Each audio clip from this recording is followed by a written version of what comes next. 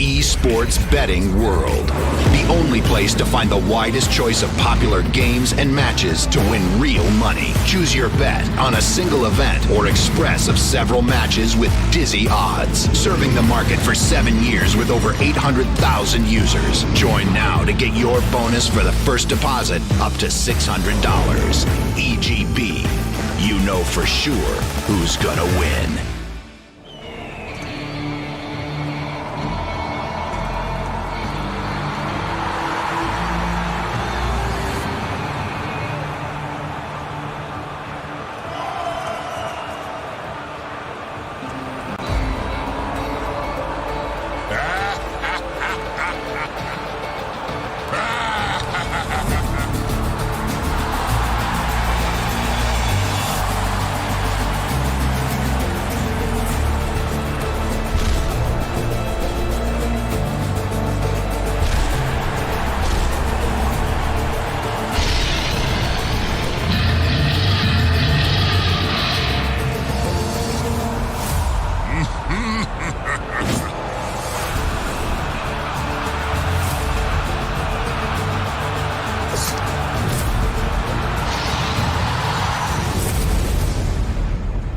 Welcome to Omega League.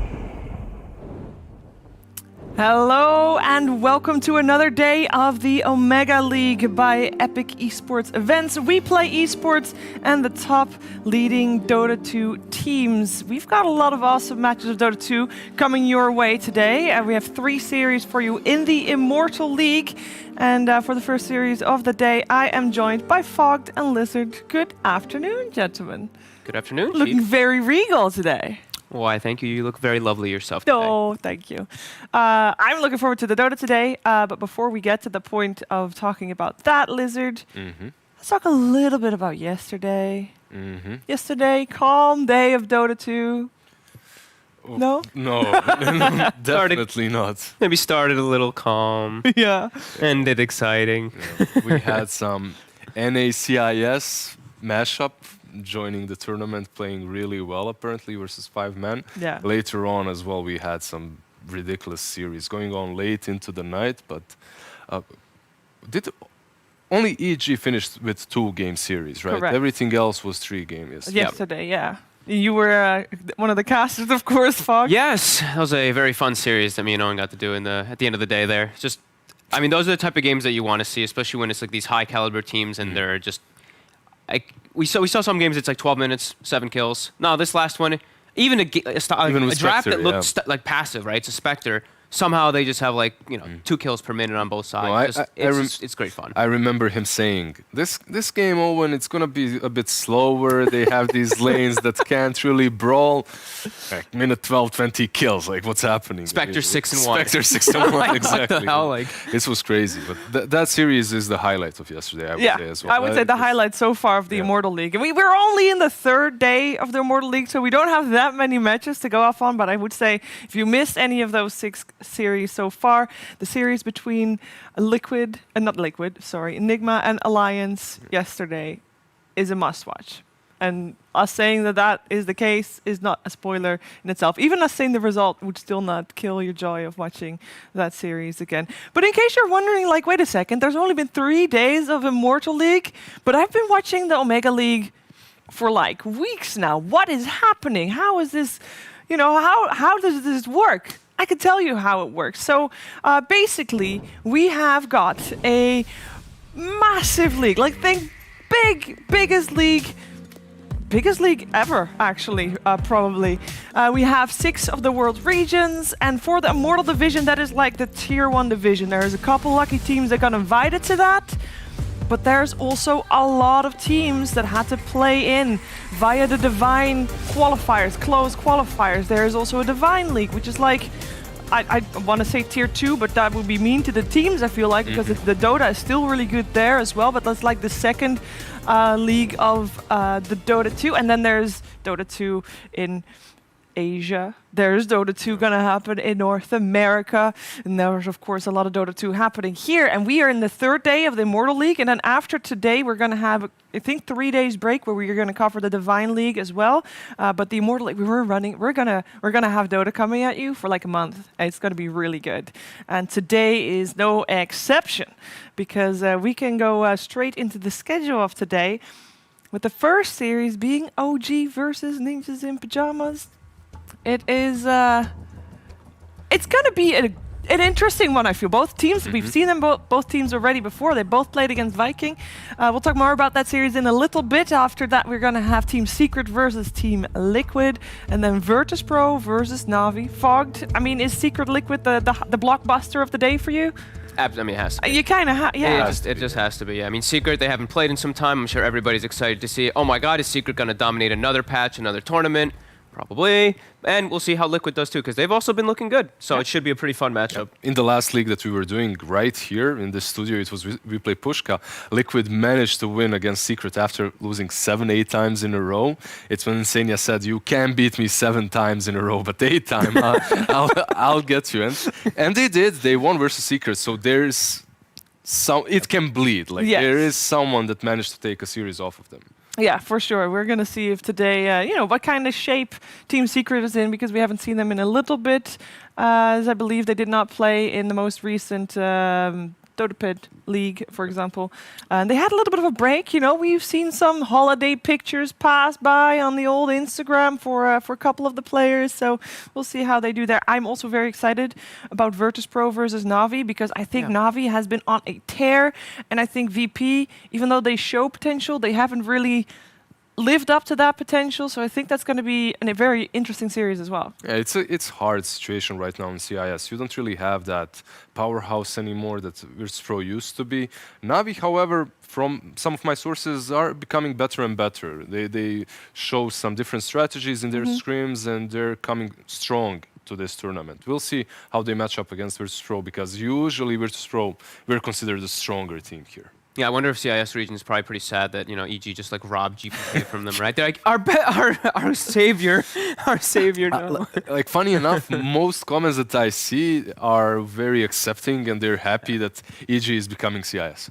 Okay, I mean that's really? That's good. EG, I mean they're just taking them as their own. They're like, okay, you know what? Look at EG is the top CIS team. I mean, that's literally what EG has been doing themselves for years. Yeah. Whenever they're an American team, they take all the Europeans like you're an American team now. It's about time that someone else is claiming ownership. And it's true. There's 3 CIS players, I believe, on EG at the moment. So, yeah. If you include we count right? Arteezy. Yeah. Arteezy. Well, I'm counting Arteezy. Of course, yeah. He's Yeah. He's been brought in by the community. Yeah. There you go. So it's going to be interesting to see how EG is also playing. Yesterday they did really well. Yeah.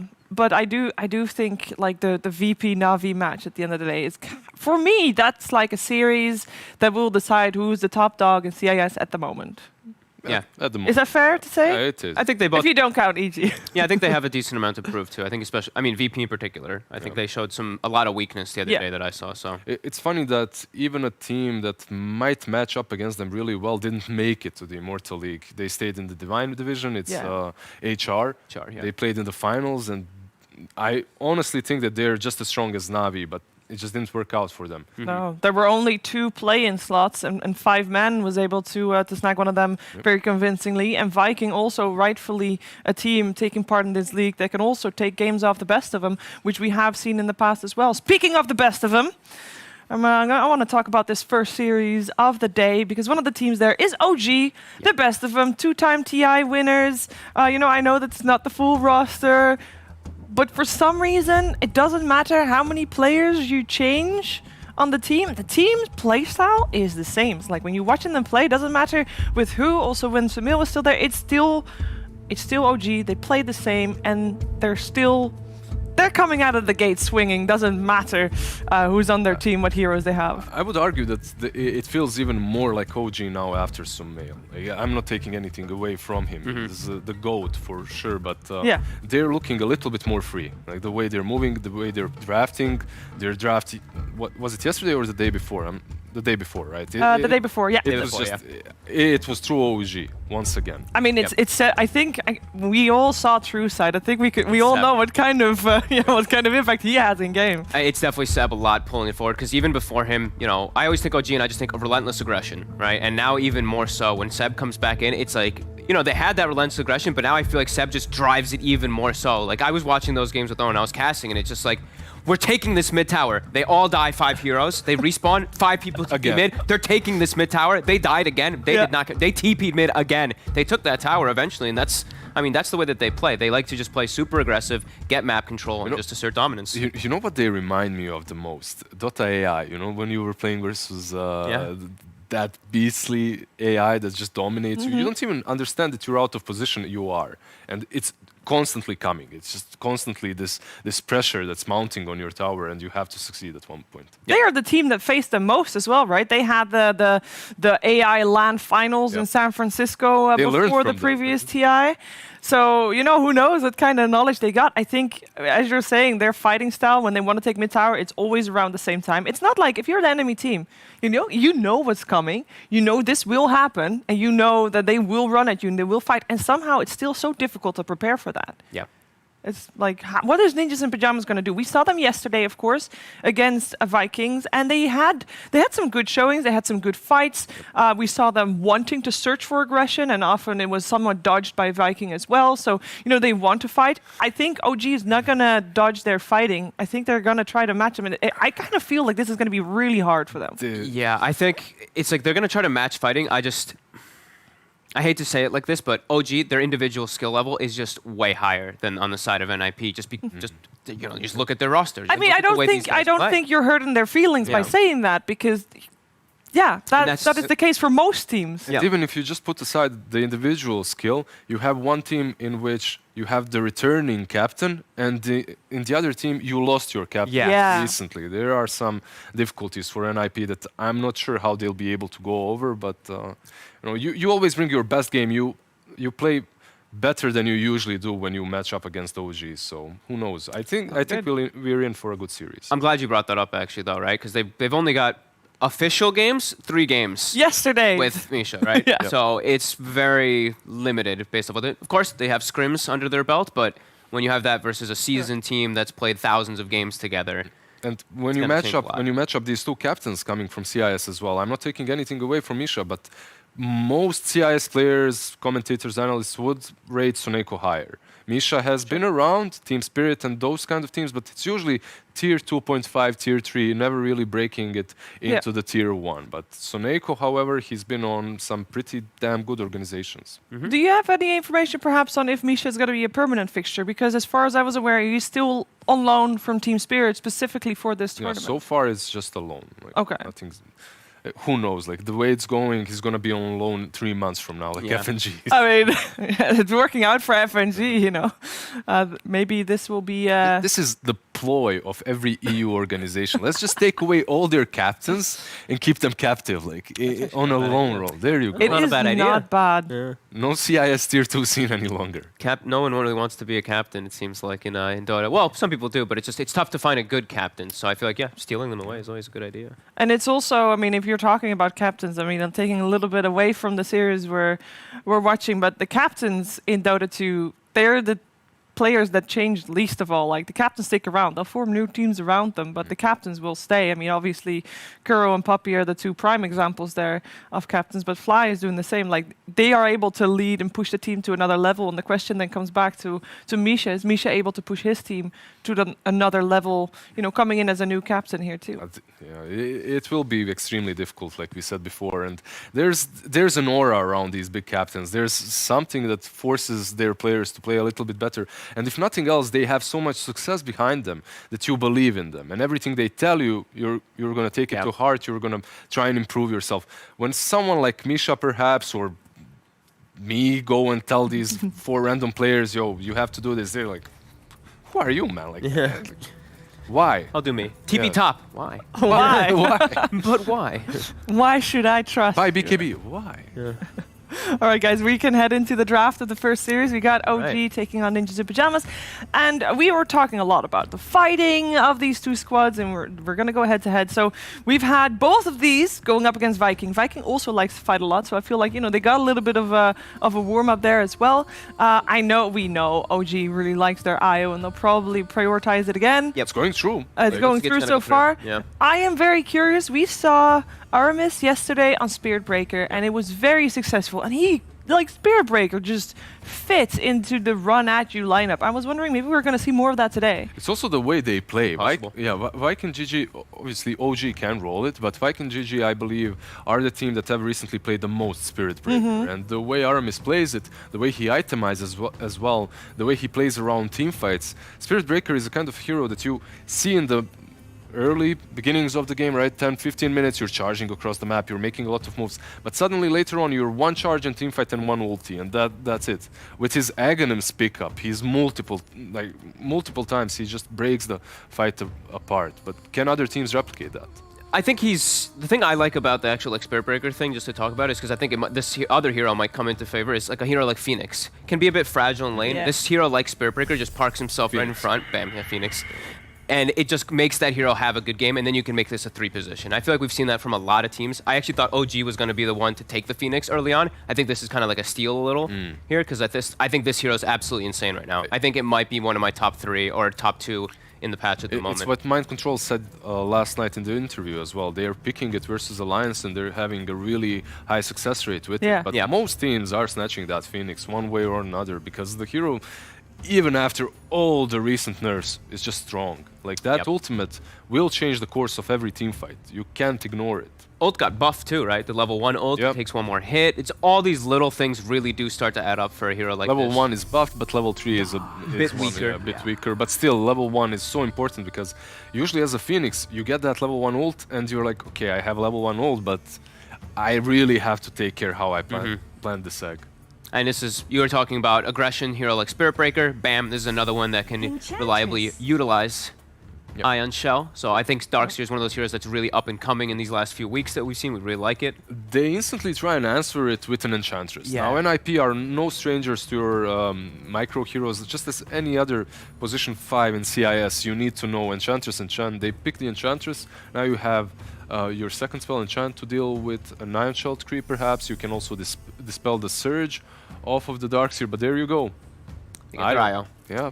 And Well, Io, I always like, if you're playing versus Phoenix, personally, I love Io because you have an increased attack speed thing that can tether to somebody else, Yep. and you guys will almost always be able to take out that egg. And I think Io just has untapped potential when you have a hero like Darkseer, who's a mech buyer. So now you always have the double heals that are going to be coming out of the mid-game of the fights, so it sets you up to a very strong mid-game draft. And that same attack speed that you talked about that works against the egg also works against Enchantress, right? Absolutely. So you're pretty much dealing with both of these heroes with one pick.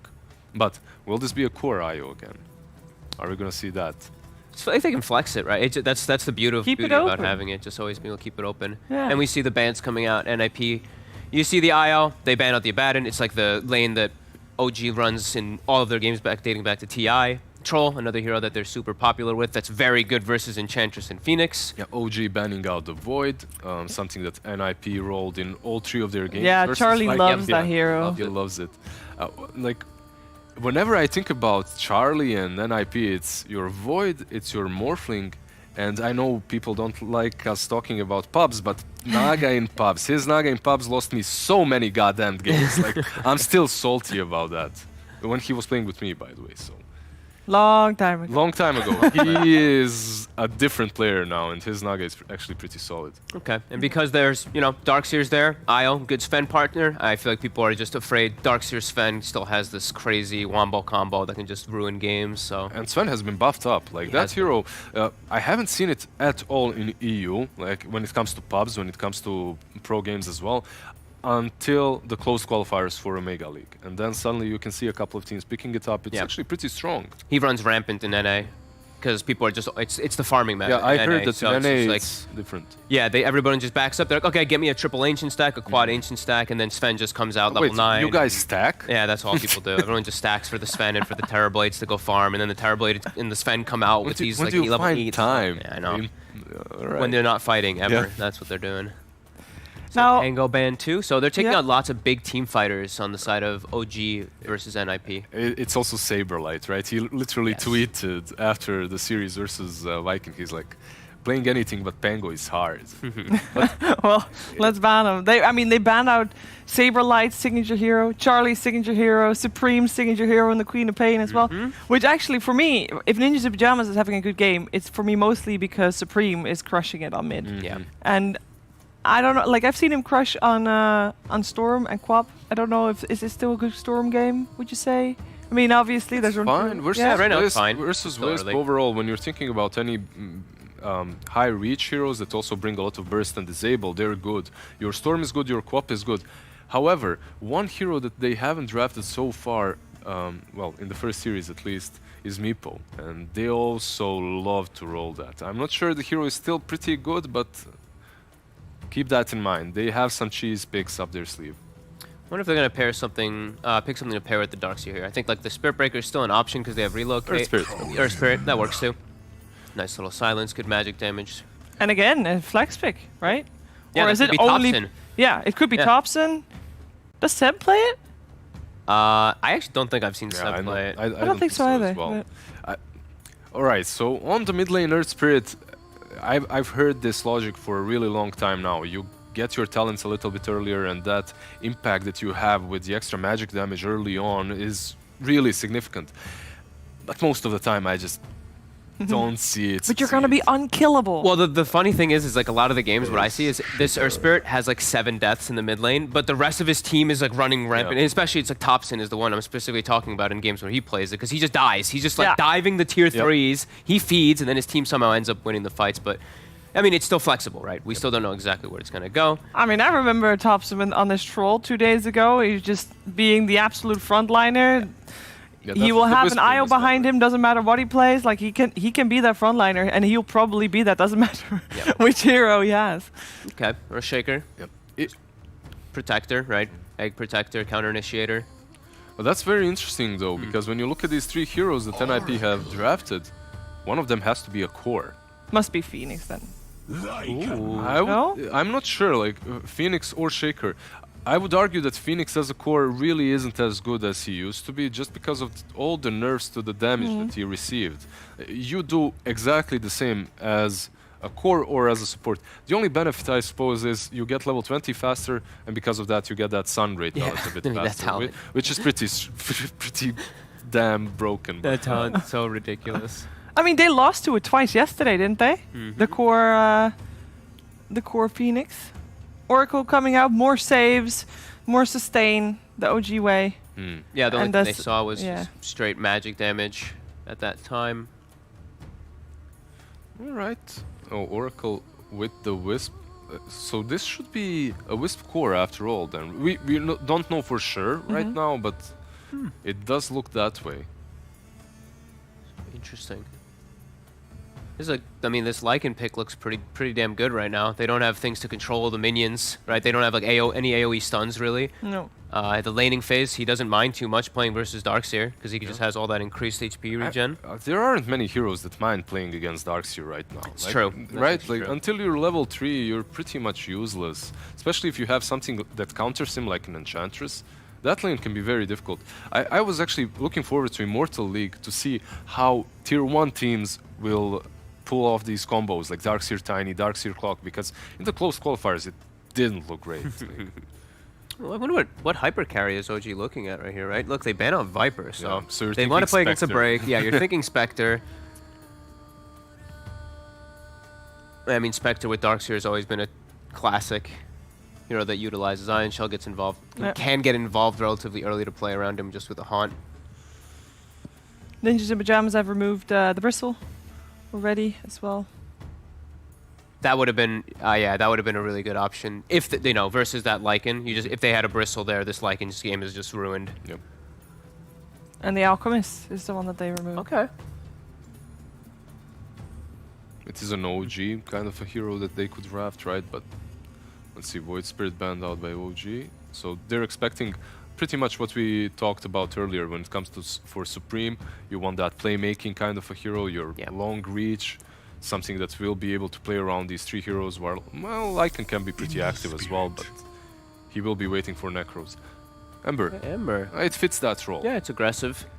Space making.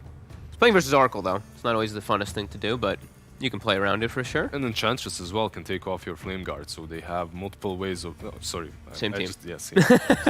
I was like, what? Yeah. How will they do that? But Oracle could take away your Flame Guard.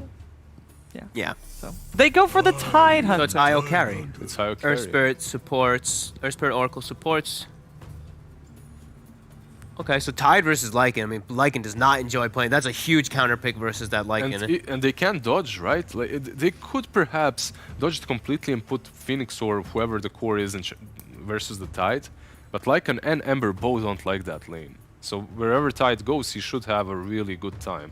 Yeah. But one thing is, though, if this IO is your true position 1, he's also your win condition in this game. You don't have that role that you had before. So are you doubting OG a little bit here? I know the odds are definitely not doubting OG in this one. Lycan can get to it. I mean, if Lycan has a good start, the thing is Tide Hunter hard counters the Lycan throughout the majority of the game, but Lycan can just eat IO if he gets off to a good one. Like if he gets an early book timing and he's able to just constantly chase him down, if OG's not playing together, he can have a good time.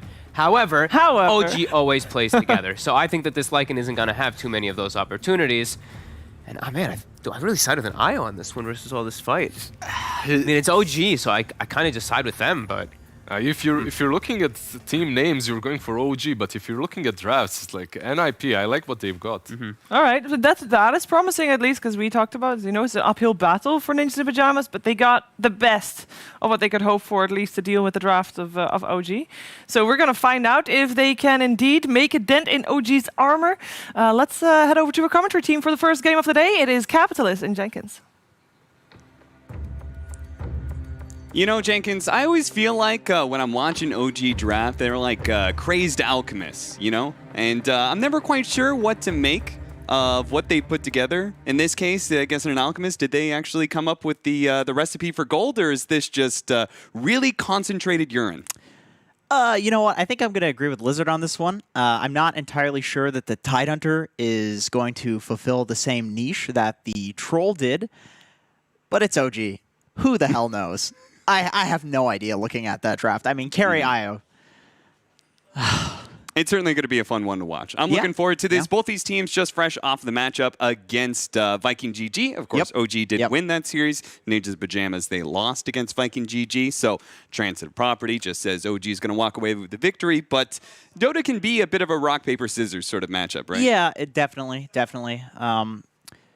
Maybe it all depends on if NIP can get that mid tower early. Yeah, you know, that was the entire game plan for them in the 3 games that we saw them play yesterday. And it's a very important part of OG's game plan. Yes, it is. Well, yes, right? it is. So if what should come to play here is from 7 minutes to 15 minutes, they're going to 5-on-5 clash into each other over the mid towers. It's going to look like a 3K pub, and it's going to feel like one. This will be fun. Look at this smoke. What a deep smoke. You don't see this often. NIP. What are you looking for here, boys? I'm looking for that early first blood, pick up 2 bounties, get yourself in a nice position, both mentally and economically, for this laning phase against OG. Okay, Seb sees Saberlight. You do have the combo.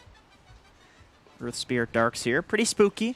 I have to imagine it's also important for them to know what the laning phase setup is going to be here, right? This is true. If you could... Well, let's see here, actually. I suppose you want the Darks here probably versus the Lycan, because, you know, it's a melee hero. You know, ideally you would like the Tide versus the Lycan, because you can kill the Wolves, but that would be the best matchup, right? It's a Tide mid, so I think, you know, it's more than likely going to be an Ember mid, and you know, whether it's an Ember or a Lycan mid, you're going to do fine against either of these heroes because they both don't like physical damage. And so then they managed to get the matchup. Okay, so they're swapping around. They're like, okay, what OG doesn't want, right, is the Wisp versus the Lycan? Is that what they don't want? I suppose so. They do move the Wisp bot, but seeing the Enchantress down there chilling, they know that this is likely a lane swap from NIP as well. I also kind of, you know, I wonder if I've never seen the matchup of Phoenix versus Darkseer, and then obviously we have the supports into the mix as well. But your base damage on Phoenix is not the most amazing in the world. And I have to wonder if like getting pressed under your tower all the time would be actually kind of bad for you. Yeah, that's definitely possible. You do also have the argument though that Phoenix has, you know, some sort of escapes and ranged hero and magic damage to kill the wave. So maybe at like level 2, level 3, you can start nuking out the wave. Who knows? These are some very weird matchups. I mean, this is exactly what we expect seeing OG against basically any team. Yep, that's true. Like, look at this lane. Wisp, Oracle. Come on. What is this? And they are going to be able to get the range hero against this double range matchup, but I have to think that it's still going to be difficult. Everybody wants to pressure a Phoenix level 1 because, of course, he's going to go for Fire Spirits. And as soon as that's on cooldown, you just kind of run at him. Ever since Phoenix, I mean, I say ever since, but it's been about a week.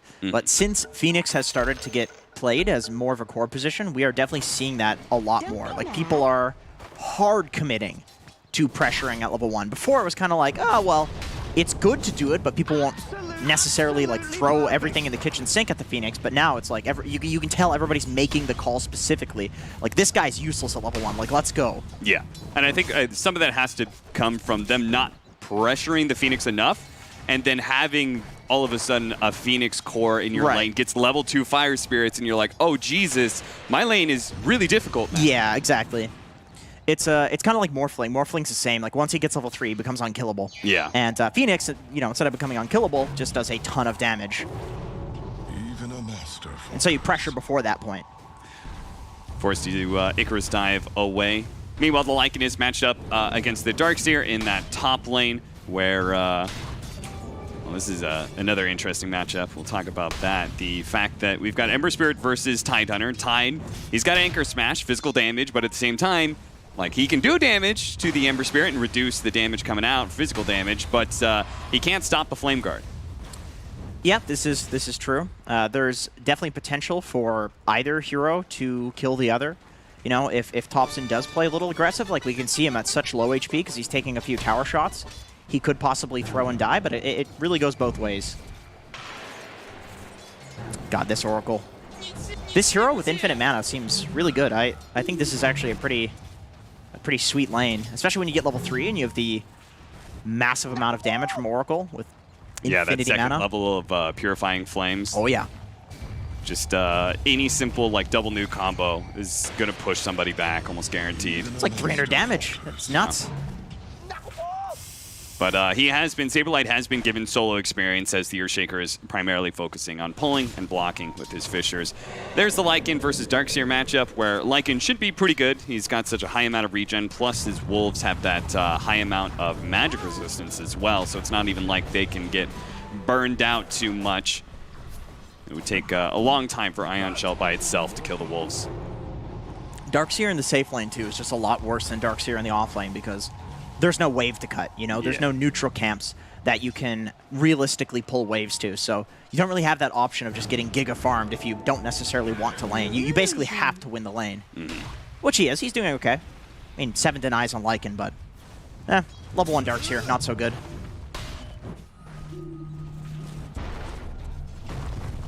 Nice little two-man Fissure, and with the Enchant Totem hit as well. That's a lot of damage on a mid-one here, but fortunately, there was just a little bit of gap to be able to get away. If that was a block off, that actually would have been really sick. That would have been first blood. I wonder how many bracers Thompson's going to get in this matchup. Because I have to imagine, like, he gets 1 or 2 bracers, he just dominates this. Misha staying alive with a healing salve thanks to some nice micro with that Centaur stun. No roll up yet. He's going to roll into him now, but bit too late to get the kill. I'm sure Soxa's just happy to be able to get a lot of damage in. Saberlight finally gets caught back over. Okay. Wow, he really did kill him. I was a bit surprised he was able to pull out that kind of damage, but it did cost him his life as he had to dive deep underneath the tier 1 tower. So it does give your Darkseer the solo experience. I mean, you don't really need to be here as an Earth Spirit pressuring a Lycan, but you are giving Charlie on his core Lycan solo XP on a kill. Yeah. He basically just got a solo kill there. which a level 5 Lycan, not too spooky. Like, this hero's not supposed to get solo kills just yet. So a little bit worried about him popping off of, you know.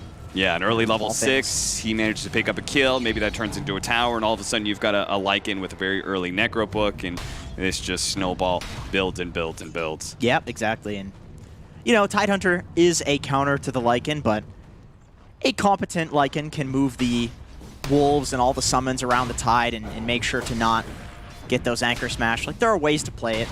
It's not impossible.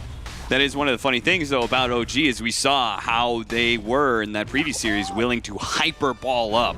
And I have no doubt they're probably going to be doing some of that in this game, of just like everyone sitting around the Tidehunter as they push for objectives at some point. See, I guess my question is, like, who hits the towers on OG, though? If they do ball up around the Tide, like, how can they really quickly take towers? Can they get the block? They do. Nicely done. He just walks into them. Yeah, I'm and gonna get thanks to damaged. the Morbid Mask, man, you live for so long. If you can get off one more, be nice to see, but no. Oh, is that did I see a haste rune bottom? Oh, no, I didn't. But, man, what a nice rune. Arcane rune on Ember. Basically 100% uptime on most of your spells. Very cool. Top 2 CS on the board are the Tidehunter and the Darkseer. This is kind of expected just because this is what these heroes do. Both of them are traditionally offlaners, and they're both kind of like farming machines. We'll see if they're able to utilize that kind of heavy farm, though, to stop what Ninjas in Pajamas is going to be looking to do, which is probably moving around like the map. ulti. Like an ult, first one of the game to go off and see if he can chase down Seb. Unfortunately, that Fissure doesn't block him in, but the Surge is going to wear out eventually here, and he is no doubt dead. As Charlie will chase him down, turn that into a tier 1 tower, and you've got yourself a pretty successful shapeshift. Oh, wow, they kept the catapult alive, too, throughout the entire time. Yeah. Must have been the Enchantress creep. Yeah, I took a range creep. Saxa, he tried to pull that creep wave like you were pointing out yesterday, take it out of range of the tower so the tower can aggro onto the siege wagon. Too many summons. Can't do it. Too many summons. Too much stuff out there. Yeah, we're back to the zoo meta. God, no. Good stuff, NIP. Thank you for ruining pubs. Nah, not over yet. If they win, we'll call pubs ruined. Dire's courier has been killed. Air with an enchant totem hit. Snipes out Thompson's courier. So, looks like he already had the Vlad's completed, so wonder if that was on his way back. I was about to say I really like this play from Era, just cutting the wave, not having to deal with the Tidehunter, but Yeah. you know, obviously in a little bit of trouble now. Ooh, nice little juke there. They don't have the best cores to be able to sit in lane against the Tide, right? No, So, they don't. Era, he'll probably go down here. There's no way he can juke it out one more time, right? Don't think so.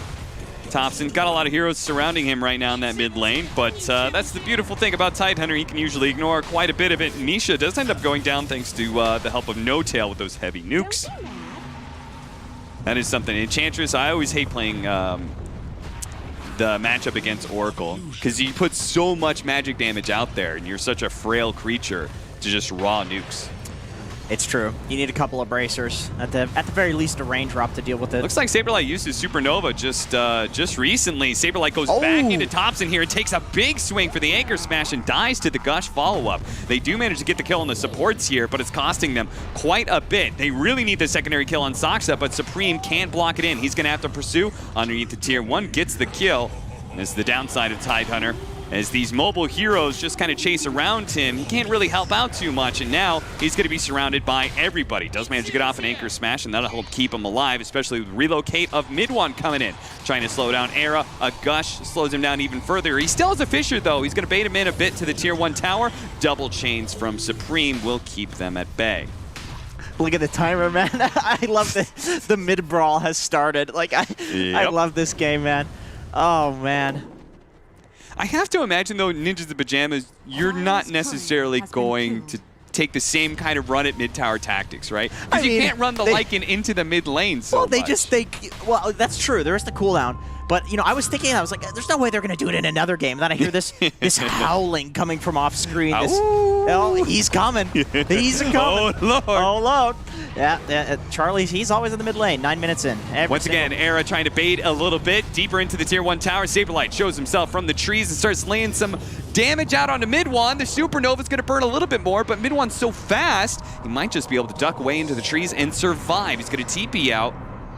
Supreme Well, looks like he had Slight up just now, but it wasn't cast in time to be able to find TP out. Meanwhile, mid lane Thompson, who found himself a double damage, is gonna go for this tier 1 tower. He'll take the Supreme kill if he can get it, but he should have an assured tier 1 in his grasp here. One more swing.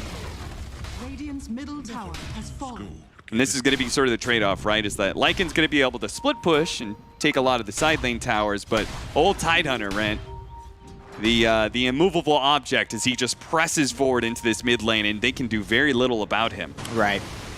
Yep. Diving into the tier 2 as well. He does not care. No.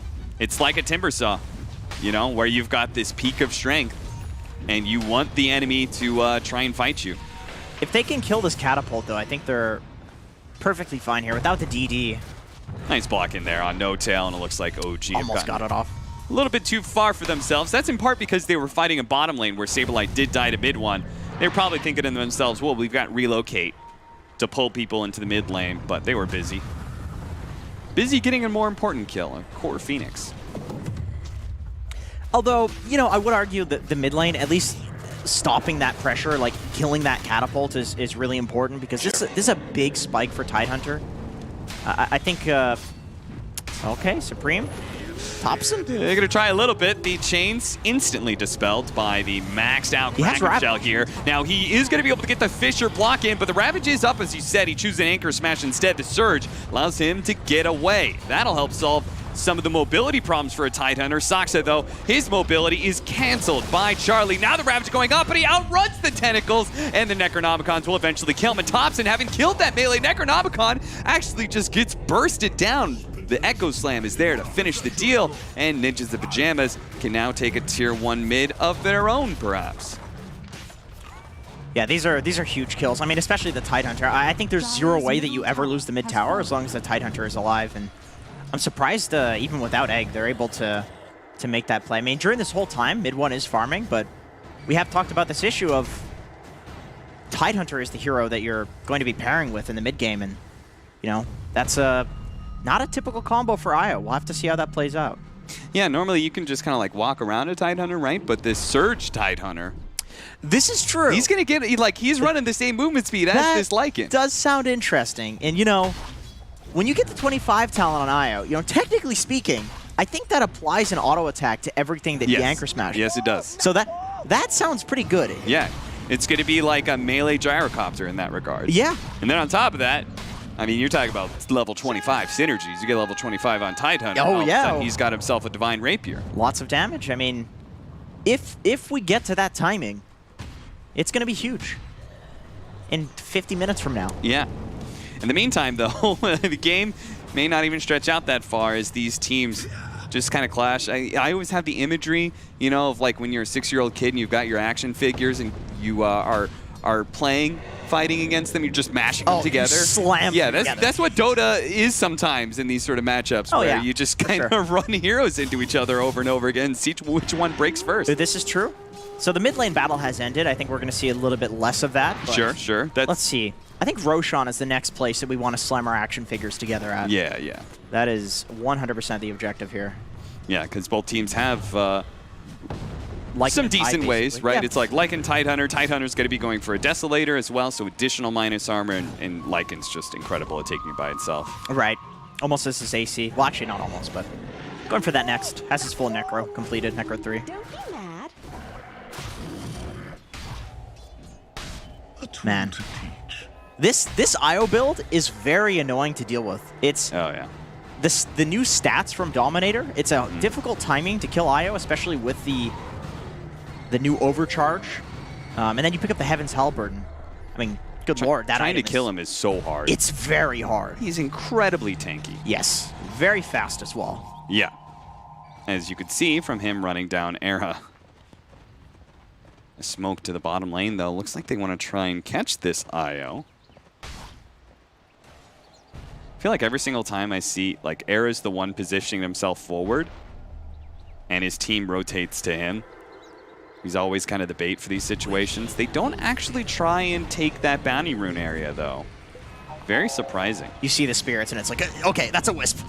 Abort, abort, abort. Well, they already knew the wisp was bottom, and they Yeah, smoked that that's direction true. in the first place. So That's I'm kind true. of curious, like, what stopped them there?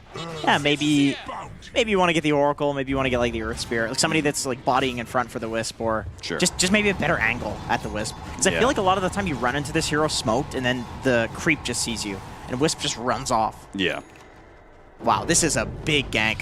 Oh, the Icarus dive goes out. And No they're tail horrible. immediately pops the ultimate, removing the Fissure disable and allowing the IO to walk free. And Ninjas of Pajamas, well, they didn't really blow that much for it, right? They didn't use Supernova. They didn't pop Shapeshift. So I feel like in a way they kind of knew the possibility that Oracle was behind him, and this was going to be kind of a fruitless attempt. Yeah, that's fair. I mean, Oracle ulti is such a long cooldown at level 1. I think it's absolutely a play to just bait it and then go smoke afterwards. And I think that's exactly why mid 1 is just running into his own jungle now. It's like, okay, I don't have the Oracle ult, so taking over their jungle, while it is more efficient, it's just very dangerous now.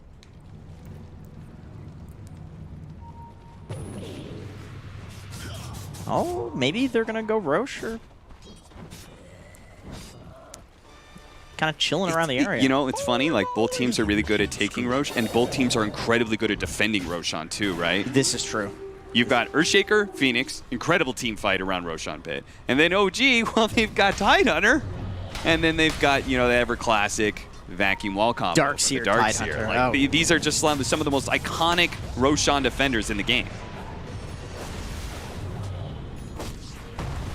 Desolator now up 4 Thompson. Big damage increase now. He can get a gush into an anchor smash. That's going to knock some heroes down to half health. And if they could get a lucky stun on Supreme, he could very quickly die here in this mid lane. But it's just the Earth Spirit or Ravage. Those are very difficult to hit on an Ember See Spirit. how quickly Supreme reacts to these situations here. As he's broken some of the smoke. Thompson given the surge to wrap around to the side here. Love this positioning from NIP. They're not backing off into their own area. They're maintaining their position on this dire high ground here. All except Saberlight here, who's a little bit away from his team, still occupying that triangle. But that's because he's a Phoenix. He's got enough mobility to do so. Yeah, I mean, I think if you're OG, you're totally happy with this. Even though you don't get a kill, you make your way into the enemy triangle, get some wards down. I think with Saberlight a little bit too far away, they've got to just full out retreat from this area. I'm surprised they're still here, man. Fortunately, Charlie, Arrow was in position to be able to break that smoke and even got hit by the stun from Saksa, so Charlie was able to get off his ultimate and get away. But still, that's a shapeshift down, and OG, you know they're going to make something happen with this. And if they'd gotten a double damage, it would have been the easiest Roshan ever. As since they didn't, and it was given to an Ember Spirit, this is going to be significantly more difficult. And that's why OG, they're not going to let Ninjas the Pajamas just walk into the pit. They're going to try and take the fight straight to Nip. They're going to be able to catch Misha to start this fight, but it's just supports for now. Saberlight, he'd be a big kill, but he doesn't even get to pop the Supernova in time. Supreme jumps away to his Remnant, but OG just keeps on trucking. The extra movement speed on Thompson, whether it's from the tether or the surge, is allowing him to always kind of keep a threat on this Ember. You know, I'm kind of liking this this meta that OG is crafting here. This is... I've just never seen anything like it. I mean, we've seen the carry wisp, obviously, with TI, but, you know, this Tide mid, Darkseer surging with the extra move speed, and you know, you remove the move speed cap. Like, this is some new technology here. Yeah, pretty much you're theory crafting, like, what can you do with a carry Tidehunter? And it's like, the biggest downside is mobility, right? Being able to stick on top of heroes. He just charges right in. Jesus, what? Are you serious? Misha's just gone, just like that. A Fissure wall that kind of goes wrong for Ninjas the Pajamas. They do manage to get off the Supernova, as well as the Echo Slam. It looks like the Supernova's gonna die, as will Era. Supreme is just left to try and pump out the rest of the damage by himself because he doesn't have a Lycan here with Shapeshift. He gets pulled back from the vacuum into No-Tail's Fortune's End. Trapped down, and OG, for the third attempt at Roshan, will finally complete it. You know what's so interesting about this? It's like, it's almost like the troll, but you're like a timber saw too. You know, you're not killable. Like he can just surge in and man up because you don't want to go into Tidehunter. Who would do that? But you have to. He's in your face. Yep. Man. I mean, I doubt it just because it's so weird, but it's just OG, man. It's what they do. Every single fight from Ninjas in Pajamas, because the Lycan looks so destroyed by this Tidehunter, right? He feels like he really can't get in there. It's just Supreme, who's just kind of running around. He can't do enough damage by himself. Oh, if that Fissure block had actually landed, maybe they could have forced something out. No-Tail still doesn't have his ultimate, but maybe could have gotten something. Solar Crest now complete for the Tidehunter, so he's got all the minus armor items he needs. Mid-one, he's going to relocate in. They're actually going to pop the shapeshift here. They have to go for the backline heroes. That's why No-Tail's going to be the first target. He's already dead. Mid-one is actually in a bit of trouble here. 3 seconds till he relocates back, so they're going to norm for now and go for the support. Zoxa, what a vacuum pull-in from Seb. Looks really hot, but can they actually chase down the rest of these important heroes? Because even Misha, the squishy 5 position, is getting away.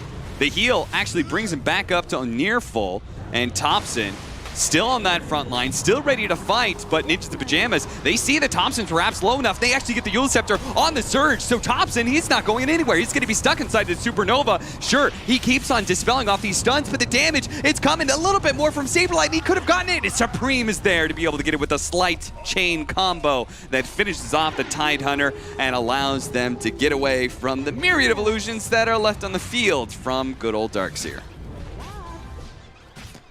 Okay, so, you know, one thing that NIP has going for them, one big thing, is that the Enchantress can purge the Surge, and so can the Eul Scepter on the Ember Spirit. I think that's a really good pickup here. I mean, especially because you deal with the silence as well. And this IO actually looks pretty squishy now. I don't know what it was, the damage output they were doing. Maybe some of it was Misha with the impetus shots, but it felt like mid-one, he can tether enable this Tidehunter, but he very rapidly became to a point where he had to start retreating. Yeah, definitely. I mean, I think the Oracle being the first priority there in the fight for NIP is definitely the call that they need to make. Yeah. He is, you know, if he heals the IO, who heals the Tide, that's so much effective healing. If he heals the Tide, I mean, the Tide becomes unkillable. So killing the Oracle first definitely is the play. Absolutely. Also, I don't think they had Ravage for that fight. I think it was still on cooldown from that Roshan engagement. Yeah, he's got it up now, though.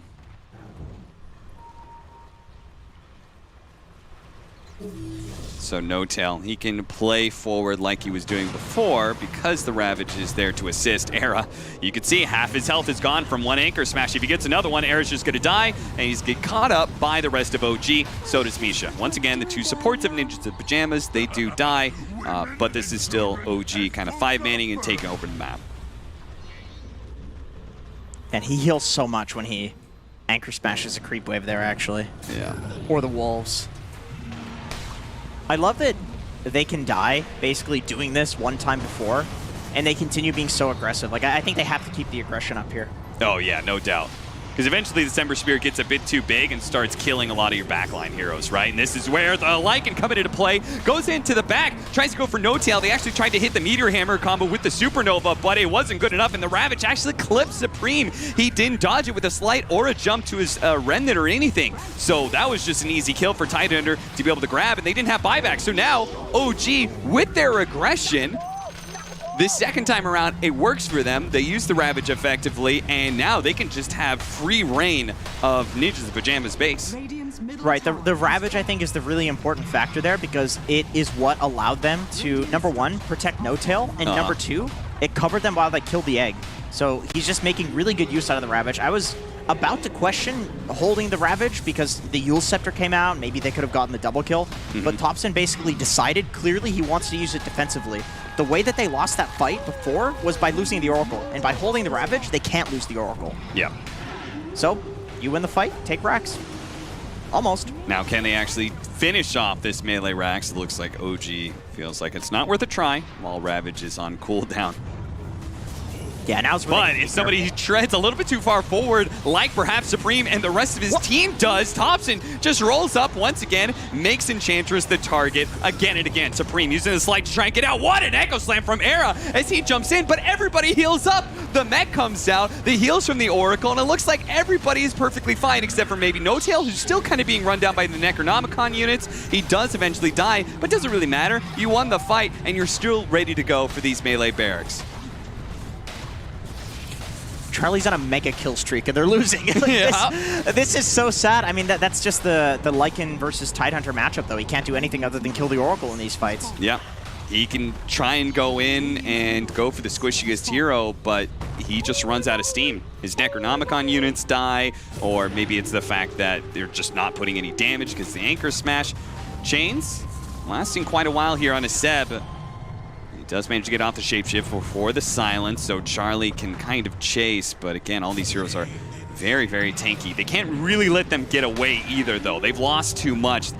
You really do need to force this fight while the Ravage is down, but they just don't really feel comfortable working through, as OG's teamwork just impeccable, as they always play around each other. 100%, if they were not playing as a team, this is going to give NIP openings into the game, because I think a huge, crucial element to this whole strategy is the fact that Darkseer has a Crimson Guard. He's got, I don't know if he has a pipe, but somebody has a mech. Somebody has Greaves. Okay, so he has Greaves and he has a Crimson Guard. And obviously against Lycan and Ember, this chip damage, that's very important with a Tidehunter. He becomes basically unkillable.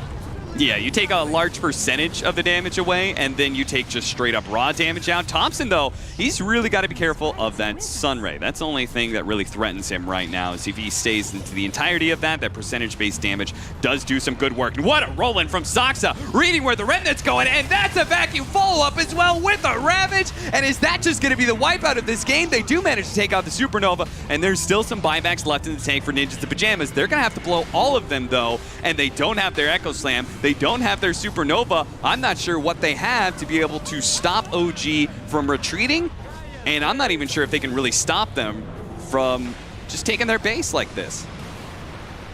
Roll forward, Saberlight tries to dive away. Danny dies inside of the fountain too. Couldn't get out fast enough. The silence on Supreme. Look at the move speed on these two heroes. Yeah, dude, they're just rolling up. Finally, Charlie, he's going to pop his ultimate. There goes the Echo Slam out from Arrow. Once again, they're trying to target to mid one, but the heals come out from No-Tail. Every single time they try and target somebody else other than No-Tail, they are met with a resounding wall of heals and magic immunity that pushes them back. They finally had to go for No-Tail now, but then eventually they just run out of damage. The four-man of OG remains strong even just outside of your fountain. Pull him back in, pull out of the fountain, get back here. We want to have a fight a little bit longer before we finish up this bottom lane. I'm just speechless. I feel like this is really making me feel like Darkseer is not an okay hero. GG, man. Like, they are really using this Darkseer to its fullest potential.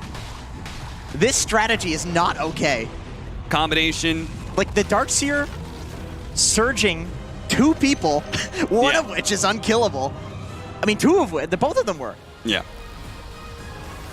When he has a Tidehunter protecting him especially, it's like, okay, they try and go on the IO. He can Anchor Smash. He can Ravage. Even worse, there's an Oracle sitting behind all of that. Just a well-put-together strategy from OG that this time looked like pure gold. And I know a lot of people are going to be looking at the Wisp because it's the OG hero. Sure. But I really feel like the Darkseer is the glue that holds this strategy together. I don't think that works without the Darkseer. I'm sure they have other strategies because it's OG. But that did not look okay. Yeah, the mobility aspect of Tidehunter just like literally running past the Ember Spirit straight into Misha many times. With just like, oh, that's a free kill. With 400 extra HP, with Tide can go for the damage items, which means he actually does damage to threaten the enemies. And somebody else, the Darkseer, picks up the aura items. Like, I don't know how you deal with that. It didn't seem like there was a way. They could never kill the Tidehunter unless OG pushed way too hard, which they did a couple of times. But I think that was their mistake. I don't think that was a strategy. Oh, well, going into Game 2, we'll find out what Ninjas in Pajamas feel like the broken hero was. But in the meantime, let's talk to our panel and see what they think. Was it actually the Darkseer, gentlemen? Let's find out if it was actually the Darkseer. It does like, the way OG plays, even if they have no Darkseer, it kind of always looks like this, though. They just run at you, and this time they ran a whole lot faster because of the Darkseer. I mean, with Lizard and Fog, we're going to break down that first game of the day of the Immortal League. And, I mean, we said it. We said, okay, man. Ninjas and Pajamas, great draft, but you're against OG, good luck. OG breaking Dota per usual. That's kind of what I just saw right there. This was just, I mean, this Tidehunter last pick for me was just the icing. It was the best pick I feel like they could have actually done in the draft versus Lycan. And then I think, like Jenkins just said it, like this entire game. Doesn't feel okay. Io is super strong hero, but now Lycan, he pops Shapeshift, and he can't even catch heroes. He can't even catch up to double surged heroes just zooming past him, walking to the back lines, killing his supports. That was just, wow. And that Lycan had a great game. He had it. He gets a solo kill. He's level 6 very early on. Yeah. Gets Necros, takes the tier 1 tower super early on. Me and Fogs, we're sitting upstairs watching the game, and we're like, yeah, NIP could take this, right? They Fog have is a like, chance. I mean, they did really good. Like, if we go to the beginning of the game, we talked about how maybe at minute 10, there was going to be that fight for the tier 1 tower, and there was. And in the end, Ninjas in Pajamas is able to take the tier 1 tower on the side of OG as well. And I thought, okay, they managed to get something in return. The moment this Tidehunter gets 2 items, Vlad's was not enough. Mm-hmm. One more item, and suddenly he's constantly tethered. He's zooming past you with 700 movement speed, just destroying enchanters. Misha died in 2 hits. Most of these fights, Tidehunter, like Phoenix, look at him. That's supposed to be a strength hero. Yeah, I think you could look at like 1 or 2 heroes that look absolutely broken in this one, right? Like I think it's all of it just how it came together. Yeah. Because this sustain also was ridiculous. I think they're talking about it in the cast too, how these poke and prod heroes, Ember, Lycan, you can like poke, everybody starts getting a little bit low, and then you can initiate, but no one's getting low. Oracle's healing people, Darkseer's healing people. Look at them. They're just having a hell of a time. They're laughing. They know how broken this really comes together. And Tidehunter as a core, always. If you're playing it, you have to laugh. You have to enjoy yourself. If you're going for right-click on Tidehunter, that's just something every Dota player has to experience and just loves. It's fun. And then when you pair it with the Zoomer Darkseer that gives you a bazillion movement speed, it gets even better. Yeah, I do want to talk about that Tidehunter though, because obviously we're crediting the IO for that's the OG IO draft, the Darkseer because everybody is zooming around. But Tidehunter, we don't see him as a core that often, and in this game I heard him called as a melee gyrocopter.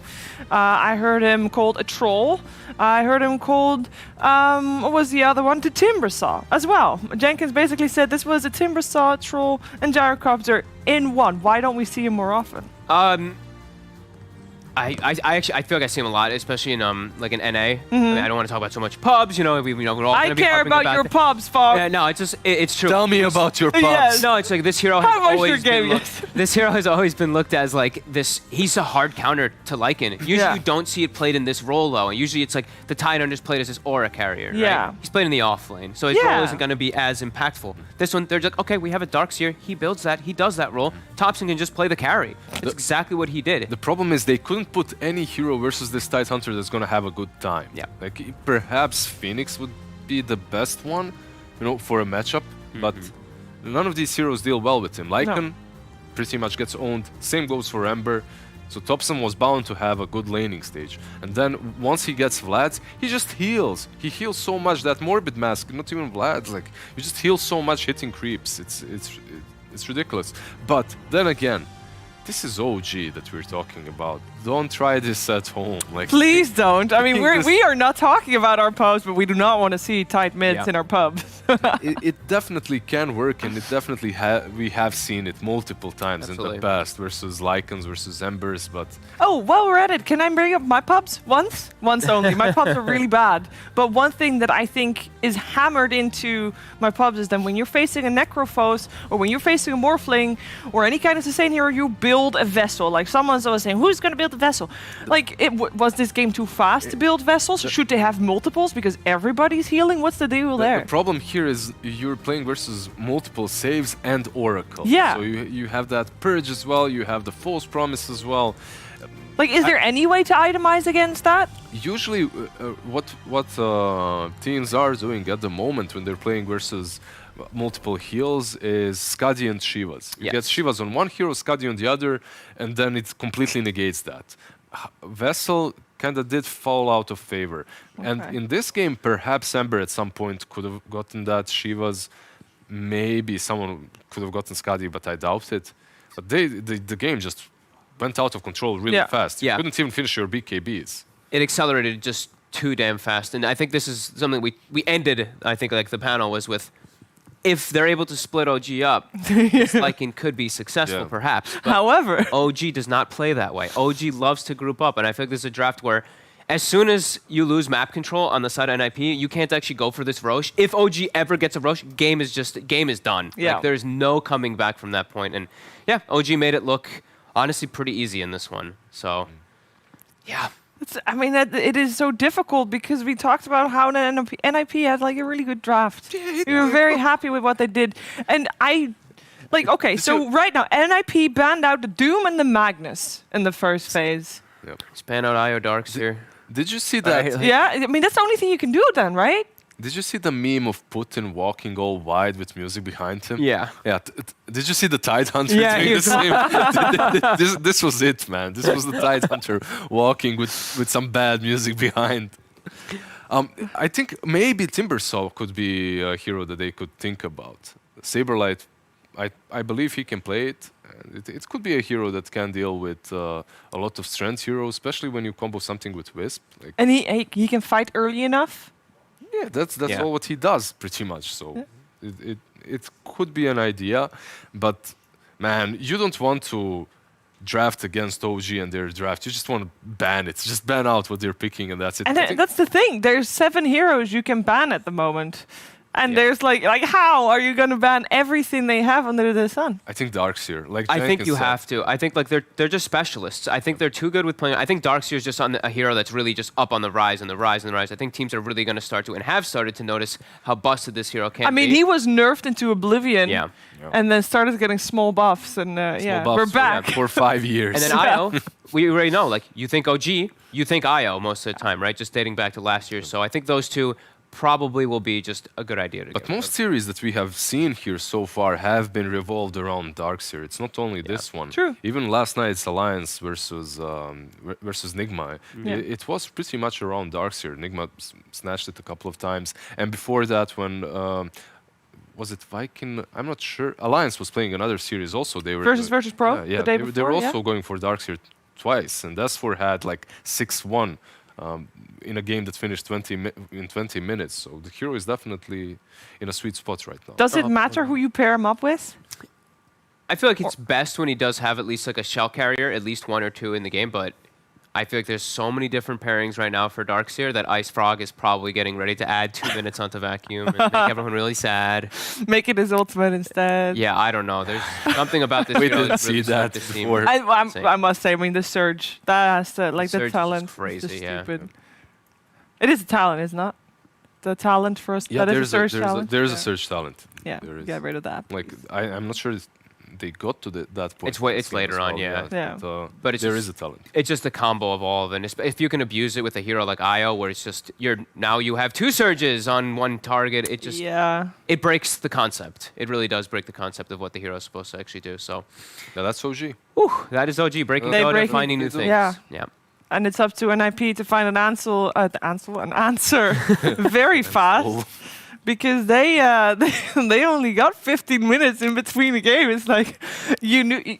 Okay, so they kind of knew what was coming before the first game, right? Because we talked about this OG style. Like everybody knows how they play, and it felt like they had an okay Start. Yeah. We heard also commentators talk about it like that. You know, the middle fight went okay, and then the next fighting point would be the Roshan, right? And then the next fighting point where they basically went head to head, even if they died a couple times, it was Roshan. But at that point, I don't know, there's just too much to stay, and they couldn't have those long fights anymore on the side of NIP, and they had to give away Roshan, and that's basically game over. Folk, tell me, would you be able to recover from that game? I would be so shell shocked.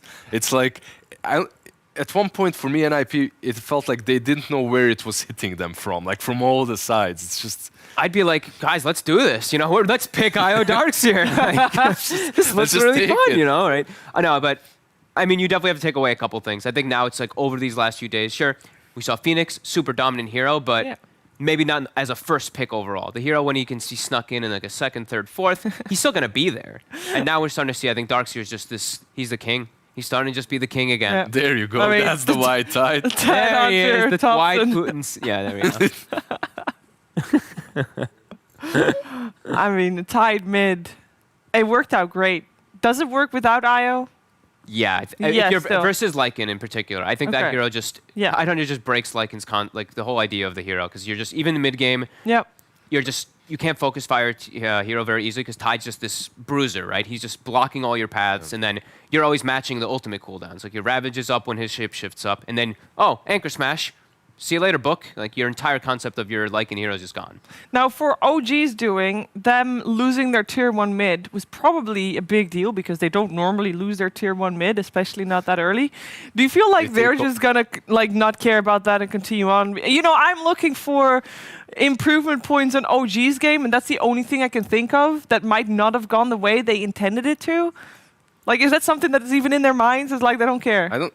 I know they take offense at losing games. I'm not sure they take offense at losing tier 1 in the mid lane. But I'm grasping at straws here.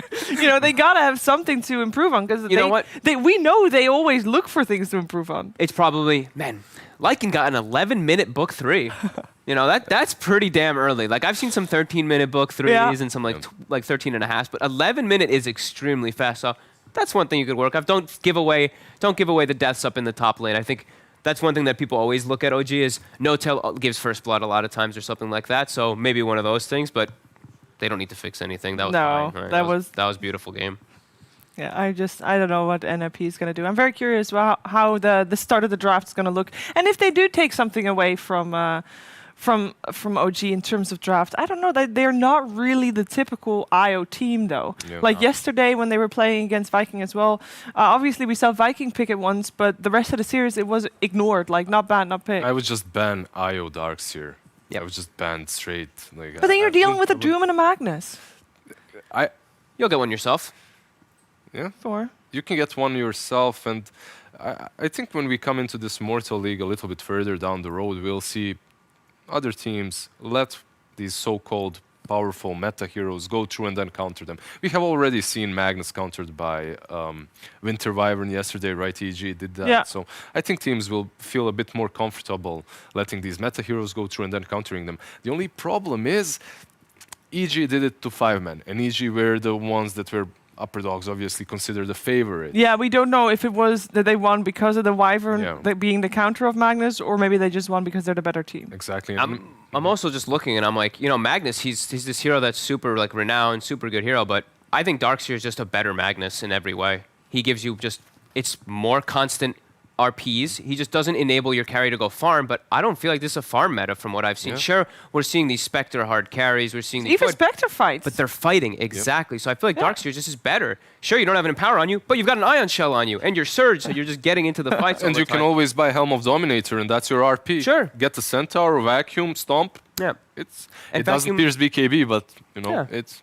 And Vacuum Nobody has a comes- BKB at that point anyway. Yeah, Right. and Vacuum is a 30-second cooldown once it gets to later stages. You don't require a Blink Dagger almost ever on Darkseer. Sure, you'll buy it later on, probably just to get the combos, but you're not like a Magnus. You're just but easier to lane. Let's just say why Magnus was broken this whole time. sure, yeah. He doesn't lose mid.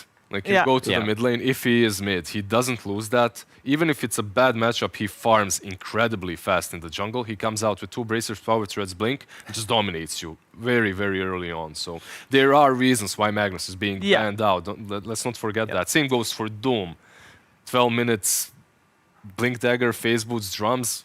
Like it's a ridiculous hero. I mean, they're fast-paced heroes that can get their gold even while they're fighting and just come online very easy. So that is gonna, like in this current fighting type of style that we see, not just between OG and Ninjas in Pajamas, but just in general, we're gonna see that probably more often. What we're also gonna see more often is the IO. Because it came through. They OG did ban out did the it again. Darkseer. They They banned did the ban Darkseer, Darkseer. okay, so- Let Doom in. Who makes it through? They went for the Phoenix first again.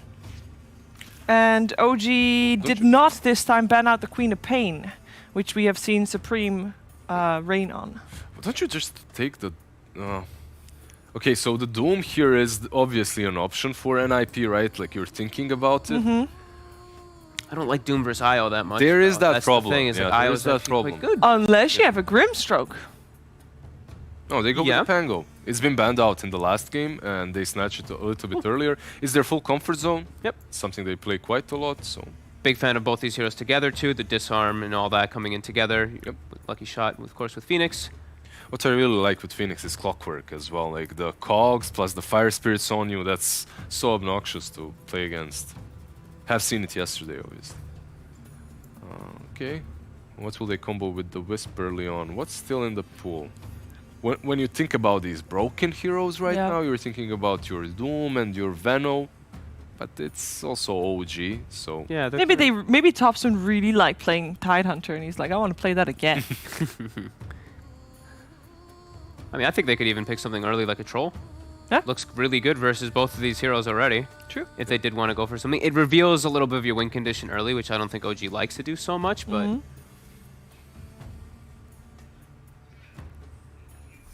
It's a Centaur. okay. Ah, there you go. Surge for everybody. Stampede. Global Surge. A poor man's Surge, if you want. Now they can still go for that Tidehunter. You're gonna have Stampede. Interesting. Like I actually have not seen a lot of Centaur recently at neither. all, but they go for it. And when you look at Grimstroke and Phoenix, you don't really see a big reason why Centaur is picked up besides Stampede against the egg, right? Yeah. Like you initiate with NIP, you plant that egg. If you don't have a refresher, they will just Stampede out and re-engage. So that can be pretty solid when you're playing against Phoenix. Yeah, or Stampede in with the overcharged IO with Yeah, attached to of another course. hero, and they can just kill the egg very easy. Yeah, I don't know. Centaur for me is actually a hero that I feel like people kind of just fell away from, but I feel like he's actually really strong with these small little changes that he got. Double edge is insane now. Yep. Like you just get this like max double edge lane with like a couple points in your stun, couple points in your retaliate, and you're actually just smashing over and over again. And with a hero like IO behind you, you're You can sustained. heal up all yeah. the time if the IO is there If he's in the lane. Retaliate, pretty much the nerfs to it made the hero unplayable for most teams, but OG, they're not most teams. Yeah. Correct. Not They, the troll ban. Yeah, and they do ban Yeah, I out the think Queen they of have Pain to. again as well. Yep. Void is still in the pool, by the way. For NIP, it's a hero that they could think about. It is not in the It is pool. not actually. Unless you mean Why? Void Spirit, who That's indeed exactly is what in the I pool. thought. Well That's done, what they Desert. played before. Well done. Now, Void Void Spirit was banned out in the last stage, last game. Yeah, so last pick, last ban. Yes.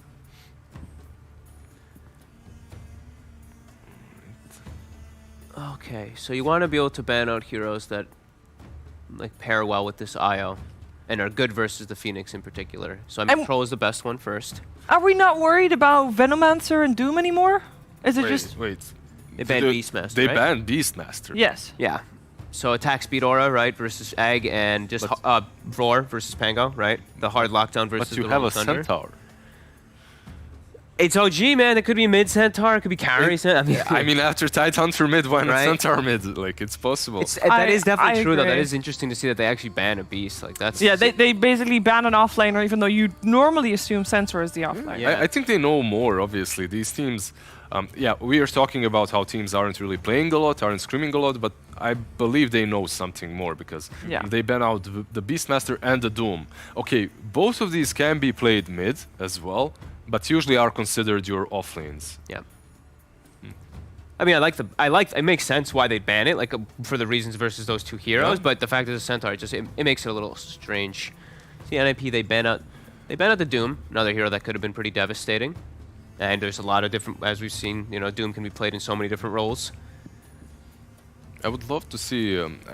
I'm not sure we'll see it, but something that's pretty cool with that Centaur is Grimstroke, and it's also really good versus Pangolier. It would be a sick Yeah. hero to pick up for OG. I'm not sure if Wisp is transitioned into a support, how this combo like Wisp plus Grimstroke would really work out for them, but it would be a good pickup for them. The Void There's Spirit. the Void Spirit ban, and there's the Grimstroke. Good call. Yeah. Yeah, works out.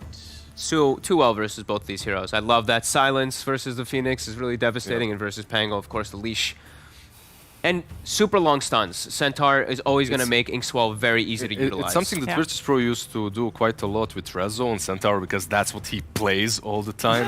Is like Coco. Grimstroke, Inkswell, and then you jump in, you stun, you follow up with Inkswell stun. And with the Inkswell talent to make Inkswell go faster, Yep. you're basically having a surge. It's super short cooldown as well. Yep. Yeah. And also, one of my favorite ones is Jeez. Grimstroke. I mean, Grimstroke I don't even. Yeah. We're getting all the surges here. Yeah. Another fun combo is also the double edge, right? If they're soulbound together and you double edge on top of them, the double, it's insane amount of burst Yeah. damage if they do get comboed up. Oh. Okay. All We're right. gonna see the Invoker out here, so a lot of team fight being built up for NIP in their first 3 picks. I mean, they have to. That's the only way they're gonna win, is it not? Being able to fight it back versus OG, yeah, definitely can be a possibility. There's no way you can avoid fights, so you better just, embrace it. But you're picking that Invoker early. Very. You have no idea what he's Yeah. playing versus. I do True. not really like this pick that early on. He can just get counterpicked way too easy, and you're playing versus an Invoker specialist. So Thompson now has all the ideas. He's probably like, oh, Pugna looks great, something like that just hard counters the Invoker throughout the Or majority. anything aggressive, right? With Yeah. a lot of Yeah. reach that can get on top of him. Then you have follow-up with the Wisp relocate. Yep. It can be a tough Invoker game. Yep. They did ban Invoker previous game, so they did give some respect for Ninjas in Pajamas during that time. We got the Sven coming out as well. Nice against the IO. And then you kind of target around with the gyrocopter, IO gyro combo. It's the age-old rivalry, right? You have Sven on one side, you have Wisp and Gyro on the other. Who's gonna farm faster and who's gonna join fights more often? If you create enough space for Sven and enough stacks, he definitely can match up the farming speed of Wisp and Gyro. And he's pretty much the only, I would say, one of 2 or 3 carries that can do that. Yeah. And he's been buffed up quite heavily recently. So there's that, but He doesn't have a great steroid. He has one in the mid game with Alacrity, but steroid to farm or anything like that, he doesn't actually have any type of boost just yet. So I'm not sure. he's got his ulti. Yeah. And Warcry and everything. Yeah, he's got his abilities. He's his own steroid. Yeah. How worried are we at the moment for Ninjas in Pajamas in this game? Because it looks really good from OG, and this time the one thing that we said previous game that might be trouble for OG is that we didn't feel like they had the, obviously it turned out to be wrong, but or at least they didn't have the right pairing with the IO. It wasn't a troll or something like that. Now they have a gyrocopter. Yep. It looks way more normal, right? It now looks for it OG. looks It even better than their previous draft. Let's not say better. Let's say we can understand it. Like that first Yeah, draft yeah. was a little bit hard to comprehend. This Oh, one, so maybe it's worse because we're able to get on their Exactly. level, and that on itself is already a sign that we have figured it out. Obviously, Ninja Pajamas gonna have to figure it out. unless it's some Yeah. Watson Grimstroke. Nah, it's not happening. But I just see lots of battling coming. I love the Yeah. Vano ban as well. Like basically, when you're Sven, what do you hate? You hate heroes that kite you well, right? And banning out anything that does that is pretty good for NIP. But still, though, could it be Thompson Gyro mid? Still definitely a possibility. Right? Versus Yeah, Invoker, Invoker. It wouldn't be the first time. Maybe that's what they're thinking as well, banning out the Venomancer. Yeah, it's like it's still maybe not still getting in their heads, right? Now it's Yep. like, oh, they're convinced that this is a gyro carry, and then quick switch up, pick something else that's actually very good in this position versus the Sven. Meanwhile, OG, they ban out the Jakiro. Obviously, when it comes to an IP, they need a support for their last pick. That can't feel too good having a last pick as your No. like 5 position for NIP, right? Yeah. You got no gotcha pick. When we saw them do well yesterday, we saw Misha on the Chen, and they were able to set a very high tempo with that. Is something like that still, on the table for them? You were playing versus so much AoE. Way too much. Yeah, Is way it, yeah? too much. I don't think that these like Chen Enchanters, they're really not a good option for them unless they really push the tempo, like you said, and play very well around it. You're playing versus Centaur, versus Gyro, versus Grimstroke. All these 3 heroes defend the objectives incredibly well. Yeah, Which doctor? doctor? Gotcha. Versus Io. Last versus pick. Good versus Centaur in lane 2. Like, whenever you see a big bulky core on the offlane, having that Maledict on your side is really good. Also, like Fox just said, you're playing versus Wisp. There aren't many heroes that mess with that combo well. It's basically Disruptor, Winter Wyvern, Witch Doctor, and perhaps Silencer in some games, but Okay, they're gonna go for their Abaddon. So is that IO carry now? Looks like it. I mean, Mid last to- time it was a no-tail Abaddon, right? Yeah. So it's IO carry, 5 position, Abaddon, Grimstroke 4, Gyro mid, Centaur offlane, right? Yeah, that's I mean, what I'm looks thinking. pretty- Yeah, because pretty strong. Usually I wouldn't rate position 4 Grimstroke that well, like that highly, but when you're playing it with the Centaur on the lane, it's actually really strong. Yeah. Yeah. And it's a good hero in this game because, as we mentioned before, versus the first 2 heroes that he sees, it's just a phenomenal Grimstroke game just right off the bat. You already have such good heroes that you can silence and tag up with your Soulbind. Yeah. Now the odds are again really into OG's favor. No surprise there. But I wanna hear from you guys. You know, there's a lot of NIP fans out there as well, and they want to hear what needs to happen for NIP to have a good game and be able to force a 3rd game. How does that game happen? Sven has to be able to get an actual time where he can sit back and farm a little bit while his team is doing. The one concern I have is like Invoker and Sven, if they both like take a moment to step back and farm, we know how OG style is going to be. They're going to run at them and run them down. So I think they're going to need the Invoker to really step it up and be aggressive early game. I don't think he can actually back up and play passive, start hitting some creeps in the back like in the jungle. He has to just play super active. So I'm looking at Supreme to be the X factor in this one for them. I would add Saberlight in there as well. Like Supreme and Saberlight, this duo. They gotta play together. They have to go be hard. very active early on, and on the safe lane you can't make any mistakes. You have Witch Doctor and Sven. You can actually win that lane if you combo your stuns and Maledict properly. So that's the lane I think we should look out for as well. All right, well, let's find out how Ninjas in Pajamas is gonna do against OG in game number 2 with Capitalist and Jenkins.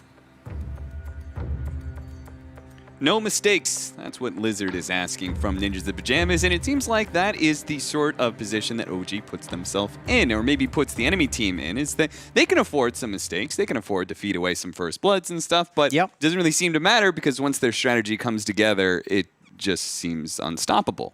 Right, and speaking of strategy, you know, when you see the IO Gyro, you immediately think, oh, this is the standard IO support Gyro carry. And then you see the Abaddon come out last pick, and all of a sudden it's like, oh, this is the exact same thing as the Tidehunter, except with the Gyro mid, basically. So they're in their element. It's the same thing. In this game, we're going to see if the Darkseer ban actually works out, if Centaur is a good replacement, and if the IO is more important than the Darkseer in this strategy. It's certainly, there's no doubt, right, that the Centaur is going to be a worse version of the Darkseer, right? Yeah, It's just a question of how much worse it is. Right, exactly. Because IO is irreplaceable, right? There's no hero you can put in that does what IO does. It's hard to think of one. It really is. They don't have the Oracle. They do have this Grimstroke this time as well. Nice pairings, though, with the Grimstroke. Yeah, certainly.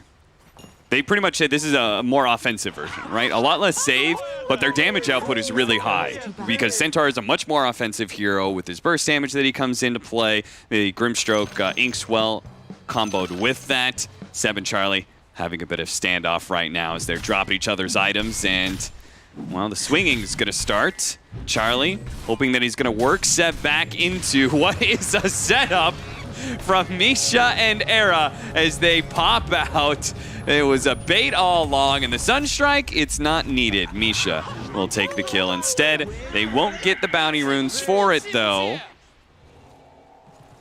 as that was 3 for Ninjas in Pajamas. I wish I was looking at Seb's camera. I bet he had a big smile on his face for that. Yeah. That's a pretty hilarious way to feed First Blood. I don't know if you'd be too upset with that. You're just kind of trying to man up. I'm surprised there wasn't any sort of all chatting. Yeah. You know, just like I thought we were having a manly duel. Yeah, one-on-one. really. There was no honor to that situation whatsoever. No, that was a core fight. That was a duel.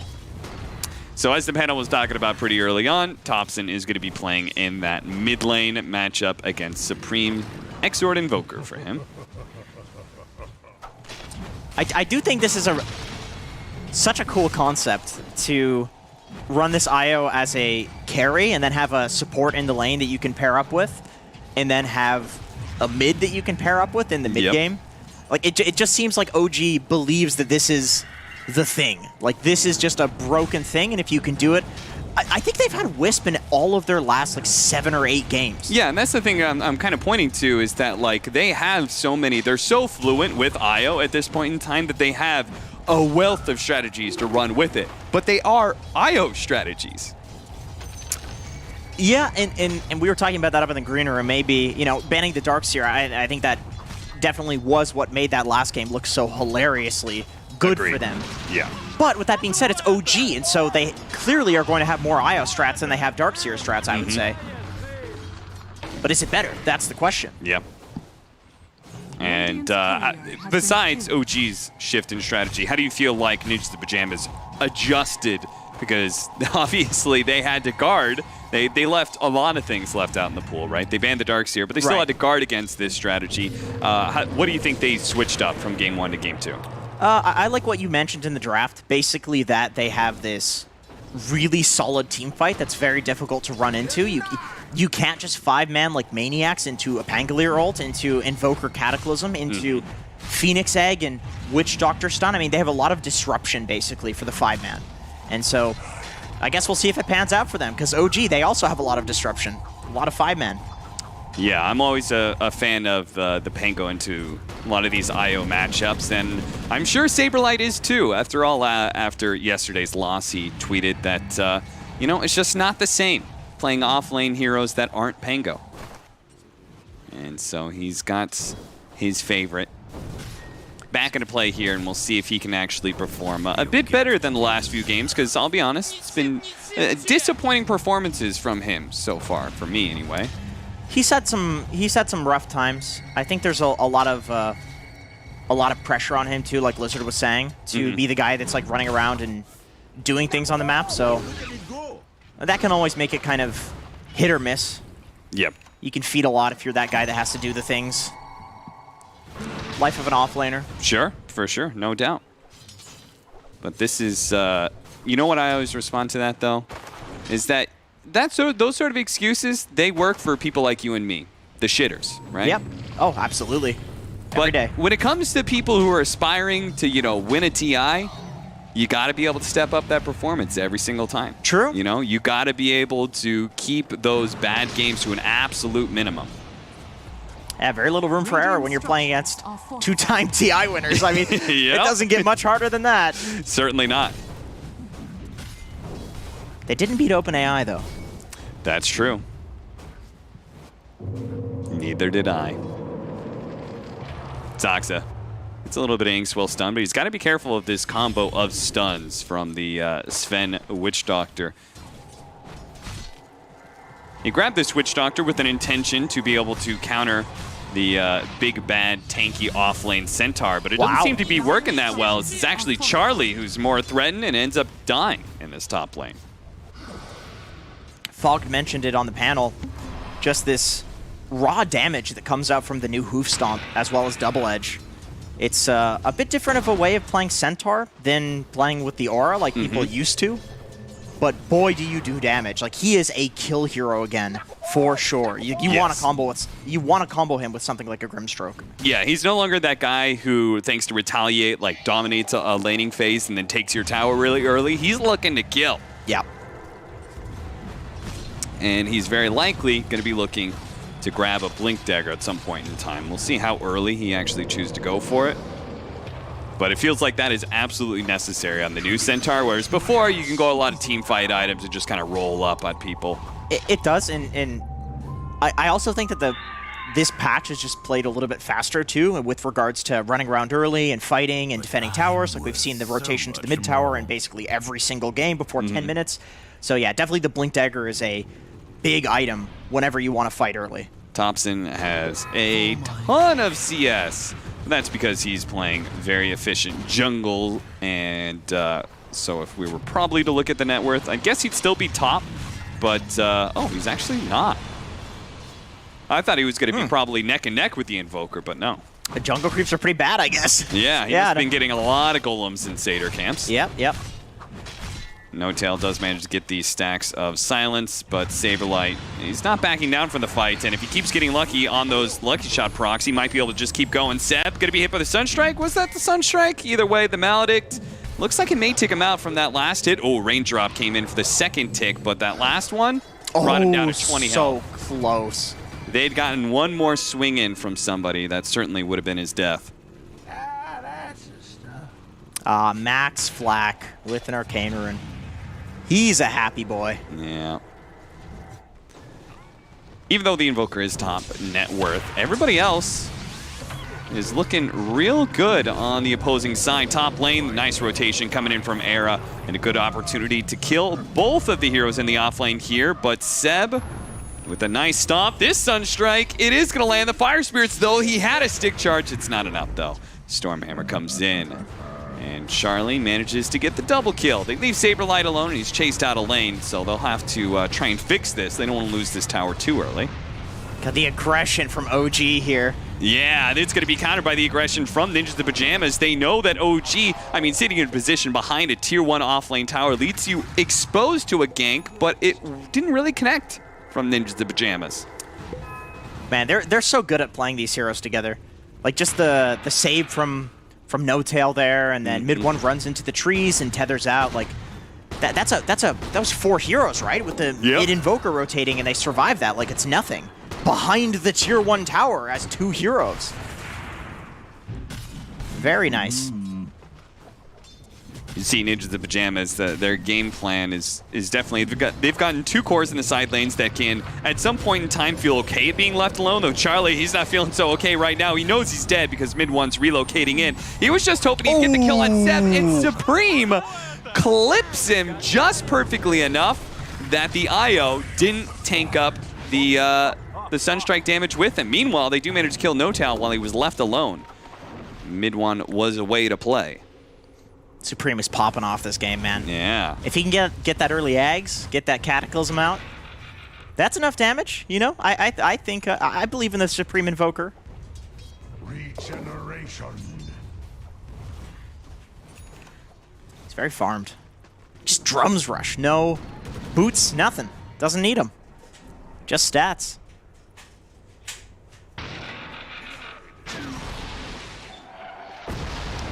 Dropping off a farming ultimate as he knows there is a gank lying in wait thanks to his high ground ward there on the right-hand side. God Strength being popped here just to kill Soxa real quickly. Won't be able to do much past that, though. Really difficult to sit in this lane with almost any hero, really. You know, Witch Doctor Sven, it's like just between their nukes alone, they have enough damage to kill most heroes. Like, look at this. Seb has to back away. He's got No Tail, though, to help him out. And sure enough, it looks like he's going to be rushing the Blink Dagger first. No early hood pickup or maybe full-out pipe. That Photic Shields. Ooh. A little close there, the Sunstrike. He tried to snipe him again, but Seb, he was hugging No Tail. He's like, please save me, bro. Third time's a charm. Not even going for a bracer, just straight into the blink. Thinks it's that important to get it early. Yeah.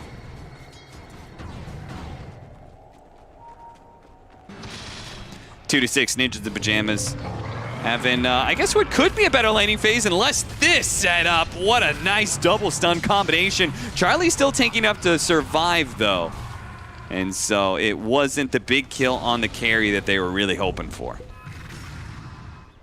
I think it's about the right time that Arrow rotates up to this lane. I think as soon as No Tail shows up, and Thompson, he's not winning the farm game, but he's winning the XP game.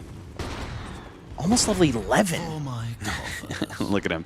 Very efficiently getting all of those double damage flat cannon shots onto Supreme. I'm not sure how much it'll matter because Thompson isn't really sitting in lane anyway. He's just sweeping back and forth from the right-hand side to the left-hand side, just clearing through neutral camps and occasionally getting a creep wave that pushes in. Could you imagine being mid one and you finally, like, you get to go back from the horrible offlane position to a core position to carry, and then you're just on Wisp every game, and, like, Thompson's the real carry? Fun? It's the you know, the yes dear meme. I don't know that one. All right, well, I'm not going to go into that one. It's like a husband and wife Saberlight, thing. yeah, Saberlight sitting up here on the high ground. Oh, missing a swashbuckle. He had his ultimate ready to go too, Radiant but structures are fortified. I guess he really thought he was maybe going to be diving a bit. Saxa. Well, he's immediately gone on by Charlie, but multiple TPs coming in from OG. Fortunately, the Soulbind doesn't really latch to anybody else, and Charlie's just going to go straight up for a TP out. It's going to be a close call, but the magic damage is too much for him to handle. Meanwhile, Seb, he gets taken out on the other side of things. Saberlight, though, is going to roll out of his Rolling Thunder soon. They got more heroes closing in. The Invoker is rotated from that mid lane to try and sandwich onto Thompson here, who's still looking to be able to chase down Misha. Throws out and hiding away in the trees, trying to get away from this rocket barrage as best he can. Now Saberlight trying to help out here. Yes, the support is dead, but if Supreme can actually get this kill onto Thompson, it'd be well worth it. And with the help of the Phoenix Egg, it's looking like they should be able to get it. Thompson, he actually did a nice play there in turning around and trying to kill Saberlight, knowing he was dead anyway.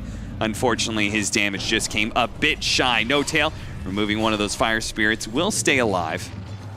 He'll be okay here. Yeah, Thompson doesn't seem like a runaway kind of guy to me. It's like No. he just engages in Mortal Kombat, and really it's you or him. It's kill or be killed. And sometimes it's both. Yeah, this is true. This is true. And I think Thompson's usually happy with that. Oh, yeah. That might be the height of experience for him. Come on, I killed someone and I died. Yeah. All he wants is death. I mean, at this point, how could he not? He just used his tether, so mid one is a little bit of an awkward position. He has to actually break the tether to make sure he doesn't get paralyzing cast comboed. It did cost the Stampede to come out from Seb, just to make 100% sure he was going to be okay there. God, he's got so much effective HP at 12 minutes. Yeah. And you know what's really annoying about both their cores too is that they're so fast in this game. Like if you don't have Stampede still, IO and Gyrocopter, there's some pretty fast cores. Yeah. They move around the map very quickly, so it's gonna be tough for Ninjas in Pajamas at times to stick onto them. Supreme gonna be caught here by Seb. The blink in, stun with the Inkswell. It is such a potent combo with these blink stunners. As you could see, they didn't even need the extra stun. If he had like 1,000 more HP, he probably still would have died. Yeah, I think that's also just the utter most important hero to catch. Oh, he was trying to go for the Rolling Thunder, but that was right as Seb chose to jump in, make his initiation, make himself loud and proud in the mid lane, and take that mid-tier 1 tower. That is all important for OG. Meanwhile, Dyer's where's top Thompson tower at? He's just farming. Farming away on the top lane. Having a good time up here. It's quiet for Thompson. It's funny because it's like he's playing the Gyrocopter in the IO Gyro combo, except for he doesn't have the relocate. He's alone. Yeah, he's totally alone. Like, I expected Ninjas in Pajamas to make more conceited effort to smoke up and try and gank Thompson while he's farming up all those camps in mid lane. But maybe they're too afraid of, like, the counter rotate in from the IO or something? Yeah, the relocate and, you know, where's the Abaddon at? And yeah. so forth. They also don't have the greatest ganking heroes. For sure. No. You would need, like, who's your best setup? It's your carry. It's the Sven, right? I mean, Invoker, Quas, Exorc's not particularly good. Yeah. Cask? That sounds rough. If you can get Cask and then maybe the follow-up of Rolling Thunder, then it'd be okay. But you're right. It has to be a core. Yeah. It has to rotate out. And, well, it's a little difficult to do that while going unnoticed. Especially in this day and age of Dota 2. Yeah, people are pretty fast. I think you're okay if you're NIP with going late. Like, it's hard to tell because you have this super strange draft from OG. Maybe it's a little less strange because they've been running it for the past 2 days, but, you know, this is not something people are super practiced against. But I still feel like if you're NIP, you kind of feel like you have the late game if it goes there. You have Invoker and you have a Sven. These are some hyper carry late game heroes. Mm-hmm. So you're not against playing on your own side of the map and farming, as long as it's not going horribly, which, it's going okay. Yeah, 4,000 net worth lead for OG is a pretty significant amount for 16 minutes in, but it could be worse. Yeah, for sure. Aether Lens complete for Saksa. A missed gank there in the bottom lane as Saberlight quickly got out of there. Heads to the mid lane, trying to complete his Vlads. We've got Echo Saber into BKB for the Sven. You think he goes an Aghanim Scepter in this game to try and keep up with these really mobile heroes? I think you have to. I Yeah. think you have to. I don't see how you're going to ever kill somebody with an Abaddon behind if you don't have an Aghanim Scepter to engage and re-engage and re-engage. Did you mention that? This is the first time I'm seeing it. He's building into a Hanamitis on that Centaur.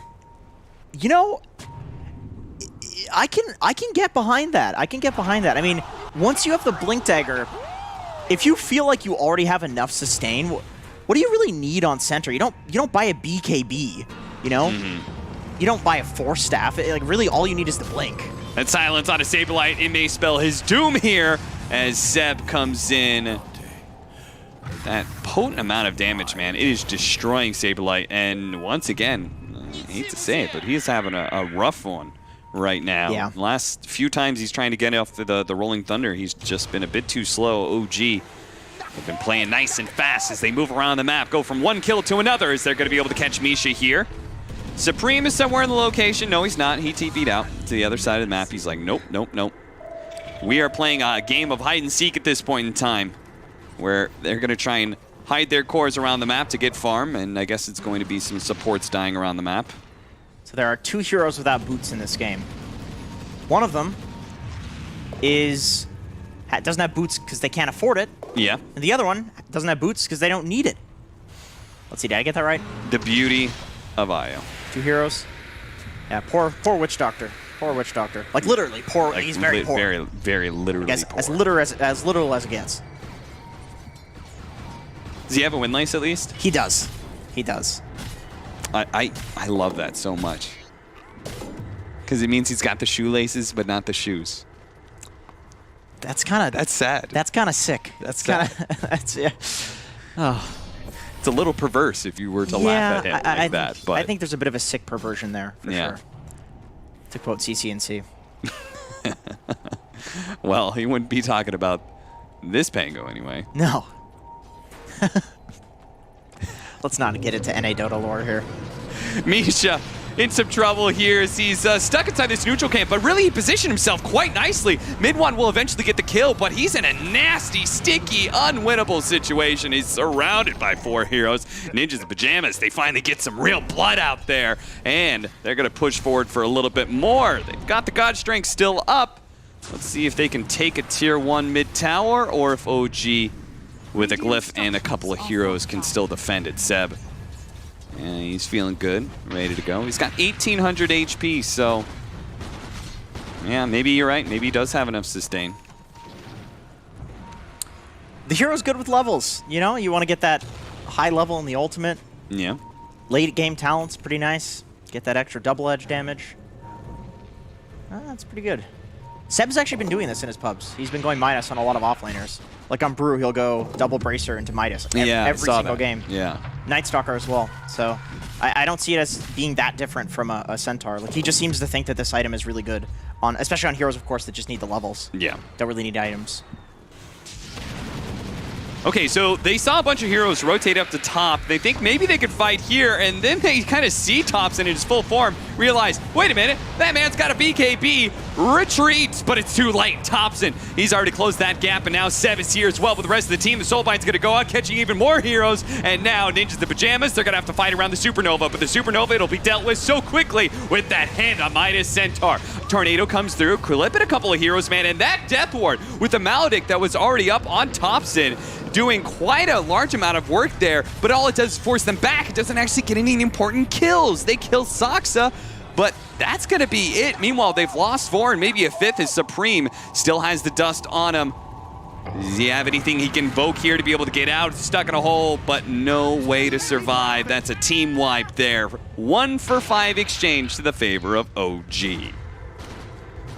I gotta say, having an Abandon on your team and an Io... An Abandon? It's the guy in the horse. I'm not going to let you get away with this. Having both of these heroes on your team, it's great when you have Thompson on your team, right? This guy's just going to run in no matter what. Whether he's dead or alive, he doesn't care. And you can just keep him alive to have this insane amount of aggression. The guy's like rank 200, rank 300 in pubs right now. Not very good, right? But that's because he's just so aggressive no matter what. And people in pubs, they're not good enough to support him. They're not good enough to play with Thompson. But No Tail, mid one, of course. These players know how he plays. I don't like you him. putting that opinion that you can be too good for your pub teammates. Well, how do you explain I don't that? like you putting that out into How the do you explain ether. this guy? He's 3-17 or True. 17-3 every single game. He's also playing a lot of crazy stuff, right? And I think that's one of the crazy, like, what I love about OG is that a lot of these drafts come together because it feels like they always are experimenting, whether it's Thompson individually by himself or the team as a whole. Probably, I have no doubt that like scrimming against them is probably just like a bit of a mind screw in itself every single time, because there's probably some really terrible stuff they come up with that doesn't work that we'd never get to see. Yeah, definitely. I like what Lizard said on the panel. Like he'd be shell shocked after the first game. I totally agree. I don't know what to think about. Yeah, what just you happened. said you were speechless. I was. I'm trying to think of things. There's I nothing like to say. this. Well done by Ninjas the Pajamas. Three-man smoke. They've been pressured so much, and they've been keeping most of their cores off map a lot of the times that OG, they don't really have a whole lot to signal that, hey, some people are missing and they could be doing Roshan right now. Now, they might get Saberlight here. So he's going to get off the Rolling Thunder. Do they have any physical damage enough to finish him off? Doesn't look like it, so he'll actually be fine. Even TPs, just to make sure he's okay. Nice little bit of space creation there for his team to take Roche. Like when he plays aggressive like that, it makes it very not obvious that there's a Roche happening. It's like, okay, well, there's got to be people behind him, right? Yeah, for sure. Very good stuff from Saberlight. He's really brought it back. That one play? That was enough? No, he did some good stuff before that. Come on, I'm giving him credit. Every time he gets the roll off, it looks good. When he doesn't, True. looks bad. It's hard to play against Grimstroke. That's one of the more annoying heroes for Pango. Absolutely. That is a get me out hero. Oh yeah, for sure. BKB for Supreme. So we are beginning to get our bigger, or like our first step of team fight items, where it's like, okay, we're getting the items that we can actually fight back against OG. We'll see whether or not they can actually win that fight, though, as Seb is able to use the Stampede to get out Supreme. Another missed tornado from him. It's a bit awkward, and Seb tips him for it. Are you serious? You won a TI and you're tipping somebody in Dota Plus? Where's the Battle Pass? That was a Dota Plus tip. Peasants tip with Dota Plus. At least give them Battle Pass points. Take your word for it. Relocate in. Charlie, though, oh, he thought he was just going to be able to TP out. He doesn't have his BKB up yet, so he doesn't have a good option to be able to get away.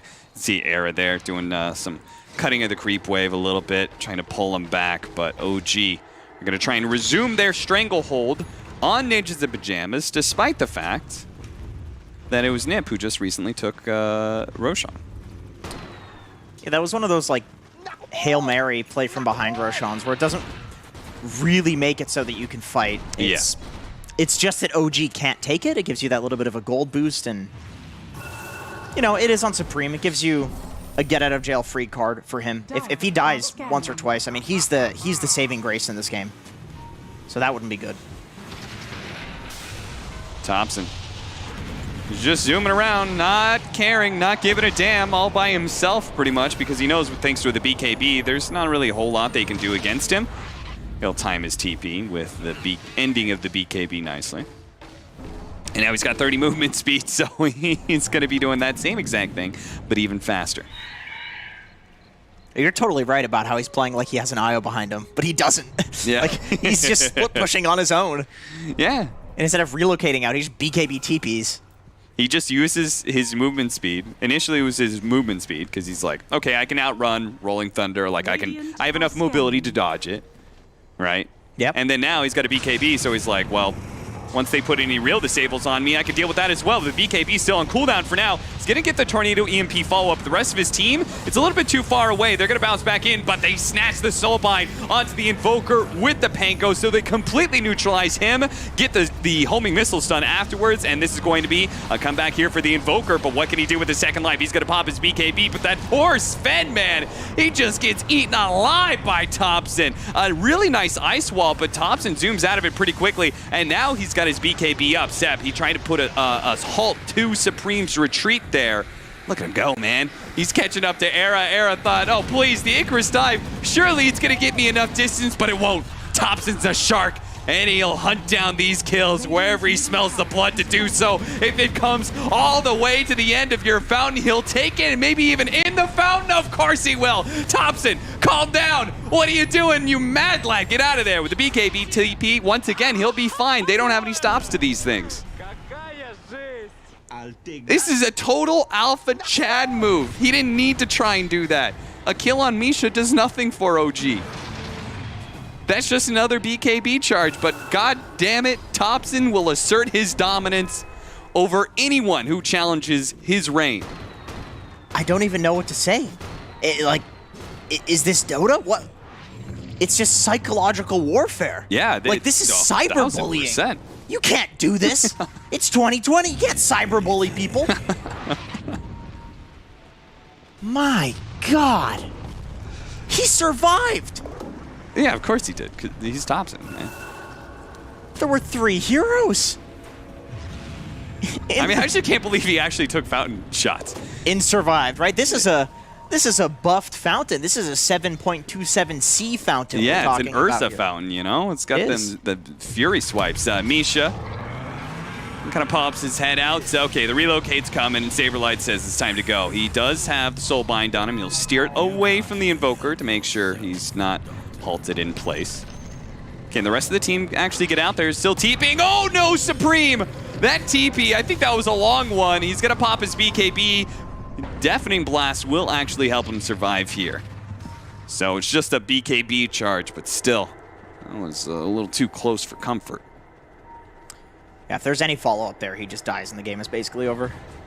And once again, he is absolutely the saving grace in this game. Charlie does not have the net worth to do anything. He's almost doubled in net worth by Thompson. You don't even need to worry about matchups. Like, who does Sven counter? It doesn't matter when it comes to an 8K gold lead on the enemy carry. Well, effectively the enemy carry. Let me just say, I hope to ever, in my life, be as confident as Thompson in Dota games, man. He was born with, like, a mutation. He's got some, like, extra brain compartment that we don't have access to, or he's missing one. Oh, yeah, maybe he's missing the fear. I think so. I think that's legitimately... He just doesn't know fear.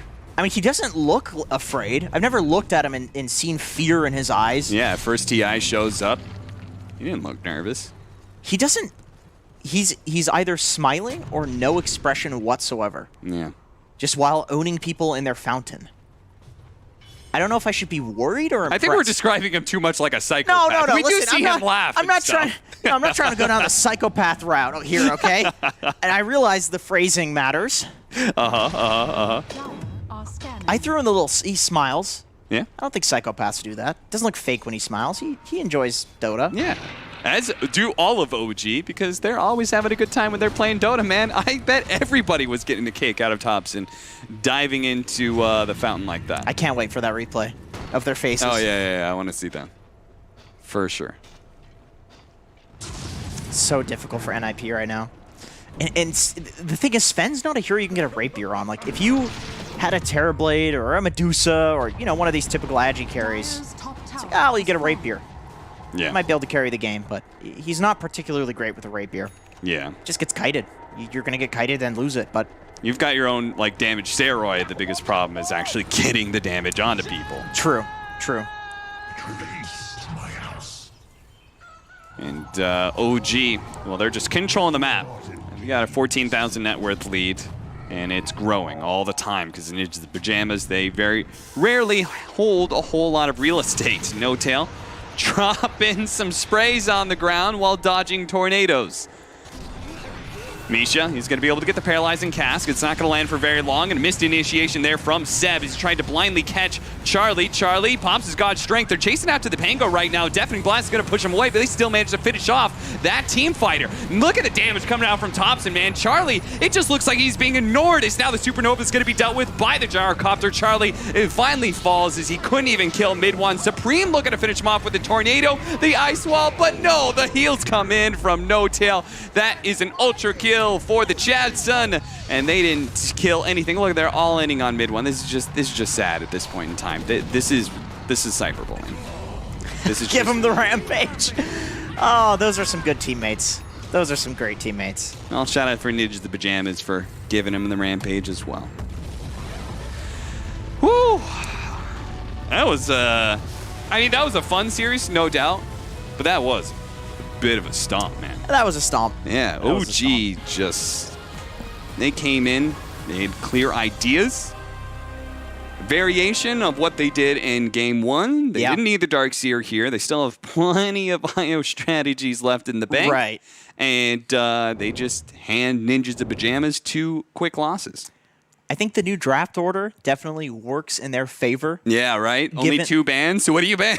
I don't know. I mean, I feel like I watch every game with OG, and it's like, okay, well, you need to ban Darkseer. All right, we can't let the IO through this time. Like, what do? You need to counter it. But it's so obscure, I don't know how to counter it yet. Yeah, it certainly is a question for many players on their minds, and I'm sure our analysts are going to be thinking the same. Sheever, what are you guys talking about during that game? Because we were just pretty much having a ball watching OG have fun. Well, I think we kind of thought it was going to end this way already 10 minutes in or something. I heard the guys in front of me say, don't go Midas, don't go back for Midas, don't go back for Midas for Supreme's Invoker. It was a rough game for Ninjas in Pajamas. They didn't end up making it through here. Yep. Hard series for them. Invoker, yeah, he did have a bit more net worth than their Sven, but man, he suffered. The way they constricted the map, I said I won't take his point. He was making a really good point about why Sven actually never managed to come online, and it all started on the mid lane, right? So there's a couple things they did. So the way that they pressure top lane, of course, it already shuts down the Sven. But I actually watched the way that Thompson plays mid. If you noticed, they had a ward placed up on that high ground right next to his mid tower. Yep. So that ward actually provides him vision on both medium camps. So if you saw how farmed Thompson was and how leveled he was in the entirety of that game, it's because he's popping flak, and he's flacking both camps over and over again. Because of that one ward. They even replaced that ward at 7 minutes to make sure that he can keep doing it. So I think it hit like the 10, 11 minute mark. He's got 2 full levels on the Invoker. Right from there, they start playing super aggro. They take all 3 tier 1s and they take over the ancient side of the map. And then Sven has nowhere to go. Yeah. And you could just see that whole game, Charlie, is half of the net worth pretty much as like the rest of the chorus on the entirety of OG. And you can't play Sven right now if you don't have ancients. Our stacks necessary. They're a big plus, and a lot of teams do that extremely well. In the next series, actually, we'll see Liquid. I can tell you right now, 2 out of 3 games, if it goes 3-game series, they're going to be stacking all the time. Yeah. And those Asians will be stacked. You just can't play the game as a Sven if your triangle is blocked out from you, if it's locked out. There's nowhere to go.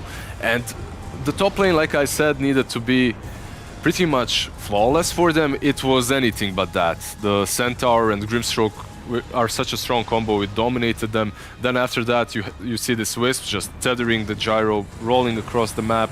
Then they untether a little bit, farm up for a couple of minutes, then they go back into the duo mode, and it was way too difficult for NIP to deal with that. It just feels like OG has it's the world is their oyster when they're playing this type of game, when they have the IO ABBA bottom. You can't pressure these two. They get to a point where they just have to kind of just leave the lane because we can't actually slow down the IO's farm because Abaddon just keeps healing him over and over again.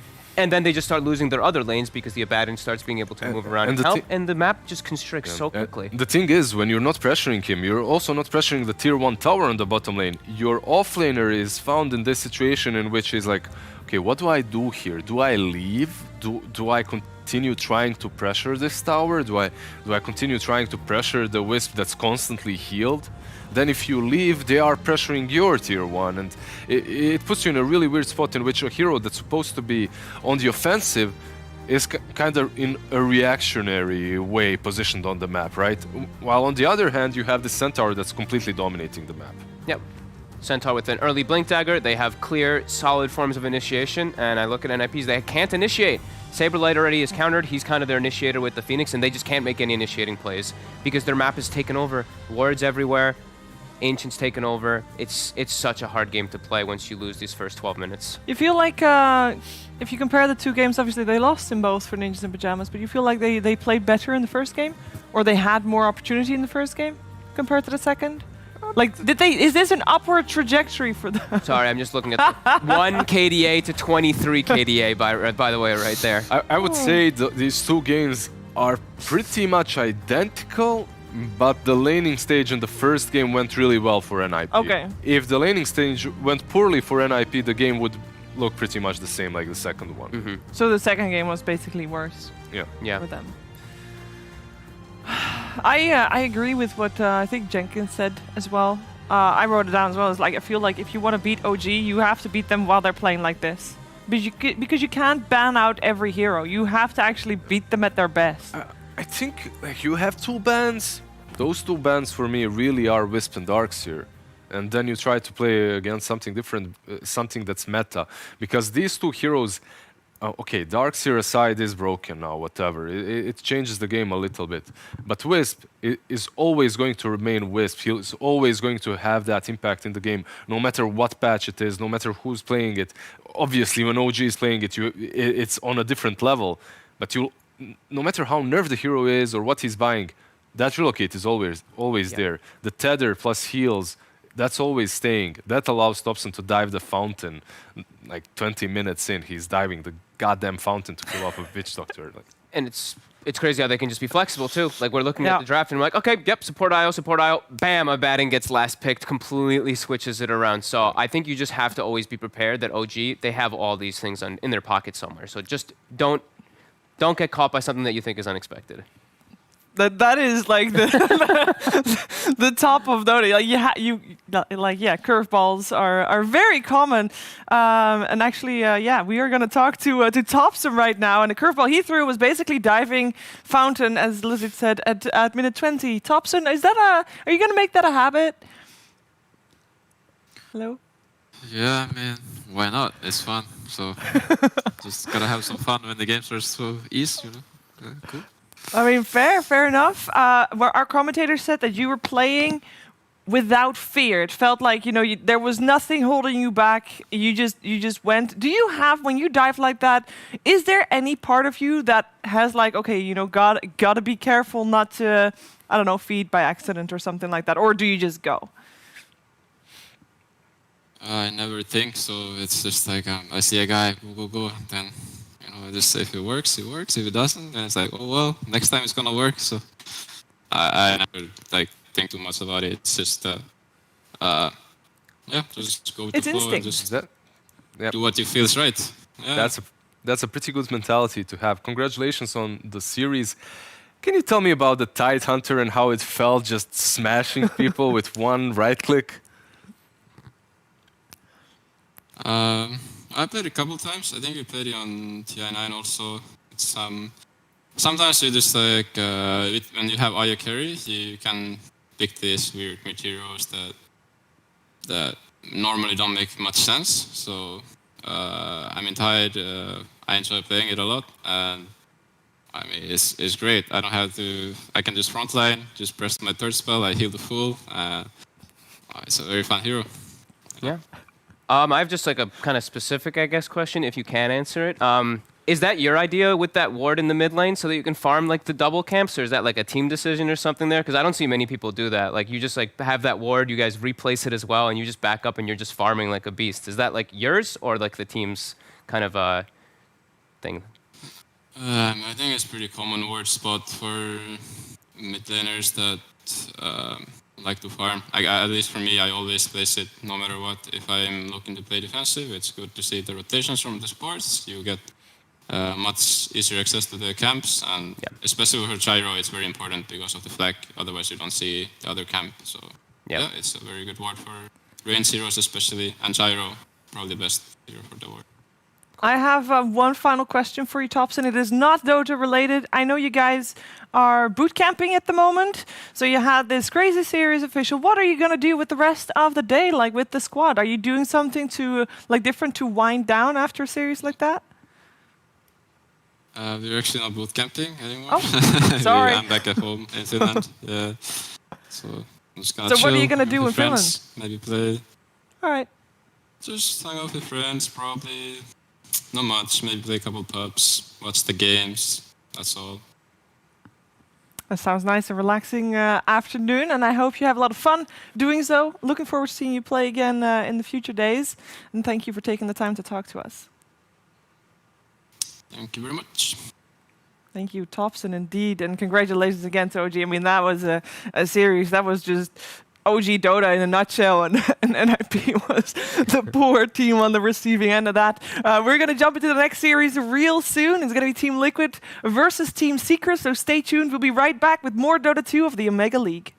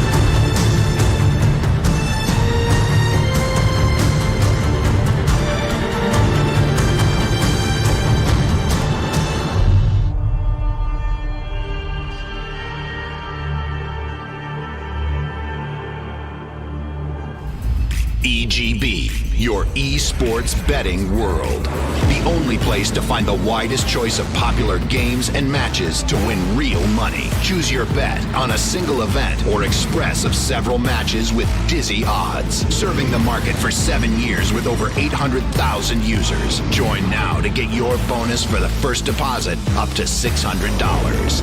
EGB, you know for sure who's gonna win.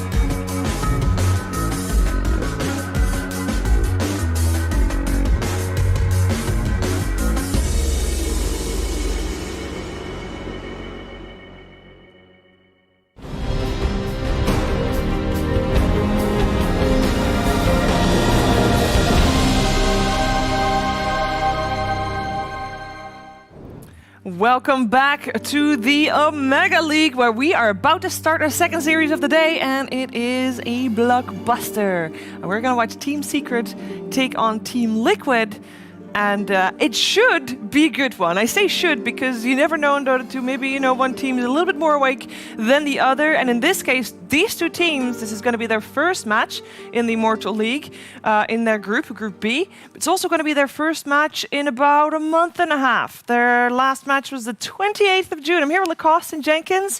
I'm going to first off ask, what kind of impact you feel like that will have, that they just haven't played officials for that long? I mean, they probably, scrimmed and tried and stuff, but... I think Team Secret needed a vacation after all those tournament wins. You're gonna feel burned out. No matter what. You need to get some rest. Get some fresh ideas.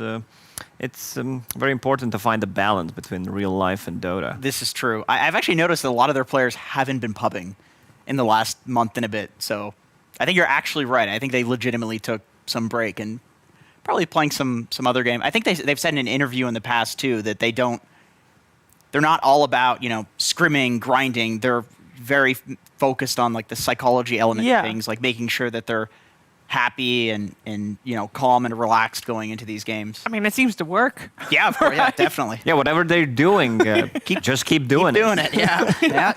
No, they have obviously been on an absolute rampant in terms of first places, 3-0s. They haven't lost a whole lot of series, but actually 2 of the series that they did lose were against Team Liquid, and Team Liquid is a team that does need that prep. I feel like they are the team that needs to grind. Somehow, is that fair to say?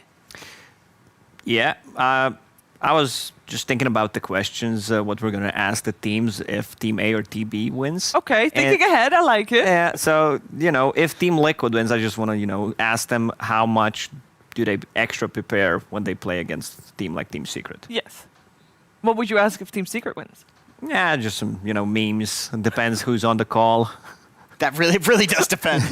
if it's Puppy, it's a totally different interview. Yeah. Also depends on what mood the player's in, how the win was happening. Part of the way that wins are happening is people having good drafts. We're in the draft for the first game of the series already. We like to be quick and snappy on this one. We just saw a series with a very dominant IO. Obviously, that is OG special, but Darkseer was also mentioned multiple times, and yesterday as well, as the broken hero, not banned first phase. Yeah, Darkseer has not been touched by Ice Frog in terms of nerfs for quite some time, and the next patch, I believe our boy is gonna get some real nerfs. Again. He was actually the meme hero, Every single time the new patch comes out, he gets nerfed no matter what. By 0.1, just reduce extra something. seconds on this vacuum cooldown, even if it's just the one. Doesn't matter.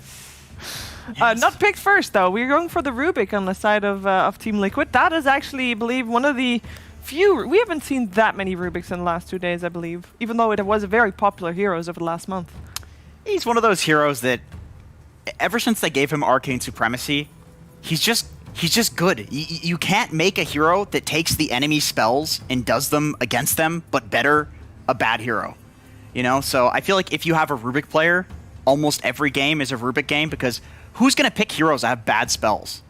That sounds pretty game losing. I feel like you already lose if you're going to do that, so you can just first pick this hero. It just depends if you have the comfort. People were comfortable trying player. to theory craft. How do you play against Rubik? Like, try not to get any spells, you know? I think we've all been there. When you see Rubik on the enemy team, you're playing with a bunch of friends, you just don't get your spells. But on a more serious note, when Earthshaker Morphling was very popular, Yeah. I've seen some Earthshakers like just having 1 point in Enchant Totem and not getting more than that. Yeah, they literally just hold Yeah, the yeah. skill points. Yeah, but then you're holding your skill points, which kind of sucks. So at that point, you're kind of like, is that really the counter, or did Rubik, or did Not does it work the casting. other way? I think I've seen one professional game. It was like 5 years ago where there was Rubik mid against Invoker mid, and Invoker just didn't invoke any spells. Yeah, there you go. And that's Hey. a strategy. Phoenix coming out.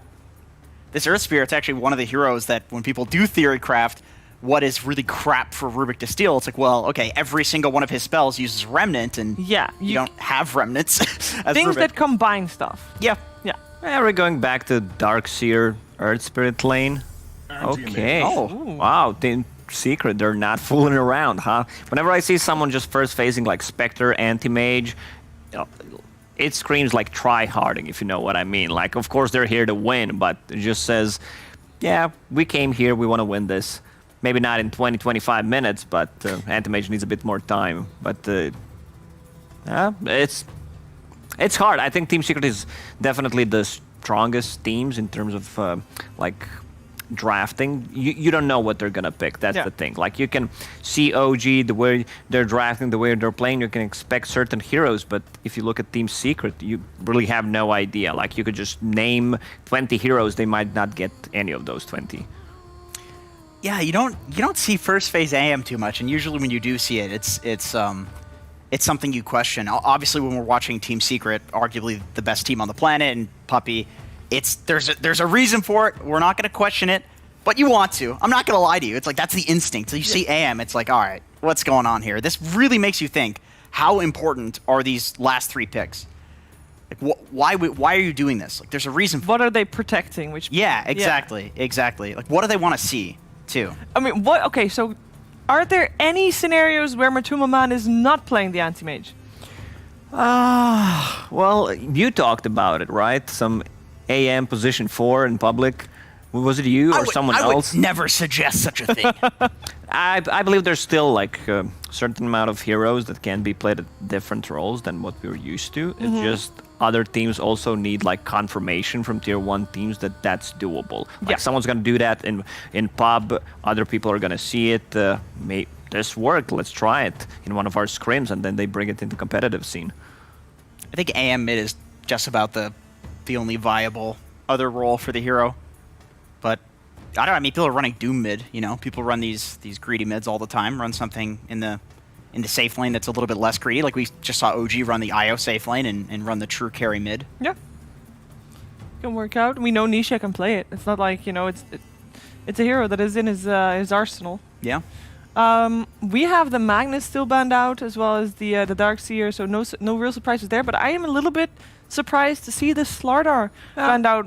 Slaughter just demolishes any kind of melee core, Yeah. and he is not relying on mana. This is what Anti-Mage is afraid of. Like, you max your bash, you don't care too much about not having mana, you still put a lot of pressure Right. on AM. Yeah.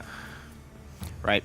Thinking, like, going back to the AM pick, I suppose the 2 heroes, like if you look at a Rubik and a Phoenix, do they really do that much to an anti-mage? I mean, Rubik can steal the blink and has lift, but you can also spell shield it. Yeah. And I just don't feel like either of them really do that much against an anti-mage. Like, you know, at least support-wise in both of these lanes, like especially if you ban out the Slardar, that anti-mage is at least going to have a fine matchup against a support. I don't know if you noticed, but there's still 3 more picks for Team Liquid.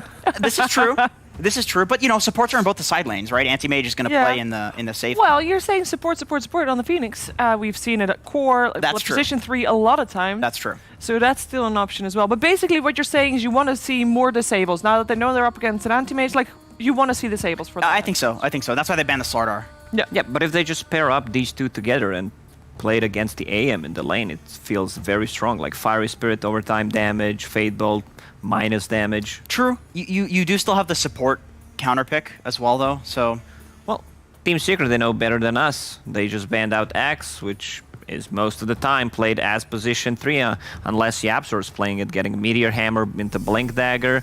Like, Yapzor's been experimenting with position 4s. I also want to see like more of Team Secret, what they are, like, what they have prepared. Because they certainly have some... Oh, you yeah, think that regardless, sure. like... Because I could see Puppey just, you know, has a break, rolls back out, it's like, what do I think my team wants to play today? And then just goes for it. I can see both ways. So speaking of that, I'm actually going to predict that this is a core offlane Snapfire. Okay. I think Zai's going to play this. You think it's a Zai Snapfire? I think so. I think you're both 100% right. I don't think this is going to be some standard 4 Earth Spirit, 5 Snapfire, which is exactly what it looks like. I think that's too obvious for Secret. I think Zai's like, give me some Snapfire. But maybe it's Kill the the mind egg. game. Maybe that's what they want Liquid to think. Gotta The get next level, Yeah. previous level. So they go with the Centaur. Centaur, I don't know how you feel about him, but I feel like he got nerfed. Like, some other spells got buffed. Retaliate, not as good as it was before. You can't really pressure the tower as much, but still, same concept as a Slardar. You still deal damage to Anti-Mage even without mana. Yeah, we saw Seb go for the 2-2-0 build in the previous game. Yeah, I like that. I think I definitely rated the Slardar as like, sorry, the Centaur. As soon as I saw the Centaur change, I was like, this is a nerf. Like, this hero sucks. Yep. But then people started just leveling the Q and the nuke. And it's like, oh, okay, just a generic stunning offlaner guy now. And the problem with that build, though, in this matchup, is that you're against an anti-mage, so you need mana to use the stun at the very least. And the double edge, I mean, it's fairly obvious. You can just reflect it with the counterspell. It's true. Maybe, well, he's just gonna have to kill someone else instead. Yeah, maybe, or maybe he will actually go for the passive in this game. Maybe at least like 2 value points or something like that. I gotta say, I feel bad for Quoiqua. A lot of his heroes got nerfed. Like, if you just, especially Lone Druid, he was happy for like 2 weeks, spamming it, winning some games with it, and Asfrog says, nope. Yeah. And those were the 2 weeks that they didn't have any officials. It's unfortunate. Oh, we got a puck coming out. Yeah, I just checked the games because I was saying a lot of shit against Puck. I don't really like the hero right now. It feels very weak. And then I looked at Team Secret's last 10 games. They had 6 games of Puck picked, and they won all of them. Okay. I feel like Puck is a coil. Like, that's like why you're picking the hero. I don't think it does. Yeah, I mean, there's a great synergy. I saw one Snapfire yesterday or the day before when they had, I believe it was Viking, where they had like no stuns. With Coil, you know where they're gonna be. So Snapfire ulti is gonna be much better. Also, Team Secrets played position 5 Puck. They played as a mid lane. They could do it as an off lane as well. Actually, when Snapfire first got added to the game, I think this was like the combo people were picking because that was back when Puck was a broken hero. He gets it anyway. I was going to say, Lone Druid's win rate's not that bad in pro level pubs. I feel like it's not as nerfed as people think it is. It's low pick rate, though, so it's kind of like one of those heroes that only the specialty players are playing and winning with, not everybody. But I feel like Koikfa, you know, this guy's just such a Lone Druid fiend. Oh, your puck's so tiny. Sorry. Man, they have a Earth Spirit kick to break the coil, too. That is always so nice. Anything that can just break the coil makes Puck feel 1,000 times better. Anti-Mage does not like to play into Lone Druid. No. He really does not. Like, once he gets... it usually is just a Monkey King bar. I've seen people skipping Mask of Madness going straight into Monkey King bar. But that was when, you know, Monkey King bar was a bit OP. Now he got nerfed a bit, but still one of the best items in the game at the moment. I think I've seen Koikva do that recently, actually. Like this Just guy. straight into MKB? Oh, yeah. Still a really great item. Just like the timing that you get it at. I feel like you could add 5 minutes to it and it's still a good timing. You get it so early. Maybe 5's a little high, but you get what I'm saying. Are we still thinking a curveball from the side of Team Secret? Because it still looks pretty standard now. I think so. I don't know. I refuse to look at a Team Secret draft and they're going to first face Anti-Mage, pick all these heroes, and just run them in standard positions. Yeah. I think they shift Puck to position 5, most likely, or just off lane. You do not want to be playing Puck into Lone Druid on a mid lane. It's just a disaster for Puck. Decent in the game, though. Like, if you can catch the Lone Druid with the silence, it's one of the few things that from a long range you can actually stop him from transforming. Because the problem is when he gets the transformation off and he just tanks with 10,000 effective HP. You said earlier, Jenkins, that with just the Rubik and the Phoenix, like if this is a straightforward anti-mage first 2 picks, Rubik Phoenix is not enough to deal with that. Do you feel like the Lone Druid and the center to a certain extent, makes up for that? I think the Lone Druid definitely does. Like I don't really see what. So if anti-mage can get on the Lone Druid with the puck coil and the puck silence, he can blow him up before he gets the transformation off, especially if he has Manta, Basher, that sort of thing. Yeah. But if Lone Druid can get the transformation off, anti-mage doesn't do anything to the hero. Nothing. So it really depends on initiation here. All right. So even Team Liquid thinks that it's going to be last hero for Team Secret, a mid one. Yeah. So they Well, banned out Dead Prophet. did you mean mid one, or did you mean A a mid mid hero. one Yeah. hero, Yeah. or a mid hero? Nisha Secret. hero. Agent mid one. Agent M. There's so many Agent M's. So yeah, the Necro and the Death Prophet ban are just, we know it's a mid Lone Druid, it's Quake for Lone Druid, and these heroes do percentage damage, which just totally desolates the bear. Well, I shouldn't have used that word, that's a different hero, but you know what I'm saying. It completely destroys the bear. Don't worry, we still understood what you meant. Thank you. Still good. Your point came across. They ban out the Drow Rangers, the last one then. So what is lacking on... Oh, I guess the Sven's lacking on the Liquid side. I heard a lot of criticism about Sven. A lot of criticism. A little bit. Well, it just... I mean, to be honest, I don't think the previous game was anything to really go off of. Sven had a tough game. I think it's a very fast lineup coming out from Team Liquid. Like, you have Lone Druid that can pretty much fight post 10-minute mark. He doesn't care too much about, farming. He'll gladly join, rotate, take a tower.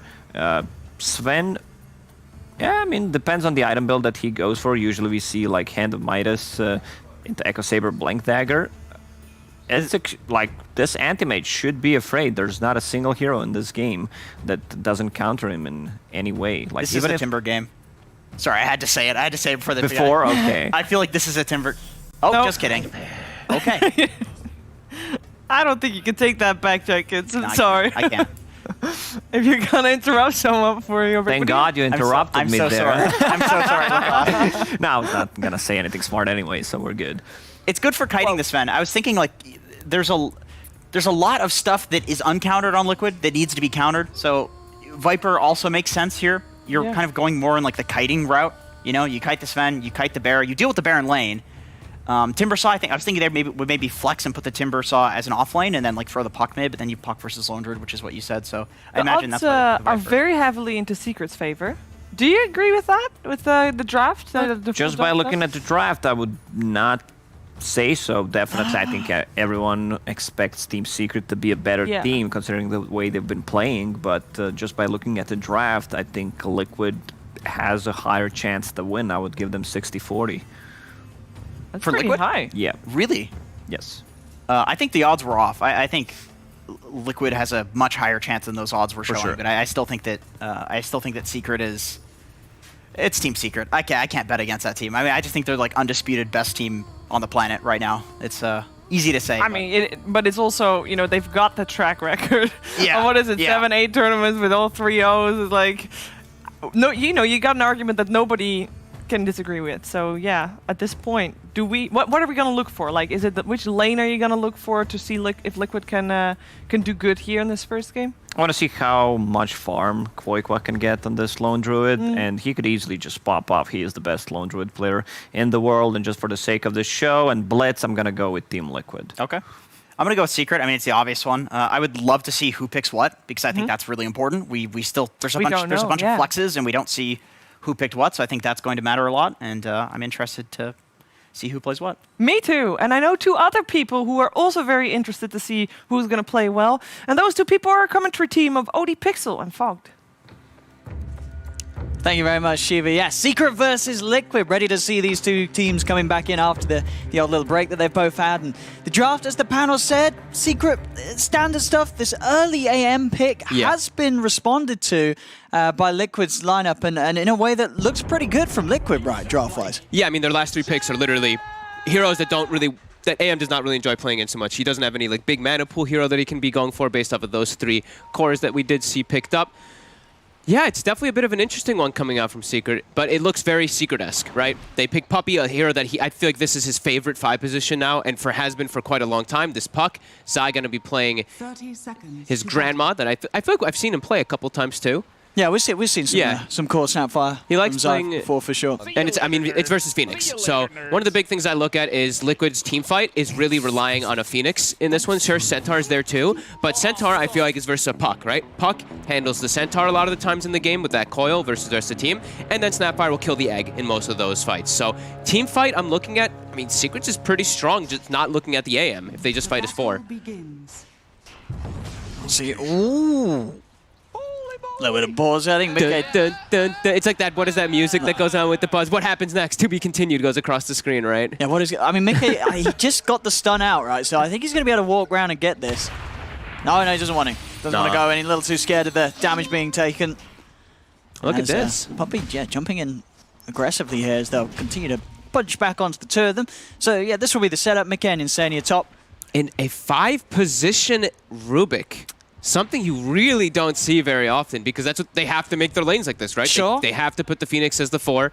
But it isn't, it is Insania, It is right? Insania. You can see it on his levels. He loves this hero. It's probably in terms of his games across the board, his most played. Yeah. I'm wondering how this matchup's going to go. Okay, so Nisha's just going to play the push the lane in, farm the side, and he's just going to... It's going to just be a matching farm lane is what I imagine. Viper versus that lone druid. Bottom. Let's see how Matu does. With Puppey at his side. Doesn't seem like it should be too hard of a pressure lane onto this anti-mage, actually. No, I mean, well, you're going to take the mana away from Boxy. He's not going to have his spells, other than the double edge to sort of throw back here and then, but should never really threaten you. You know, you're not going to be too scared. And the Fire Spirit's always a little bit of a nuisance, but Puppey doing a good job of keeping Tiger pushed right back. And in fact, Tiger is getting very low here. He's going to start salving up. Puppey's got another orb in a second. And he's going to at least look to cancel that salve. We'll be able to do so. So yeah, Tiger getting fully bullied here by Puppey on this bottom lane and definitely making sure that the space is there for the anti-mage. Saying that though, he's only got the 1 CS so far down. We'll finally get the second one there, Matu. And Puppey definitely putting the work in to make this area of the map nice and cozy for the anti-mage. I don't think Puppey wanted to drag the creep wave right there.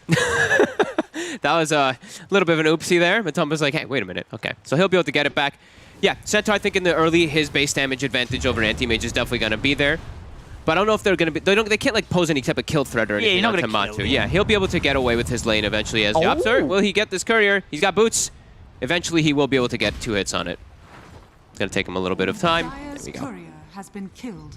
And what are we seeing mid at the moment? Nisha versus Quakefer, 9 for 2, 9 for 1. Trade farm. And we see what sort of build nowadays is the way to go on the mid Viper. I mean, what would you like to see? He's going to start with the drums. I think in this game, it's just an active role. I think all he really wants to do is just run around and make space for Matumba Men. So any type of active early items, I think drum is the most appropriate at the moment in the patch that allows you to do so. Yeah, you're always going to want to have someone on your team getting the old drums online. That's top. Insania. Should be okay here, Yap, so nothing more else to throw out. And Mickey is going to head round and help punch back a little bit. We'll go in with the stun onto Zai. That's Zai. So that's the blast to try and slow as he jukes them around. Well, you can see though so far, Liquid there, 3 cores. Doing very well. The farm's looking very, very nice. 15-5, 15-5, 13 for 1. All 3 of them doing very, very well in the CS. They're having free farm in all 3 lanes. Yeah, the top lane, usually what happens if you put Rubik as a 5 position, your lane can be a bit weak, but with a hero like Sven, and when you're playing versus a pretty weak lane of a Snapfire Earth Spirit, you can get away with it. Yeah, they're doing an excellent job up there. Seeing Matu, he's catching up, but this is a big, a nice double pull here by Taiga. This is actually a triple stacked camp, so that wave will get denied. Yeah, Taiga doing a good job as well with the spirits, making sure the Puppey cannot come in and pull it away immediately. Yep, and we see Boxy. He's playing the no mana build. Puppey. His ult's on cooldown. He's going to be in trouble. He's got a phase shift. He does try and jump out, but the damage is there. Tiger. Oh, and his courier. Is he going to find it? He's looking for it. No. Doesn't want to dive the tower for it, so Puppey will be able to keep the courier safe. But yeah, Tiger with some nice moves on this bottom lane, as you say, the pull into the kill. Very solid start for them, as they need to do in this game, and that's the way that they've drafted in particular for this one too. It's just all about that early game dominance so that this anti-mage cannot get space. They really want to press the issue forward in this game here. Lone Drain Sven can definitely do so to be able to pressure towers. So yeah, 3, still free farming. Looking nice. We've seen Insania kind of playing on the side of the lane quite a bit here, so you see Mika level 4, Rubik only level 2.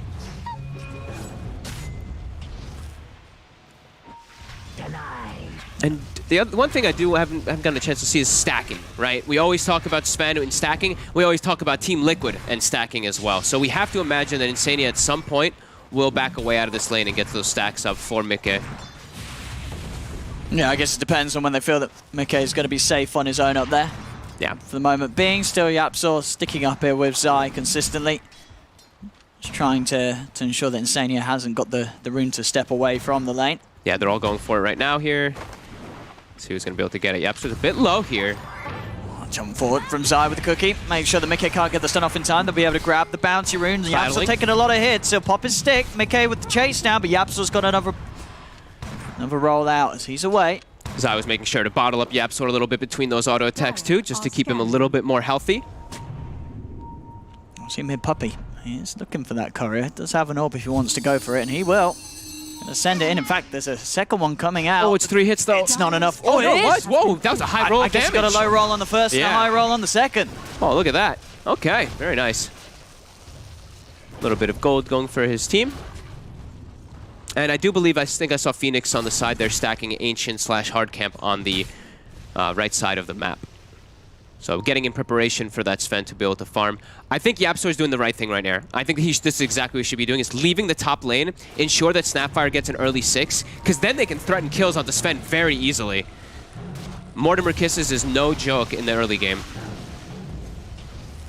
So Zaya is going to get solo experience. We see YapzOr camping the top rune. Will spawn bottom. And top lane Zai. He's got the stick charges, tries to cookie away, but Insania picks him up with the telekinesis. Nicely done. Great way to punish when YapzOr leaves. Have to immediately do that to ensure that Grandma does not get all those levels. Snapfire not able to get that 6 just yet. And Boxy having a great time bottom, even bringing the pressure onto Matu a bit. Now we'll see Tiger and Puppy come back over to this area. Boxy, I mean, as you say, I guess... Ooh. Gets the deny on that one. You see the skill build he goes for, since he has no mana. He's just doing the max retaliate build in this one. Yeah, and you're right. It makes it very hard for the anti-mage to trade with him. Yep. No, he's out of mana, so he's not really taking any damage at all, because nothing's being burnt.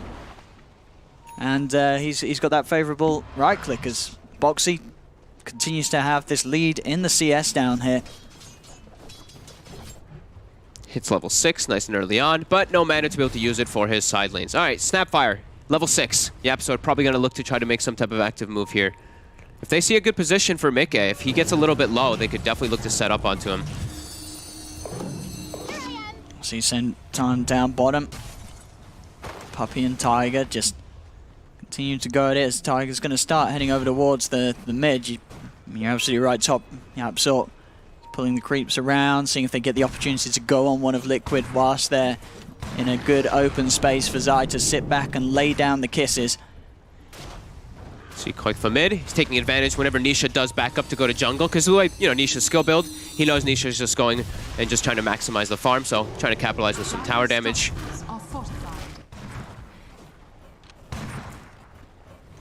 We'll see 8-minute rune. It's going to end up spawning at the top. Invis could allow for some sort of surprise setup. Uh-oh, top. He cookied in. As soon as YapzOr disappears, once again, Mika and Insania, they're moving on to Zai. They've got the range for the telekinesis. It's going to be a second time they're doing it perfectly each and every time. It's very hard for YapzOr to leave this lane. As soon as he's gone, they are making a move, Liquid. It helped also that Zai cookied into them too, but but yeah, they're definitely identifying that for sure. And look at this, top 3 net worth still for those three cores. Mika off to a fantastic start, already level 7. And it looks like he does have, like we were mentioning, he has a couple stacks to back up to, and now it's time to do so.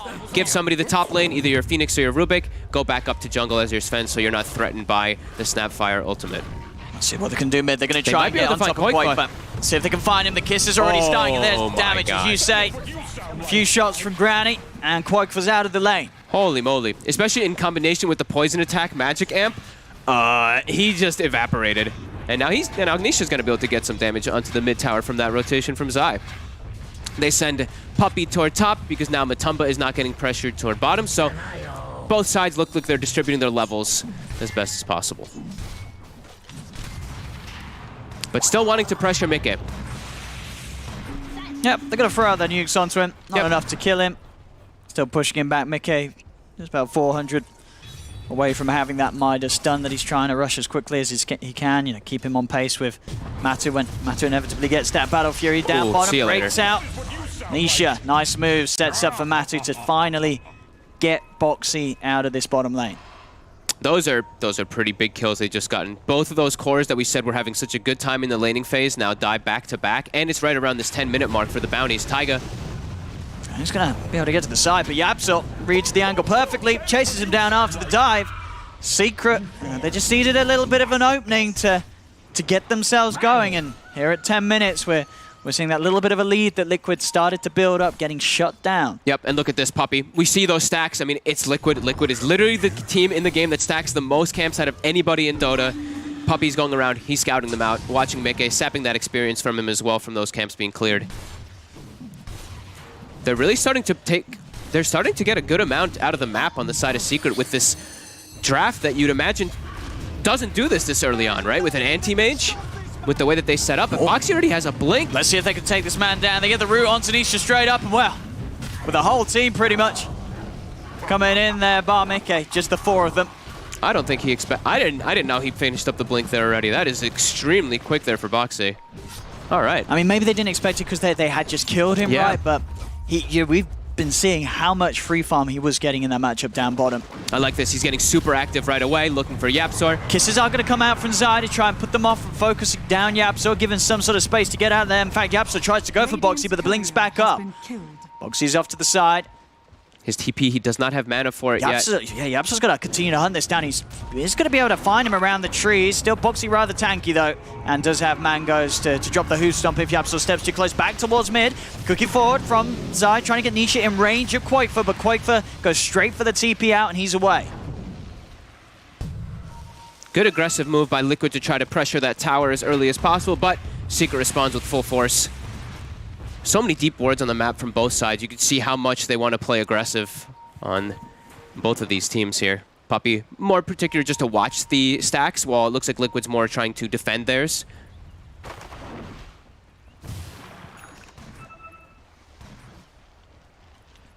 And these timings, I mean, we're seeing Mickey with the Midas online, and still Matu. He's ahead of him.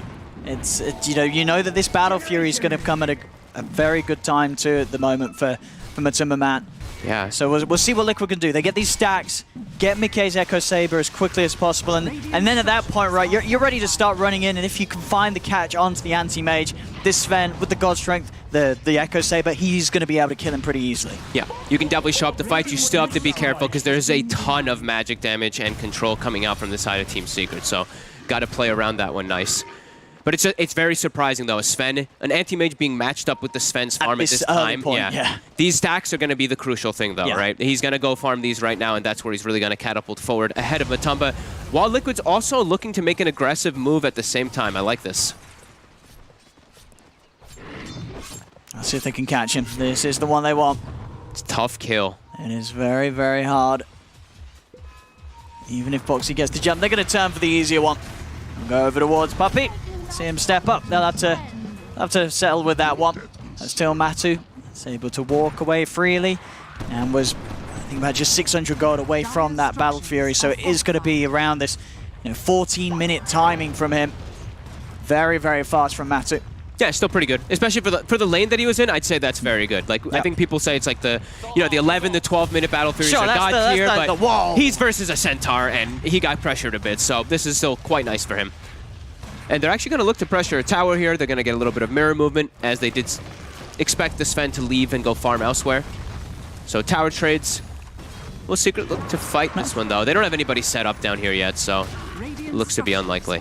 So there it is, the 30 minutes, 38 seconds on the Battle Fury from Matu. Top lane, they're going to try for the jump in onto Nisha, leading him with the Stampede. Boxy's able to find the catch. The Mortimer's Kisses start to come out from Zai. Roll forward from Yap, so he's in on top of Quakefor, but Quakefor in that ultimate form, a little too tanky for them to do anything about. Still though, they burst down Boxy. Chase from Tiger with the Sunray, looks towards Nisha, another route's out now with the Supernova. They try and turn the beating down with the fear, pushes him away from the egg. He comes back in though. Zai will claim the egg, but Liquid get his life in return.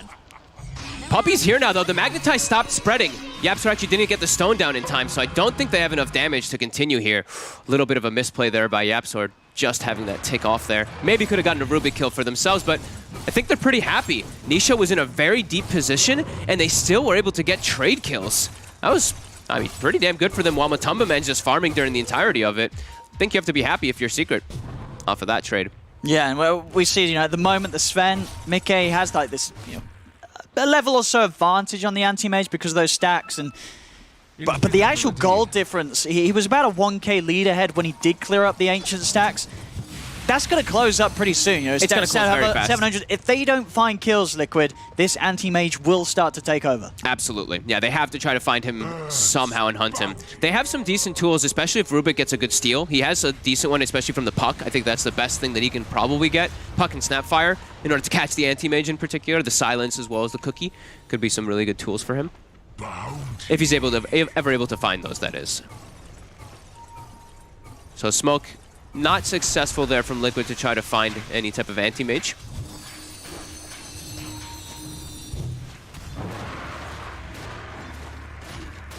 Just back around mid. I mean, a little harder to fight into Secret now, though, with Zai having the mech complete. And we talked about this a bunch, right? Is the team fight that Secret does have together with their 4. It is very strong versus what Liquid has, because that egg, we saw it. Even if you have things to cover it like stuns or fears, Zai just kills it by himself. And Puppey's going to find a free catch there. Dream Coil down. On to Tiger. And giving the kill to Matu as well, making sure he gets the last hit. Continuing to get this anti-mage game on a really good path for Matu. Nice little stolen orb there. Able to get the D-ward safely and get himself out. And look at that, Insania does chat wheel when he gets a D-ward, of course, excited as a support. I think he's just very happy to be playing his Rubik here. Yeah. He loves it. Mickey showing himself bottom, pressures the lane all the way to the tower. Good amount of information gained off of that. Zai showing his face mid. This is a tanky Snapfire. Yeah, if they get a lot of roots, there's backup. Maybe they could do it, but as you say, he's not alone, Zai. And they're going to start looking for the trees. In fact, they're going to be able to get themselves on top point, but they found the lone druid immediately. As Liquid get punished for that. I mean, they were... how do they know they were there? I think they must have caught a glimpse of vision onto the Centaur through the for a trees. second. I think so. Boxy must have stepped in a way that they did see him from that Radiant ward that they have in mid. It's the mid ward. Yeah. And they knew, Boxy's here. He's not going to be on his own. Let's go behind him, and boom, they get themselves on top of the big catch. Quakefor. Literally the biggest catch they can get besides the Sven, yeah. Pretty huge. More time for Matumba Man to sit back and farm and catch up to Mickey, which he's starting to get close to doing so. Mickey still farming very well. He's getting pretty close to that Aghanims too, with the Echo Saber. Sure, your Aghanims eats your first Echo Saber hit, which is a bit annoying, but Aghanims versus Puck, you can rip yourself out of the coil, which is super nice for yourself. So cool. Okay, he's getting his item times at a pretty decent pace, but I think Liquid wants to be at a much bigger gold lead at this point in the game when they're playing versus an anti-mage draft. Sure, yeah, you're 17 minutes in. It's pretty even with the way, as we said, on that bottom lane, that they did have the setup where Boxy was having a better time than Matu at this point. That's just all been lost. Matu's in it pretty much where he would hope to be at this stage. Absolutely, and they also have, they're matched in towers, right? It's only 2 towers have been taken out by both sides, so both teams have a little bit of a tough way to access the enemy ancient/triangle area. But yeah, Mickey, that's the Aghanims pretty much done now after this next camp. It's got to be go time, right? You get the Ags, or are you still waiting for another item on the Sven? I think you have to make some type of move here. Maybe they're waiting for the Lone Druid's item to finish up too. I'm not sure how close Quakefor is to finishing up that MK. He's still quite a ways away. Okay. Probably can't wait for that timing just yet. I think they probably want to start getting the move on. But even now, like, Aghanim Sven isn't something that's just going to save you, because we mentioned so much magic damage and lots of control on Secret. He can still just get eviscerated and just killed by all this damage that comes out. Yeah, they've got the full Greaves on Zai. Matu's finished his Manta. Yeah, Veil Puck to amplify everything, that all the magic they have. And they have Anisha Viper. Viper, one of the best heroes at just shutting down a hero like Sven, who just, you get Viper Strike, your fighting is pretty much over if your Stormhammer isn't up. So it looks like they're just going to chill back and farm for the time being. I think they don't want to rush anything just yet because of that lack of BKB. But yeah, Matu, top of net worth now. It's finally happened. Oh, C-top. This is the move that we've been looking for Liquid to make. They want to get aggressive, but you can see Secret, they're very prepared for this. They brought 4 in. Bear's getting killed pretty quickly here. The Bear. The magic damage. We'll be able to keep it alive, only just.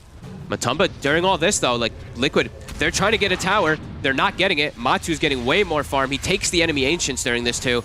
Claims a decent lead now over the Sven. I mean, and now Secret smoking. Now they're looking for the fight themselves. Yeah, Liquid's got to be careful. I mean, sure, Liquid's on the high ground. They do still stick together as a unit. Puppey. Smoke's going to be dispelled on him, but he's already jumping away with the orb. Boxy is going to try and chase. Goes with the Stampede. Puppey turns with the Dream Coil. In fact, the Dream Coil stun will catch him. The Fear into the root, though, will set up for Puppey to fall. Can they think about a Roche for this here? I think they maybe have to try to force it. Yeah, they're actually going to try to go in there. I think the Coil is down. Coil is one of those big abilities. Right. I mean, think this is pretty big. Yeah, with the Bear, with the God Strength, they're taking it down fast.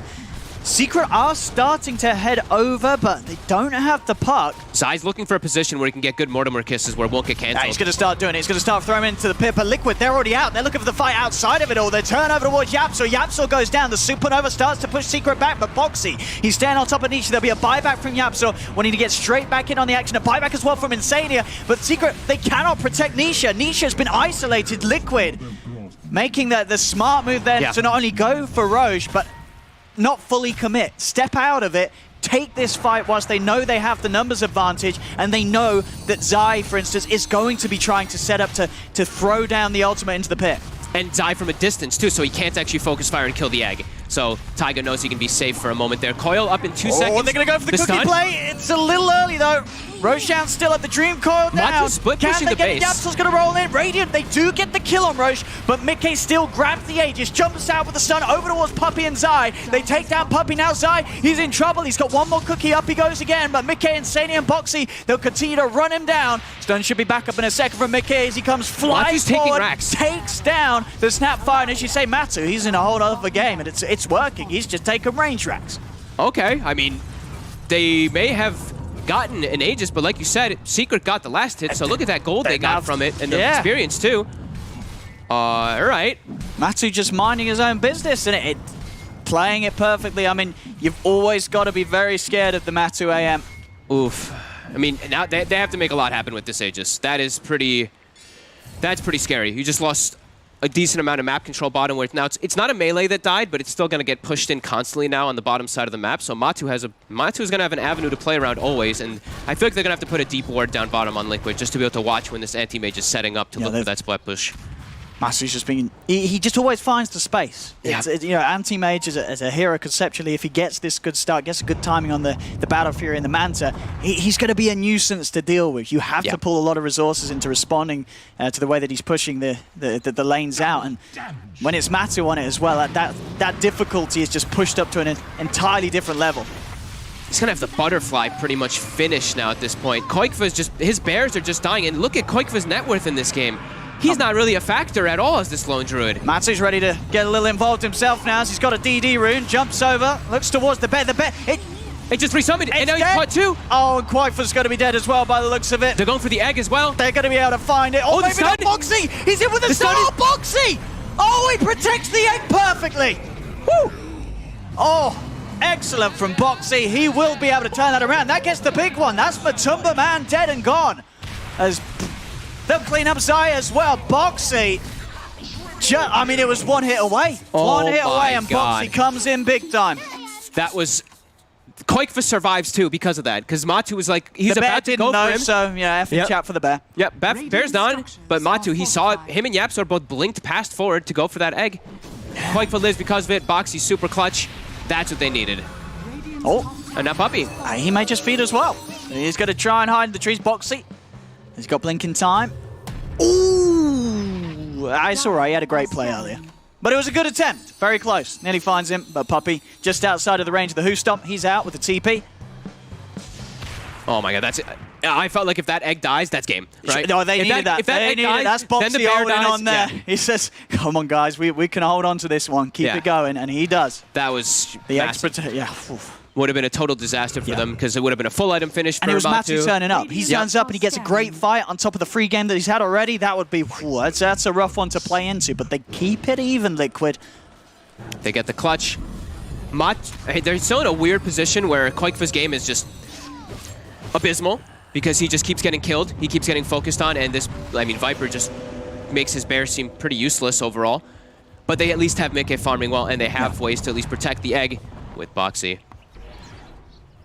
But yeah, it's a lot of weight on Mickey's shoulders, I still do feel in this game, as this anti-mage is still real big problems for them, especially with this itemization. Sure. And as you know, the panel sort of talked about at the start, the other counters or heroes that are good against the aim. At this stage, like you look at the Lone Druid, you're just not scared at all because of the fact he's just not got the farm at the moment, Koikfa. No, he doesn't. He doesn't even have MKB finished, and there's already the butterfly. This is like 2+ full items from the AM on top of a Lone Druid, and Lone Druid is pretty fragile. Like the next item that Matumba Man gets, when he gets Basher / Abyssal, this Bears game is irrelevant. It's going to be so hard for him to play. So yeah, eyes on Mickey and eyes on just the team fight in general if they're able to cover that egg for Liquid. Still very high level. 21 on Mickey is no joke. Oh yeah. And he is going to be able to itemize to be able to counter that butterfly as well, queuing up that MKB.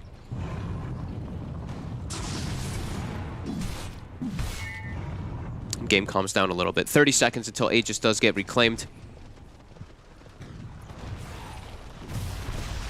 See if anything's to be done with it. They will start grouping up mid again, Liquid.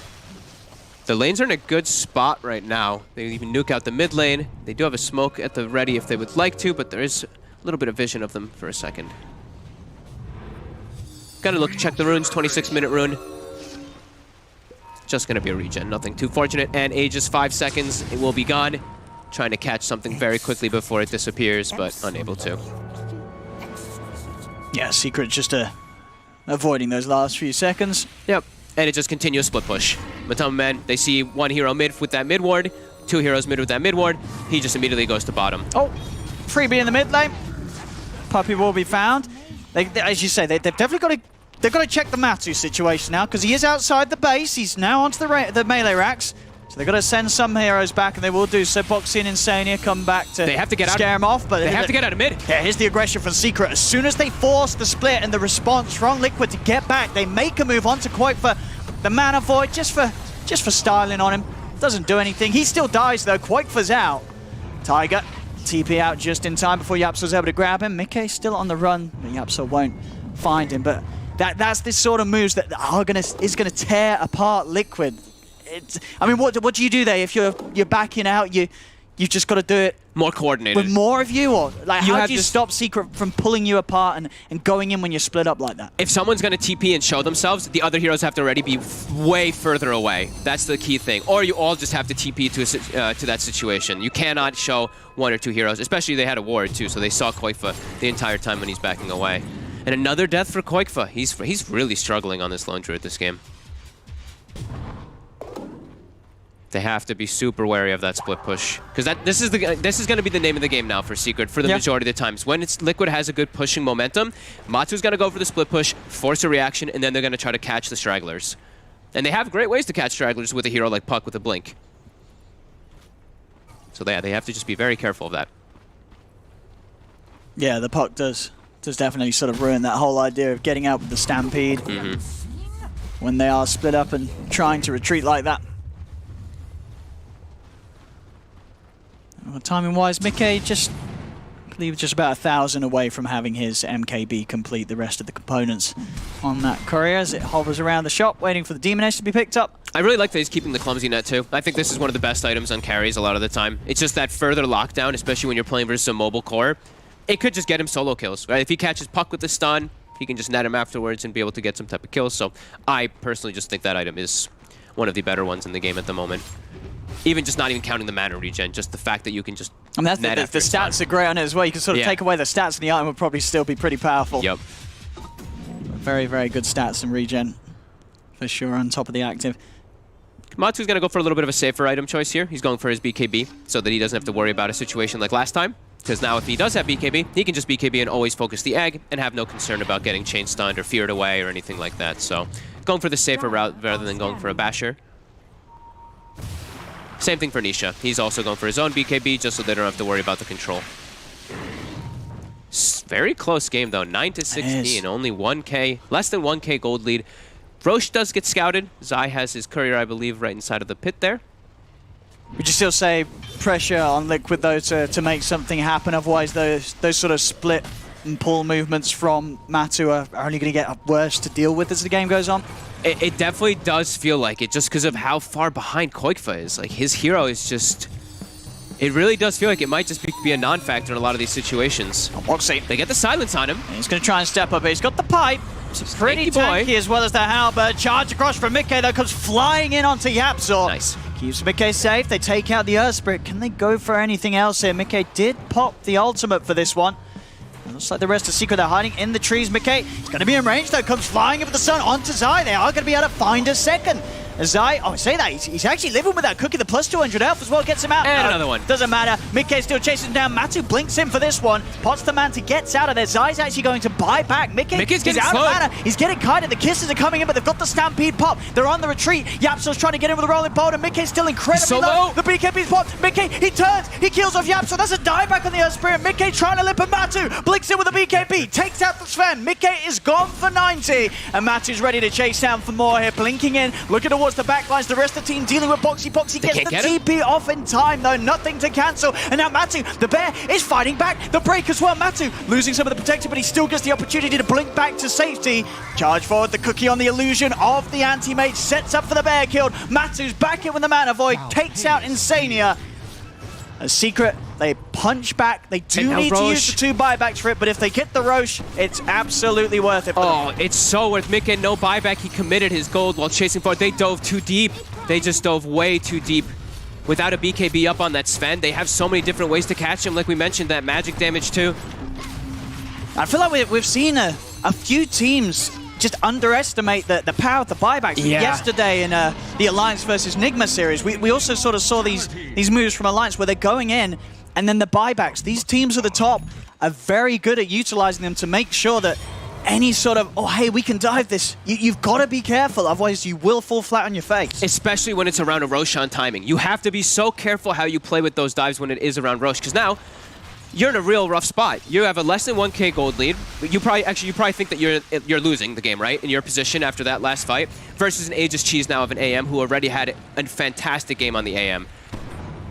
This has now gone quite in favor of Secret now in these next few moments, as they're going to just be able to assert a lot of dominance with this anti-mage. And Matu's actually not going for the Basher. I think he realized how hard he was getting hit when he tried to stand toe-to-toe with both the Lone Druid and the Sven. Just itemized for armor, as the physical damage is the only thing he has to worry about at the moment.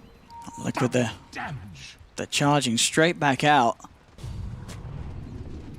See what sort of a catch they can find, though. It's hard, though. Secret keeping to the side. Mickey queuing up that silver edge, so it's got an additional way of sneaking in, breaking the anti-mage and the Viper. No reason to not build it, right? You have Echo Saber anyway. Might as well get yourself a nice slot there. Secret, though, DD at the ready. Got everything ready to look for some type of frags here if they can catch some hero. And Koik for Sus continuing to look extremely fragile every time they can't find him. Hiding right behind that tier 2 though, Liquid. Yeah. A little tricky for Secret to get them initially. Deep ward's getting placed down. Yeah, just Secret getting all 3 lanes onto Liquid's half of the map. Trying to force Liquid to show themselves that they do, as I say, stay hidden in the fog. All 5 of Liquid off the map. Koikfa will start to show mid with the bear. Matu starts forcing in that bottom wave, so if there is a fight that starts getting picked toward mid, look at this, he's already ready for the racks. You're going to have to make some quick decisions if you're Liquid. Who's going back to defend? Who's taking the fight? Boxy's already starting to ping it. They've got the glyph available, starting to drop.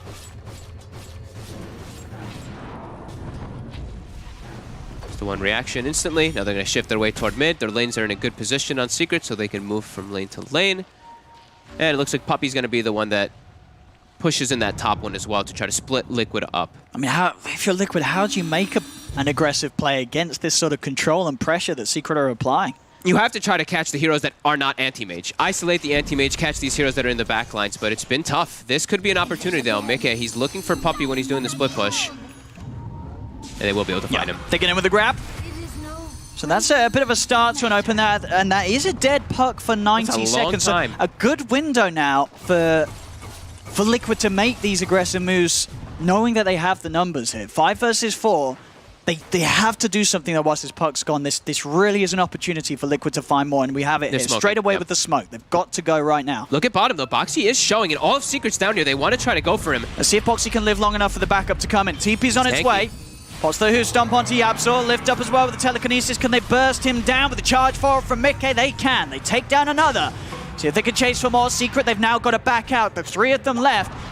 Nisha able to TP away, but Zai's not going to be as fortunate. Insania with the stolen cookie, feeds it to the bear, jumps him in, and Liquid, they find the third.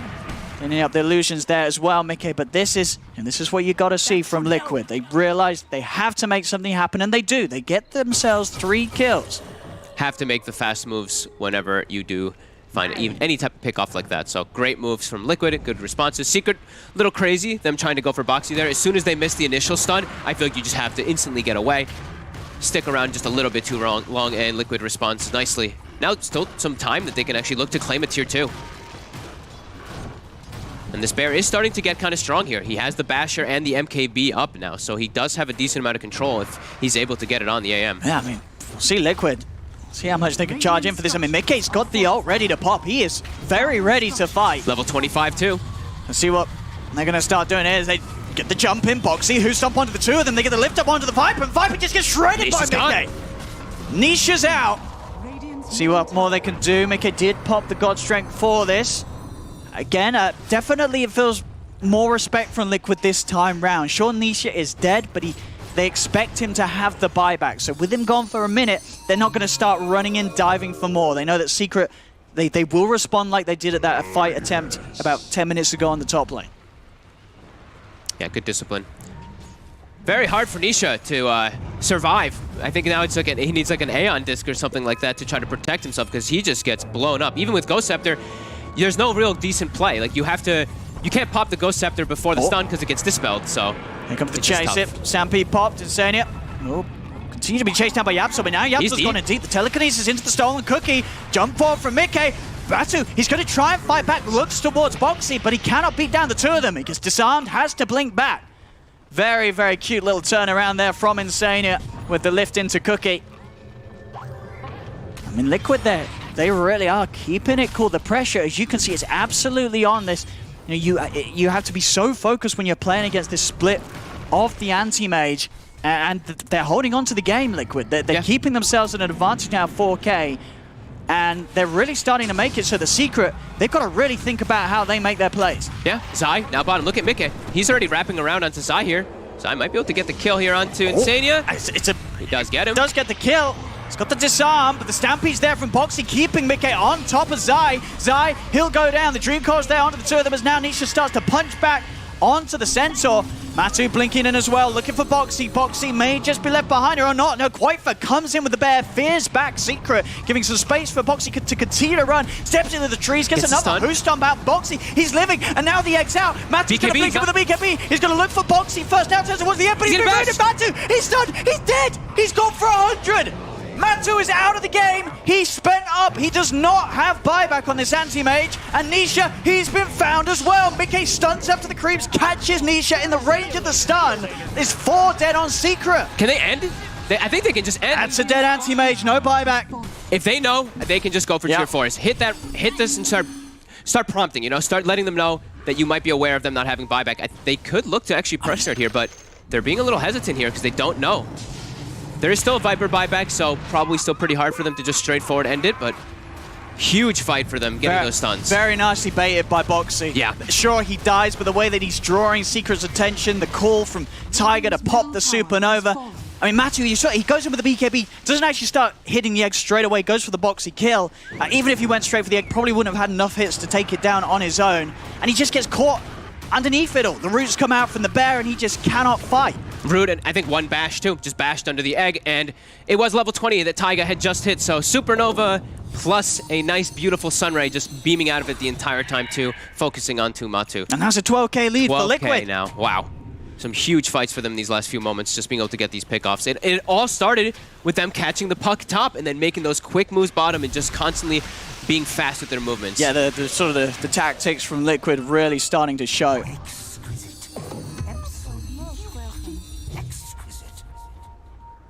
And now, I mean, Koikva's game is fully recovered. After all these last few moments.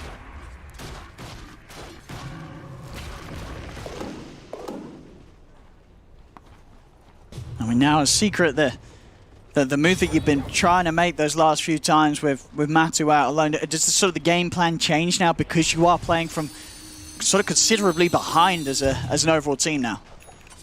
I think they still probably have to look to do that same kind of stuff. I think they just have to be more aware of not trying to focus Boxy at all. Like, that's what caused all that to happen, right? Boxy was playing himself and baiting himself, kind of, I'll use the Brian word, right? What is it, dangle? He was dangling himself or whatever. Doing it beautifully, and they got baited by the dangle. So they have to just be a little bit careful of who they want to go for with their focus fire. Maybe look for those backlines a little bit more when they do go for those fights, but it's just tough. It's getting hard now because of how much Liquid has gotten over those last few fights. All these heroes have gotten an extra item or two because of those last few one fights.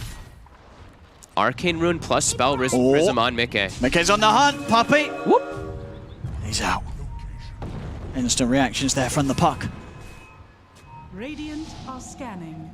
Look at these cooldowns. Matu's going to start poking. Liquid's going to have to head back. As Matu on the base. See the TP's come in. I'm going to pop the Stampede box. He's going to try and chase this down here. Oh, Mick is going to try to cut him off. Look at this. He's darting all the way across the map. He's got a TP though, and he is going to start TPing out there from the trees as he's away. Only just in time though, as Insania nearly found him back over towards mid. The kisses come out onto Tiger. Take down the Phoenix and maybe able to beat down onto the bear as well as he gets slowed up. They'll find it, and in fact, the roll over onto Koikva. He needs help. Insania with the Stolen Blink jumps in, gets the lead in onto Nisha as Mickey goes for it with the ult. Matu jumps in. He's ready to try and fight back against the Sven. He's looking towards Mickey, has to blink away though. Mickey just doing too much damage. The mana just there enough for him to jump over once more to Yapzor. Double kill for Mickey. The fear from the bear pushes back Zai into the reaches of the Sven as Mickey claims the triple and Roche up. Liquid, they're into the pit. Nisha out for 90 without buyback. This is going to be a free Roshan for Liquid. Yep, and even though Taiga dies, immediately buys back. He's back into the fight. Nisha, no buyback. Another one fight for Liquid, the way they're able to set up. Nisha's hero has just completely fallen off in these last few moments. Mickey knows, I click stun on you, you have no way to play around it. Even though he did, like we mentioned, Nisha bought Ghost Scepter to try to deal a Sven, but Stormhammer Dispel, like, you can't actually play around it because you're dead in the one stun. It's very tough to actually do. And yeah, now Liquid, they've got a timing window here where they could look to pressure in that mid. They've got their lanes in a okay position. Ooh. Matu. He's tried for it here. He's not going to get it. Insania's out of there. And the side of Liquid, they're taking this mid-brax. And they'll get it. No defense here from Secret. The mid-brax are taken. Liquid have just done an excellent job in the second half of the game, outplaying Secret.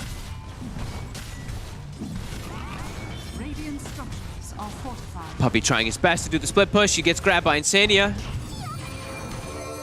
Mickey's actually TPing back to try to go for this kill here. Now they're going to get chased, though. They are, Zai.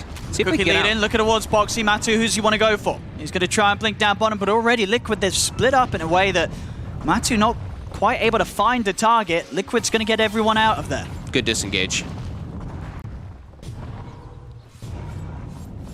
Getting tough for Team Secret to actually find anything with the way Liquid is playing all together around each other. Dire's structures are fortified. And they're starting to get all these level 25s now built together. Koikva's game, like we said, has been recovered quite a bit ago. Now has hit level 25. Much stronger threshold for him. Very hard for Secret to really fight into them 5v5 right now. Yeah. now it's gotten just so much more difficult. I think they were more around that mid-game peak timing, right? With at least the first 4 heroes that they have, the Puck, the Earth Spirit, Viper, and Snapfire, very strong around that early game, but once they start getting collapsed on, the game has definitely gotten so much harder. Taiga now with that Refresher Shard too on top. Another level 25 also for Liquid. Game not getting easier for Secret. Dire are scanning. See if they can catch any of Secret here. As 2 of them starting to head out. Zai's already away. This scan didn't quite catch onto Puppey. And Puppey also able to TP out in time. Won't find any catches here. Puppey also having the Aghanims now complete as the All right. Puck. Pretty good pickup there. Very strong versus these heroes. Sven still has ways to play around it, sure, but definitely a good pickup there for them. Still hard fights. Very tough fights for them to go through these very tanky heroes now that the AM can't actually just jump Abyssal and kill because he went for that AC for more the defensive aspect. Now he's getting close to the Abyssal though. He's going to take a bit of damage back to himself when he's hitting them with that 25 on the Centaur. Yeah. Giving... Oh, but Boxy showed very far forward here. Do they have enough to bring him down? If they commit everything, they do. That is what you sound like. I mean, you know, fair play, Boxy feels he's tanky. He just wasn't quite tanky enough to be making plays that far out on his own. Some time now without a Centaur, 90 seconds. They still have Aegis, though, during the entirety of while he's gone. But some time for them to finish up their items, finish up in particular Matu's Abyssal, and probably still have close to buyback afterwards. Abyssal changes the whole dynamic of Anti-Mage, because that's where he can actually look to jump into the backlines and just kill heroes before the fight starts. So let's see if that is something that they're going to try to do while the Centaur is dead. They are smoked up. Coil should be coming back up pretty soon. About 10 seconds. And Liquid, they should know. Yeah, they know something's up. They should definitely just sit in the base and wait for this time.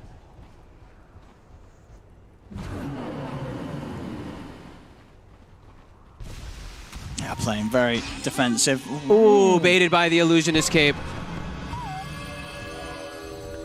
And it's a stolen coil as well. Not only just his coil, he's got an Ag's coil stolen. Yeah. Because Rubik has his own. All right, insane. Yeah, he's going to have a... Oof. He's going to have a lovely time with that one. Already having a brilliant game, of course. Insania 2, 3, and 23 on this Rubik. That's a tough one. Matu cannot play around that easily at all. Even with his BKB, like if he gets caught in the coil, he's very likely to just die. That's going to cause some huge issues in the next fight. Yeah. To the point where Matu, he's probably top of this list now, is to get on that Rubik, make sure that he's not able to get his spells off. Yep.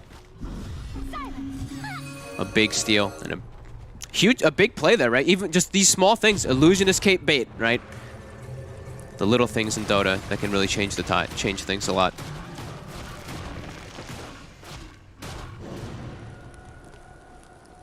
Everyone's getting close to 25 on the side of Liquid. Secret not quite in the same boat by any means. Puppey's actually the second highest level on the team. Standard Puppey. Yeah, with the way that he's been splitting out these lanes, he's the only one who can. Yeah. He's got the elusive plays to be able to. The other heroes are just very immobile, so if they try to split push, they'll just die. I think Boxy now has a full Hex, right? He's about to if he sells that wand. I mean, just looking at the kills as well, I mean, you couldn't sort of write it any better for the way that it's gone for Liquid with regards to the kills, right? You have your carry, 20 kills, 1 on 5. Everybody else, this is the dream team for a carry Sven. They've let him, or he's just been there to get them. He's got all the kills. Yep. Now this is a very happy place for Mickey to be in. Dream game for carry Sven, and they also have the backup of a secondary carry from that lone druid too. Although, like we said, Koikvo was having a bit of a rough one, fully recovered, and they continue to scale very, very hard with these cores, and even their supports. Like, look at like Phoenix and Rubik are farming like beasts. Phoenix continues to get stronger and stronger as games progress. See what Secret does here. These fights look like they're going to be very difficult for them. Trying to catch them off guard with the smoke. They're kind of split at the moment. Going for this return of the outpost. Mickey. He's going to show. He's keeping it cool. Will now show, but smoke coming to an end. Secret have already started to back off. Just unable to find that catch that they'd hoped for. Or at least, I mean, they get the outpost, but it is going to fall back into the hands of Liquid easily before this 50-minute mark. Yeah. Liquid now all together. There's a bit of a scary moment there for when Secret had smoke because they were split up. But Secret couldn't find anybody there. They're going to see Puppey there for a second if they want to try to commit. He does have Aeon Disc as well as the Magic Lamp, though, so 2 different little ways to bail himself out if he does get gone on.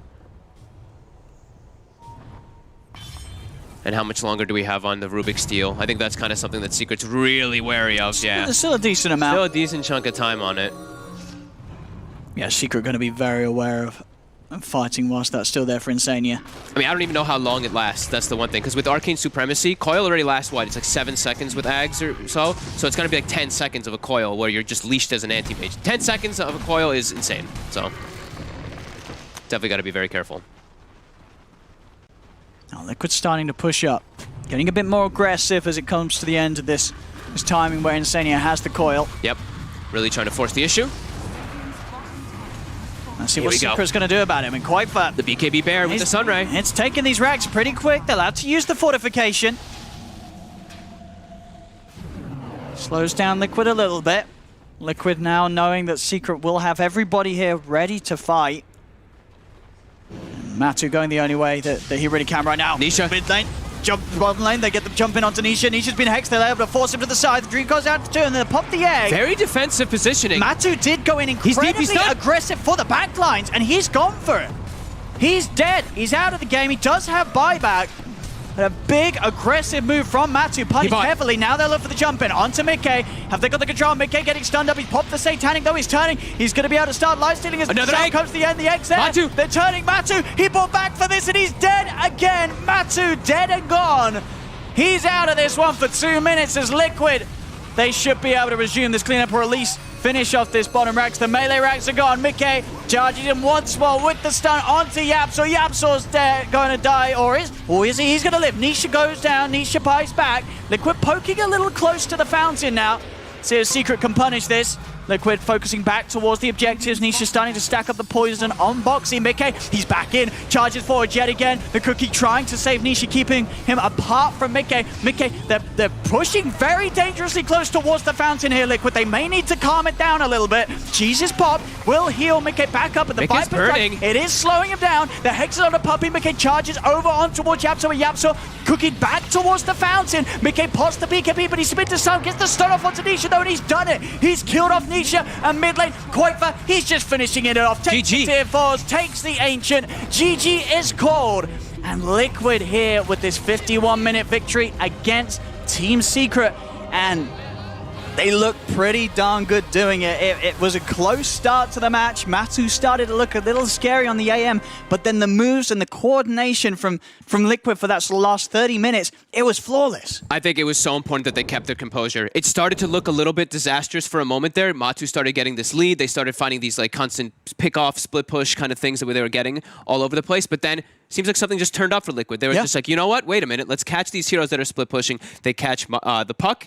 Then they catch bottom. Then they continuously catch so many kills. I think it was like the kill score was what? It was like 16-19 or something at some point, and then it ends like 17-38. So you could just see that Liquid really started to ramp up how they understood and how they wanted to play composed. Yeah, and Matu just for that whole second half just couldn't do anything. Yeah. Each and every time he was jumping in, and some of those counters that was sort of talked about by the panelists at the beginning, it started to show. He just couldn't fight as this anti-mage. Yeah, and the Viper fell off super hard, so.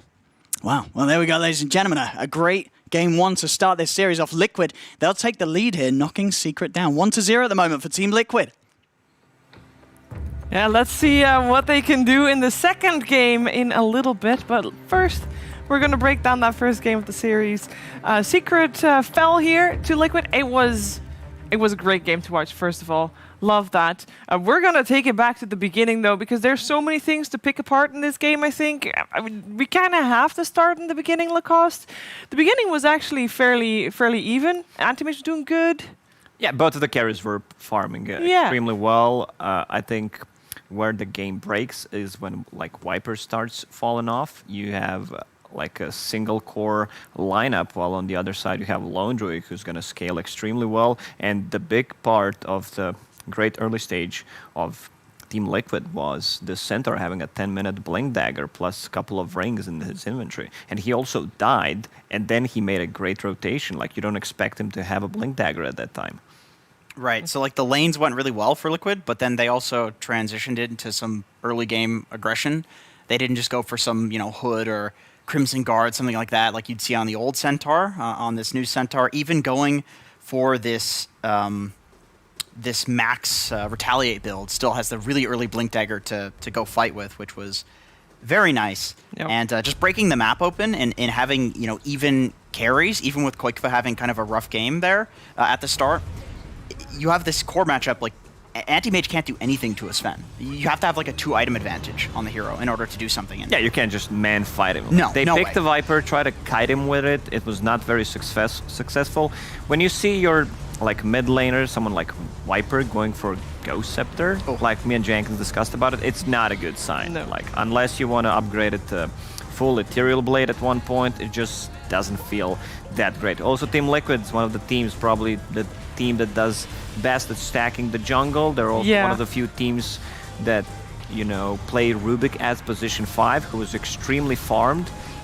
Solo is the one that comes to my mind. Like, none of the other teams, I don't believe they play Rubik as position 5. And Sven itemized very interestingly in that game, like going for earlier Aghanim Scepter build so he can break out of the coil, which is kind of a 200 IQ play for me. Yeah, in the previous game was actually both Fogged and Lizard said, if you're going to see the Sven in the hands of a team like Liquid, you know that everything is going to get stacked up so that the Sven can get big, and he did get very big. Was this then, because I heard the caster say, like, Liquid straight up outplayed Secret at some point, that was said, but at the same time, you guys also say Viper just fell off. Like, how much of this was based on draft? I mean, they did go for an anti-mage first too, let's keep that in mind as well. How much on play? I think they definitely got punished for that.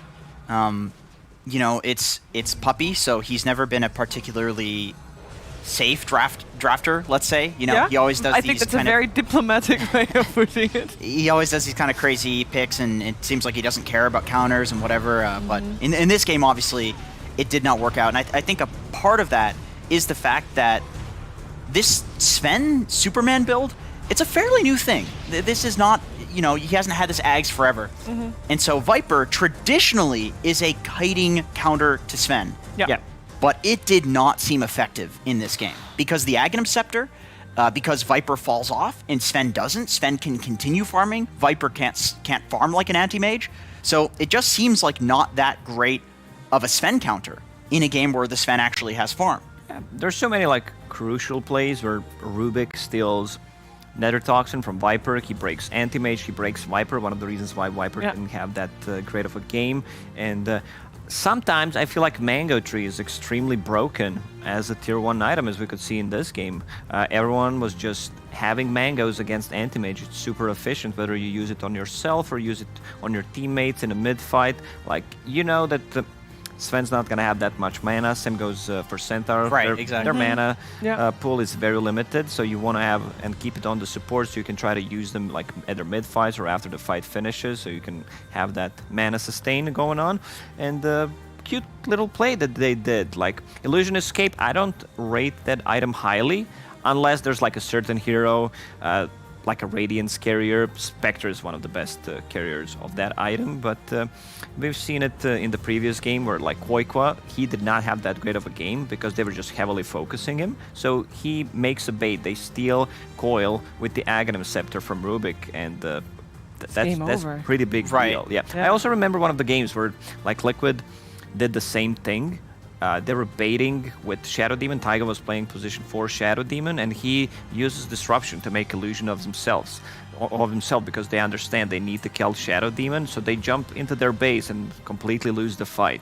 So sometimes it's that little thing, like that small play that you can think of, actually turns out to be pretty big in a game. Right, and I think the reason that it's so big is because the way that you play against Lone Druid is you catch him before his ulti and you kill him before his ulti with an Earth Spirit with the puck. Like, they actually had good answers to him. And they were answering to the Lone Druid a lot in the early game. But the moment he picks up the Illusion Escape, you can no longer just go on the Lone Druid that you see, even if there's a bear nearby, thinking that, okay, we're going to pop him before ulti. You always have that question, is this the real Lone Druid? Yeah. Is this thing coming off? It's falling down. You're good. All right. You're just so talking, so animated, you know? I really am. I'm pulling an O in here. But, you know, it just, it breaks the entire way that you kill the hero that was making Secret in that game. Yeah. Like, they were in that game. Their strategy every single fight was kill Koikfa first. And as soon as you get that item, you can't do that. And then obviously the Illusion Escape works on the bear too. So it's like, even if it didn't have that illusion component, it would still be good. Now, there's another point that we had during the draft. We already knew, Jenkins, you thought already that was going to be Zai playing Snapfire. I did not really feel the 3 on, you know, the core Snapfire impact. It killed the egg a couple times, but, you know, you do that regardless of what position you're at. Net worth-wise, he was second from the bottom for his squad. A Puppy was a little higher. Yeah, same thing happens when you have offlaner, someone like Clockwork, and the game's not going well. Yeah. It feels like you Yeah. have 2 position 4s and 1 position Yeah. 5. Yeah, because the hero doesn't really scale. He doesn't flash farm. Snapfire is great against Phoenix Egg when Egg is level 1. When Egg is level 2, not A little that tricky. Yeah. Right. I guess that's in Zai's defense. It's an offlane thing, I think, to fall behind and, you know, you're just kind of sitting in the trees with auras, letting your team have fun. I think that's a pretty typical offlane thing. Like, maybe we'd be saying something different if he was ahead. I just felt like he was going to play it because I know he really likes it. That's kind of it. You kind of feel like he was a product of circumstance in this game. Like, we can't really judge the offlane Snapfire until almost. you had a bit of a better game. Yeah, don't I think so. necessarily think the hero is bad as an offlaner if, like, you have maybe a different heroes around him. Right. The game's going well, the hero's going to look good, no doubt about it. So Yeah, it's very hard, very easy to actually judge, you know, Snapfire lost the game, that the hero as an offlaner is bad. It's not that simple. Yeah. All right, so what are we going to see changed for the next game coming into the second game? I feel like Team Secret is just going to straight up ban Lone Druid, maybe even in the first phase. Okay, well, then they have to let Tiny or Doom through. Honestly, I think I would... I feel like Doom's kind of overrated. I'm just going to say it. I feel like that hero's overrated. We saw him, I think, once on Friday. Did we see him once and he lost and he was indeed overrated? It's, you know, there's heroes that can farm faster than Doom. I don't even want to go there. The farm doesn't even matter. I just think there are heroes that just counter Doom that people are picking now. Like, Io didn't really exist a week ago. And now Io is a big deal. You know, OG picking in literally every single game. I think there are, you know, Oracle. We're seeing Oracle get picked. Like, there are heroes that counter Doom's most important ability, which is the Doom.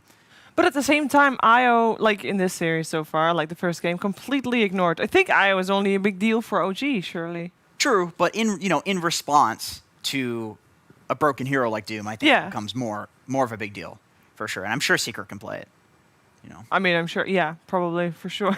I also think that, you know, IO banned out for OG, Lone Druid banned out for Liquid. It's like, you gotta ban out the signature heroes, I guess. Sure. They're the only team that plays it as well. I think that's fair. Loading August form, 89%.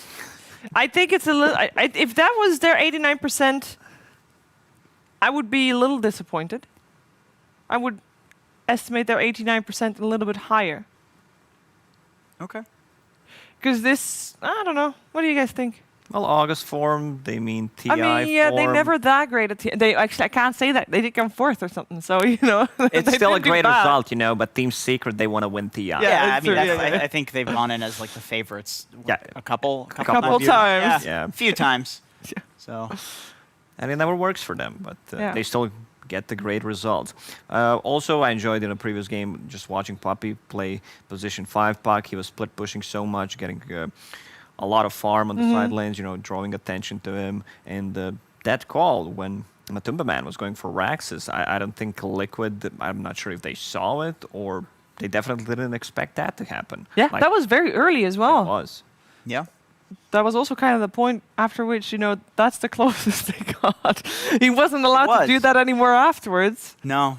And I think that just, you know, goes to show the counter between the Sven, the Lone Druid, the Anti-Mage, is that basically the highest impact that he can have on equal net worth is split pushing. And the moment he's showing up to fights, even on even grounds, it's like Mickey is godlike in the fight. You know, the game's even and he's godlike because it's just such a good Sven game. So going into game 2, I would definitely think about not first phasing the anti-mage against this team in particular at the very least, because they have the Lone Druid, they clearly have the Sven, they have the answers. I don't see why you would subject yourself to that again. It's not like Matumba Man played bad.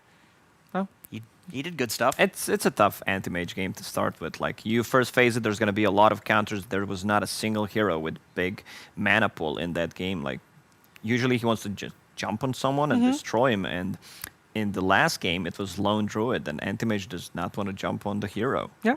We're talking obviously a lot about how we feel Secret should have done better, perhaps based on drafts and whatnot. At the other side, Team Liquid played really great. And I know that in the previous series, we had a Centaur as well. We had a Centaur again. Boxy played it really well again with that Blink Dagger, so defending the egg there, basically turning the game on its head. Yeah. Like, are we going to see that hero more often? Because it always feels like he's not first choice. You know, it's basically when the rest is a little bit banned out, like, I guess we got to go Centaur. Well, if you need a reliable stun from your offlane, you might think Sanking is a good option. No, it's not. It's pretty shitty. So, like, what's else there? I mean, what is it? It's just specifically Sand King? There's plenty of reliable stuns. What is it with this hero? I just want to see the hero buff, that's all. Like, did a scorpion bite you when you were a kid and on the foot, and then you had to get your foot removed? I see your foot's right there. I watched the Scorpion movie with... who was in it? Scorpion movie. Which Scorpion? Scorpion King, it was called, I believe. The Mummy? I wish No. That was Scarabs. With The Rock. Yeah, it was one of the worst movies I That was saw. Scarabs. I was thinking of the Scarabs. It wasn't Scorpions. It would be... If Scorpions were, like, ate flesh, they'd be much more terrifying. Do they not? Sure. What do they eat? I think they I believe in insects. like grass and... Grass? Yeah. Scorpions do not eat grass. I think you mean cow. I'm pretty sure... They're not going to eat insects. That's cannibalism. Scorpion's not an insect. Yes, it is. You see them crawling around? You think that's a cow or a mammal? It's not an insect for sure. Like, it has a name. name. It's not a fish. What is it then? Is it part of the lizard family? No. It's an insect. I'm pretty sure it's not an insect. It could be like a subspecies of an insect, but it's definitely not an insect. I think it's probably the closest relation to like a cat. A cat? Yeah. Well, also, like the tail. That still doesn't justify your comment that it would eat grass. I mean, my cat eats grass and pukes up all the time. Yeah, okay. Doesn't actually eat it, but uses it to clean its intestines. That's probably because you should feed your cat different food. Yeah. Should stop feeding it grass. All right, let's focus on game number 2. I really liked what Liquid had. I like how both of you. We're getting serious here. Oh, this is my poster for game number 2. Oh, you're copying, Jenkins. I just do this. This is just like a beta thing. I just whatever. And I'm not doing it. I don't think I can do it. I'm just kidding. I was just comfortable. I was gonna do it, but I don't think there's a camera right. Oh, the angle is not that bad. You're good. I could do You can it. do it. Very comfortable. There you go. Definitely very comfortable. Well, yeah, smooth. So Back game on number topic 2 again with the posture. Game number 2, posture is very important. Game number 2 will. It must be going very different than this game. I feel like Liquid played really well, but at the same time, they knew exactly what they were going to play against because it was picked first too. Yep. They're not going to be in that situation again, at least, rather, they shouldn't be in that situation again. I do think that this first game kind of answered our questions as to how the team spent their month and a half-ish break, where Liquid was very prepared for what was coming, and Secret's like, hey, let's try anti-mage first phase. Or maybe a little bit less prepared. I think it is worth mentioning too that this is group stage, right? Yes. So, there's a little element there of like Zai is just, we'll try the Snapfire. Like I want to try it in absolutely. competitive because remember when he was playing the Spirit Breaker in pubs and going travels first and Aghanims, picks it once in competitive, and I think the next day on stream he's like, yeah, that was a shit idea. That was shit. And then lo and behold, everybody's still spamming it. Of course. 42% win rate in pro level pubs. It was so sad. Pubs were ruined forever. Yeah, I think everything that we say about Secret, there's a grain of salt because they did win 3-0 in all the tournaments that they played in the last couple of months as well. So we know that potential is there. It's not like we're trying, every Secret out fan out there, it's not like we're trying to trash talk your team. It's just that we're trying to find holes in the way they are thinking, or maybe, trying to get into their heads a little bit and understand why they're thinking what they are. Because that seems so far to be a fairly impossible task for a lot of teams facing them over the last few months, maybe over the last few years even. And Liquid was in the head of Team Secret in game number 1. Let's see what they can do in game number 2. Doom is still in the pool. Correct. So is the Tiny.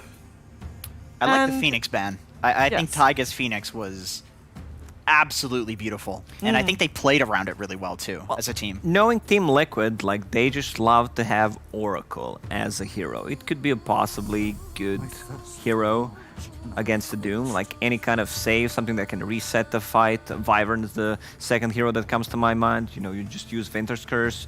You have a healing, you can just break the fight, try to run away.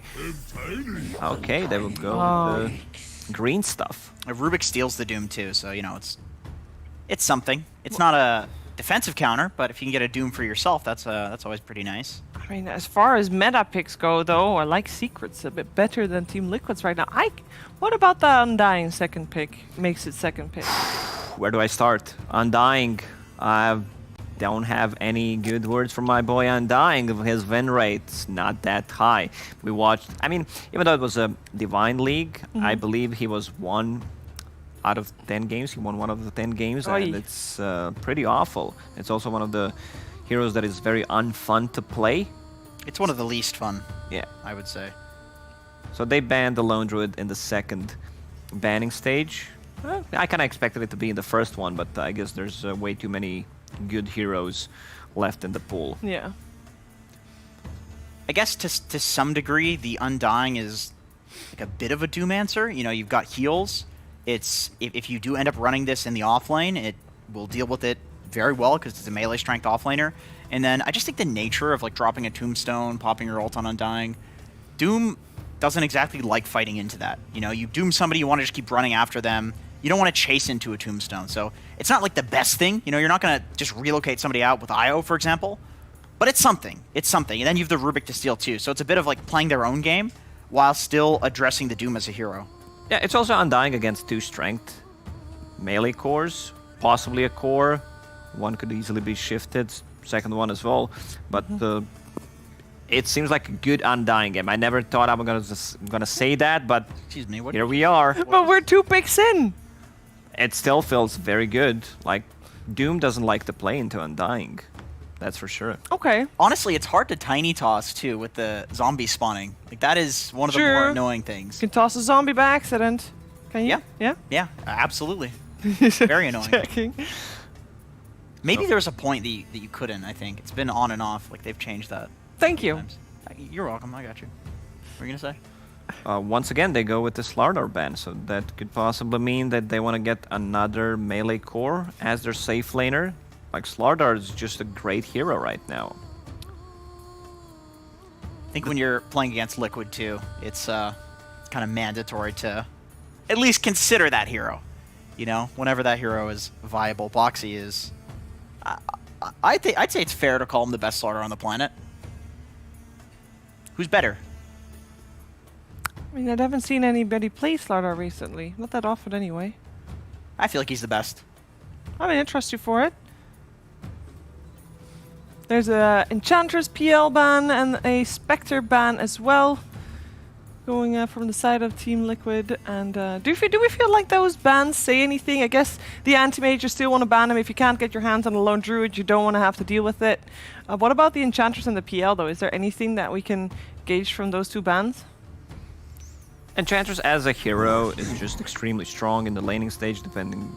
It really doesn't matter which kind of a build you go for. Puppy usually just gets a heal, runs in, tanks a couple of spells, heals up to fully, just creating space for his carry. and he's one of the few heroes that has the spell built in, which is a pretty big deal at the moment. Yeah, there's not much of that these days. Really not much of that. Just a puppy special, honestly. I feel like if you're playing against Secret, you know, going back to the Slardar, it's very similar in that sense. I love this matchup, Doom against Morphling. Like, this is the hero that you want to Doom pretty much, but... You like being the Doom? No, I like being the Morph. Okay, if I I'm was gonna fast say. enough with the fingers, you know, you get the Morph off, and you're it fine. just feels like a waste to Doom. It's fairly obvious when he's running out, he's like, Doom, you know, it's pretty projected that he's doing that. Unless he is coming out of the trees or has a Shadow Blade. Even with the blink, like the cast animation of Doom is fairly high, I would say. Right. And you have enough time. If you're paying attention, if you're a pro player playing for money, you know, you should be able have to do it. Fast You're going to be playing around reaction. wards too, and he can't get the Centaur Stomp. That is one thing. You can stomp into Doom, but then there's the Lincoln's possibility. And I mean, it's a lot of conditions when you would like to just Doom, I don't know, just Doom some Slark or Medusa or something like that. These are random heroes that I'm listing, but you know, you'd rather Doom a guy that doesn't just have instantly 8,000 HP by pressing one button. But at the same time, they picked Doom first phase, first pick, not just because the Doom, surely. Like, there must be more to it because you don't know what enemy heroes are going to be there.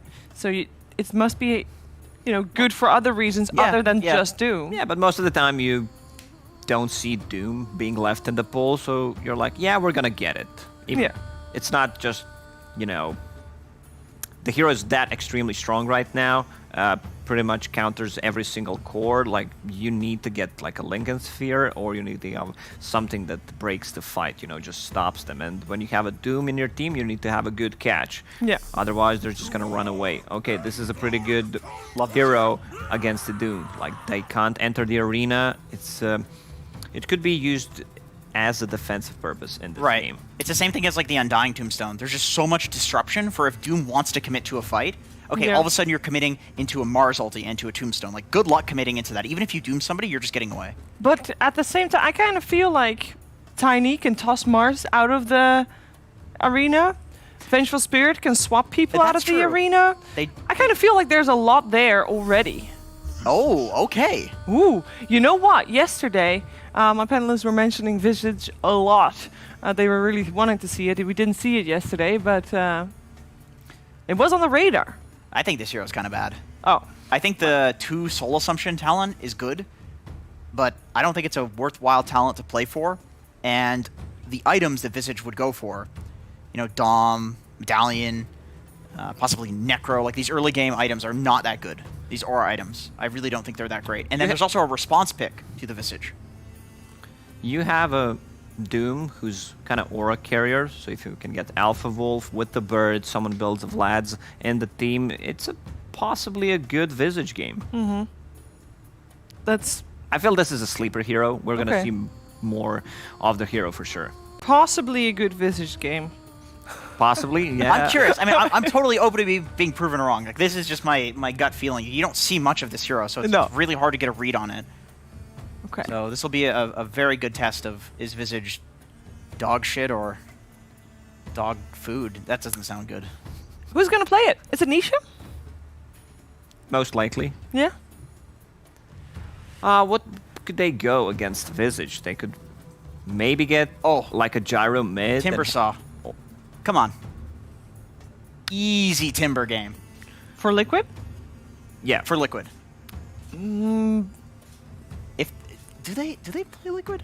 Or do they play Timbersaw? They do. I do. I think Koikfa plays Boxy it. plays it, but then you have Mars. But I think Koikfa plays it too. Maybe. But I say that a little Mars, but you're running Boxy mid. You're running Koikfa in a side lane. I mean, I'm sure they're more than capable in most situations, but they are up against Team Secret, so it's sometimes it can get. They have swapped their positions though before. Mm-hmm. They've done that. They've done that quite a lot. I got extra information on the side. You have to ban the Drow, said Fogged.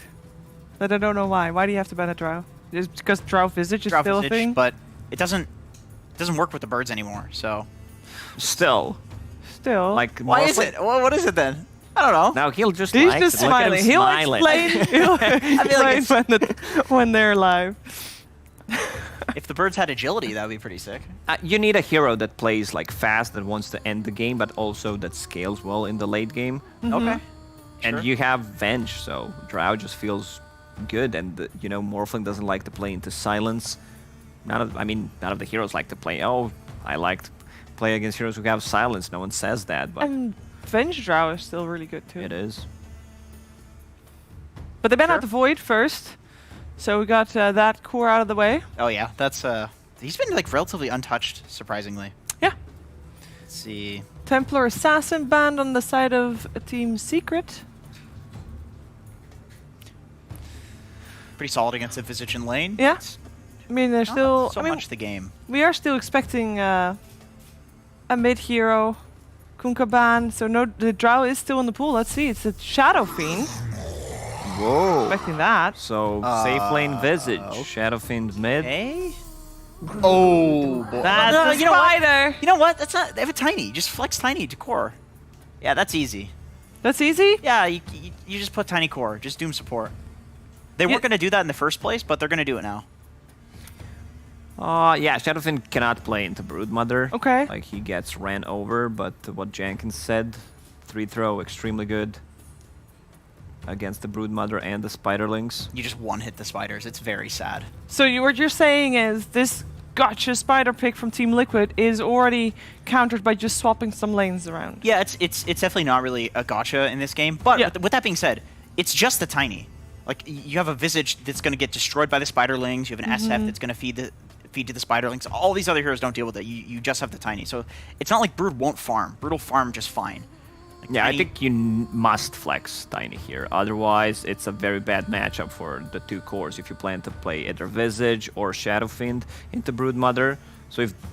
I mean, Puppy's smart enough. Puppy's smarter than all of us together combined. So Wow. I don't, I mean, you know... I think you're doubt his mostly insulting decisions. Jenkins here because I don't add much to the equation. Well, no, I'm not gonna. Don't look at me. I'm not gonna disagree with that. I mean, you could say basically quite a few people. Majority. No. So what we're saying is Brood good, Brood not good, 2-0, 1-1. What's happening here in the second game of the series? I think the Brood's not a gotcha. That's all. No, okay. They could have talked this through, maybe think this through a bit more, I would say. It was like instant Broodmother pick. Yeah. It's counterable with Tiny. Yeah. Okay. Yep. I think so. But I do like the other heroes on Liquid, though. I really like the Mars, and I really like the Undying as an answer to the Doom. I think it's interesting. It's not your traditional counter, but I think it's an interesting way of dealing with it, and I have confidence in it. All right. Well, let's see how the second game of the series plays out between Team Liquid and Team Secret with ODPixel and Fogged. Thank you very much, Shiva. And yeah, looking at this game 2 draft, Fogged, coming into game 1 at the time, panel said draft from Liquid did look better, and it did play out to be better. This time round, how would you sort of compare the drafts from Secret and Liquid? I mean, still looks like a pretty damn strong Liquid draft, right? I think they covered their bases too, so they get that Morphling in a good pick, right? They banned the AM, then they banned the PL, so they get this good setup for this Morph, and then they have this Brood insane Space Maker for Mickey Morphling. Mickey, a specialist, that's one of his top heroes too, right? So I think you'd be pretty happy if you're in this position on the side of Team Liquid. But yeah, Secret coming out with a little bit of a curveball. Lots of minus armor draft, right? The Venge, the Shadow Fiend, Visage, high amounts of just damage in general. And yeah, we'll see how they end up doing this one. It looks like it's going to be that safe lane Visage. They're going to put the Shadow Fiend still in that mid lane. I don't think... Do you like... I mean, the panel said that they would have liked to see the switch up with pushing the Tiny to the mid against the Brood. SF's going to have a hard time. I mean, obviously, Secret feel that isn't a problem. I don't think it's... I mean, I guess it depends on how they want to lane it. Like, they're going to put double obs wards in the mid lane to kind of scout to see if there's any like rotations and switches of the lane. And they're just... Looks like they might just put the Doom mid. I'm not sure. They're switching their things a lot here to see which they're going to decide. I don't think the Shadow Fiend's as bad as people really think that it is, though. Okay. Because the early levels for Brood suck, right? They're just not good. So once you start building up, then it starts becoming a little bit too much for Shadow Fiend. But Shadow Fiend, he still has raises. So if you land 2-3 raises on those biters, they're just all gone. So I think it's gotten a little bit better. And you have ways to work around with those camps now near you as a Shadow Fiend. So we'll see how that one plays out, as that's the lane they're doing. Yeah, they're going to actually put an aggro tri-lane, it looks like, to shut down the Morphling. And they're going to put a Doom in a 1v1 versus a Mars. And just leave Nisha to his own devices. And do you think, is that going to work well on the top lane then? This is going to be a pretty rough start for the Morph? Undying is kind of one of those kings, though, right? So it all depends on the positioning of these heroes, where they are. It's the first few levels on Liquid are a bit weak, but once they start getting like the level 2s and 3s, they get a lot stronger. I do like this move, though, by Secret. And we'll see how this mid lane does start things off. I mean, outside of the SF, this Brewmother pick, how good is it here in this game? You know, being the last pick that Liquid did come forward with. The Brood overall, I mean, like they said on the panel, it's good versus the majority of the heroes. It's actually very strong versus the 4. Even good versus Shadow Fiend in the mid game. That's the thing, is like you won't always be able to line up your your raises perfectly. In the laning phase, it's a little different, but in mid game, starts to get to be quite a big problem. Oh, YapzOr finds himself one courier. Is he going to find himself another? Not quite yet.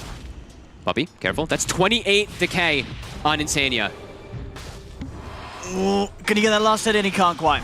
Puppey, he's got the movement speed to get back and pop the south. Now YapzOr just walks in with the toss onto Tiger. Soul Assumption as well, it's enough. Secret, they'll be the ones to claim first blood. Insania trying to punch back at Puppey.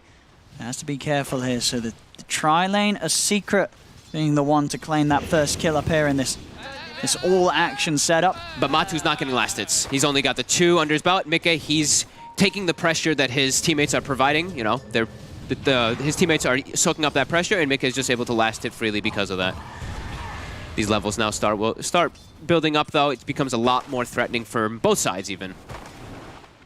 And then whilst this is all going on, the bottom lane being left as the Doom versus Mars. I mean, who's having the greater time here? I think you're pretty happy as Doom. You just have Devour, so you're just chilling. You're gonna outfarm the Mars pretty heavily. I'll see top lane. YapzOr back onto YapzOr, and we'll be able to decay him down. Zipping forward with the waveform as well. They'll find the kill. Liquid. And Micke not only having no trouble hitting the creeps up here, but also getting a very early kill. Puppey and Matu also a second one here as Insania claps down Puppey. Oof, Undying just able to just crush that lane, and I think they all have wand charges already up, or wands up there for the side of Liquid. I know that Micke already had a lot built up, so. Because that is the thing. Do you like this decision from Secret? They obviously want to, as you say, play the tri-lane into the Morph, but you are choosing to do it into this lineup with an Undying. I know. I guess this is just the best way that they thought about their lanes, like the way it could be set up. I don't think they wanted to just leave a Doom top and just be like, well, good luck. You know, because Doom, sure, he does not want to lane versus Undying at all. It would just ruin him. Koikva, whoa, whoa, whoa. Insania suicides behind the tower. Let's see, they are looking into the trees to try and find Micke, but he's able to waveform back over towards the tower. Lane positioning is really important up top. If they have the lane, like if Secret has the lane pretty far down and they actually have a lot of chase, then they can do a lot, right? Because they have the stun, the toss back, they have constant soul assumptions. But Liquid overall, if they have a lane in their favorable position, they can do kind of similar with those decays building up. Zai. He's got a lot of sticks building up. Boxy healing up as well with the pole charges. Just get the spear, but not the connection, so Zai will be okay there with those one charges. Zai definitely lacking on the regen department down here because of that bottle picked up from Boxy. Yeah, now Boxy's going to start pulling ahead, at least in the last hits. See top, another bit of a poke onto Insania. Micke's courier actually getting in a bit of a precarious position as he gets taken out. And Micke, he also loses his life there. A big old mistake there from Micke.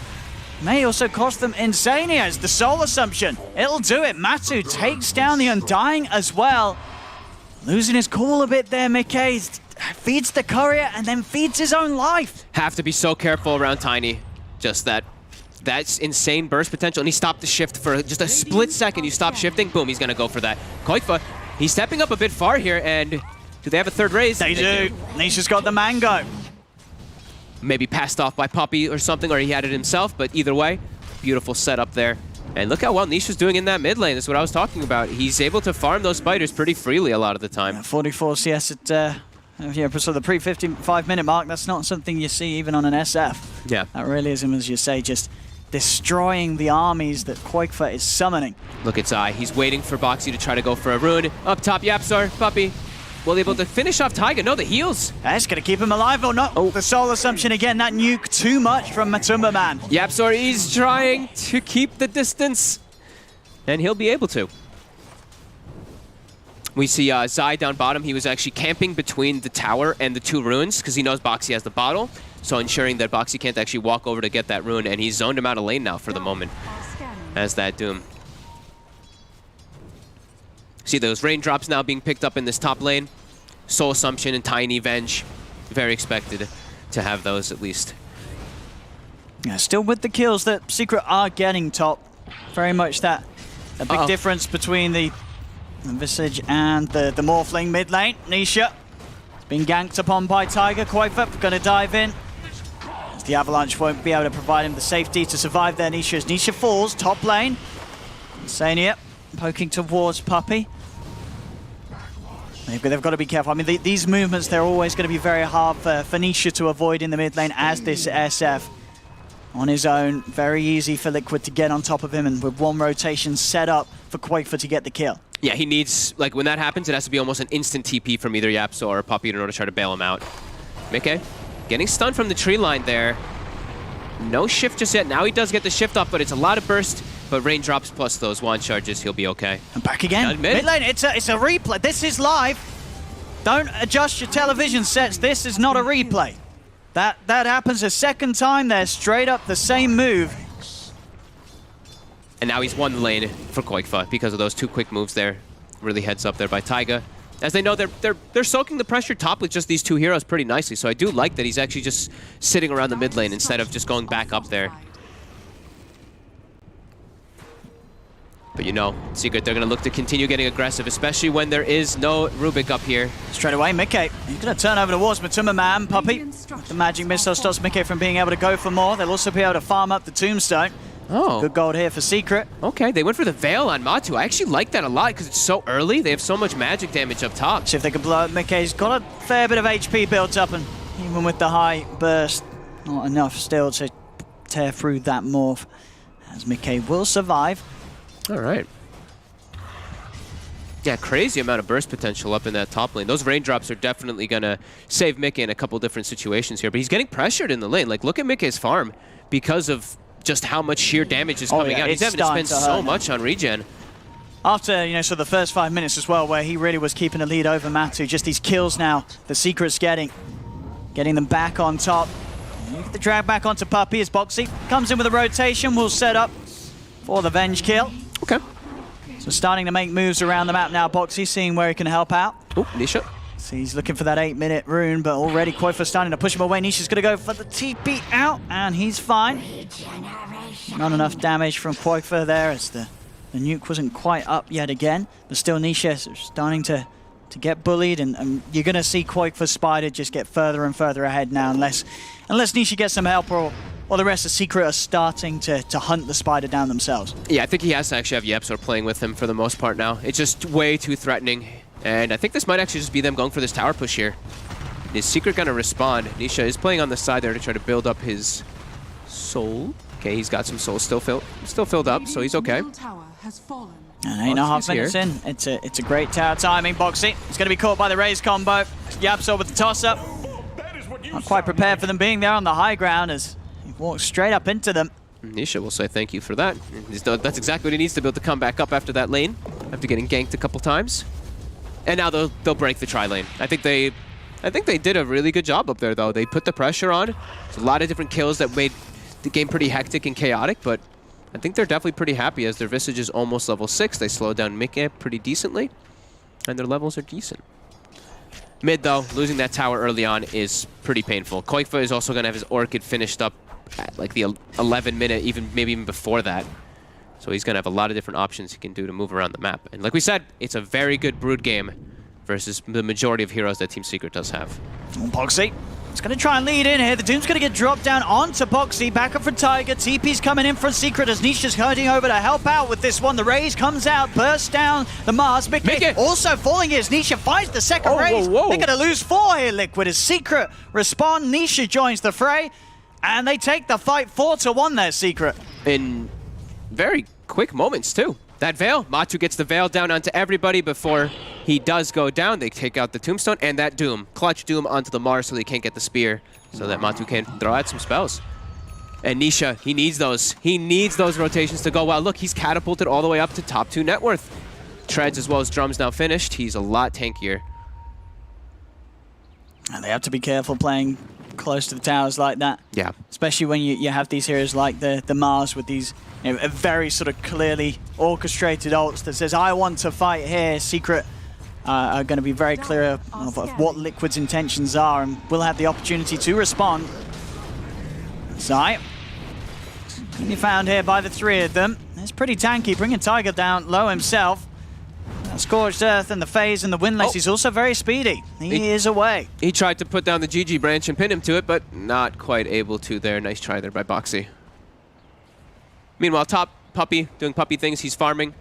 They spot Koikfa there for a second here with Yapsor. Maybe trying to toss Zai in, but not quite able to. Orchid plus Medallion finished 11 minutes. That is pretty quick. Yeah, I mean, as you say, this mid lane, you can't really be here alone as Secret. There's always got to be someone ready to provide support. Otherwise, this Spider is just going to lock down on a target, and Koifa's going to get the kill on these sort of individual pickoffs if Secret do present it to them. But they're not. They're playing smart, keeping themselves out of the way of the Spider. Looks like a tower trade. Gonna buy a little bit more time with this glyph, but inevitably will go down. And Secret, I mean, these three cores farming real well. Ahead of that, more from that Mars in particular, who have struggled a little bit post that laning phase, just getting caught out. And Mika really has to be very careful. This is not one of those games where it's a Morphling, you know, all the way up at that top net worth. He's very susceptible to all this burst damage that Secret does have. They have lots of stun, they have lots of control, and they have a Veil to make everything that much stronger. Yeah, Mika does have to be a bit cautious with his positioning and how aggressively he does waveform in.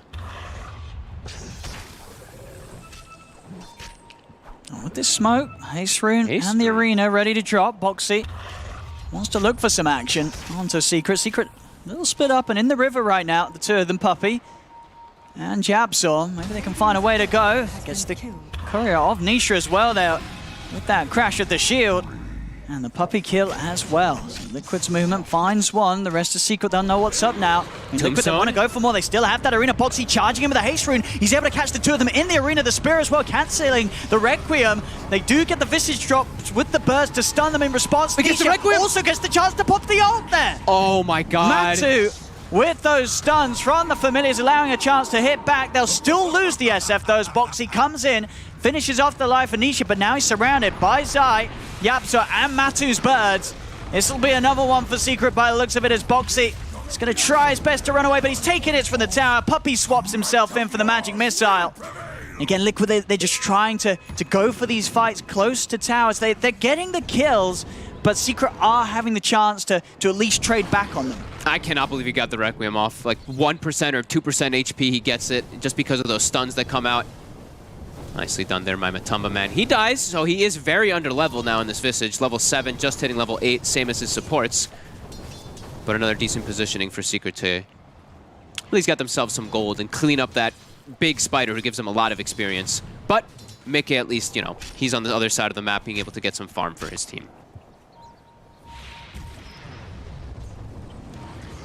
Top lane Zai found himself a bit of a snack here as Tiger is trying to run. Insane here. He's going to pop the rip down as well as his K. He's not going to save him though. That is still a dead Rubik. Mickey unable to get a catch in onto Puppey or Zai there. And a Tombstone committed too to try to protect his buddy there. And reactions forced. Mickey made his TP top. Same thing with Boxy.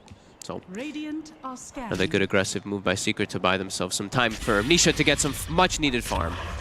As I believe he's probably likely to rush a BKB, I'd imagine, on that SF, even on Visage. But no, he's gone greedy. All right. Yeah, Dragonlance SNY, so the full stats. Wow.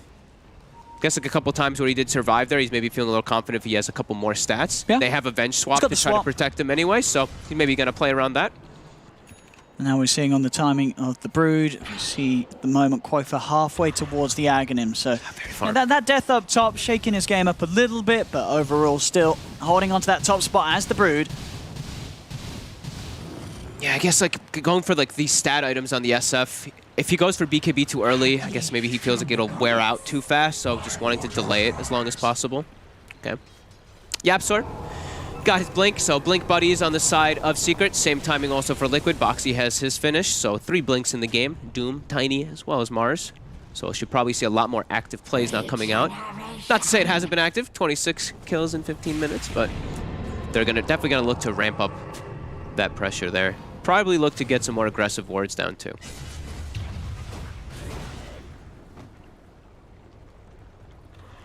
And in these calmer moments, I mean, is it... Well, yeah, Secret, they're going to come in with a smoke. I was going to say that there's still what overall the pressure of this morph as the game goes on when you look at sort of the 2 teams and the potential of them later on. Yeah, they have such good fight right now with Secret. They have so much damage that we were talking about. YapzOr, he is able to get the avalanche, but he can't quite get the toss back. Zai, can he find a target? In fact, Boxy's in. He's got the arena down onto the 3 of them, and with the tombstone, the zombies, they're doing work. They'll be able to get the hit onto both the Venge, the Tiny, and this SF. The cancel as well of the Requiem initially by that telekinesis, stopping Nisha's inevitable turnaround as he's got to run. The nuke's there from Quaifa. They take down YapzOr as well. Nice ults there by Liquid. Got to be careful here how they back up though, because Secret didn't really expend anything during that one there. There's the Doom. They find the more. They do, and they catch him whilst he isn't shifting into strength. Insania trying to heal him back up, and it's not going to be enough. That soul assumption comes in. Zai finding that beautiful, the dream target. As he's able to just get in onto the morph, and now look for even more. They're charging in over towards Tiger. They're going to find the Rubik as well. Zai leading the team there. Back into the advantage, 3-0-8 right now on his Doom. A great defensive ward being placed on that high ground in their jungle on the side of Secret, catching that Morphling, giving the vision. And that's what they had to be careful for, is the rego. Because Secret, they hadn't used anything during that Mars ulti, so they had to know that eventually Secret was going to punch back. And it was just a Doom used. They still do have their Requiem available. See what else Secret wants to try to make happen with it. It could be a Roche. They have such a good Roche lineup. If they just force it here, there's no Mars ulti, there's no Tombstone just yet. You can't fight this if you're Liquid. You're just going to get Requiemed away if you head over. A Secret. Big moves. Huge by Zai getting that Doom. They're going to get this for... Oh, and I mean, can they look for any sort of snipe here, Liquid? They're starting to head over a little bit, but as we say, the team fight around the pit, it's going to be hard to do. Their ults are back up. The Mars does have ulti back up.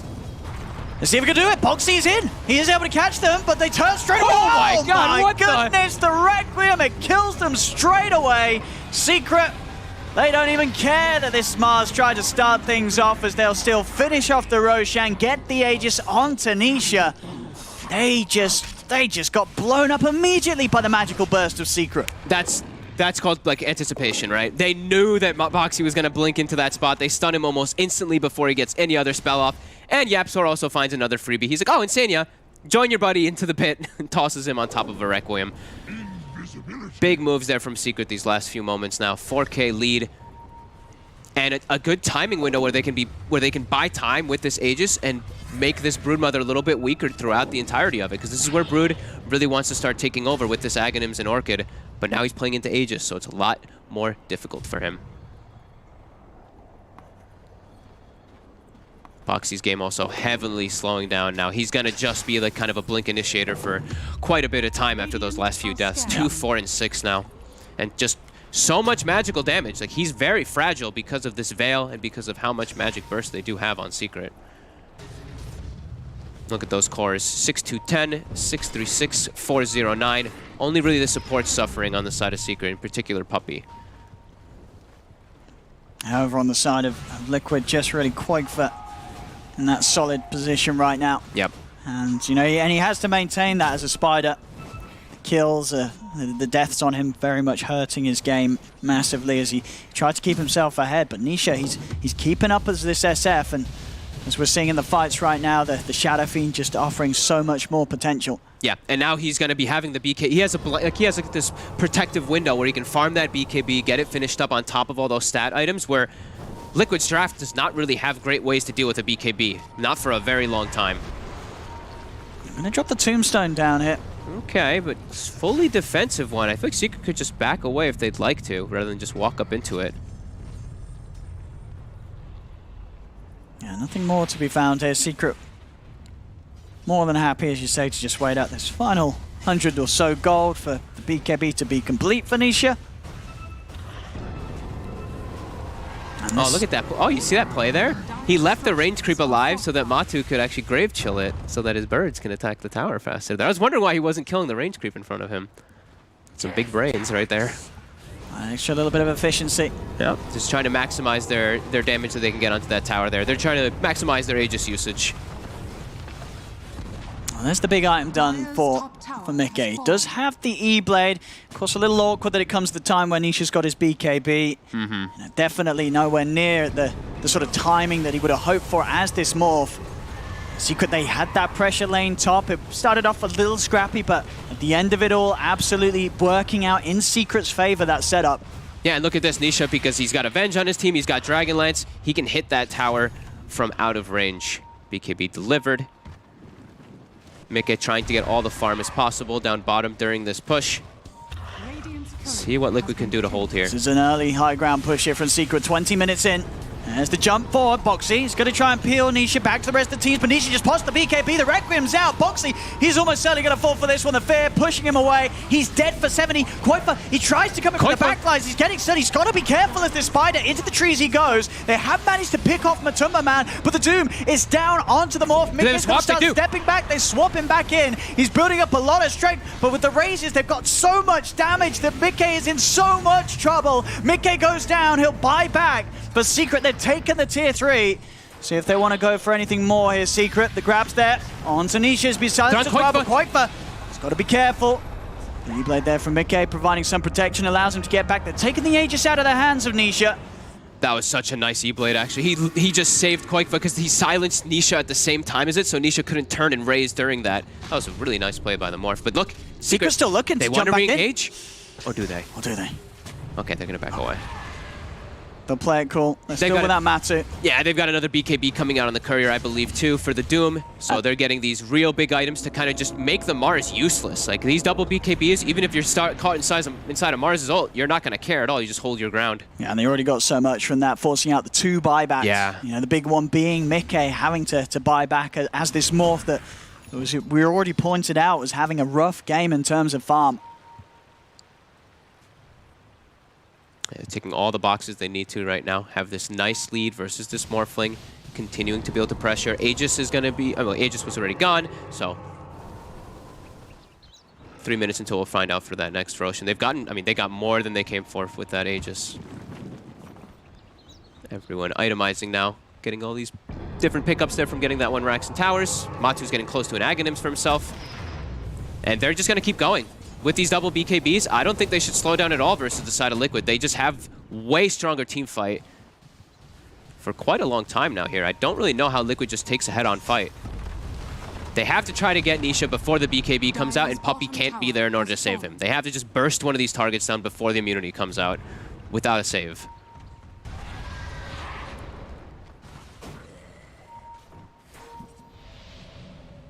Getting harder and harder for Liquid to fight into this. Yep. We saw them in the first game. They were able to sort of pull themselves together in the second half and come in with some excellent maneuvers. This game too, it's going to be so much harder to do that though, with the fact that the Secret do have this strong lead very early on. Yeah, and it's not Mickey where he's having a game as a Sven where he's like, you know, 10-1-5 or anything like that. This is a game where, like you said, he's super pressured throughout the entirety of it, and there's so much burst damage he has to be worried about. And a Doom. And there's that Aghanims finished up for the Visage. Yeah, they have a very good peak timing right now here for Team Secret. And if this keeps up, it's always going to be a little bit of a shake-up for Liquid. You know, this is a game where you've come in with that last pick Brood in the draft, and it's just not been able to have too much of an impact so far. Still, the farm is very good for Koifa, but the rest of the team has suffered. Yeah, like we said, I mean, Boxy's game is just completely halted. Like all he really is an ult and a hopeful spear pre-BKBs. And I guess a drum now, too. He can pop some attack speed for his teammates, too, but his is very slowed down. And immediately they're making their way toward top. Sai trying to catch somebody unexpectedly, but won't be able to, but they're still pushing the lane in, and that Rax is exposed. We'll see how much changes with the BKB being finished on Koifa. Okay. If he's able to at least get rid of some of these backliners. It's still going to be hard. There's the Glimmer Cape on Puppey, and Obviously ways to swap in and out. This Rex, it's going down. They'll pop the fortification, but already a lot of damage being done on this top lane. Secret having a very strong 5-man push. Liquid doing their best to hold it. Starting to poke in towards the familiars. That's the spot. It's gone. Boxy comes in with the ultimate, grabs the four of them, but the BKB, it's out for Nisha. The Requiem pushing back the Mars. Boxy, he's falling low. He's trying to get out to the side. Zai with the BKB. Poppy as well, swapping back quite for giving Zai the space to get out of there. Zai will be saved. They reset away from the tombstone, kill away all the zombies. Great swap there by Puppey. Potentially saving Zai there. Zai almost dying to the focus fire of the Brood. And now, oh, he was trying to swap and then toss back, and they messed it up. Maybe missing out on a kill there. It could have been a big one as well. Yeah. I guess what the sort of the toss cast coming to play before the swap initiated. I think he lost. I just lost vision for a second on the swap. Yeah. 'Cause I think Puppey probably was like, I got him, right? Oh, they've got that observer ward down there. Yeah. Or did he head round a tree? I don't know. I'm not sure, actually. Maybe it did go out of range. Yeah. Either way, they missed the opportunity there. They are able to get themselves backed up, though, and not actually lose anybody to that big initiation from Team Liquid. And that's the BKB Brood reveal. Yeah, and not able to get the kills that they'd hoped for. No, and now we have, what, 45 seconds until Roche. That's probably going to be the next thing on the docket for Team Secret. So all they really need to do is keep their lanes out. And look at Zai. Zai's actually on the hunt down bottom for Mickey. Would be a pretty big play if he finds him. I mean, Mickey, is he going to show on this wave? He's going to show. Now. Okay, Zai's starting to run at him. Zai's going to have long enough on the Invis run, I think, to get in here. He's got the blink. He's got the blink. Oh, he's in. The stun. He's been able to catch him before he starts to shift. He's got to... He's dead. Yeah, he's totally gone. Zai's patience paying off very nicely there on that bottom lane. He puts the high five up there, hoping that Mickey will be able to. Can you high five while doomed? I'd hope so. It might disable the high five even too, so. I don't know, that feels too... No. Great though, great move by Zai. Reading the map, understanding that Mickey's been playing down there for the majority of the game, trying to split push. 60 seconds now, Mickey can't farm. Secret have a big timing window here. Oh, Spidey. Spiders, thank you. Yapsor quickly slams down most of Koifa's army. And now the mid push, Secret. They didn't finish the racks up top. Doesn't really matter, there's still outdoor objectives for them to find with the tier 2 mid and that tier 2 bottom. Outdoor objectives, I like that. You know. That's their home. The base is their home. It is. Yeah, it's nice. They've got to protect it. And Roche is up, so they've got their lanes in a great position. Mickey dead. Easy Aegis and cheese for them. And this should probably be the move where Secret just looks to end this one and just go break that high ground super hard here. And it's going to be tough for Liquid to really fight that one back here with what they've currently got. No way that they can try to contest this. Yeah, easy Roche for Secret. Liquid, they are trying their best to get over it, but it's not soon enough. Secret, they'll grab it. Aegis into the hands of Nisha. I'm surprised they even made the way close over there. Like, there's so many different ways that they could get caught in that scenario there. A toss back, a swap.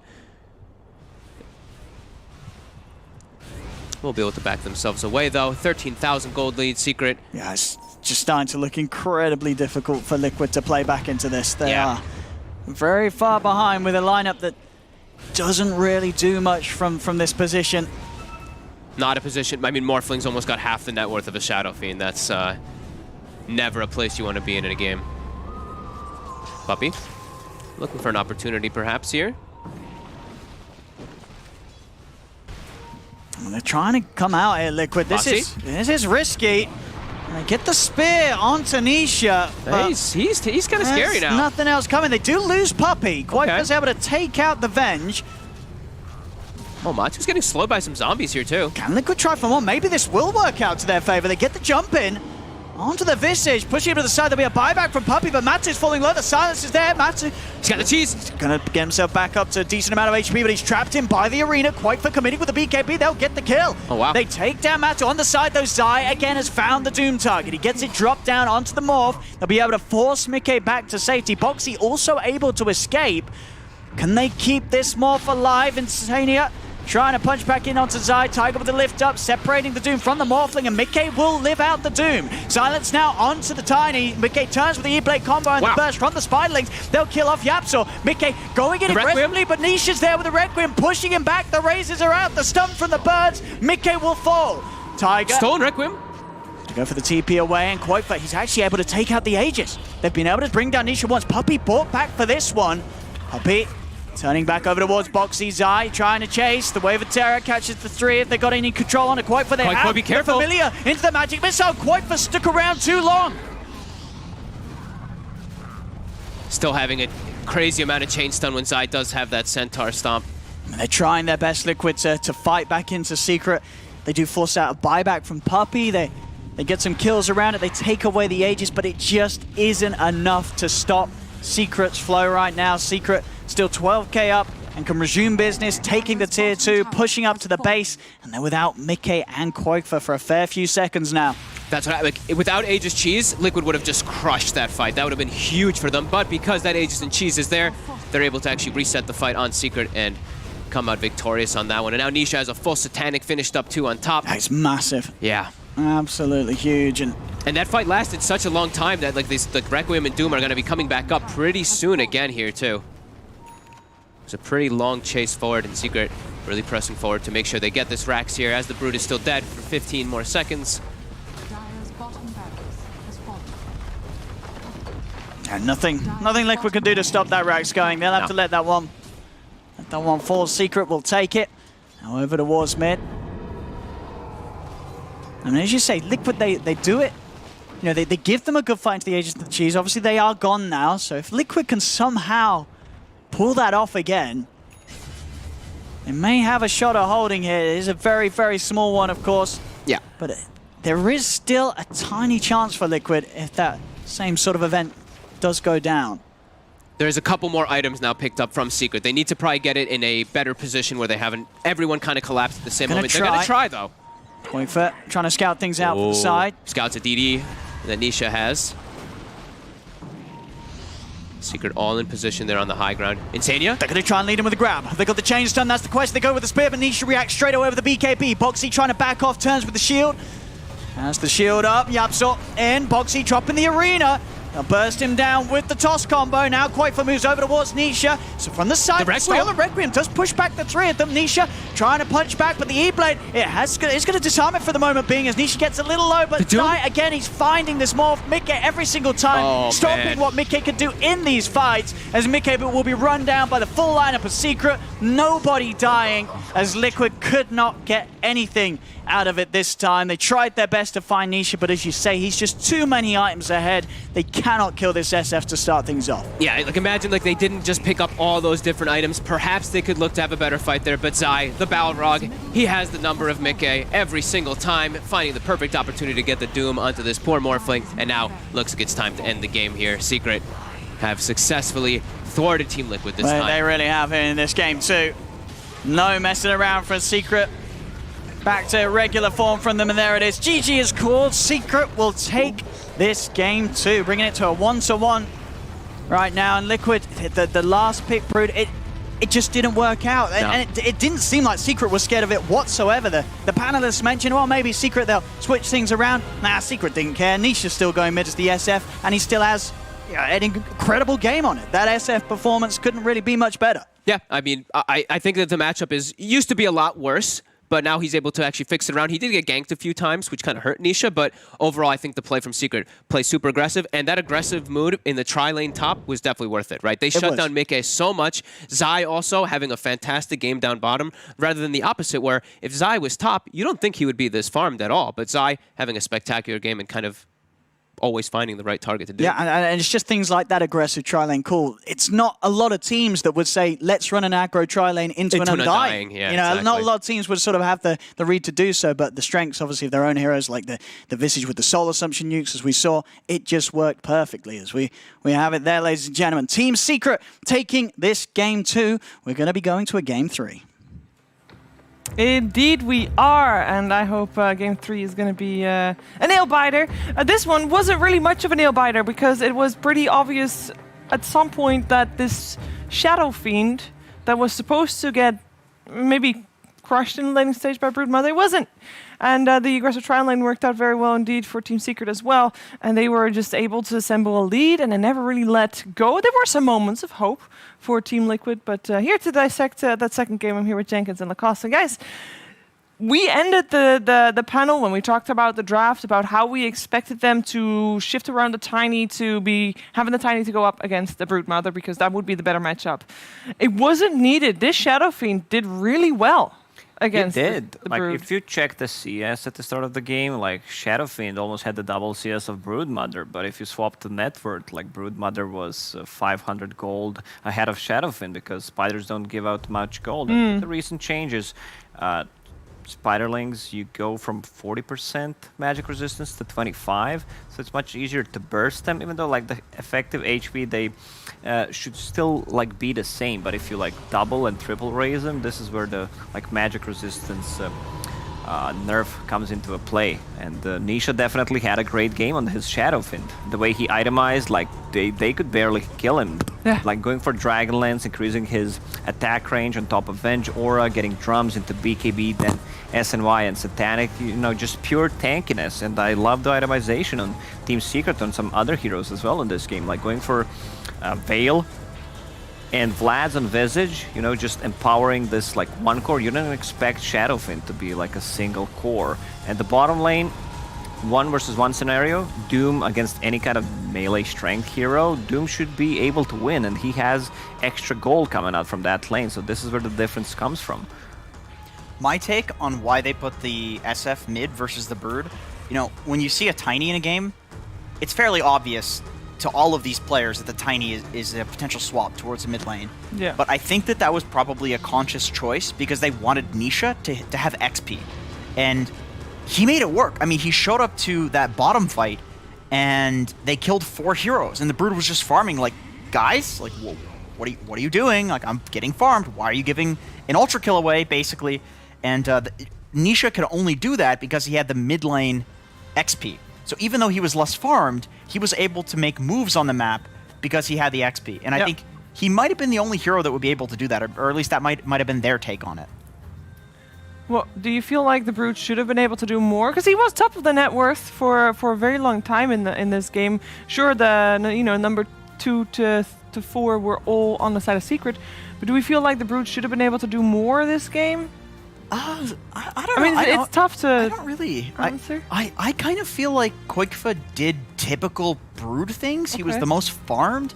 I believe at one point he solo killed the SF. I mean, that's exactly what you want out of a Broodmother. It's just that his team was kind of throwing the game for him, to be totally blunt. Like, they went towards the bottom lane, feed 4 kills. Like, you kind of just need to play to a later timing, play to the Brood's timing. Doom had a great start, and he's gonna get the items, like having Blink Dagger, BKB. They have no spells that go through BKB, so he blinks in and he finds the right target. He was going for that Morphling multiple times. We were discussing, like, is he gonna get the Morph off or not? Most of the time he didn't, and then you ended up with the dead Morphling. The time that he did, he also died because of some of the great swaps coming out from Puppey. Puppey had an extremely good game last game. He was so tanky, like, it didn't feel like you're killing Vengeful Spirit. Having Glimmer Cape, Drums, Magic Wand, Pupil's Gift at one point. He was extremely tanky. Just a casual medallion, you know. Extra armor, minus armor as well for taking the Roche.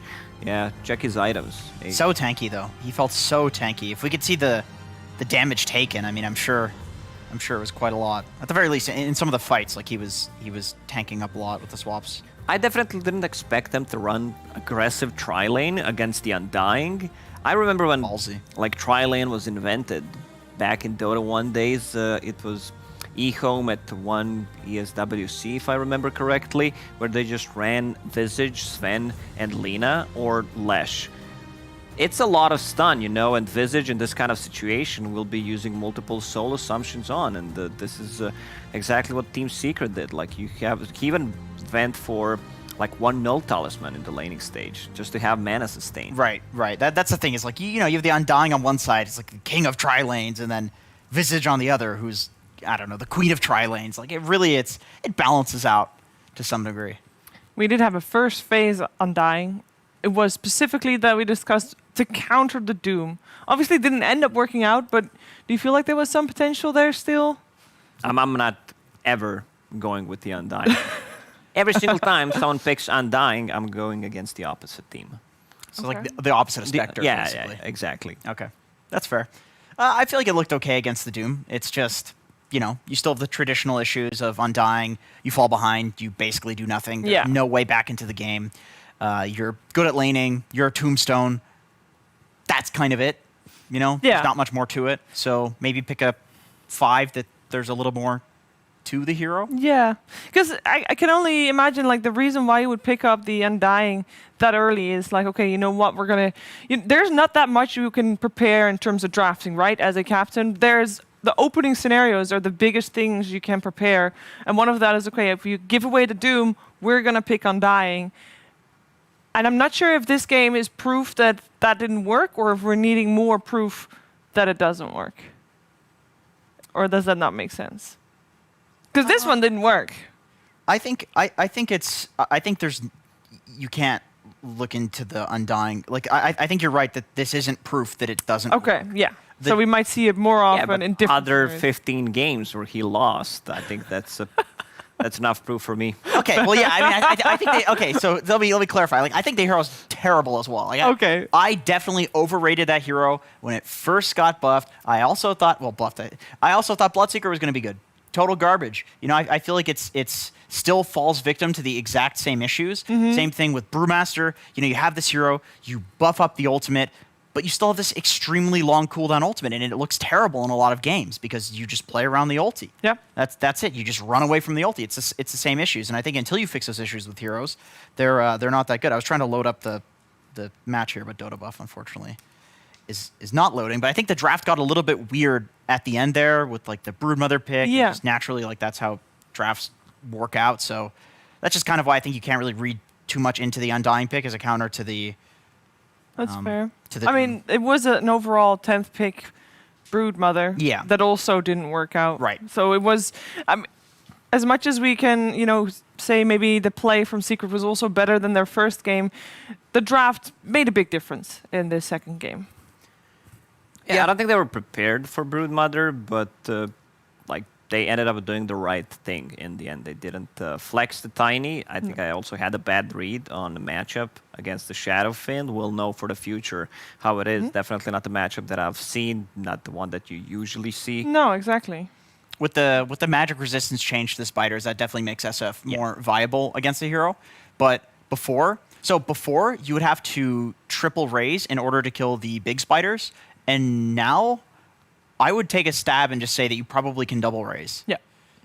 Actually, could you? It would depend on the level. It would depend on the level. Basically, the threshold has now changed to the point where SF might be like far more viable Better. in that matchup, especially when you're considering like what hero do we want to give XP? Like, is a Tiny going to do as much as an SF? Because I feel like the SF ults in that game were absolutely crucial to winning the fights. You have the Mars ulti drop, you have the Undying Tombstone drop, and then all of a sudden he just ults everybody's gone, and then they kill the Tombstone, the Mars ulti is gone, and now you're on an even playing field, and you have a Doom who is dooming your Morphling every single fight. Yeah. I can't even remember how we played Shadowfiend when he didn't have fear on his ulti.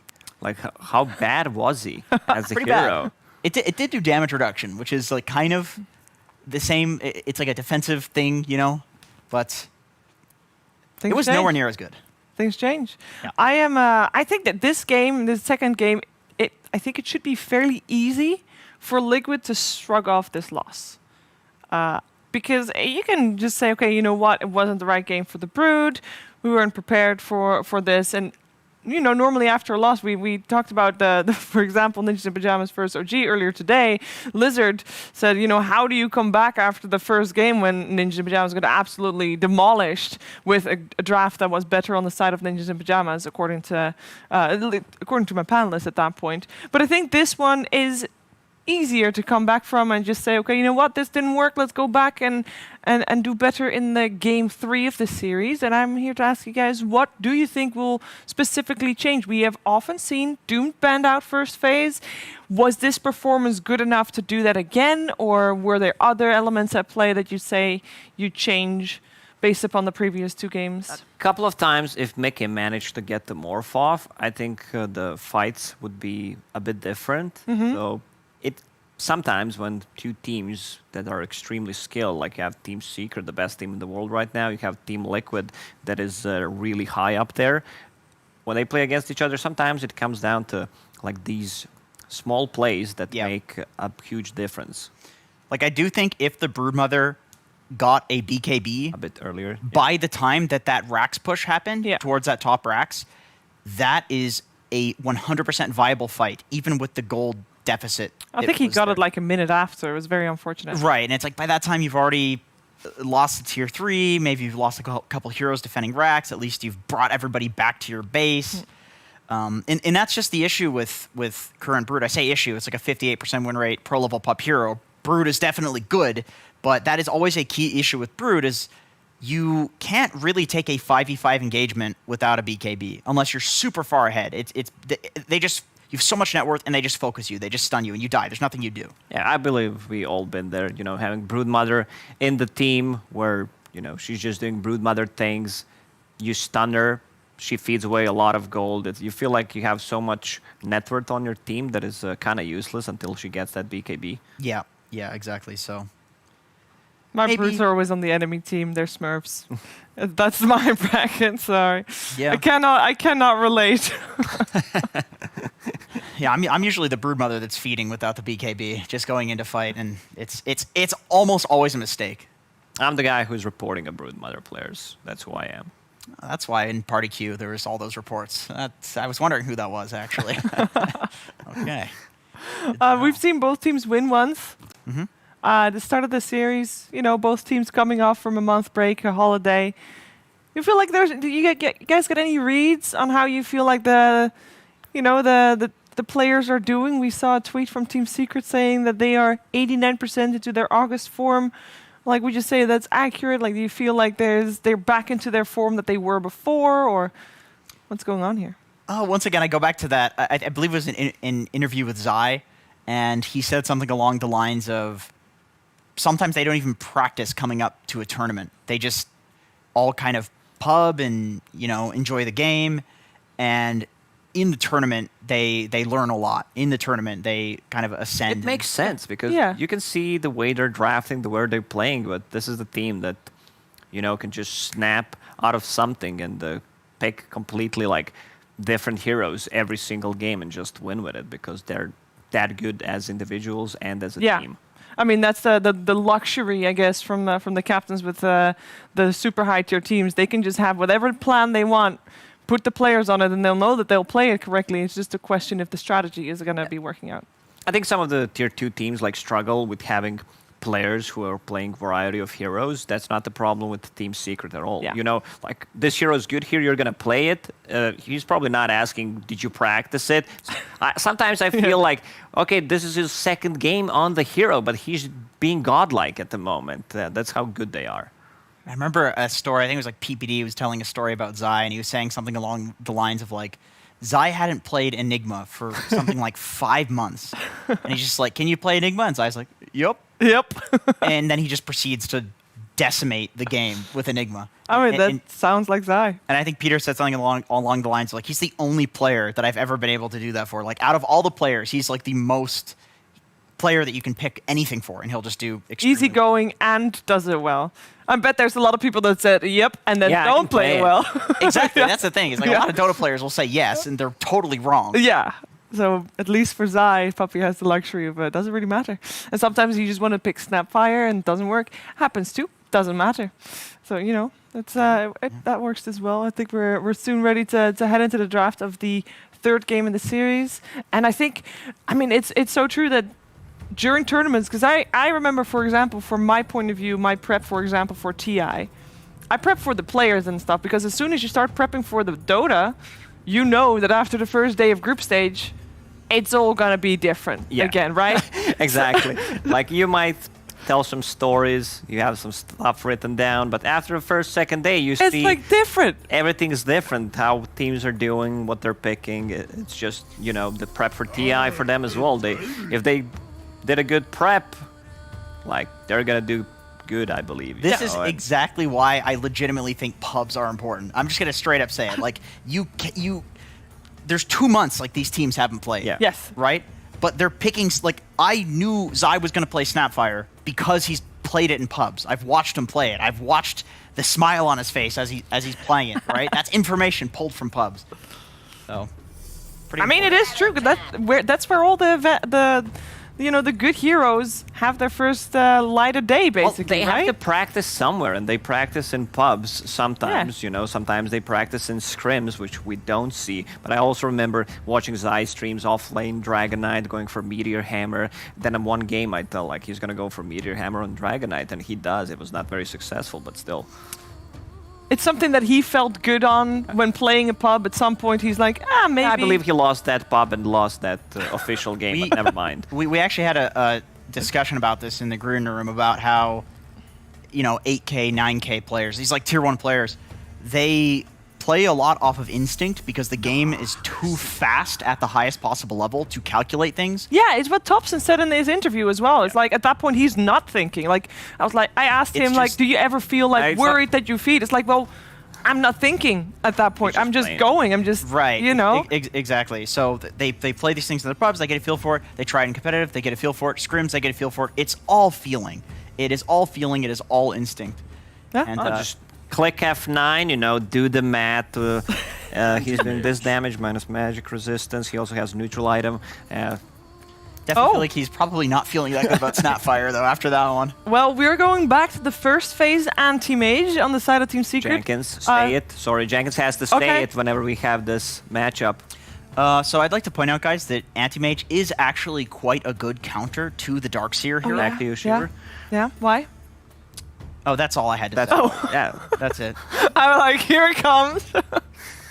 No. I mean, everyone pretty much knows that it's a good counter to a Darkseer. In the laning stage, you really don't feel pressured. And this is the combo that we've seen a couple of times. Darkseer plus a Tiny. We even saw Grimstroke on top of that. I would not be surprised if Team Liquid decides to go for it. But at least this time, you'd imagine that Team Secret is going to ban out Lone Druid at this point. Or, one of the 2 bans that they've got left in this series. Yeah, you would definitely think, given that they second phase banned it last game, yes. they didn't have a first phase anti-mage. I feel like, there it is. Yes. Good call. I mean, it's also at the same time, in the back of my mind, it's like, it's Puppy. There's always a chance he wants to try it again. Seriously. No, it's you can't be sure with him. I do like the Darkseer pick, as in we've heard stories about, we've seen him, we heard stories about him, he's broken, and I like to see him make it through the draft. His level 15 talent is insanely good. I am still liking it. I feel like maybe next week you'll see me hate Darkseer, but at the moment I'm still enthused to see him play. Yeah, it's the same feeling we get when we have like Necro being buffed first couple of weeks. Man, I want to see Necro ulting some people, getting an extra death timer. Then after 2 weeks, like, we kind of had enough of him. Same goes for like these Venos, Vipers. I like that. I thought you were going to continue with that one. Nah. Just Veno and Viper? These are disgusting ones. Okay. I mean, yeah, sure. They're the poison men. I like that the game lags when you hit a vac wall. That's very satisfying as a Darkseer, is that your spells are so powerful that all it the almost things crashes you computers. could like. Still. Like, to me, like, a spell has to be good in order for it to... Like, remember Monkey King ulti? It lagged, right? They fixed that. You see Monkey King in any of these games? No. I have a good point. There you go. Think about it. Think about it. Oh. A Weaver. The Scuddly boy. We've seen... That's a bug, right? Yeah, because it has 3 That's an insect. Scorpion. No. The Weaver has 3 portions to its body. We looked this up. An insect has 3 portions and 6 legs. And maybe some wings / antennas, which he has. Has he got 3 portions to his body? Because otherwise he's part of the arachnids, like the scorpion. That's definitely a bug. He's 100% a scorpion. That's ant, actually. He's an ant. Ants are just small scorpions. No. I've seen a few. No, but a serious question: what is Weaver doing in this game? Weaver anti-mage could be possibly a position. I'm thinking 3 Weaver, Yapzor. position 4/5 Weaver got nerfed pretty hard. Yeah, but you can still go straight on Ags. Cast range is terrible. Bad. It's bad. bad. It The really is cooldown bad. reduction too. And what if you get a telescope? Increased, I should say. A telescope, you say? You Well have to then. get lucky. Weaver is broken with the telescope. Yeah, just wait for tier 3 items, huh? That's Yeah, the exactly. strat. I mean, Imagine you never Poppy know. like saying, guys, I'm playing this position 5 Weaver. If you don't get telescope, we GG out. I like the Disruptor. Really good with the Darkseer. That's the classic epic wombo combo. You just, vac into the kinetic, and with that new talent on Disruptor. which is for the viewers that don't know what you're talking about. What's, The extra I'm trying to think, what's the ultimate called again? I don't play this. Static Storm? Static Storm. Yeah, You get 3 extra seconds. extra duration on that. That's always going to be pretty nice when you vacuum somebody. You know your stuff, Jenkins. Most of the analysts will go the level 15 talent, and they don't read the patch notes, but you know what you're talking about. Oh, I read the patch notes. Impressive. How many times? Like, I'm the guy that reads patch notes like 5 times or more. I must say, the previous one I only read once, and I don't even think I got to the last couple of Every heroes. single time, like when the new patch comes out, I'm playing a game, testing stuff, and whenever the game is loading, I'm most of the time just picking my hero first so I can read the patch notes. Because the thing also that is like nice in Dota at the moment, that if there was a patch notes, you have the little exclamation mark. I like those, so that I see. That was I a only have great to change. learn 10 heroes at the same time, right? Because those are going to be the heroes in my game. That was good, very good quality of life change. I agree. Underlord is going to be tough to take out. Beefy man. Yeah, he is a big beefy boy, but you Who is do going to have. be position 3? Underlord. Clockwork? I think Weaver? I think Underlord with Clockwork probably. Oh wait, why would you don't want to put Clock with an anti-mage, but Weaver with an anti-mage? All right, these lanes seem kind of questionable. These seem kind of questionable. God damn it, team! Why do they do this to us? I feel like every Team Secret draft I look at, I'm just with OG, I'm confused, but I think it's good, and then with Team Secret, I'm confused and think it's shit, and then they own with it. I thought position 5 Weaver was dead, even position 4, but if someone can make it work, it's Team Secret. Like, Poppy was really spamming that position 5 Weaver when it was really good, just taking a lot of farm. He was most of the time more farmed than Yapsor, just creating space, either dying and then having that Aghanim Scepter, also going for Blink multiple times that I've seen. It's a lot of farm, actually. And Drow Ranger against AM, before it was not as good, but now with the Gust knockback, I feel like this matchup could go either ways easily. But that one of the things you want to do when you're playing against a Drow is Breaker ult, right? Getting range, so Antimates can get in range. Weaver is very spooky, fast, can get in range. Clockwork hook shots in, gets in range. Underlord has got the thing that stuns everybody, and he can walk in, gets in range.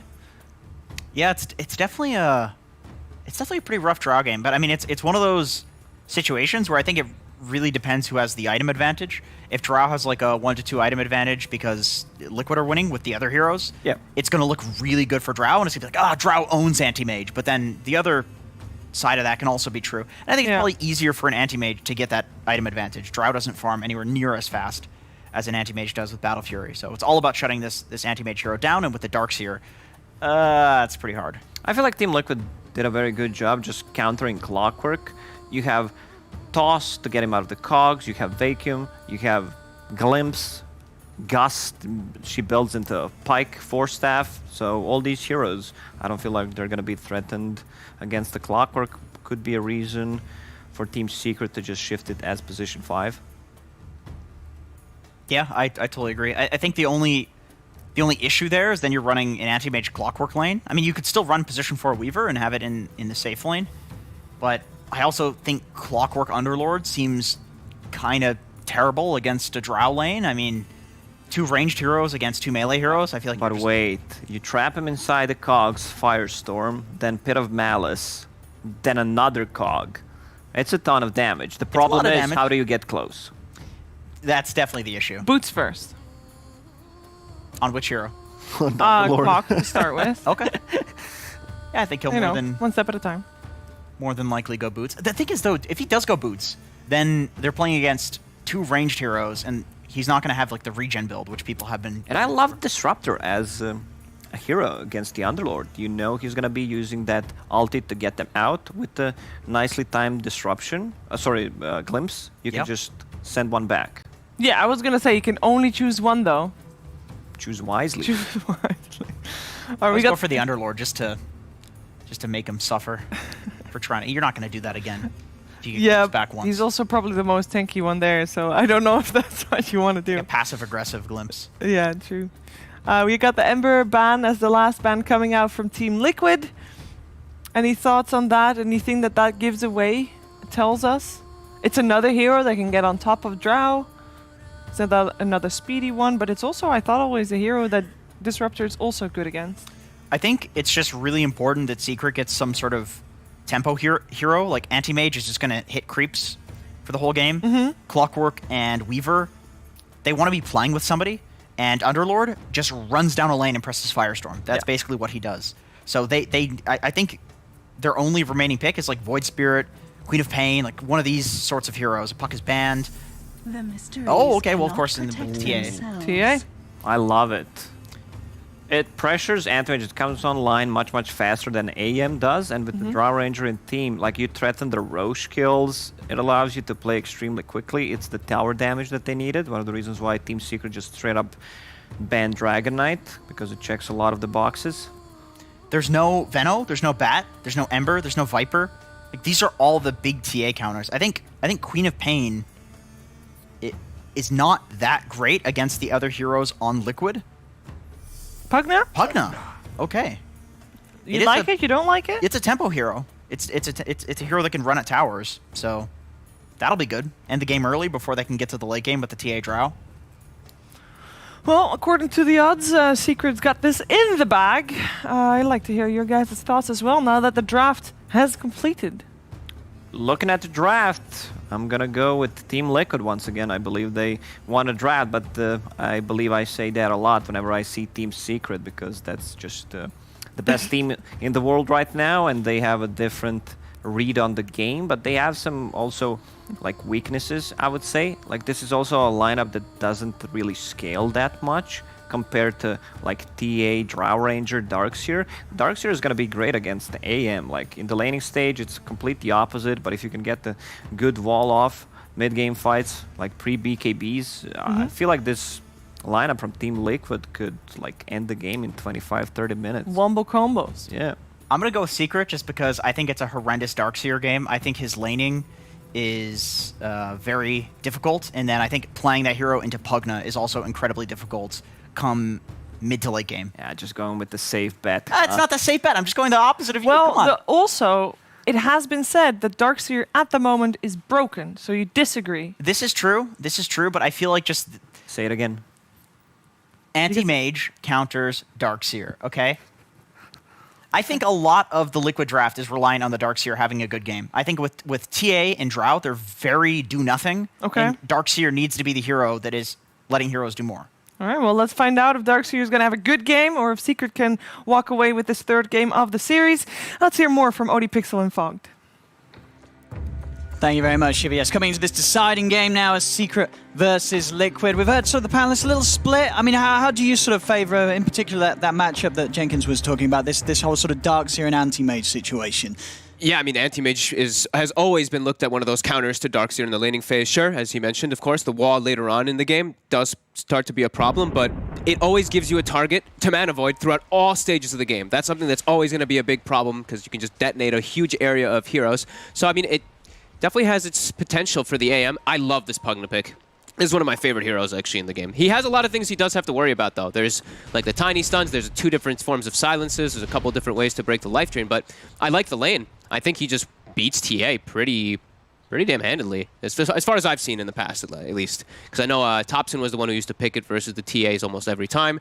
And you just spam decrep on him and just make his life miserable. And then come mid-game, you can always show up and gank the TA because you have life drain. Life drain just eats through refraction, has a 7-second cooldown. Super good. So, yeah. Looks interesting. Secrets is very secret draft. Yeah. While Liquid's looks much more normal. And I do agree that Liquid definitely has potential to be able to end the game if they do get a good timing around their heroes. Like Drow, TA, they get a Roche, they can definitely look to snowball before AM is online. And overall, obviously, compared to game one, the AM, it was picked at the same time, the second pick into the draft. This time around, is it, if you sort of compare what Liquid had against the AM in game one, is Matu a little more scared this game, or is he happier this time? He at least has a target that's like a good mana void. The last game, he literally had nothing, right? It was... I can't even remember. Like the last 3 picks that they picked versus him were just such good heroes versus AM. It was like Centaur, Lone Druid. Like these heroes don't care. Yeah. I feel like in this one, the AM looks a lot better to me because even TA, it gets to a point where TA just can't handle an AM. If it gets like an AM is able to get farmed, TA just gets outscaled. So I would say Liquid just has to keep themselves ahead. I like this positioning here for them, putting themselves aggro tri-lane. Same thing coming out from Secret though, also putting themselves aggro trying to kill the Darkseer. They're gonna get it here. Was level 1, no escape available for the Darkseer, as Zai will be the first to claim that. TP in from Tiger, making sure that he can get hold of some of this XP. And gold as he gets pushed in under the tower whilst the Darkseer is dead. I feel like they also made the Underlord better this game by just the way that they picked. Like Crimson Guard looks so godly now this game, right? Versus Drow and TA, and Atrophiora already has its benefits, so it does look like it could be a really good Underlord game too versus that in particular.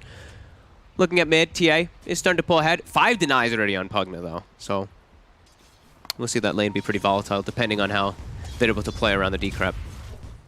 And looks like a bit of time, I guess. Was the Darkseer's TP used earlier? Because he's walking back to lane on this top. I think they're trying to save their TPs in case of a lane swap. Okay. Because Matu has just been staying down here, but he's holding his TP. Mickey goes pretty far under the tower here, but won't be able to get gone on entirely. But yeah, I think this is the nature of just saving TPs. Because look at Zai also. Running across the map as the Underlord just to hold his TP in case there's a swap. Because they want to have AM versus Darkseer. Yeah, let's see how Liquid reacts to that. If Secret does, well, if anything, when they do make that move, as you say, already looks like to be confirmed. They're going to try and make an aggressive play onto Mickey. Matu looking for some body blocks. The Firestorm getting range of Mickey, but Mickey still with enough movement speed to step back to safety. Oh my, even a rocket. Wait, what? Is that a 1-0-1 build by the Clockwork to try to contribute a kill bottom? It is. All right. Cool little approach there. Trying to get Matu involved early on. But yeah, Matu, he wants to lane versus Darkseer, as we're saying. We're probably going to see him move at some point soon here. Yeah, they're not going to want to keep both him and Zai down here for long. And yeah. So there we have it. Immediately they'll try and pressure onto Zai. He's level 1. Taiga's level 3. That's a very over-level Tiny because he got given the solo lane for a moment. Zai has to be a little careful of his positioning. And yeah, mid 8 to 9 last hits of Pugna, 10-3 on TA. And there's the move. And there's the moves. Up to top, the TP by the Drow.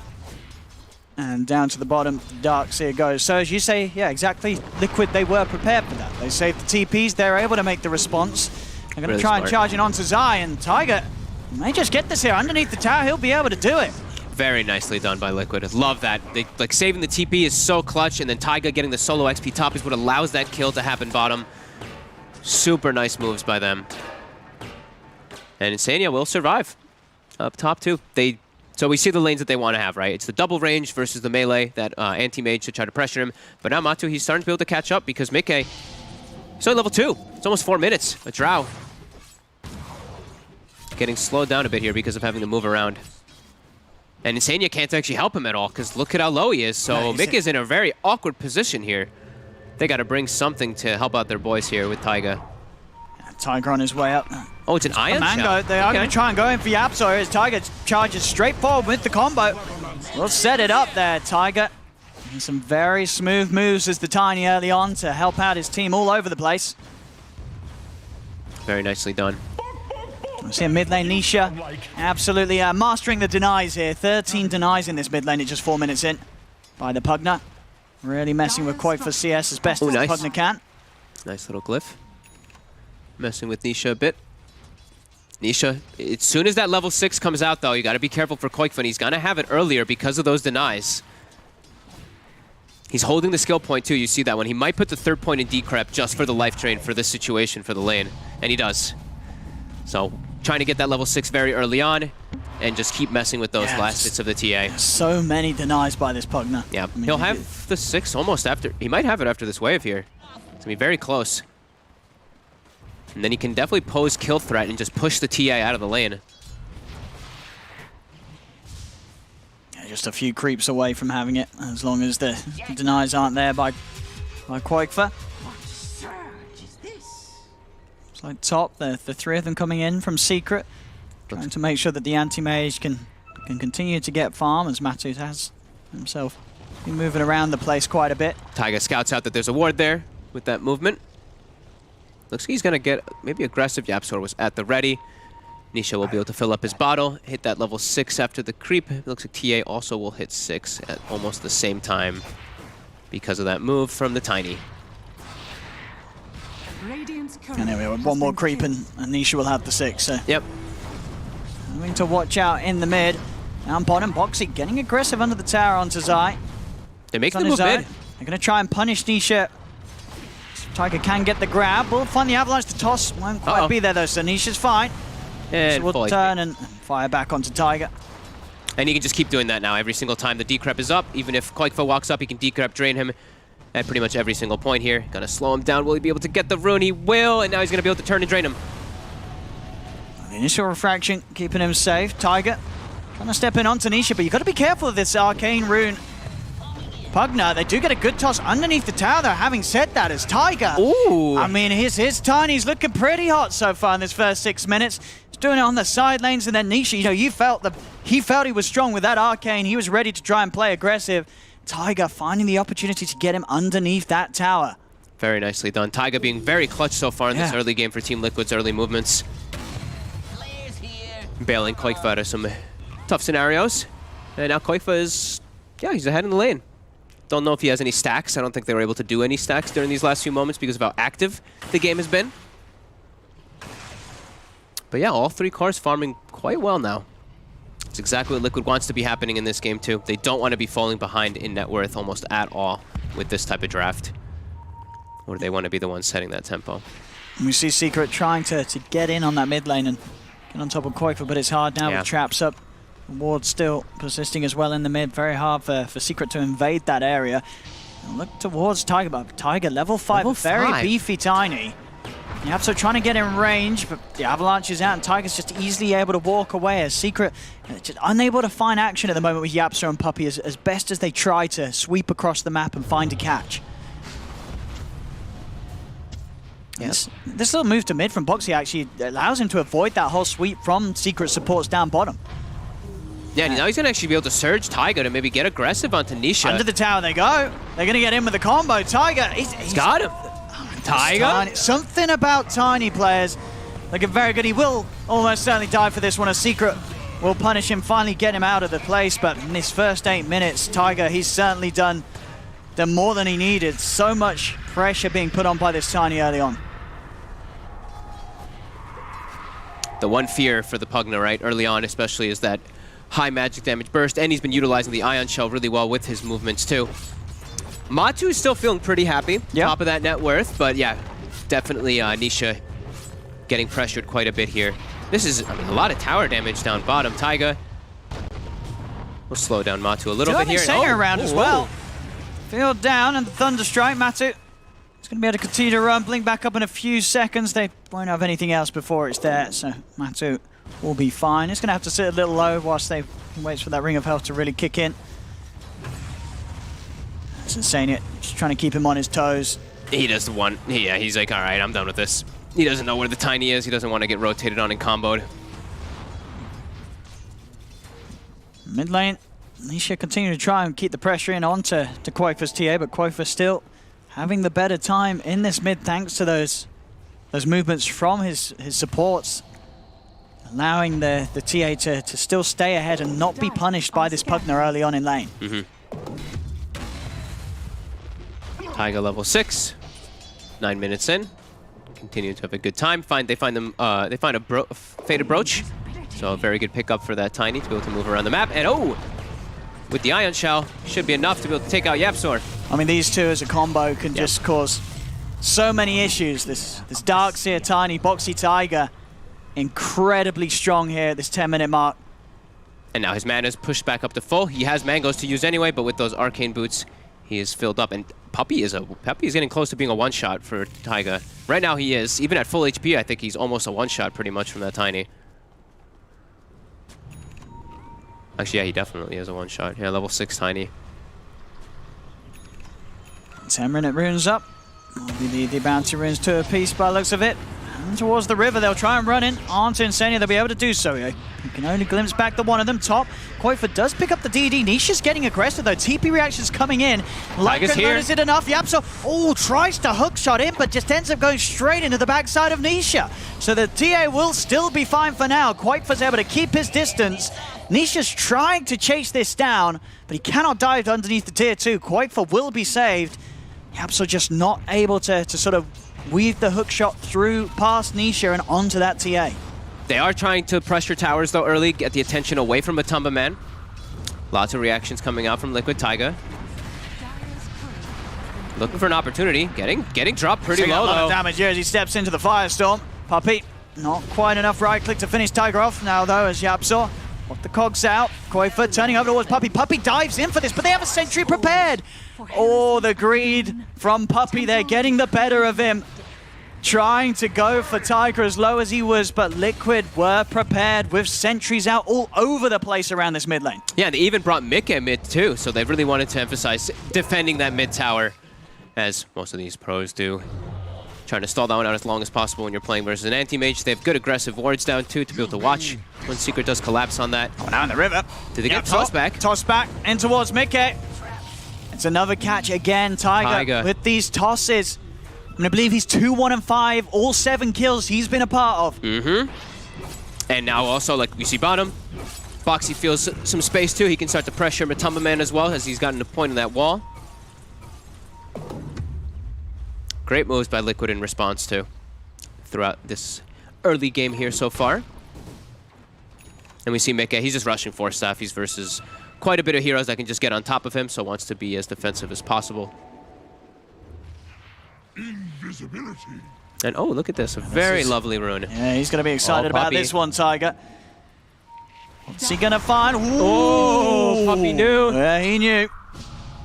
Straight quick up reaction with the time lapse. Nisha's going to try and go in onto Tiger, and actually, Tiger, he'll turn with the toss back. Nisha up to the high ground. They've got the trap slow as well. Puppey's going to continue to try and chase down Tiger. Nisha glimpse back, silence out from Mickey as well. They take down the Pugner. Koifa falling low, finally goes down to the Firestorm, but they take 2 down with them. Puppey is going to go in with the Shikuchi onto Boxy, will get out with the remainder of it. So this time a 2 for 2. They do manage to get finally Tiger out once more and also finding Koifa, but at least with that toss back from Tiger yet again does allow Liquid to find 2 kills in return. Matu the big winner though out of all of it here. You'd expect Liquid to want to be a little bit ahead in this game when they do have a TA plus Drow, especially leading after this early game here, but Matumba, he's gonna have this Battle Fury at a pretty okay time. Not an amazing one, not like a very good one either, but a good timing.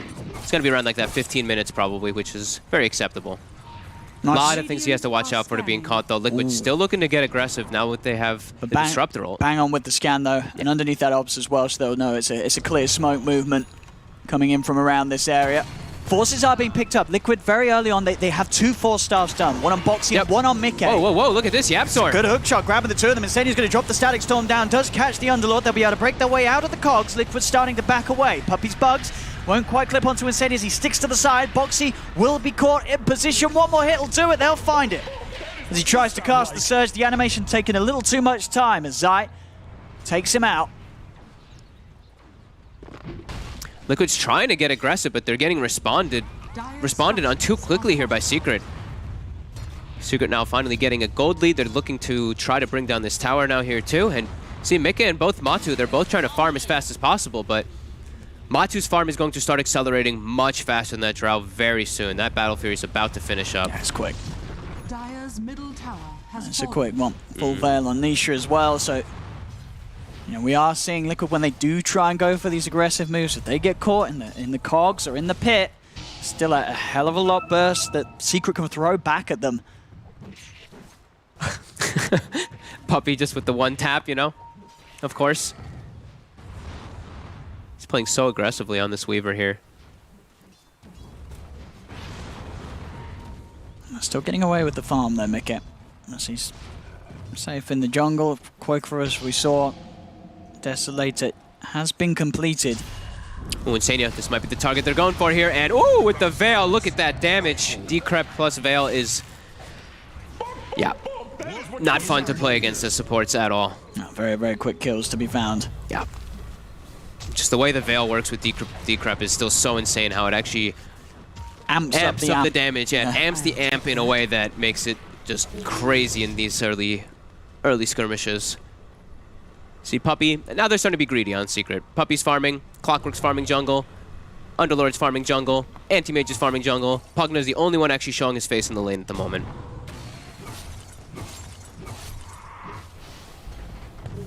So Liquid will try to take advantage of that at the moment here. Look to take out this tower with their TA. Should finish it up there. Koikfa Radiant's bottom tower has gets the fallen. cash. And we see a Yule's picked up now for the Underlord. I like this pickup actually. Versus, I think versus Surge in general, I think Yule's is just always good, right? Just that Dispel and just the mechanic is also really good with the Root too. Over towards mid, Nisha. Playing aggressive, but there's backup he's got a here haste. for Boxy. He's trying to juke it out. He is. He's going to be able to break his way out of the kinetic field before it properly sets in place. Insania tries with the glimpse, but there's no real follow-up. Or maybe there is. Mickey comes in from the side, but still the haste continuing to allow Nisha to break his way away from the silences. Oh, Nisha's wow. fine. That haster actually just carries that fight, and they just wasted Disruptor ulti. It's a pretty big one there. They couldn't quite catch him. Was very close to do so with the field, but just breaks his way right out of it with a haste. Yeah. That's another thing that Yule's is very good for, too, is versus that Disruptor ultimate, too. Be able to buy Underlord some time. Scanning. Top net worth, we see Matu takes it. Koikfa's still very farmed, though. Very threatening with this Deso pickup. He still just does have the hard counter factor of that Pugna that can just not allow him to attack inside of the team fights and also break his refraction. Still farming very well, and they can easily look for a Rosh. If they get any type of opportunity where a fight is won, they can straight beeline into Roshan. And Liquid having a much better sort of overall intel of the map right now with these two wards down on Secret's half. You look at sort of Secret's vision, it's just a little more hard for them to really get in for. They'll start to now get themselves some obses out in Liquid's jungle. But other than that, the map very dark right now for Secret. Liquid have done a very good job with the D-warding. Yeah. Secret wanting to play mostly around the top side. Bottom side is the unsafe place. Matu is really the only one who can make his move around everywhere. Everyone else, for the most part, play top. And then, of course, Puppey just, being Puppey bottom lane. He needs some farm, too. Another Yule's picked up for the Pugna. Same exact kind of mentality versus Disruptor ulti. Always going to be able to save. Same thing versus those silences. Another tower. Liquid. Making the moves. Middle tower has fallen. Of course, Roshan is going to be appealing, especially if Liquid can find themselves a catch. I'm going to be able to do it very, very quickly here. Already on the high ground, a bit of an attempt onto Zai. Zai's already going to rift out of there. Does not want to mess around with the damage from Mickey. So ults his way out of this entire area. Timing on the mech, Boxy. Just half a goal of the recipe away. 19 minutes in, just under a 1k, and it's a close one again. And seeming to go down a little bit of a similar route as the earlier one. Liquid is a bit more split out their wealth, whereas Secret, it's all eyes on Matu right now, keeping his game good whilst the rest of the team make the plays. Liquid definitely wanted to have a lead going into this part of the game, though, here. Yep, so Secret getting aggressive. straight away, though, the Static Storm response was immediate. They do find this opening on to Quaifa, but Quaifa's forced out to the side. Boxy as well with the surge, keeping Quaifa safe. And now, with the vacuum drag back, Yapzor's in trouble. They're focusing him down. Now they'll turn over towards trying to save Tiger. As Puppey and Zai try and chase him in. Matu coming in early with the Mana Void. They do find the kill onto the Tigers Tiny. The rest of Liquid will be all right, though. They're able to disperse, get back. Not able to find any further catches, though, but still it's Secret getting a quick kill. Liquid just not able to fight back into this. I think they have to be pretty fortunate that they got Koikfa out of that scary scenario there. That ward there that they've had there for the last 3-4 minutes. Almost getting the TA killed right before, pretty much almost as he's finishing the BKB. That would have been a real big kill if Secret was able to get that one there. Yeah, like you said, the constant aggression from the 4. Matu even showing up for a minute when he sees the Darkseer, and that's what we always will be saying. He always will have a Mana Void target in this game, so he used that splash off of Boxy to get that kill there. Does he have the BKB finished? They're looking to get aggressive anyway. Now. Yep.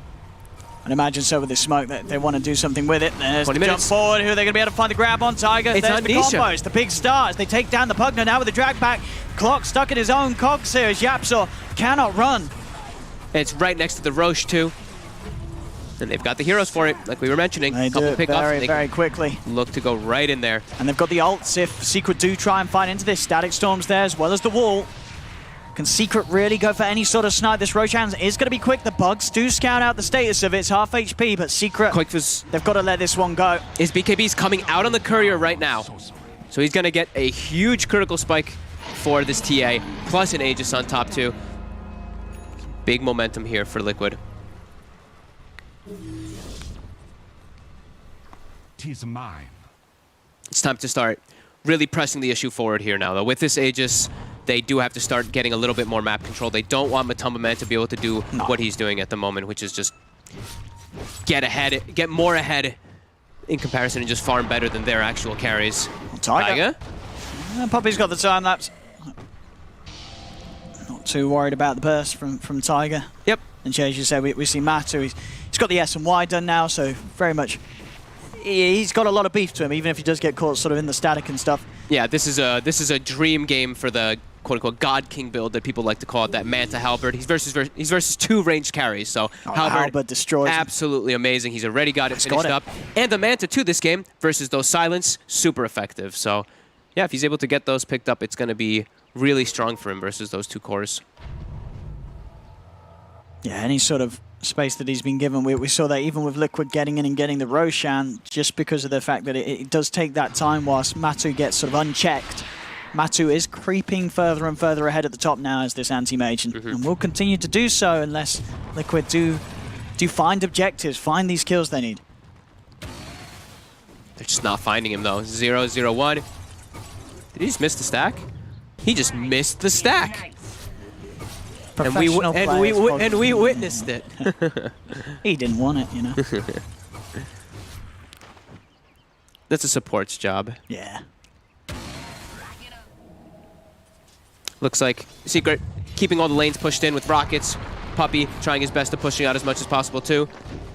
While AM just farms. So they're just trying to buy time and try to catch people when they're split up here and take advantage of where this Aegis is, where they're split up. It's got BKB and the Aegis on Quaifa, so a lot of time for the rest of his team to come in. He's going to put the BKB, just turn and take down Nisha in 3 hits.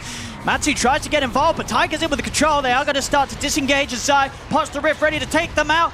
Is he going to be able to do so in time and take the 3 of them, though? He didn't take the anti-mage as Matsu, he didn't want to get in the ride. He jumped out the car door, and they didn't take him back. The glimpse as well from Instadia, perfectly done, bringing it back after that blink out. And yeah, he just felt the need to blink into the trees rather than into the warm embrace of Zai's car. He didn't trust his teammate there. No, didn't want to get in. Himself and gets punished for it heavily. Nisha a little bit too over-aggressive, using his D-Crab onto Koikfa. Not having it defensively, just gets turned on instantly. I mean, I guess he was probably in trouble either way, right? Because the Thunderstrike was on. He was going to get glimpse. Would you say, even if he blinked, you know what I mean? Maybe he was just trying to blink far enough away to get out of the glimpse range. He knew that if he blinked into the rift, he would have got glimpsed out of the rift. Perhaps he could have also counterspelled when he blinks into the rift. Oh, that's true. So he had a couple different ways to play around it. I think he just did not think that they'd find him in the tree line there. So bit of a slip up there by Matu and gets punished. Yeah, big kill. I mean, as you said, you know, up to this point, he's been having all the space in the world. That's the kill that Liquid dream of finding. Slowing down Matu's game. Puppy, we see, of course, that item build that he's going to be going for, that Aghanim Scepter to be able to bail out his anti-mage. However, the cast range is just not good anymore. It used to be insanely large cast range. Now it is quite tiny that you actually have to be next to your teammate in order to cast it. Finally got nerfed. It used to be like 1,200 cast range, then it went to like 700. Now I think it's like 400 or something. Very tiny. Blink Dagger now picked up on Nisha, his own mechanic to try to protect himself too. But yeah, some time bought for Liquid to be able to get their lanes into a good position while that anti-mage is dead. Taiga. They know what Puppey's gonna do here. They're reading the plays. He's going to be able to play his way out there with the time lapse. He's out of there. Glimpse does grab him. Have they got further control? Chasing onto him, but another Shikuchi will get him away. Puppey will live. Puppey space. Unable to quite catch that slippery old Weaver. And now they're kind of getting pushed away from this tower here. Everybody from Secret is coming up. They pop the glyph. Will Liquid continue for this one here? Looks like they just might be able to, yeah. Yeah, no interest from Matu or Nisha to head over here right now. Nisha's going to look to grab some couriers on the way out. Find Quakefus. Tower gone, as you say, Liquid just continuing to do as much as they can whilst they have this Aegis. Yeah, River. Absol, it's pretty tanky with the hood. We'll see if Tiger can get in for the toss back. Get a little bit of a very short glimpse to the side. It's enough. Yapsor unable to find a target to pull his way out of that. Ooh, if he tried to hook Zai, just off the mark there though.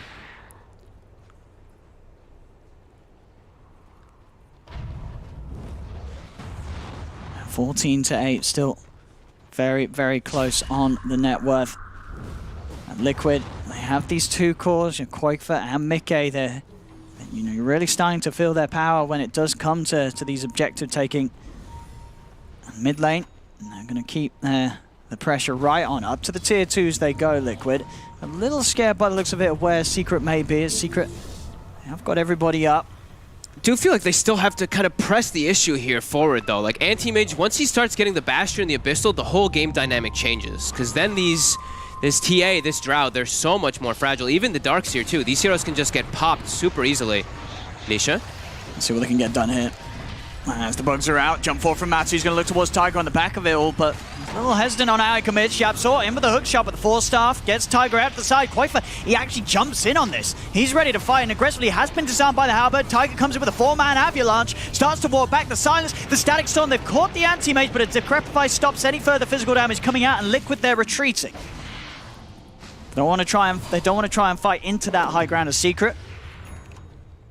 Yeah, nice little disengage. Secret do not really have the greatest forms of catch. It's really just a clockwork to just go in and try to get anything there. So nice moves there from Liquid to get away. They do not want to give up any kills to this anti-mage. Like we said, it's still a very scary moment. Like you can't really make any mistakes on Liquid in this draft because this anti-mage will just explode.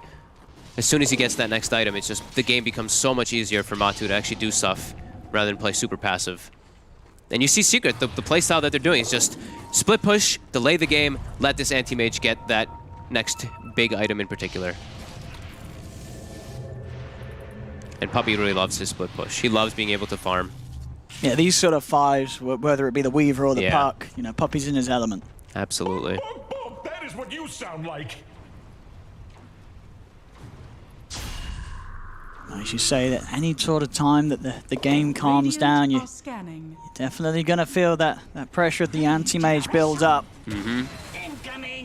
They're still farming, really well. That's the important thing. Like Quakefa is matching the farm of that anti-mage, which is very important for him. If he starts to fall behind almost at all, that's when you really have to start feeling the concern. But no, they're definitely keeping themselves in a good spot. See if they can catch Puppey this time. And with the grab, they're going to drop the static storm. Everything on this last time. Yeah, very much necessary without that static storm. Puppey a little too slippery, even just as that 5, the Weaver just having enough maneuverability to break away without that hold and silence. Enough funny business, says Insania.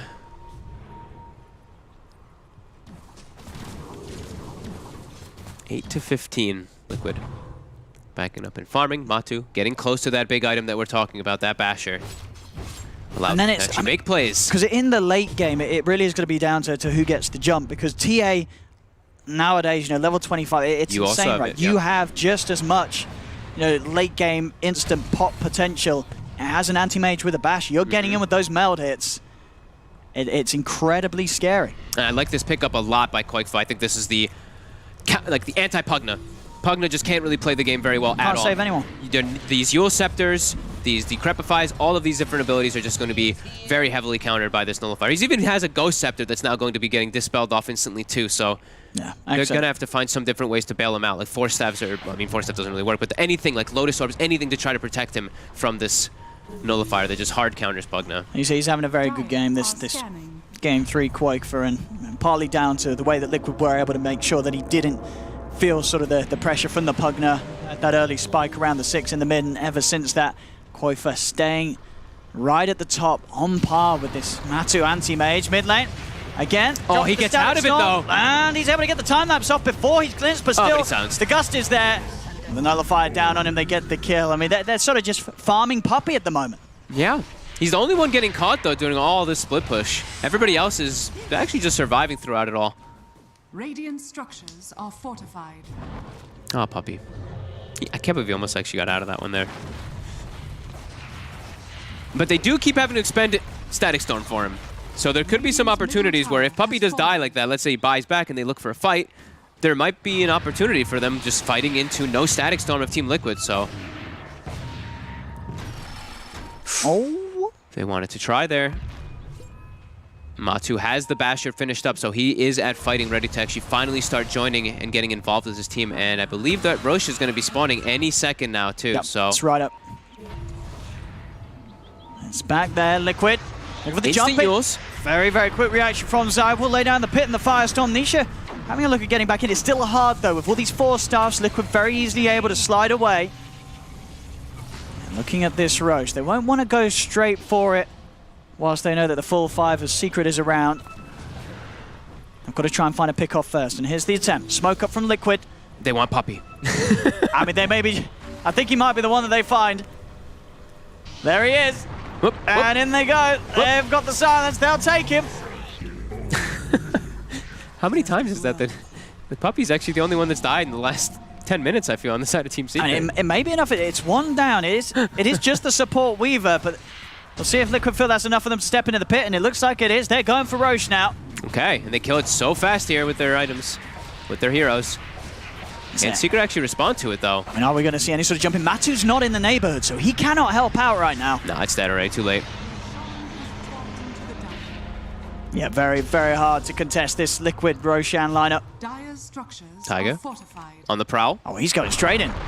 He's hunted. He's looking for Nisha. Yapso's going to be able to provide some safety as he comes in with a hook shot. Now Tiger's deep. Tiger, he's straight up dead. Boxy, though, he gets the vacuum. The Static Storm is caught the 2 of them, but can the rest of them get in? Force forward from the Drow. They'll kill off Yapso. They're going to be able to find Nisha as well by the time he uses himself up. He's still alive. Wait, Matu. Does manage to get the blink off. Nisha will live, but Matu's committed. Oh my the God. last bit of mana allowing him to blink to safety. Matu's out. And Secret very lucky there to make sure that Nisha and Matu didn't go down, as both cores, they very nearly died there to that attempt from Liquid. Wait, Nisha lived. Wait, what? He lived.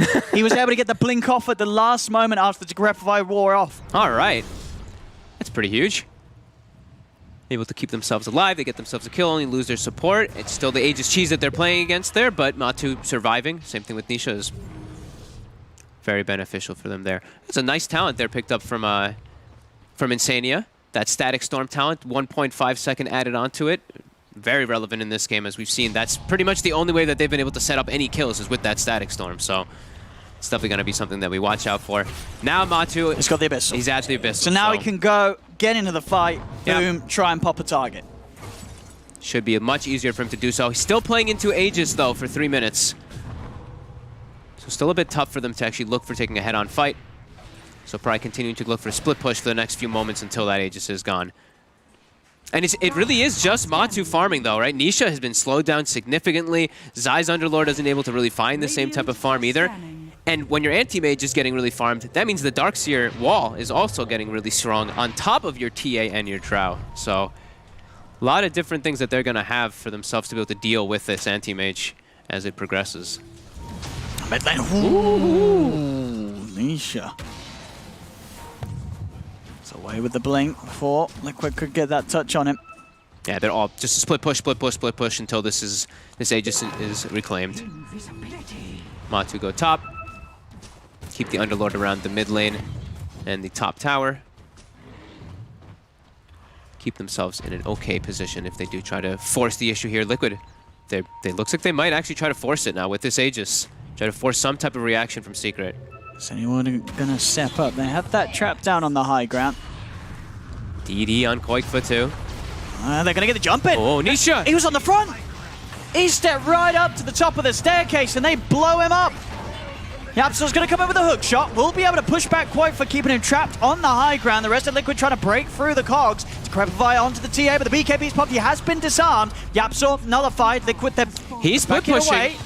Matu he's on the high ground up top. He's getting that tier 3 tower. They've got to make some decisions, Liquid. What are they going to do? They're trying to back off, get themselves a decent distance away before TPing back, and now they will. They're out of reach of Secret. They'll TP back. They'll be able to push Matu away.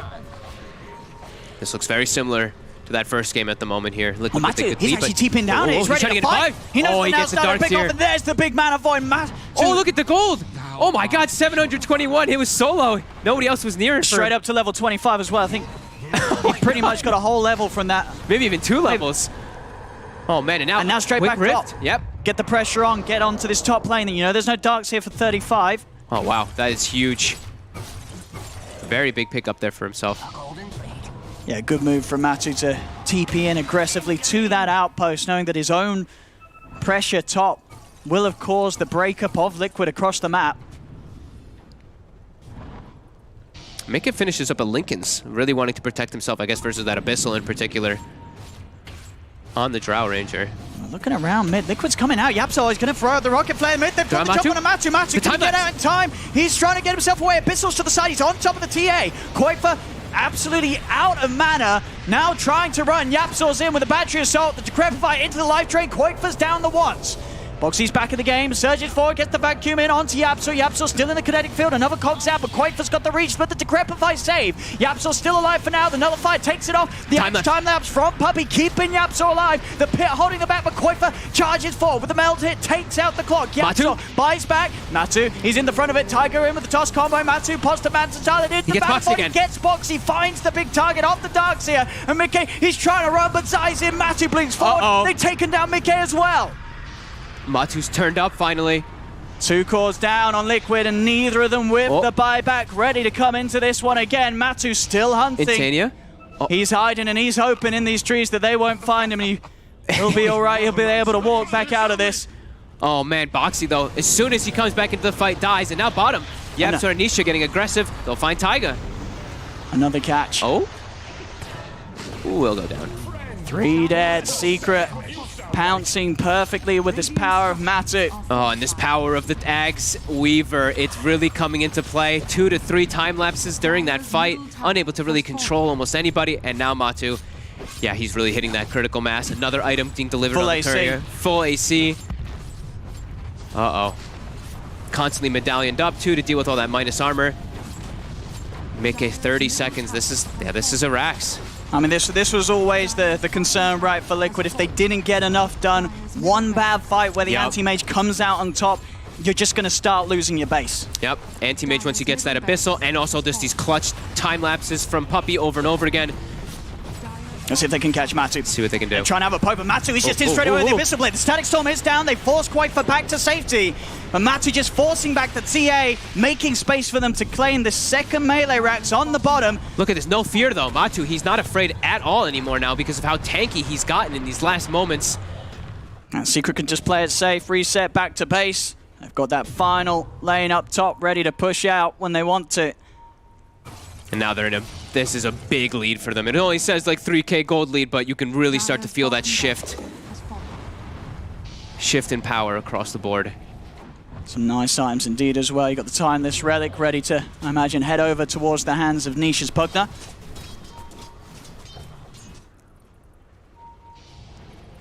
Arcane Rune as well up top. Matu will take that one. Always very nice to have all your spells a little bit faster when you have so many activatable ones. A full Hex now also for the Pugna, so more ways to catch on top of that TA and that Drow. Yeah, the jump is just so terrifying. We're seeing Matu just finding Quake for the past few times, and as you say, as soon as his mana's gone, not a lot the Quakefor can do to fight back. He has to get out of there. Sure, they can save him, but Quakefor's having to return to the fountain the whole time to actually get himself back in a fighting shape and able to turn things around. Yeah, and we're seeing that big, that big matchup, AM versus Darkseer. Boxy runs in, he just pops over and over again. He can't do anything in the fights. Drops his wall, he got an illusion. The illusion died almost instantly, and then he just dies and feeds in no time. And we'll see if Quakefor's able to do anything big with this. He has hit the 25, so he's got he's the meld hit bash. It's gotten nerfed a lot, though. Remember, it used to be, what, like 1.5 seconds? Now it's all the way down to 1 second. So it's not as significant as it was before. And there's also status resistance into play, so it's really only like a 0.7 second stun or so. But perhaps it could be enough. But Matu has been showing that now he is very tanky, especially with this AC on top. Also with the Minotaur Horn, too, to play around. A lot of different tools that is... And the fact that they've got the Decrepify and the Aghanim's time lapse. Just so many ways to keep their cause alive, Secret. Even if Liquid do somehow find the jump. Well, there we have it as well. The blink dagger done. Now so he always gets the position to get it. Like Puppey's going to have to make some pretty huge errors to get caught out. He's always going to be able to sit back and make it very hard for Liquid to do anything to catch him at the start of these plays. They're going to have to try to look for him, though. I think like the Darkseer or even like the Tiny Taiga, somebody has to look for Puppey in the back. And speaking of the Darkseer, he's ready to try and go for him. Boxy will be fine for now. Matu's going to get glimpsed back, but again, being very careful about how they commit onto this anti-mage, knowing how much save is behind him. Yeah, they have to be very aware of the positioning now. Liquid have to try to catch them, either a vacuum onto that Weaver, into the Static Storm or something like that, but they have to be sure to control Puppey in the fights.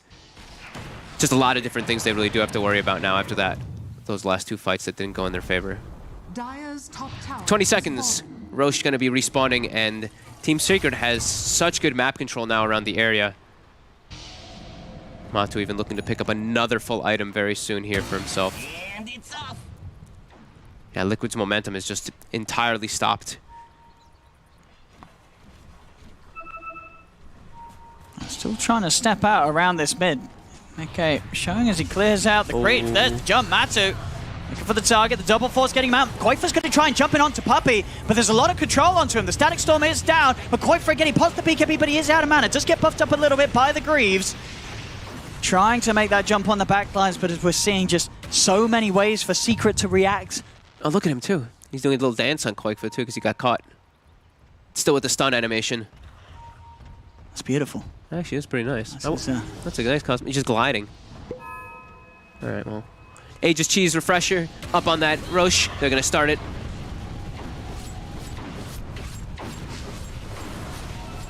How can they get in Liquid? They're running over. Tiger trying to go in with the Avalanche. Roshan still at about half HP. Matu's in. He is going to look for the jump onto the high ground. He's on the Darkseer. He looks towards Boxy. Boxy's able to get out in time. They'll save the Darkseer for now. Vacuum onto the high ground. Matu back into the reach of Mickey, but the blink's back up. He gets away. Yapzor trying for the hook shot onto Koifa. Won't find the angle. Tiger will almost certainly fall though unless they can get him out of there. They can't. Nisha jumps in with a final burst to take down the Tiny. Tiger buys back into the game. Only Tiger going down there.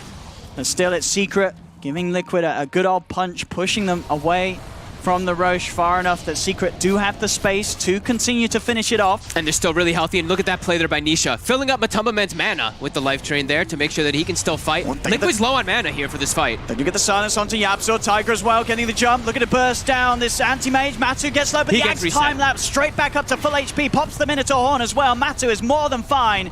Insania is out and gone for 50 seconds. Mickey trying to beat into this anti-mage, but Matu is just too fat right now. They do not have the damage to deal with him.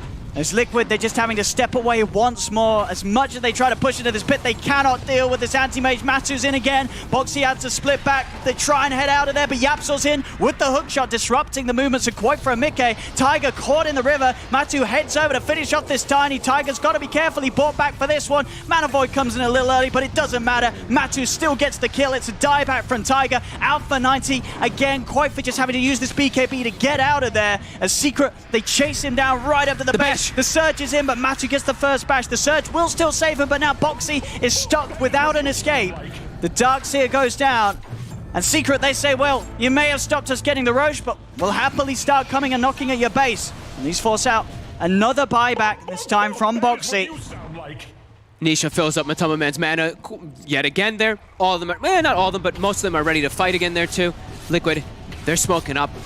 They got to try something here. They're really trying their best to... No Tiny, though. They don't have wall either, and now... They can't get out. Yeah, they can't get it. Aegis Cheese Refresher Shard now picked up for the side of Secret. Yeah, they tried a couple of times there to deal with Secret around the pit.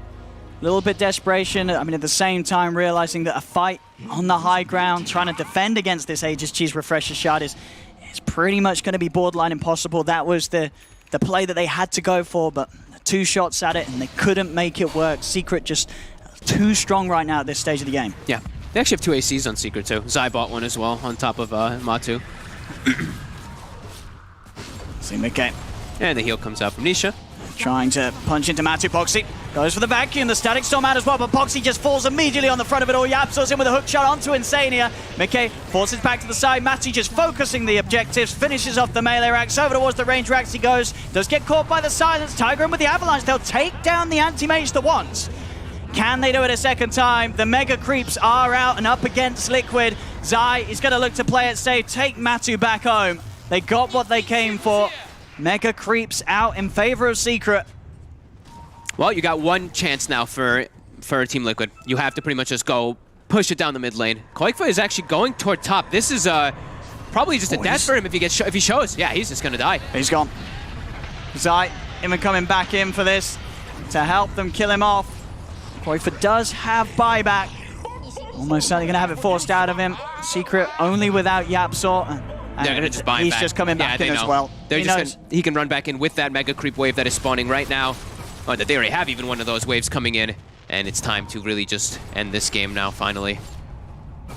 Liquid, there's no way. They have been able to hold without playing versus mega creeps. Now they're versus that and a lot more items to boot. And there's the Koikfa buyback. Okay. The Abyssal blocked initially by the Lincolns of Mickey. Matu trying to continue to focus down these tier 4s. Koikfa jumps over towards Zai, but Zai's going to be able to keep himself safe for the Ghost Form. Koikfa pots the BKB in time before the Mana Void comes out. But still though, Liquid, they're getting low. Hook shot over, looking towards Insania. The Glimmer Cape will keep him alive, but these tier 4s are falling. Boxy's back up in a few seconds, but Secret, they're going to be onto the exposed Ancient. We'll have a little bit of respect for Boxy coming in as Matu being a bit careful how he commits to the Ancient, but he knows that he's strong. He'll continue to do so. Mickey trying to push him away, but the Mega Creeps are in. Strong. They've got a repair kit, but it's not... Or is it going to repair the state of the game? I mean, they're killing Matu, but no, the repair kit's not strong enough at this point. GG is called. Secret, they'll take this game 3, and with that, the series 2-1. And they're able to come back in with the second pick anti-mage that didn't work out earlier in the series, but here in game 3, they're able to make sure that Matu had a good time. When he's playing versus a hero like Darkseer, I think that's just the thing that changes. It makes this anti-mage just always good throughout all stages of the game. He got so much space to farm because of a lot of the plays that they did, like Puppey just doing all this constant split push. He was messing with Liquid so much that they kept having to commit I think like 4 static storms over and over again chasing him, which is Matu's just like, thank you, Puppey, you're the best, I love you, good job, gets all the farm in the world. And we kept saying, right, Liquid had to press the issue there, and Secret didn't allow them to, so anti-mage took over. Yeah. And for the most part of the game, Koikfa and Mickey, they did have good farm, but we sort of talk of the strengths of the anti-mage over on their side. Liquid, this Drought and TA, there was a lot of answers from Secret for these heroes. Yeah, decreps, time lapses, so many different things, and they itemized really well for it. Oh, well, there we go, ladies and gentlemen. A fun series nonetheless, but at the end of the day, it will be Secret taking the victory here, 2-1 against Team Liquid. Indeed, they did. Thank you, ODPixel and Fogged. I must say, I do appreciate Liquid. They did not give up until the very, very end. Like, they worked that repair kit to try and, get something extra out of that game. But that was a very entertaining game. Told you guys we would have a nail-biter at game 3. Definitely for the majority of the part it was, because it was very, very even, very close for the majority of the game, from what it felt like, at least for my part. Jenkins, what was your read on the game? There was a lot happening in that game. I mean, very back and forth, like you said. Anytime there was a play happening from Liquid, there was a counterplay happening from Secret somewhere else. And it honestly, even with the Darkseer, after seeing the game, it kind of feels like the drafts were relatively even, mostly because... Well, maybe I shouldn't say draws, but Taiga was making so many good plays early on into the game, completely destroying with that Tiny, which with a TA and a Drow, you can absolutely snowball with these heroes. But like I said, every time there was a play, there was a counter play coming out from the other side. And big shout out to Zai and just the way that they use that Underlord ulti, using it to move across the map, using it to save themselves. Like, I think that was a big reason that they could play so quickly in that game, taking advantage of people dying, taking advantage of, dying with no buybacks, and, very fast play from Secret, obviously. When you're playing against Anti-Mage, all it takes is one bad fight, and suddenly they just feel that like they're in full control of the game. I love the way they itemized inside of Team Secret, getting like Ghost Scepter and Pugna, so you can use that on himself and use the Cripify defensively. I was a bit skeptical about Pugna last pick, but it all made sense like half throughout the game. Of course, I mean, you're playing into TA, into Drow Rangers, the Cripify is going to be extremely good, but Life Drain, it instantly kills AM Illusion that Darkseer makes of him, so that's kind of a big deal. That's something that Anti-Mage does not like to play into, but, I mean, this matchup, AM against Darkseer, AM's good in the laning stage, Darkseer in the mid game. You need to be very careful about that Illusion. They had a pretty sick combo with the Disruptor, but then again, you always have a big mana void target in the Darkseer. You know that his mana pool is going to be high. Yeah. Right, that's the difference between the first game and this game to me, is that there was actually a good mana void target to go on. And we talk about how overpowered Darkseer is, but I mean, if he can't press his spells because he has no mana and he's dead and probably killed at least one of his teammates, not so good. Not so good. Yeah. What we've seen in the first game was Team Liquid having Mango Tree and just refilling mana in these drawn-out fights. This is what they did on Team Secret in this game. They had Pugna, who, fills your HP, then starts filling your mana, and he did it that couple of times to Anti-Mage. Like, all these drawn-out fights, you know that your mana is going to be low. You're playing into Pugna Ward, you're playing into Anti-Mage, and this benefits Team Secret so much. I still believe Puppy is the MVP of this game, for me. He was creating... Would you say series? The two games that they won? His Venge performance in game number 2 was extremely good as well, where he just created a lot of space for the team, died so many times. Like, you need to use a Dust, a Sentry because of the time lapse. Even though the hero was nerfed, they added 4 extra seconds on the time lapse and 400 less cast range. With the Aghanim Scepter, he still made it work. They did give him more move speed too, though. So with the Tranquil Boots, like, he was incredibly difficult to catch. Like, so annoying on this Weaver. Yeah, and the Blink Dagger helping out. Just being there when needed, really. Pushing out waves. It was a slow victory for Secret. Do you guys feel like at the start of the game, even though, from a perspective of, okay, let's say you weren't super closely watching the game, right? You see the kills fairly even, you see the net worth fairly even, and you maybe move away to another monitor or whatnot. Was the feel that Secret was going to win at the end of the day all the time there? Because I kind of felt like Liquid did really well. At some point, they pressured high ground as well. I thought, like, it was a little bit odd for me to see that, considering it looked so even sometimes. 100%. It really seemed like this was going to be one of those super snowbally Drow TA games where they just do overwhelming physical damage and destroy your face, but... No, like, every single time there was like I said, a play happening with Liquid. Like, Secret was actually making a play on the other side of the map. Nisha was incredibly active with this Pugna.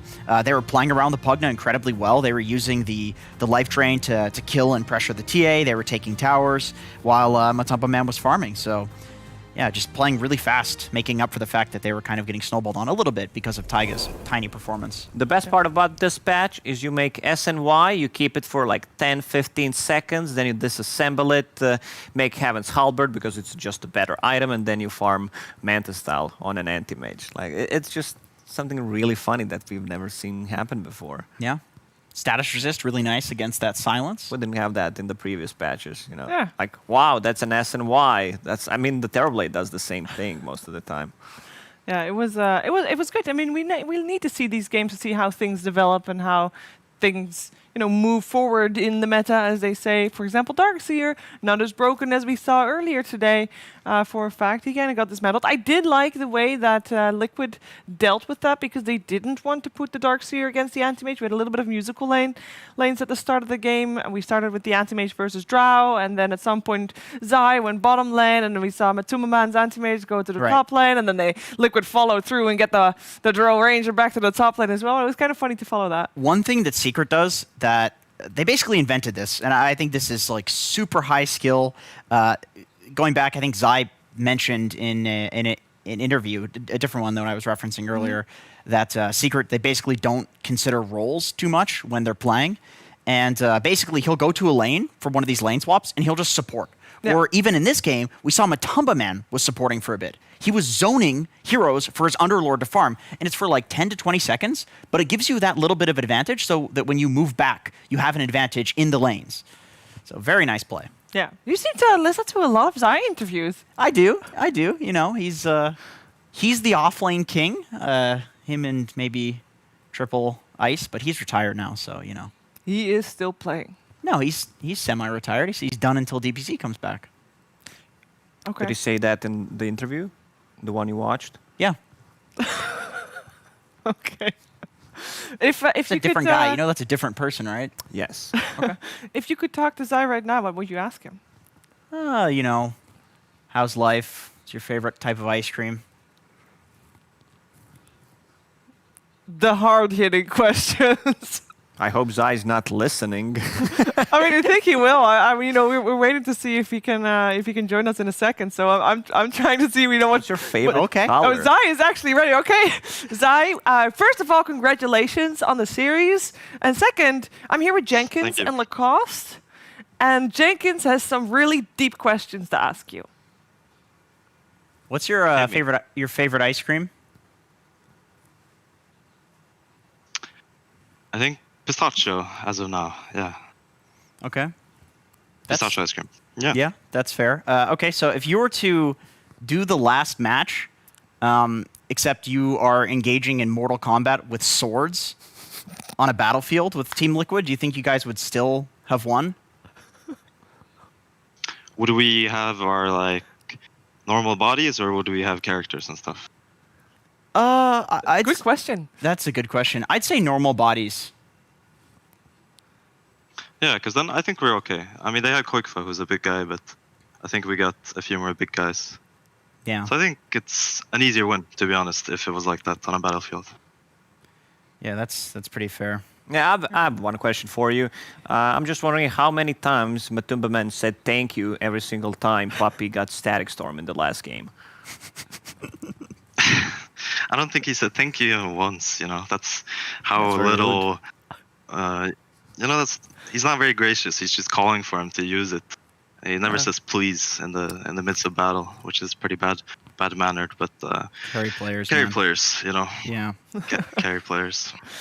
Zai, what have you been doing over the last month and a half? How have you celebrated your break? Because you guys have been basically on holiday for a bit, right? Yeah, no, I mean, been trying to do as much non-Dota stuff as possible. Being out in the sun, on a quick vacation with family and stuff like that, and just trying to, basically be outside for way more than what I've been doing before the summer vacation hit, because then it was basically non-stop playing Dota.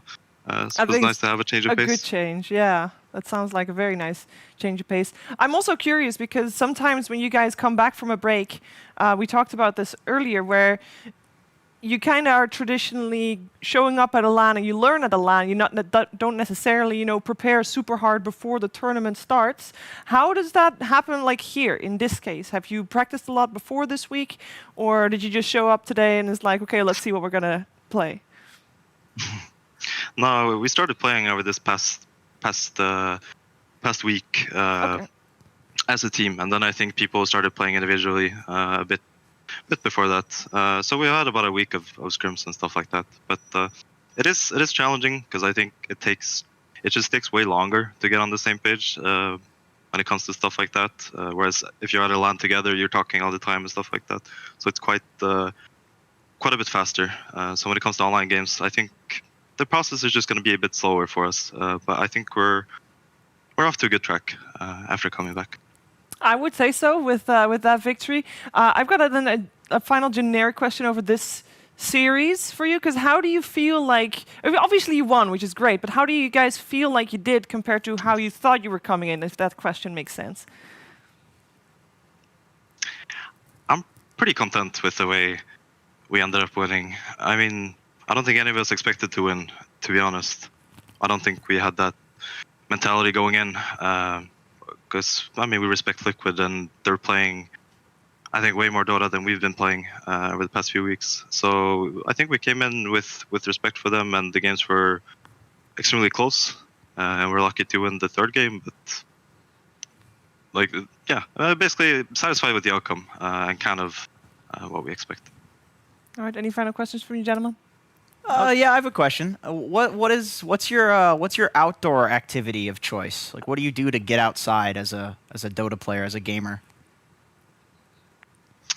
I've gotten into running a bit more lately. Oh. Which is something I never really cared for before, but nowadays I kind of like it. I just go out and listen to music while running for half an hour, and it's just nice to get away from my computer.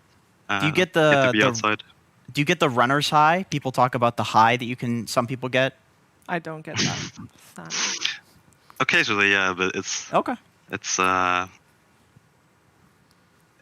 rare, you know. It's not every single time you go. Gotta run more. Most of the time it's suffering, but it is really. Yeah. It is. Yeah, I'm like, because it sounds nice. You're outside, you're listening to music, but then the running part, kind of puts me off a little bit.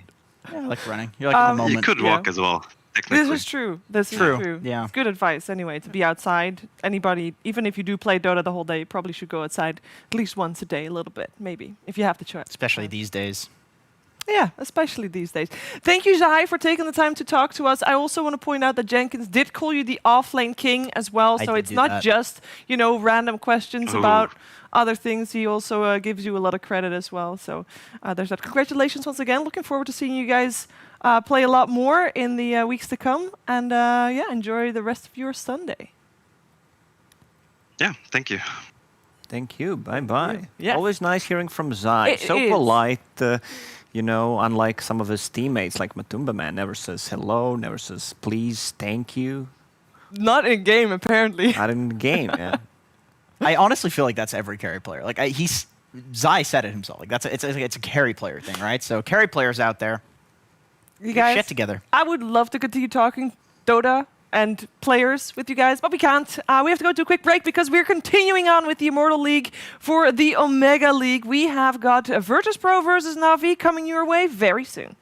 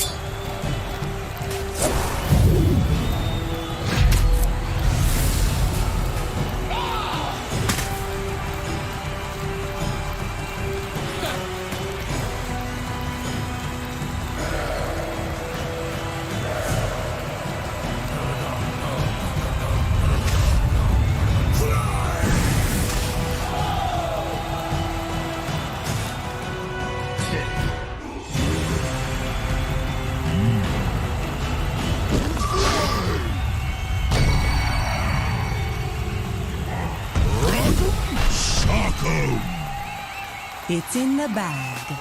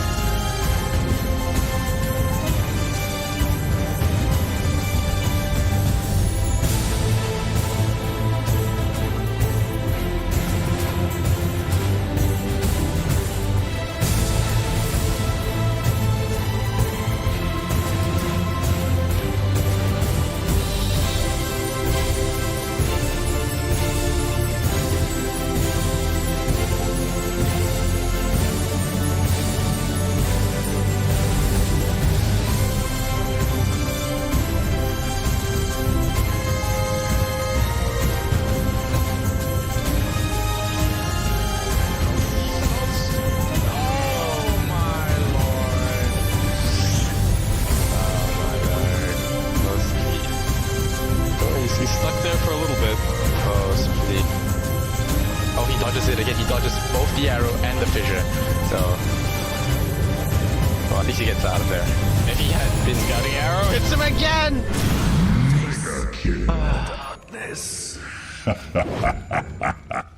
That has gotta be the biggest fail I've seen.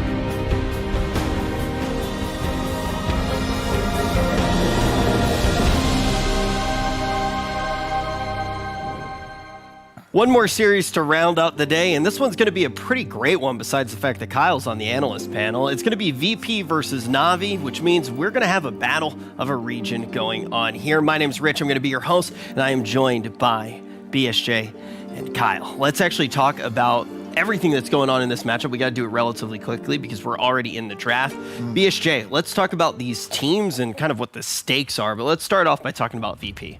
Well, I'd say both teams have been underperforming from what we would expect, at least looking at their rosters. I think VP's still the star-studded roster we see earlier on in the season, and I don't know, some of the teams have kind of turned in quarantine and the whole online league thing into an opportunity to grow and expand as a team because they're consistently competing. I feel like VP's kind of gone the opposite direction. So, like, I think they did really well back in, like, April, and it's just kind of been like this ever since. I can see that. I'm pretty tight with Resolution. I know that they certainly, I don't want to say they weren't taking it seriously, but, you know, they definitely had a little bit of fatigue over the last few months. I know they've been boot camping. They're all in Moscow, and they're training hard. This is a meaningful tournament for them, and I think this series, rather, is an opportunity for them to make a statement, because I don't think there's any scenario both these teams make it out of this group into the playoffs. So this is kind of a must-win, and also a huge rivalry. You know, dominant team in CIS is pretty much determined by the results of this match. Yeah, it's funny. I feel like you've been talking a lot about diminishing returns as well with boot camps. It's an interesting thing to talk about. We'll try to talk about it more when we do get out of this draft because we're already quite decently through this one. Yeah. So let's take a look. BSJ, anything jumping off the page to you? Nothing so far. I think Terrorblade is a hero we haven't seen as much as I thought we would. I really like it in this slot where you fourth pick it in the first round just because you get to cover, hey, like, I don't want to play against these three heroes. Morphling, one of his worst carry matchups. Batrider and Darkseer, two of his worst lane matchups, or game matchups, I guess you could say. So I really like the way Virtus.pro is constructing their draft thus far. NAVI hasn't really established like a game plan. They have a save, they have a Furion, who's kind of like this all-around hero. But Virtus.pro's got this high physical damage, high single target, pretty much just says damage. Yeah, exactly. I typically would love an opener like Oracle Furion, but then you see it already, you know, Shadow Demon, Terrorblade, Beastmaster. If you imagine drafting as like a game of rock, paper, scissors, this is VP, like not just throwing rock, they're throwing boulder. So it's beatable, but you've got to have something ready. Treant. Paper. Yes, but it's got to be thick. It's got to be papyrus, like not just like that single sheet. All right. This is literally a hero made out of a bundle of paper. He turns into paper. Sure. Yeah. He makes. You got to be able to take the resources and turn them into what you need. Execution, but that's paper. Exactly. Well, you're right in that case. So, yeah, you needed like a physical damage disruption of the fight. I was thinking Wyvern could have worked, but since you already have your 5 position in the Oracle, Tree makes sense as well. It just says like, okay, you guys stunned with Roar, you're going to be dishing out a ton. We need to just stall this for like 3 or 4 seconds. And Trivia question, BSJ. Does Treant Root interrupt BKB Enigma Black Hole? No, it does not. That's correct. It used to. It did. It's still very confusing to some of us. Yeah, a lot of they change mechanics every patch. So there's stuff where if you haven't read every patch exclusively for like the last 5 years, you'll probably be wrong somewhere. Exactly. Or if you just haven't played Dota for like the last 3 years either. That would probably be a problem. Yeah, I don't know. Thankfully, we've got top tier analysis ready and studied up on those game mechanics. I love the Drow. I think this is one of the hardcore counters to Enigma and TB because you can just get online a bit faster. But again, I'm just afraid because Virtus.pro's lineup is just so good. It's simple. Like you can understand this as a child and look at it and just think, okay, BKB Black Hole's I the do threat. understand this. Yeah. Exactly. Terrorblade Beastmaster with Shadow Demon Illusion spam. Like this is just such an insane amount of damage, and then it's like, okay, draw Furion. So effectively, Navi are just making a bet that we can take down these tier 1 towers before the 10-12 minute mark and just force Enigma and TB into their own jungle. Otherwise, they're in some huge trouble.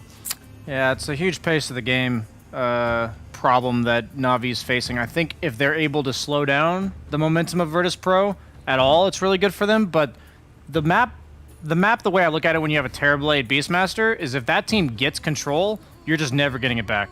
Like, there's just no way to, like, battle your way back in the game against these types of heroes, because they're sending illusions and summons to clear waves, and if you ever want to kill the hero itself, you're fighting through billions of damage that doesn't even come from the hero. So it's just very difficult to ever retake control after you've lost it. So the Enigma does delay that game plan a bit more, but it also shores up, like, the death ball. Like, if they do have the split push aspect covered within like the pace of the game, the Enigma will win every fight. basically.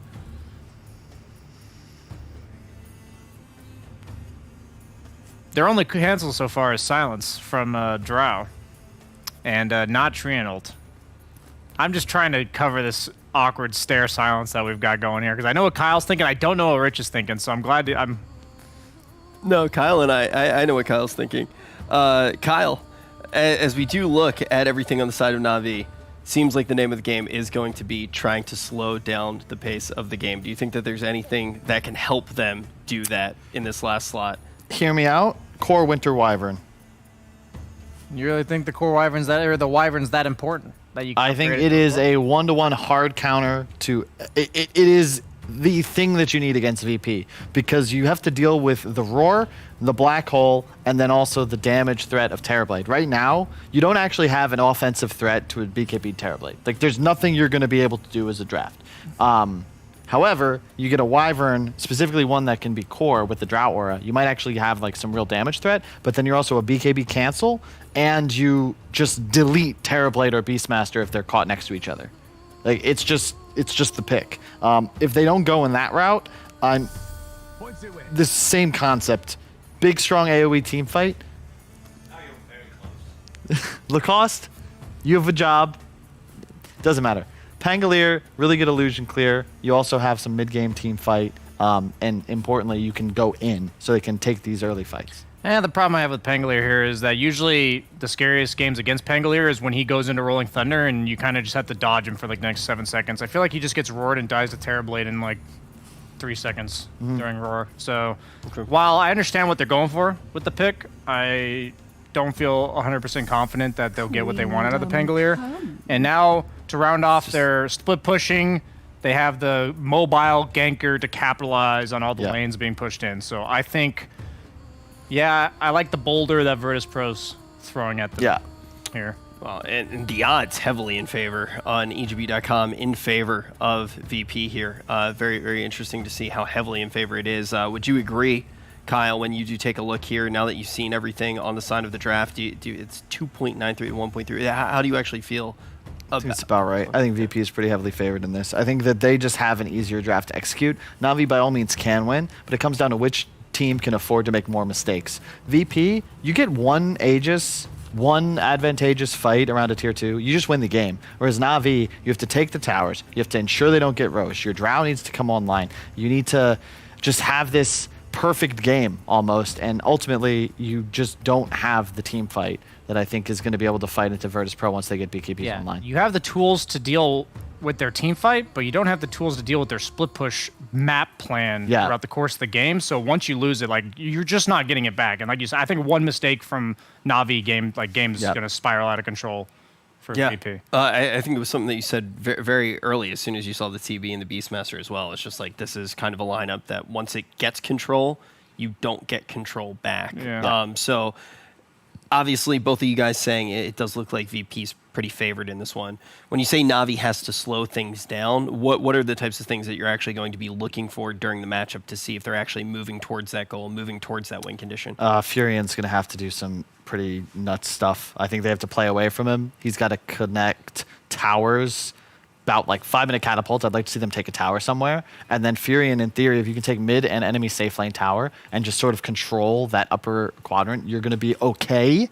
And then it's just never losing a fight and also not getting ratted. You don't want to lose your safe lane tower to the beast. All right. Like all things in life, this one's going to be all about control. Let's throw it down to the casters and see. It's going to be OD and Lacoste. Let's get this one underway. Thank you very much, Rich. Yes, Na'Vi versus VP. A lot of fun to be had here for sure. The panel seeming a little concerned for Na'Vi's lineup against VP's, sort of the pressure they can turn on when they start barreling down lanes with the Metamorphosis being backed up by the Beastmaster Aura. Did you sort of agree with their concerns, Lacoste, or do you see something that Na'Vi can do to outplay those situations? Yeah, sadly, I have to agree with our panel. Usually they are wrong, especially when we have these two gentlemen on the panel, but yeah, I have to agree with most of what they said. Like, it's going to be an easy to execute lineup, you know, with TB, you have Enigma, they have abilities that go through magic immunity against the Pangolier, so Pango's game's not going to be that strong, and the Vision game, you have all these illusions, all these summons, so it's going to be very hard for them, you know, to approach a team fight. Yeah, no, it feels as well, Navi, that they're going to be a little lacking in the ways that they can sort of push back, right, on the sort of advances that VP is going to be making with their lineup. They're only sort of wave clear. It is the Pango swashbuckle, and that if you're clear on waves with that, you're sort of putting yourself at risk on the front. Yeah, if you use that swashbuckle aggressively, you could be in a real danger when you're playing against like all these heroes, especially like a Beastmaster. Man, I love saving heroes. I think we're going to see much more of those. Now we have Oracle and we have Shadow Demon. We saw Shadow Demon from Virtus.pro yesterday or one day before, if I believe. It was not very successful, but still, this hero does so many things. You have a BKB piercing ability, you have like Soul Catcher, that's insanely good spell at every stage of the game, and you have a built-in save, you know. They go for a target, you just easily disrupt it.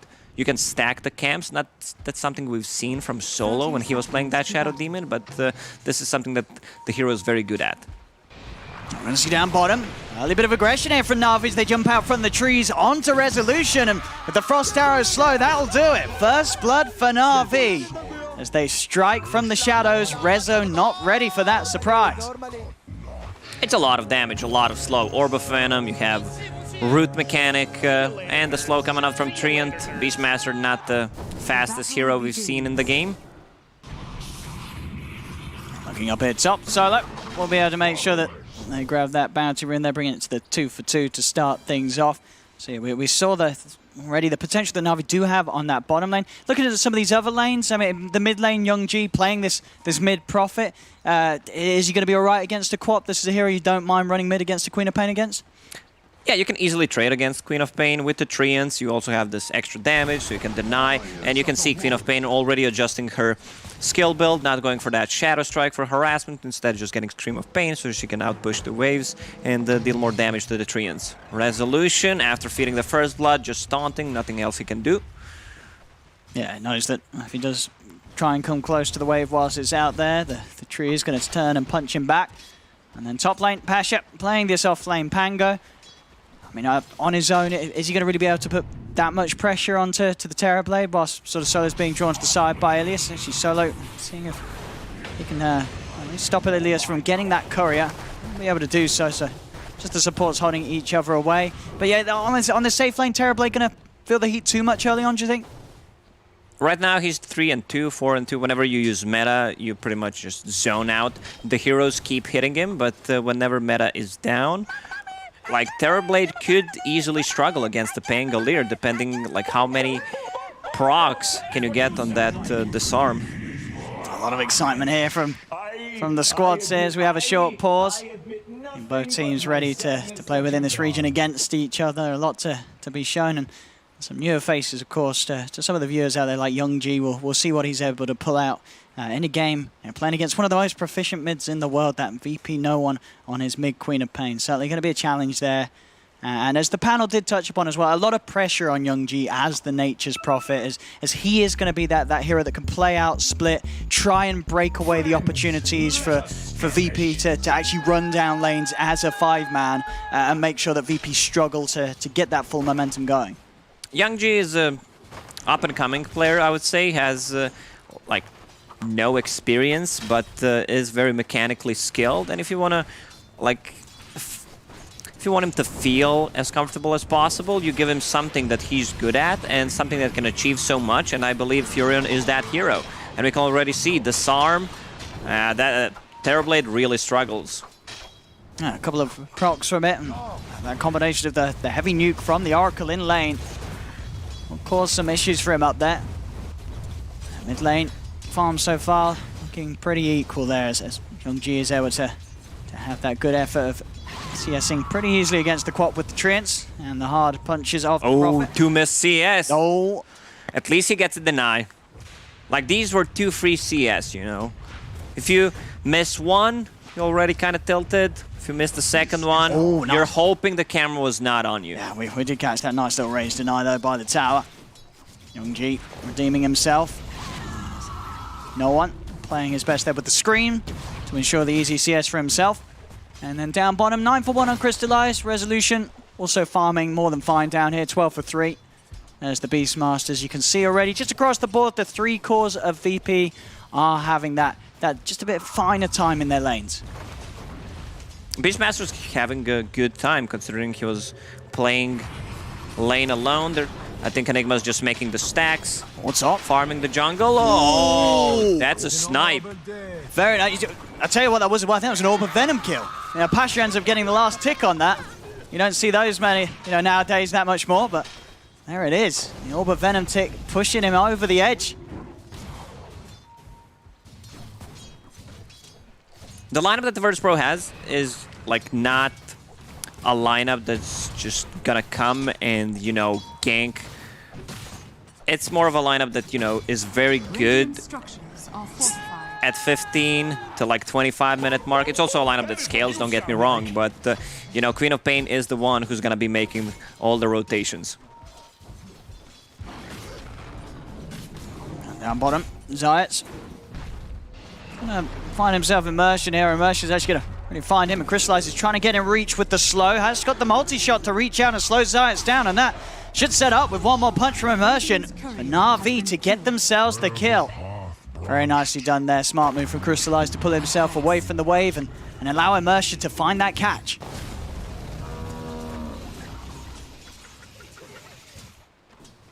Now we will get so much value out of Treant Protector's armor. Like, they can play aggressive on the side lanes. You have this mobility Nature's Prophet who can TP to any lane or just hold the towers against the Beastmaster, against the Terrorblade. This is something that these heroes don't like to play into. Even though he died once, ILTW is still on top of CS. Yeah, he's still farming very well. Yeah, despite Navi's best attempts, Ilias and Pasha to really keep him pushed away from the wave, he's been able to stick very, very close to it.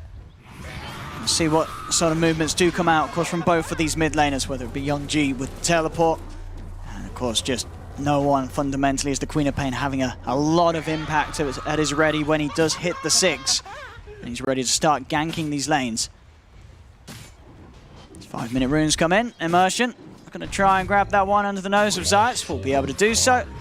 Zayats can't put a stop to him, but can set up for no one trying to find this kill as no one comes in with a rotation. Immersion's going to go for the TP out. Do they have the burst to claim his life? They do. Screams up. No one claims the kill. A nice little movement there from himself. Picking up his own bounty rune, refilling him the bottle, and getting the kill on the tree. No one needs to bring some extra regen to the lane.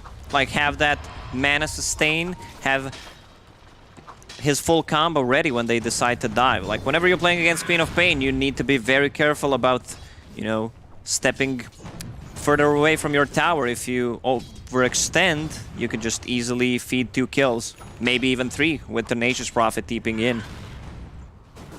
I'm just wondering if Solo is getting Shadow Poison or not. Last time he played it, he didn't even get it.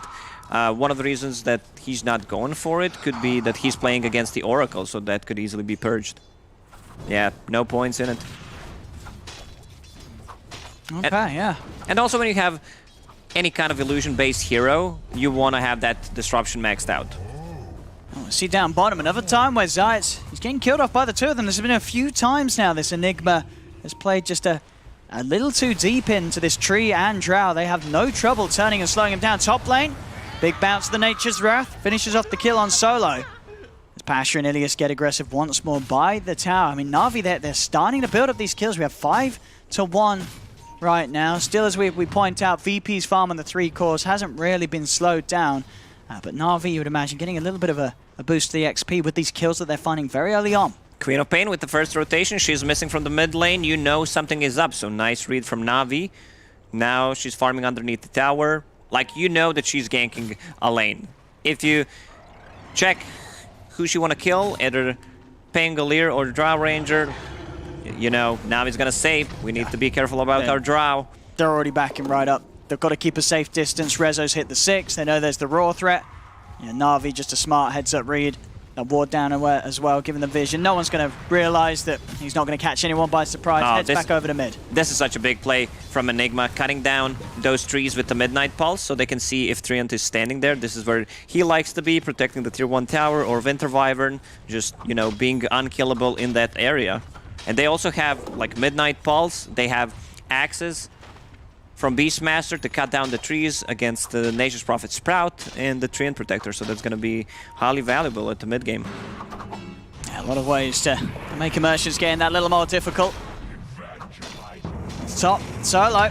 He's going to get gone on it by Pasha, as Pasha is going to go for the Rolling Thunder lead in, buying time for Youngji to come in with the TP. Youngji TPing in a little bit too far off the mark, though, as won't be able to go in onto Solo. Does manage to get himself in a position to push onto this tier 1 town. With Solo the only one up here, it should be an easy tower for Na'Vi to take. Nice and early as well here at 8 minutes in. They see me rolling. They do not care. Let's see if they can take the bottom tower. Oh, this is going to be a big kill if they can get it. Yeah, they've got the Boars and the Malefice onto him. He is going to get saved at the last moment though by Ilias, but it doesn't matter. Sonic Wave comes crashing through from no one. They take out the Drow. They turn over towards Immersion as well. Immersion gets punched down by Rezo. As again, I mean, Zayats this time doesn't mind losing his life as it sets up for VP to find the two of them, and no one. He's even poking around for more. That Boar, so the Hawk, spotting out Ilias. No one with the DD. Purge off that DD. Yep. Still no one can try for this, though. He's got the dagger on the screen, but Ilias using his tool set very nicely to try and slow this down. Will still fall, though. TPs are coming in, but it's a little too late to help out that Oracle. As Ilias falls, Rezo goes immediately for the TP out, as he is away before Crystallize, Immersion, and Youngji can turn up and do anything about that dive from VP. This is something that Na'Vi lineup is lacking. They lack stuns. They can't just rely on Pangolier to land the stuns. We've seen that it's not that effective, and Solo did some great juking. And it's very important for Na'Vi to just hold that bottom tower alive as much as they can, because once Beastmaster Enigma take control of that area, it's going to be very hard for them to actually gain control back. Yeah, for sure. We'll have this brief pause. We are seeing that a lot of space being made for the Terrorblade. You know, TB's been able to hit the jungle whilst all this action's been going on down bottom. So his farm has continued, as opposed, of course, to the Drow from Na'Vi that has been pushed out of the game a couple of times now. From this pressure that VP really is starting to build up on the bottom half. Overall, a close opening from the teams. And is that a parrot? I believe it is. Is there Kanka in this game? Nope. Was it not the Na'Vi? Isn't the Na'Vi courier a parrot? No, it's Weasel. No, but it turns into a parrot, doesn't it, when it turns into flying? Really? Yeah, I think so, right? Isn't a Na'Vi courier a weasel when it's what? It's not a weasel when it's flying, is it? It turns into a little blue bird. Was it a blue parrot? It was. Yeah, that's the Na'Vi courier. Yeah, that's the Na'Vi courier. I think one of the only couriers that sort of changes its form that drastically, you know, not the natural sort of evolution cycle of a weasel, you know, turning into a bird. It's Pokemon 4th generation. Yeah, I mean, I know a weasel's a similar shape to a caterpillar, but it doesn't quite work the same as the whole caterpillar into butterfly transformation. It would have been better if he turned into baboon. You know, you don't need pants for the victory dance, because baboon is better than Weasel. I are baboon. What is that from? Star cartoon. I am Weasel cartoon. There's a cartoon called I Am Weasel. Yeah. What happens in it? It's just an old Cartoon Network show. Did you watch Cow and Chicken? No, I didn't watch that Cartoon Network. That was one of the expensive channels. Oh, so what did you watch? I don't know. Sports channel? just sort of news round, Blue Peter, just kids shows, you know, when I was a kid. Not the cartoons, they were on the expensive channels. I watched the Rugrats. You watched that? Say that again? The Rugrats. You didn't have the Rugrats? No. You had the Wild Thornberry. No, I was, you know, we're a different age, Owen. I was living in the days when cartoons were... What did you have? Mickey Mouse, Bugs Bunny? Yeah. Oh. Back in the 70s? Yeah, can you beat that? Tom and Jerry? Tom and Jerry, Tom and Jerry. Flintstones? Flintstones as well. Dexter's Laboratory. Oh, we had Dexter's Laboratory. Powerpuff Girls? Yeah, these are from the same age. Yeah. Like the trio. I'm Weasel, Cow and Chicken, Powerpuff Girls. What else did we have back when Cartoon Network was good. Oh, well, I know. I said I didn't Two watch Stupid it, but there Dogs. was Ed, Ed, and Eddie. Yeah, that was a bit later. Arthur. Nope. You didn't watch Arthur? Nope, don't remember that one. But you've seen the memes, though. I don't know what that is, Owen, to be honest. Arthur the Aardvark. You don't know what Arthur is? Oh my goodness. You've seen the memes of the... When he's hurt his knee and he's going... Actually, that's Peter from Family Guy. But I think Arthur does it as well. I think I know what you're talking about because I know memes. Like the Aardvark with the glasses. Yeah. Yeah. You know the one. Well, again, apologies for the pause. I believe we do have a restart of a PC. I think it was Zayats. I mean, he had died a few times, so I think, you know, that's...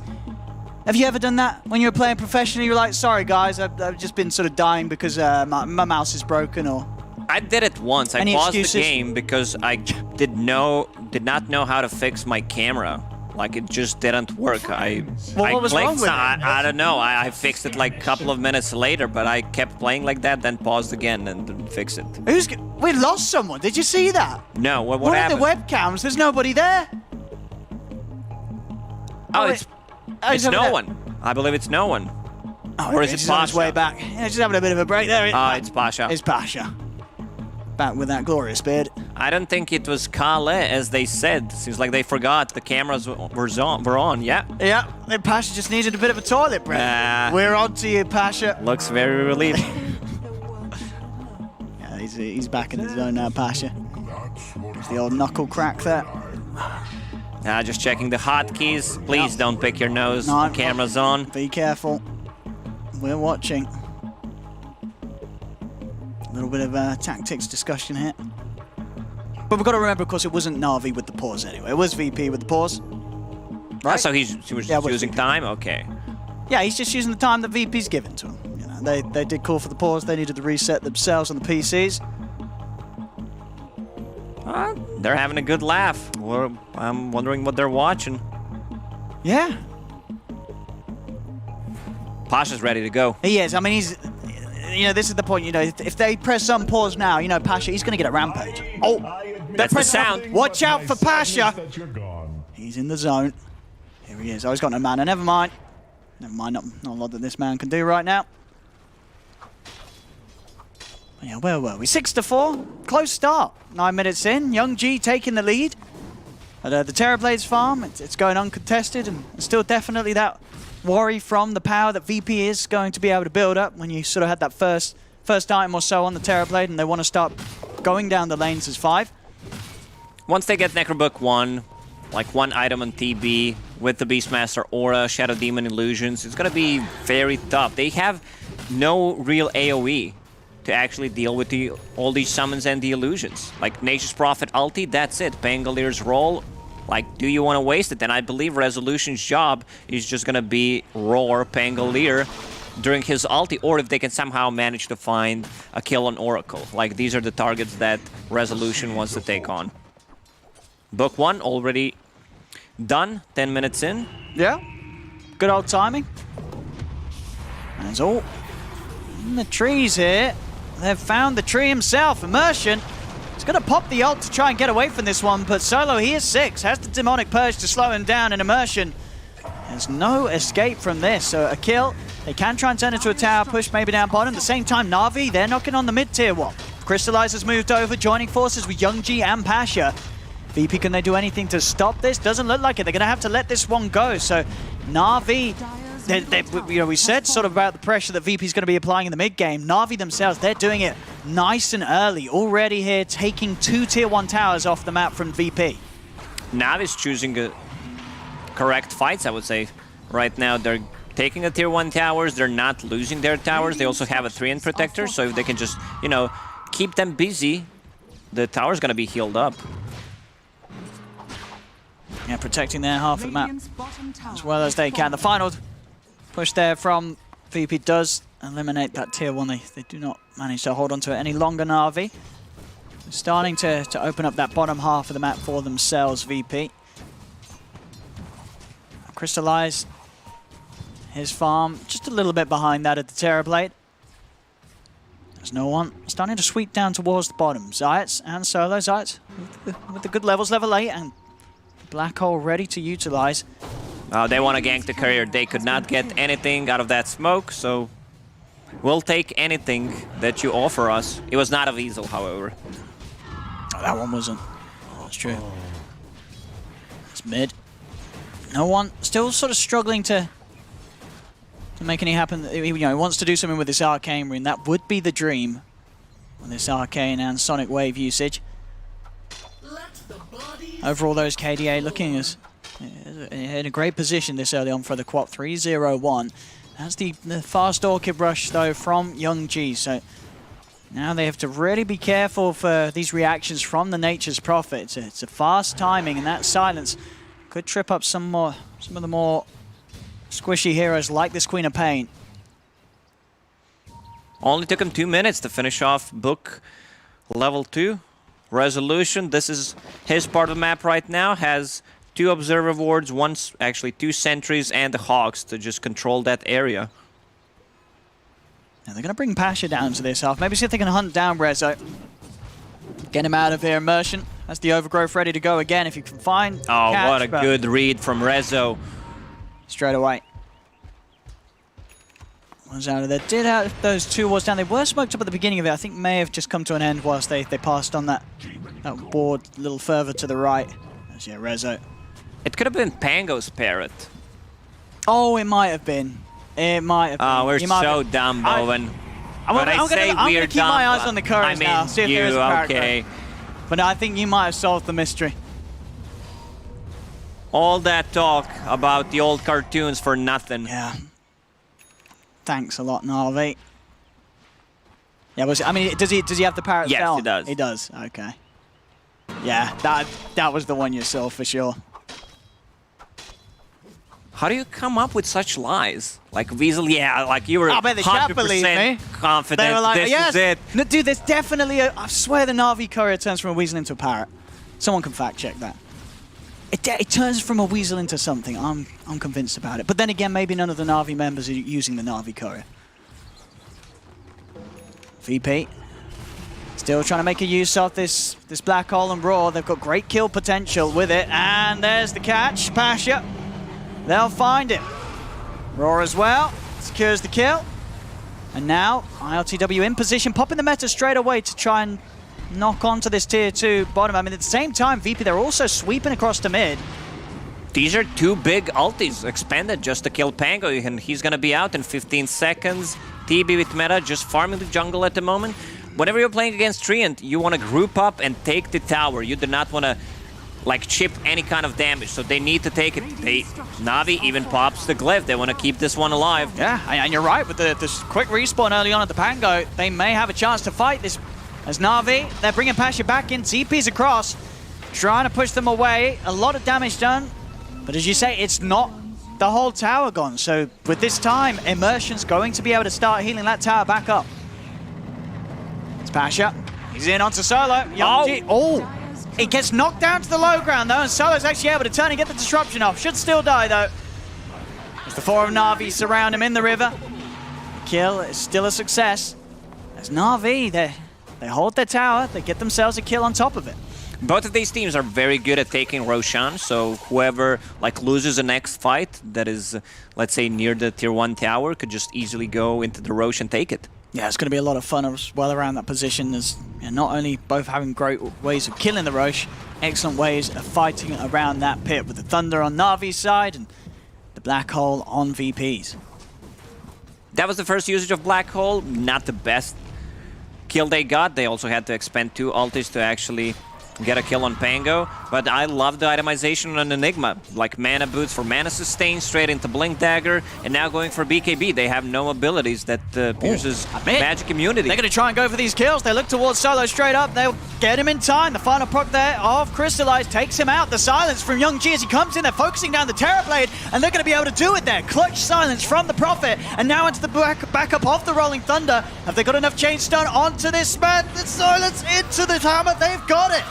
They take a third. Na'Vi playing very, very fast, sweeping in on that mid lane and killing off 3 heroes, 2 of them the big ones as well, both ILTW and No One out of the match. No one thought he was safe with that freshly bought Yule Scepter, but it got purged off. Ilias, I believe this is his best hero. I've seen him play Oracle so many times. His positioning is always great, and he always keeps Flask. Like, no matter what, he wants to have that item, you know. All the extra heal you get from it is insanely good. There's some really, really good moves here from Na'Vi. And get some big kills. Mid lane Pasha. Gonna try for the TP out, but far too much damage there with Resolution wrapping in from the trees. As VP, I mean, again, the two of them starting to push this mid lane down, but as we've seen, VP, they really have to put a lot of effort into taking these towers if they do want to try and go for these pushes. Push number 2. Turblade still farming quite a lot. He definitely needs that Manta style to get rid of the either Gust Silence or Orchid coming out from that Nature's Prophet. Once again, they're using Glyph because they lost the top tower. So now they have it ready. Seems like Virtus.pro will be able to take this one. And finally able to get that tier 1 that they've been eyeing up for quite some time now. Bottom build up from Youngji. Go for the Orchid into the BKB, making sure that he can just TP into the front lines and stand his ground. Roshan still not a target that either side's going to be happy to head into. Whilst how convenient. Double damage. He's going to give bottle to ILTW. He's going to bottle that one up. He's still 1,000 gold away from that Manta style. He went for Dragonlance. Usually we see either Dragonlance build up into SNY or Manta style or drums. Top lane. Pasha being saved here by Living Armor, but not enough. Yeah, you said it before the game started. He needs to be careful about swashbuckling, using it to clear the creep wave. He might be in trouble, and this is exactly what happened. Yeah, has to be very aware of where Resolution is. So far, Resolution's movements have been on point. 5, 1, and 3 as the offlane Beastmaster. His only death being that surprise that Na'Vi set up for him at minute 0. Other than that, Rezo's game being flawless on the Beastmaster. As VP, this 3k lead, it's definitely going to be a little bit of a scare for Na'Vi. As we talked about, this TB does get the time to build himself up. Just that core duo of the TB and the Beastmaster. It's going to allow VP to push very hard when they want to, when those first few items are complete on ILTW. Na'Vi's got to keep the pressure up, otherwise they do risk falling behind this lineup of VP. Nature's Prophet is extremely farmed. They have ways of dealing with his BKB, like they have Sonic Wave, they have Black Hole, Demonic Purge, you name it. Like all these abilities go through Magic Immunity. Na'Vi scouting things out. They're afraid Virtus.pro is doing Roche. It's very hard for Na'Vi to take the control of the map. Resolution. He's getting a lead in with the Roy. He's going to force Youngji to pop that BKB. As Youngji will live. BKB forced out of him. Each time they've got to be careful who gets anywhere close to this Beastmaster solo. He's going to look for the disruption setup. No one and ILTW heading over to look for this, but Pasha's able to cover the Oracle. Leading him with the Rolling Thunder. Starts to control the Terrorblade. He's getting nuked down low with the piercing shots of the Drow. They'll kill ILTW off. Dying on the front of this fight here. Na'Vi very quick to react. Pasha just charging straight in, seizing that opportunity of ILTW being stuck on the high ground. Solo needs to be careful about using those disruption offensively. Like your Terrorblade does not have a defensive item yet, and now Navi's gonna try to go for Roche. Yeah.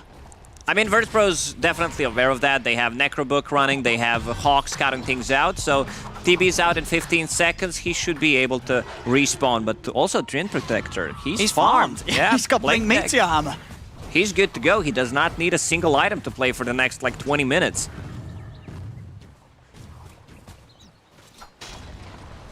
Yeah, if he can get in onto the back lines of it all, land that hammer combo.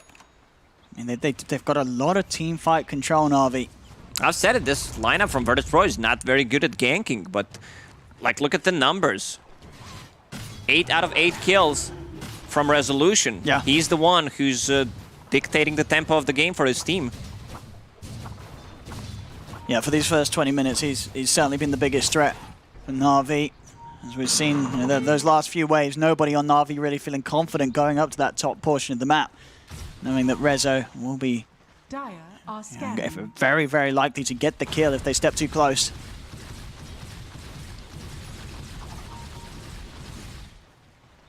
As Na'Vi might be able to set something up here. They're going to come up with a full 5 of them. See if they want to try and start pushing away this top lane. Immersion. It's going to lead in. It's going to look for the hammer combo, and he's got it. He's so close to BKB, but didn't lose much gold. Just 200 gold gone after that kill. Virtus.pro is really relying on getting that Aegis. They might not get the shot. I mean, Navi's going to poke back in. This time, with the Enigma gone, and no black hole to worry about for 30 seconds, they feel a lot more confident committing for this. Is he going to use it, though? It's too late now. Yeah, Na'Vi holding their own around the pit. And VP showing no signs of being able to push this one away from Na'Vi. This Roche will be theirs. They get the Aegis into the hands of Crystallize. Still 3k down, but Na'Vi, they're certainly showing some great shot calling.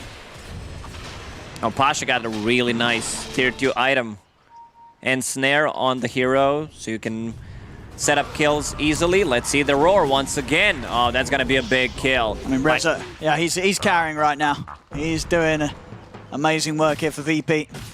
After Rezo joined Virtus.pro, he didn't feel like a fit, but after like a month, he seemed like a perfect one.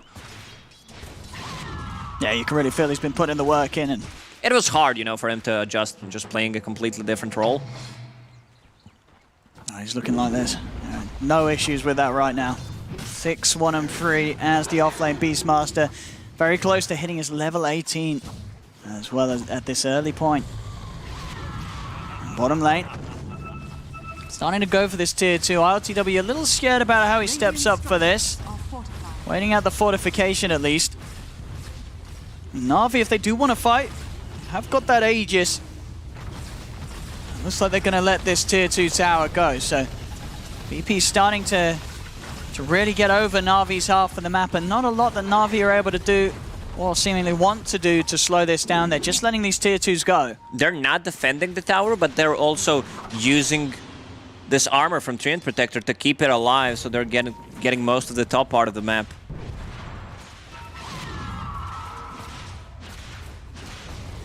See what they can do mid. No one showing himself. And actually, the indication to go towards the high ground here from VP. I mean, they know how strong Rezo is. Him combined with the TB, it's a definite threat that Na'Vi do have to respond to, and will force 4 members of Na'Vi to head back into the high ground of their base. Just trying to contain Na'Vi, allow space for these other lanes to get pushed in towards the tier 2s of them. Even though Navi is holding the Aegis right now, it feels like Virtus.pro is in control of the game because of the vision that they're providing with the demonic conversions, all the illusions, Beastmaster, Necrobook. It's very hard to outpush it. We already said it. Like, who's gonna do it? Swashbuckle, Drow Ranger. Oh, I'm talking about the Drow. Rezo. He's in onto Emilius, is able to save him straight up with the false promise. They turn, look towards the TB. The meta's been popped by RTW. Emilius trying to get a position, and the damage is working for Science. He's in with a black hole. He catches the 2 of them into the Sun Wave. They take down Crystallize the once. That's the Aegis gone. Young G falls on the sidelines. Zayas popping the Malefice onto the Drow, heading up to the high ground. ILTW trying to finish off Crystallize, but Crystallize is able to get just far enough away to step back. They'll save that Drow in a second life. Crystallize won't go down a second time. A lot of push me, pull you spells, Owen. You have a Gust, you have Pangolier, Sonic Wave, so we see some heroes, you know, bouncing back and forth. Back and forth, bouncing from the high ground to the low ground. All over the place. Once TB gets Scotty, I don't think they have enough actually damage, enough burst damage to bring him down, so he's going to be able to get that Sunder off pretty much always.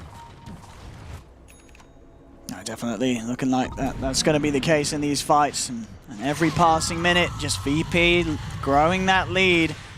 Their three cores just leveling farm almost, just only 1,000 within it. They're all having an excellent game, whereas on Navi's lineup, because some of the players are starting to slow down, and Pasha's just not being able to get as involved in the sense that he wants to. He's getting involved in a lot of death, so caught out again on top. He's falling behind on this Pango, not a lot of farm to show for himself. Man, Resolution is all over the place. It's his game. He's been involved in every single kill. 7-1-4 at the moment out of 11 kills. Has Boots of Travel, Blink Dagger. He just wants to be that mobility, you know, to threaten anyone who tries to push the side lane. Maybe next game Na'Vi won't go for that first blood on him because it seems to have riled him up a bit. Really pissed him off, yeah. It's made him mad. And he's playing furiously right now. Excellent play so far from Rezo. Down bottom. Another catch here for VP as Immersion in the trees is not going to receive any backup. And top lane, Rezo tries to go for Youngji this time. Backup's there. Youngji's going to be saved by the false promise. Rezo just goes straight for the TP out, but they've got the route to cancel it. The setup's there. Crystallize picks up the double. This time round, Rezo's aggression will be put to an end. The kill goes to Crystallize. A lot of money, of course, as well from that 709 from that Beastmaster kill alone. A very greedy play from Virtus.pro. They try to make a move on two different sides of the map, and no one was not included in those kills. Like, also, very weird itemization from no one, I would say. Like, Yule Scepter is fine, going for Shiva is also fine. You need some armor against the Drow Ranger, against the Nature's Prophet. But going for Orchid right now, Which feels a little late for you? Yeah, definitely. I mean, you have a Dispel coming out from Oracle, and you have Manta Style already. So, like, if you wanted to go for something different, like just have one item to take care of yourself, get a BKB and get a Hex. Yeah, we'll see what he can do with it. I mean, I guess the idea in itself, he just wants to try and find Ilias in the fights, get on top of the Oracle, force the team to sort of have to worry about keeping the Oracle safe rather than Ilias being able to focus on saving the other cores. Yeah, definitely. Therablade about to hit level 20 and is gonna have full Eye of Scotty. What is he sitting at? 37 armor. All right, that's kind of a big deal. And not a lot of other options other than that sort of the big hard hits of the Drow if he finds the procs. Other than that, it's not a lot to shred through this TB. We have not seen Enigma casting like huge black holes this game. It's just more of a one, really. yeah. But two. It's more of a threat of a black hole. Like it's a zoning tool. First you have a midnight pulse, and then you can't really just focus one target. This is where the threat comes from. Next Roche is gonna respawn in a minute and 20 seconds. VP doing their best to keep the map in a state that will allow them to have much easier access to the Roche pit. You can see already multiple sentries set up around it. Will make it rather hard for Na'Vi to get over and take control back themselves before it spawns. They're going to try. Smoke up from both sides, in fact. Both teams very focused on getting a fight going before Roshan respawns. Pasha, a bit early basher on him. I guess he wants to have something to cancel the black hole with. Yeah, absolutely. RTW. Gonna step up to the high ground here. Smoke will come to an end. Na'Vi gonna jump in, grab that bounty rune. See if VP wanna go for this. Rezo himself still smoked up. Starting to tickle that tier 2 with the illusions. Na'Vi unable to sort of lead into this as VP can back away. If Na'Vi had any different hero as their position 4, seems like a little bit of lag. Or maybe both teams have just simultaneously decided to have a bit of a think of what they're doing. Oh no, connection problem at the top. I'm sure everything's fine. We'll just have a brief pause. We'll be back, surely, with the players. But yeah, so when it comes to Roshan, we're gonna go see both teams go straight for it, right? Nobody's gonna get a free pass around the Roshan pit. No one's gonna be able to take it away without any sort of interference from the other side. Like, both of these teams have very good like Roche defending lineups and Roche taking lineups. You have Beastmaster providing vision, of course, the black hole, and there goes Pangolier on the enemy team, who loves to play into Roche pit, a lot of bounces. Same goes for Treant Protector. Yeah, a lot of potential around this area. Still, definitely Na'Vi that's going to have the trickier of times with the items that VP are coming out with now, getting to the stage where some of their cores an item ahead of their counterparts. Definitely that biggest gap being between Rezo's Beastmaster and Pasha's Pangolier. Let's play a game, Owen. Try to find another courier. I don't think there's anything on this map. This is a map without the heroes. I don't think this is the game we're in right now. Well, you see a butterfly. Yeah, that's not a courier. There's no Well, you can courier make something up once again. I don't know. I never do that. What are you on about? I got it. I'm sure the Navi courier turns into a parrot. It turns into a bird of some sort. I'm sure. But some beautiful shots here of the Dota 2 map. Oh! Some of the Alliance members lurking around. Some lovely bones. Beautiful areas. The fountain here. So we have these statues overlooking this beautiful area of the map. And whoa! There we go. That's like We're back. What a beautiful smile. Yeah. Just by looking at that smile, you would assume Navi's in control of the game, but they're not. They're falling behind in net worth, but I think the kills, and it's definitely a game where Navi know they still have a shot. I mean, they've got a drow right, they've got this high ground hold. Crystallize knows that you can sort of sit back, just fire out the multi-shots. Still get some lovely kills here. But hopefully, we are going to have both teams reconnecting shortly. As we'll continue to enjoy these beautiful, serene shots off the Dota 2 map. As there we have indeed. Stay tuned. Less than 3 in the chat, please. Thank you very much. Less than 3. Yeah, so apparently Dota 2 has crashed, so if anybody does have the contact of Gaben, please ring him up. Tell him to press the big old fix button. Could it be, Owen? Are we getting the content we paid for? 8.0! It's out! It's not. Nah, we don't want 8.0. Where's my new hero? Nah, we just want some, you know, Immortal Treasure 3. When was it meant to have been TI Finals? Was that today? It was the other day, wasn't it? I believe. We passed it, right? Or we haven't passed it? No. No. Yesterday was the first day of TI. No, I want a new hero. That's what I'm waiting for.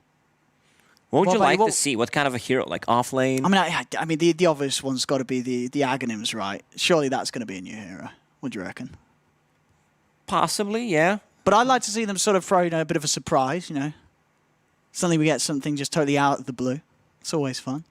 The new heroes that they made are really awesome. I love Snapfire. Pango is one of my favorites. Yeah. No, all the recent ones have been great. I think everything's sort of been brilliant. We were talking about this before. Was it with you? I was talking about this before? I don't think so. No, we were talking about the new heroes, and we were sort of saying, what was the last bad sort of hero? Like a hero that it's just a bit boring or you don't really like. We were sort of saying it probably since Arc Warden or Techies, were they sort of the last releases that were just not necessarily fun? Everything after that's been fun, right? Yeah, new heroes are really fun to play. They really know how to make new heroes. We make them more. Yeah, I thought they were going to. I remember once a long time ago, there was the promise of more frequent ones. I'm sure. I mean, the thing is, it's the quality, right? You have to be patient for the quality of the heroes as we get. We say that the heroes that we have received have been very nice. So it's not easy. I mean, making a new hero, it's difficult. Did you play Dota 1? No. There was that's Gambler. before I was born. Gambler. Yeah. That's the hero. That hero wasn't actually in the game, right? Or it was? He was for a short period of time. So why is he not sort of expected to sort of join the Dota 2 roster? What was the difference between him and the other? I don't know. I don't work for Valve. Don't ask me. Yeah. But you could have sort of gambled your money for a damage nuke in the game? Is that how it worked? If I say yes, I would be lying because I don't remember. I don't remember. He was so... I don't know. I think he was like in for 2 weeks and then just got removed, so can't really remember. Removed. Yeah. Broken. Yeah. No reason to try to fix it, We got a lot of stuff just straight up removed from the game. Yeah. Yeah, a lot of things over the years. Well, what have we lost? We lost with the neutral items. What did we lose? We lost Aghanims. We lost... Aghanims?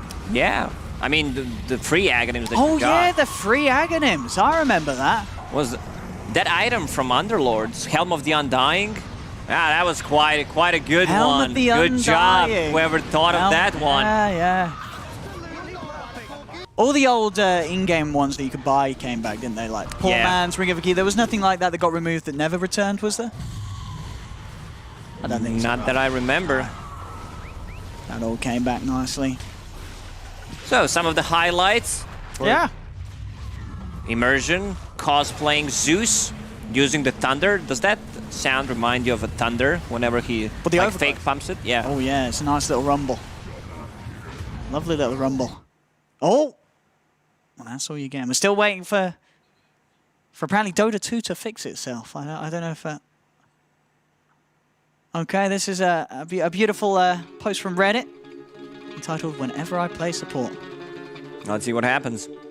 He's having a great time. Oh, his carry is dead.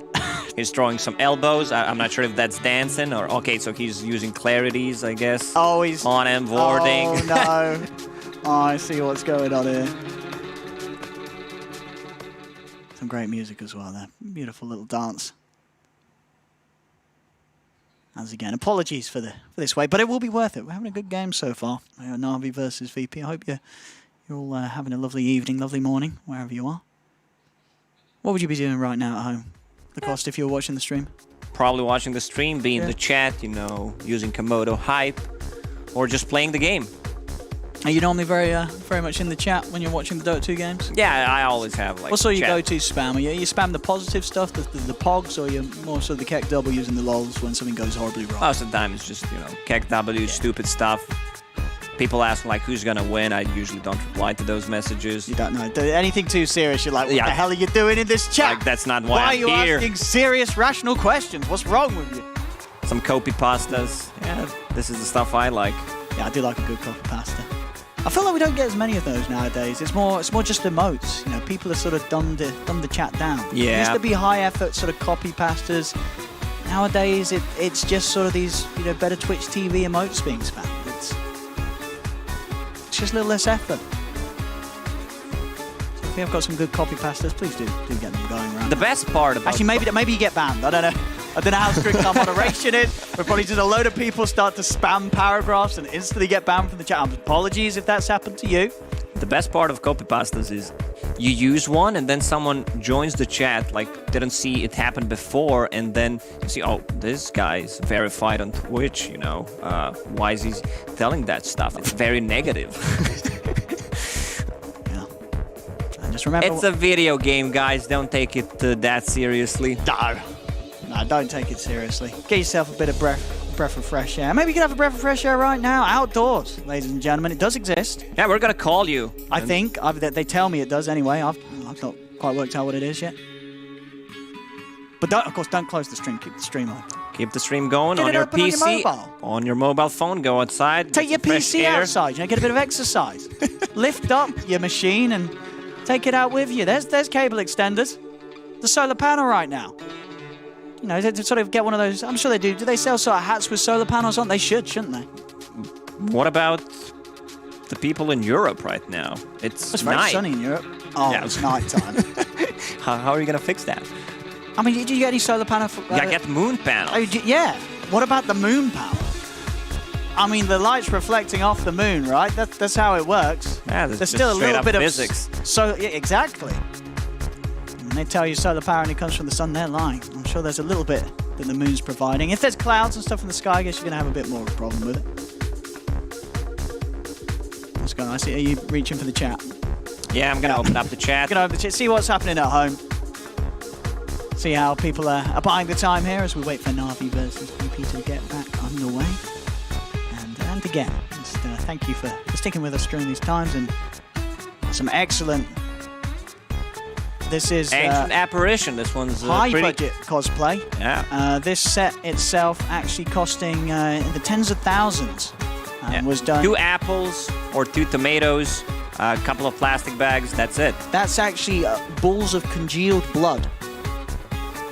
Production. Do we have more of this low cost cosplay? Yeah, so we're loving the posts. Yeah. What was going on in the chat? We're just talking about the neutral items right now. Okay. Stout Shield. Oh yeah, that's the one that got Stout Shield never returned. Chat is so smart. You don't. Yeah, I forgot about Stout Shield. That one. Where is it? We need that in the neutral items so that you can get very upset if you grab it. What's going on? Wait, here? what is this supposed to be? We can't show this. What is this supposed to be? Is it Juggernaut It's or Juggernaut. CM? Oh, I see. He has a cable, so he wants to play outside with his PC. That's what. Oh, he's on a is showing motorbike. us. He's on a motorbike or a moped. Which hero is on Oh, a he's Keeper of the moped? Light, right? He's a Keeper of the Light. Yeah. He's Keeper of the Light. What's he got there? Some sort of mop? I mean, this is probably highly dangerous. Don't jump on a moped whilst you're still connected to the mains. That's not going to work. So be very careful, ladies and gentlemen, if you do try your own high-budget cosplays at home. I know you won't, because you're all just sat there watching your PCs in your underwear, and you're not going to lift a finger, because that's the dream, that's the life. Oh, we do have an update.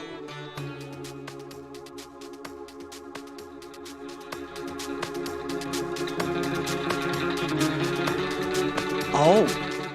So I'm not really too sure what's happened, but I'm informed the match is going to be restarted. It's going to be a full remake. So I'm not quite sure why that's had to be the case. I guess neither team can reconnect to the lobby. I mean, back in my day, you used to be able to reload lobbies, but you don't have that functionality anymore. So. Okay. So we're going to decide what's going to be the case. We might have to pass you back to the analyst desk. Or, of course, you can continue to remain with myself for the cost, as we do keep you entertained through these unfortunate times, then, if that is going to be the case. As we'll see. As I say, we have been informed that neither team able to reconnect to the lobby. So, of course, this is the only option we have. There's no ability to reload right now or recover the state of the game. Yeah, back in my days, we could not reconnect. Dota 1, it was very hard, and I believe we could connect using RGC program, then we could connect on G-Arena.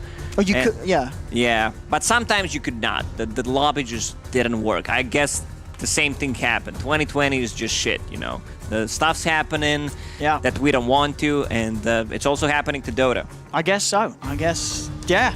I mean, it looks like we're getting the panel back in position, so you won't have to be annoyed by myself and the cost for much longer, even though hopefully you're still sat there tight and having a good time. What's going on in the chat? Chat just, laughing that we want them to play outdoors. They're asking what it is.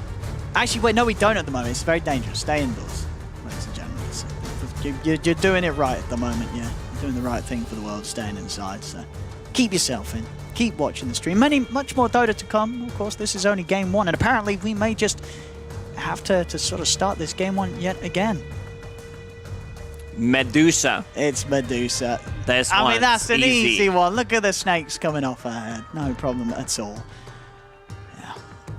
But yeah, that's again, you can, I believe, find more of these beautiful cosplays over on the Reddit. If you do want to frequent a bit of time there, don't frequent too much time there. Just check it out occasionally. Don't spend too much time on Reddit. You might get too smart. What? What? Well, like there's some okay. really smart stuff on Reddit. What are you talking about? Like I always learn about some mechanics. You did? Yeah, I did. That's impressive. Well, I believe we're going to be passing you back to the panel. I'm sure they can explain more on the current situation. I'm sure they've got all the info, all the detail. And we have a very serious panel, of course, to break down the current problem and what we're going to do to solve it. Over to Rich, BSJ, and Carl.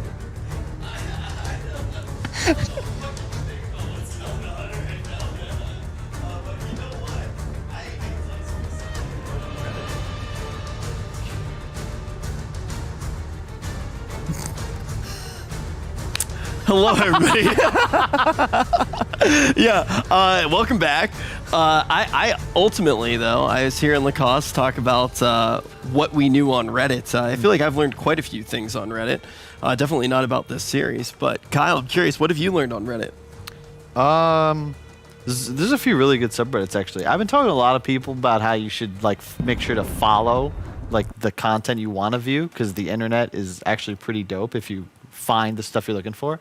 So Nature is Metal is pretty dope. I think that's a really underrated subreddit.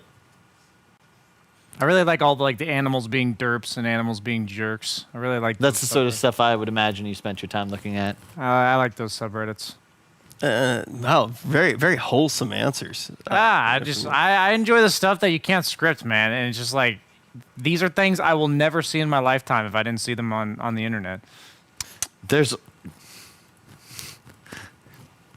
And I know that's I'm trying to segue to another category that Reddit that maybe Rich explores. What do you look up on Reddit, Rich? I actually I don't have a Reddit account. This is actually very, very serious. I never looked at Reddit until the CQ Major. That was the first time I ever went on Reddit. Then I went on the Dota 2 subreddit, and then from there I stumbled upon the other Dota 2 subreddit, the better one. I learned a lot of things on that subreddit. I learned quite a lot. What's the title of that? Dota 2? True Dota 2, right? Where they have a bunch of analytical breakdowns. No, it's a different 4-letter word. Okay. Cool. Yes. Did you know what we have to do with this game, by the way? Did they inform you? I'm pretty sure we have to remake it. I'm pretty sure. You broke it. Yeah, I'm pretty sure it's broken, so it has to be remade. I know I'm supposed to be giving that information right now, but they're saying yes. There was a reason that I didn't talk about it, because I sat back down and I was like, you know what? I'm going to talk about Dota 2 smut. But I believe that this game itself was a little bit dirty, so we're going to get everything cleaned up, then we're going to jump back into it, and we all like to get down and dirty every now and then, and we'll figure out what's going on, get it rebuilt, and I'll give you as much of an update as we can as we do get back into that game. We definitely learned a lot about these teams when we actually did watch. I think a lot of the things that you guys were talking about in the draft were definitely playing out. Yeah, and at that point, that's really interesting, because we're just going to have a full restart, because you can't reload games. So there's no functionality for that. We're still in beta. But we were agreeing backstage, Navi was playing better, but VP's draft was just kind of unlosable. Like, they're down in kills, and they still have like a 15k gold lead almost, total map control. It's just so much easier for them to execute. But Navi did play pretty damn well. I just think that they were in an unwinnable position. So now they just have to regroup, draft better, and hopefully still be the better team. When we remake the game, it's not like a redo of the New same draft? New draft. Wait, what? You can't do same draft. Well, like, That's what I just heard as well. I'm not gonna lie, I'd be pretty pissed if I was VP. Like, they're up by 12k with a better draft, and you're just remaking the game. Yeah. Well, what would you say? You definitely have to run it back with the same draft. You can't. No, because that's been a thing. That's like just what's it called? The legal precedent. Precedent is you just remake everything. The only time you ever replay with same draft is if it's a miscue from the draft. But I don't think you can play 30 minutes of a game and then just say, okay, guys, let's just redo it. Because there's too much information. Like, it's not the same game anymore. But there's like no information that can like solve the problems that Navi has here. Like, their draft is just for sure strategically worse. But that's what I mean, though. You have to have a new game because you've already given up too much information. You can make the same argument from the perspective of, well, you've learned so much from this game playing these two drafts against each other that now it's going to be a different game. So if you can't reload, you got to go new, truly new. So is there any line that's drawn, like if a team's ahead by a certain amount, that if this were to happen, they would just call it? Yeah, if the throne dies. Oh, I'm saying, so like obviously the throne not dying, is there any other conditions that could be met where you would not redo the game? I think it's a slippery slope. If you look back, the only time we've ever had something like this, like a TI, was when Weeha accidentally offensive GG'd just before the enemy team GG'd. It wasn't malicious at all. I'm not trying to throw shade, but like Valve pretty much was like, in the rules it says if you GG, like your team loses, but it was kind of understood because someone had just all chatted. So like he was just misresponding, right? But that is like the line. And I think that any closer, and that's as close as it would get to, okay, the game is actually over. So Navi knows they're getting basically thrown a bone here. Yeah. This is I think out of all the tournaments I've ever casted or paneled, this is the first time this has happened. Hey. The first show that I was ever involved with, it was in New Orleans in 2016. It was actually the same show as the Pooppocalypse. It was the same show. I don't know if you guys will remember this one, but Cat, he was, I guess, like behind the client. He was messaging his girlfriend, and the client crashed, and his like intimate messages were actually broadcasted. It was Nahaz's first tournament as well. That was actually the first show that I ever worked. I was working a different game. I won't say what the game was, but I was working a different game that was like the small stage behind the Dota stage, and that was where that picture of me and Fear that's like still every now and then circulated on the internet. What happened to your run in that game? the stage caught on like fire actually.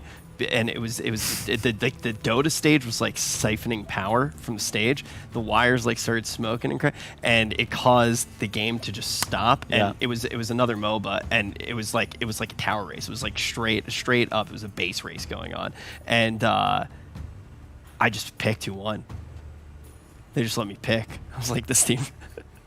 It was really bad. So I think that something like this kind of needs to happen. Otherwise, a guy like me ends up picking. Like, there's no justice at all. All right.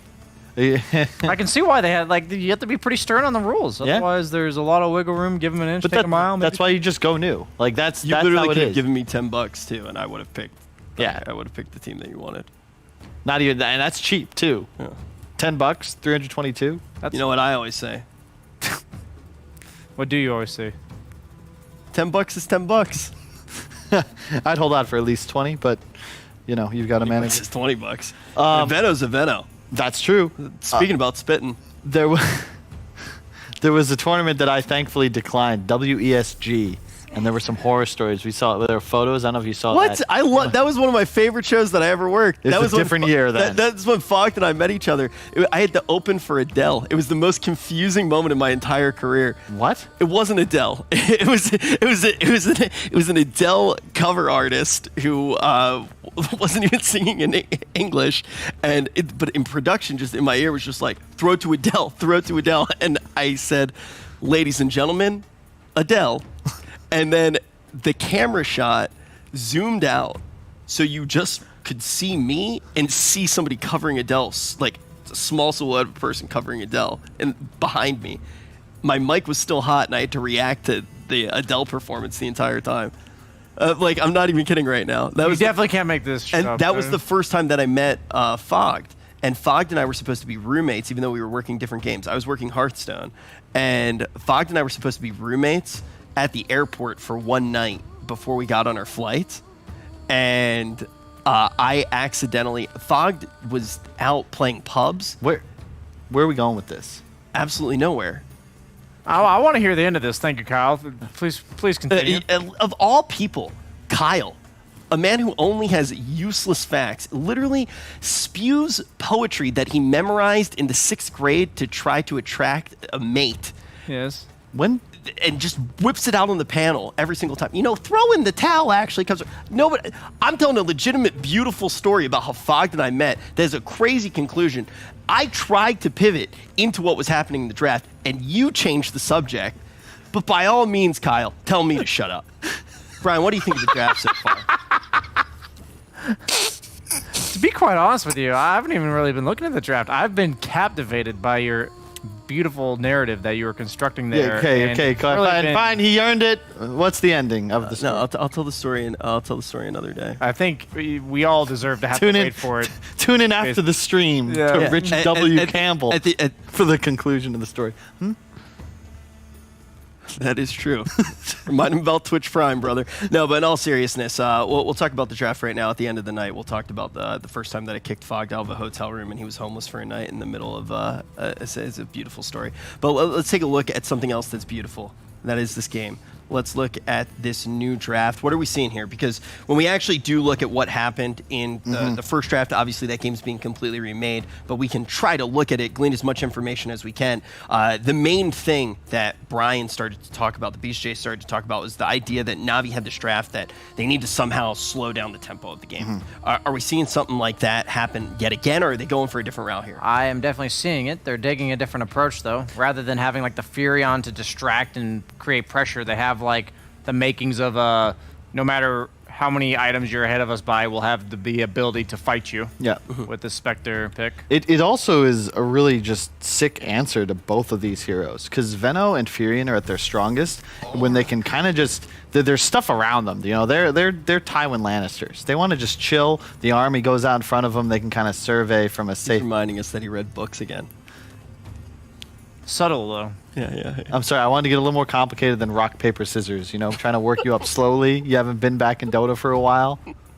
Pretty soon we'll get to like the young adult reading. Anyway.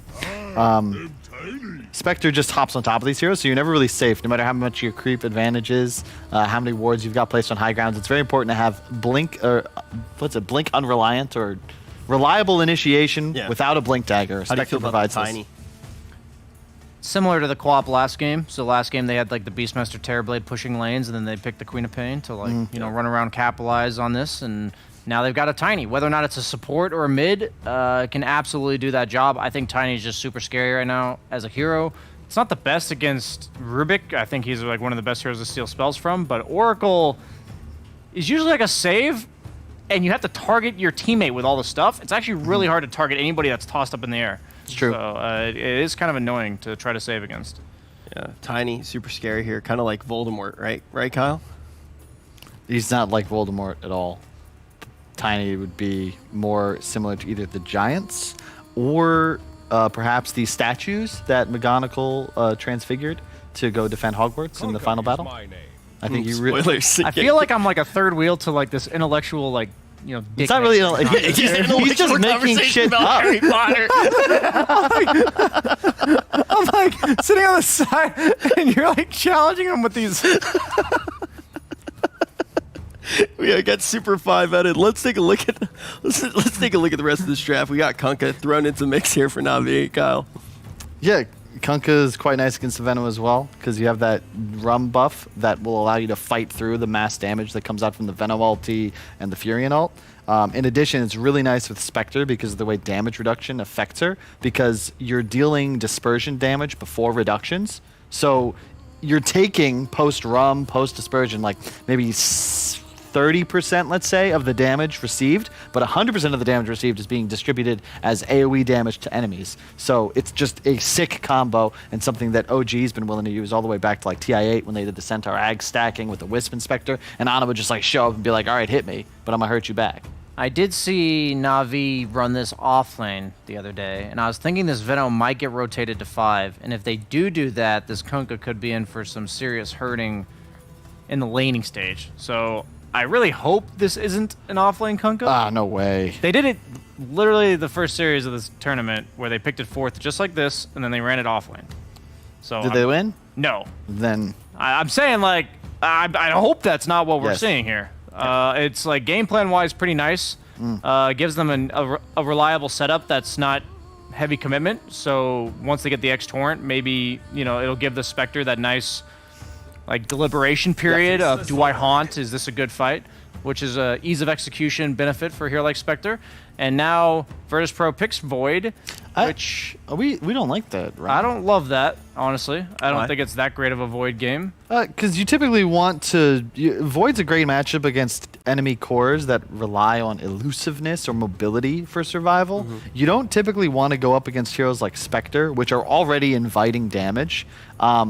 And your goal is just like to trade with them. It can work, but I prefer this Void pick to be in a spot where you've got either like a mag or some other form of damage amplification. A naked Void against all this save and damage reduction on the side of Navi is a bit scary, because he's also going to be forced to protect his Venom and Furion, who are always going to be the target. The one thing I like about Void here, which I think is what he's going to do, is if you go like the Midas like Manta Halberd build with the SNY thrown in there, you pretty much don't die to this Navi lineup. Like, they don't really have damage to kill the Void, so with a hero like Venom on your team, if the fight goes 30 seconds to a minute, you pretty much just win, because of the damage over time is like insurmountable by any heal or sustain.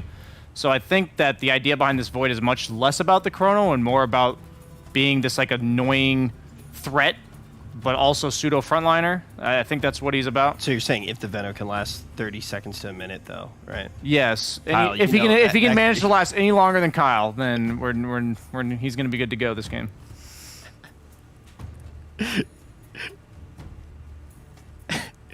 Do you get it? You get it, Kyle? They're laughing at you too.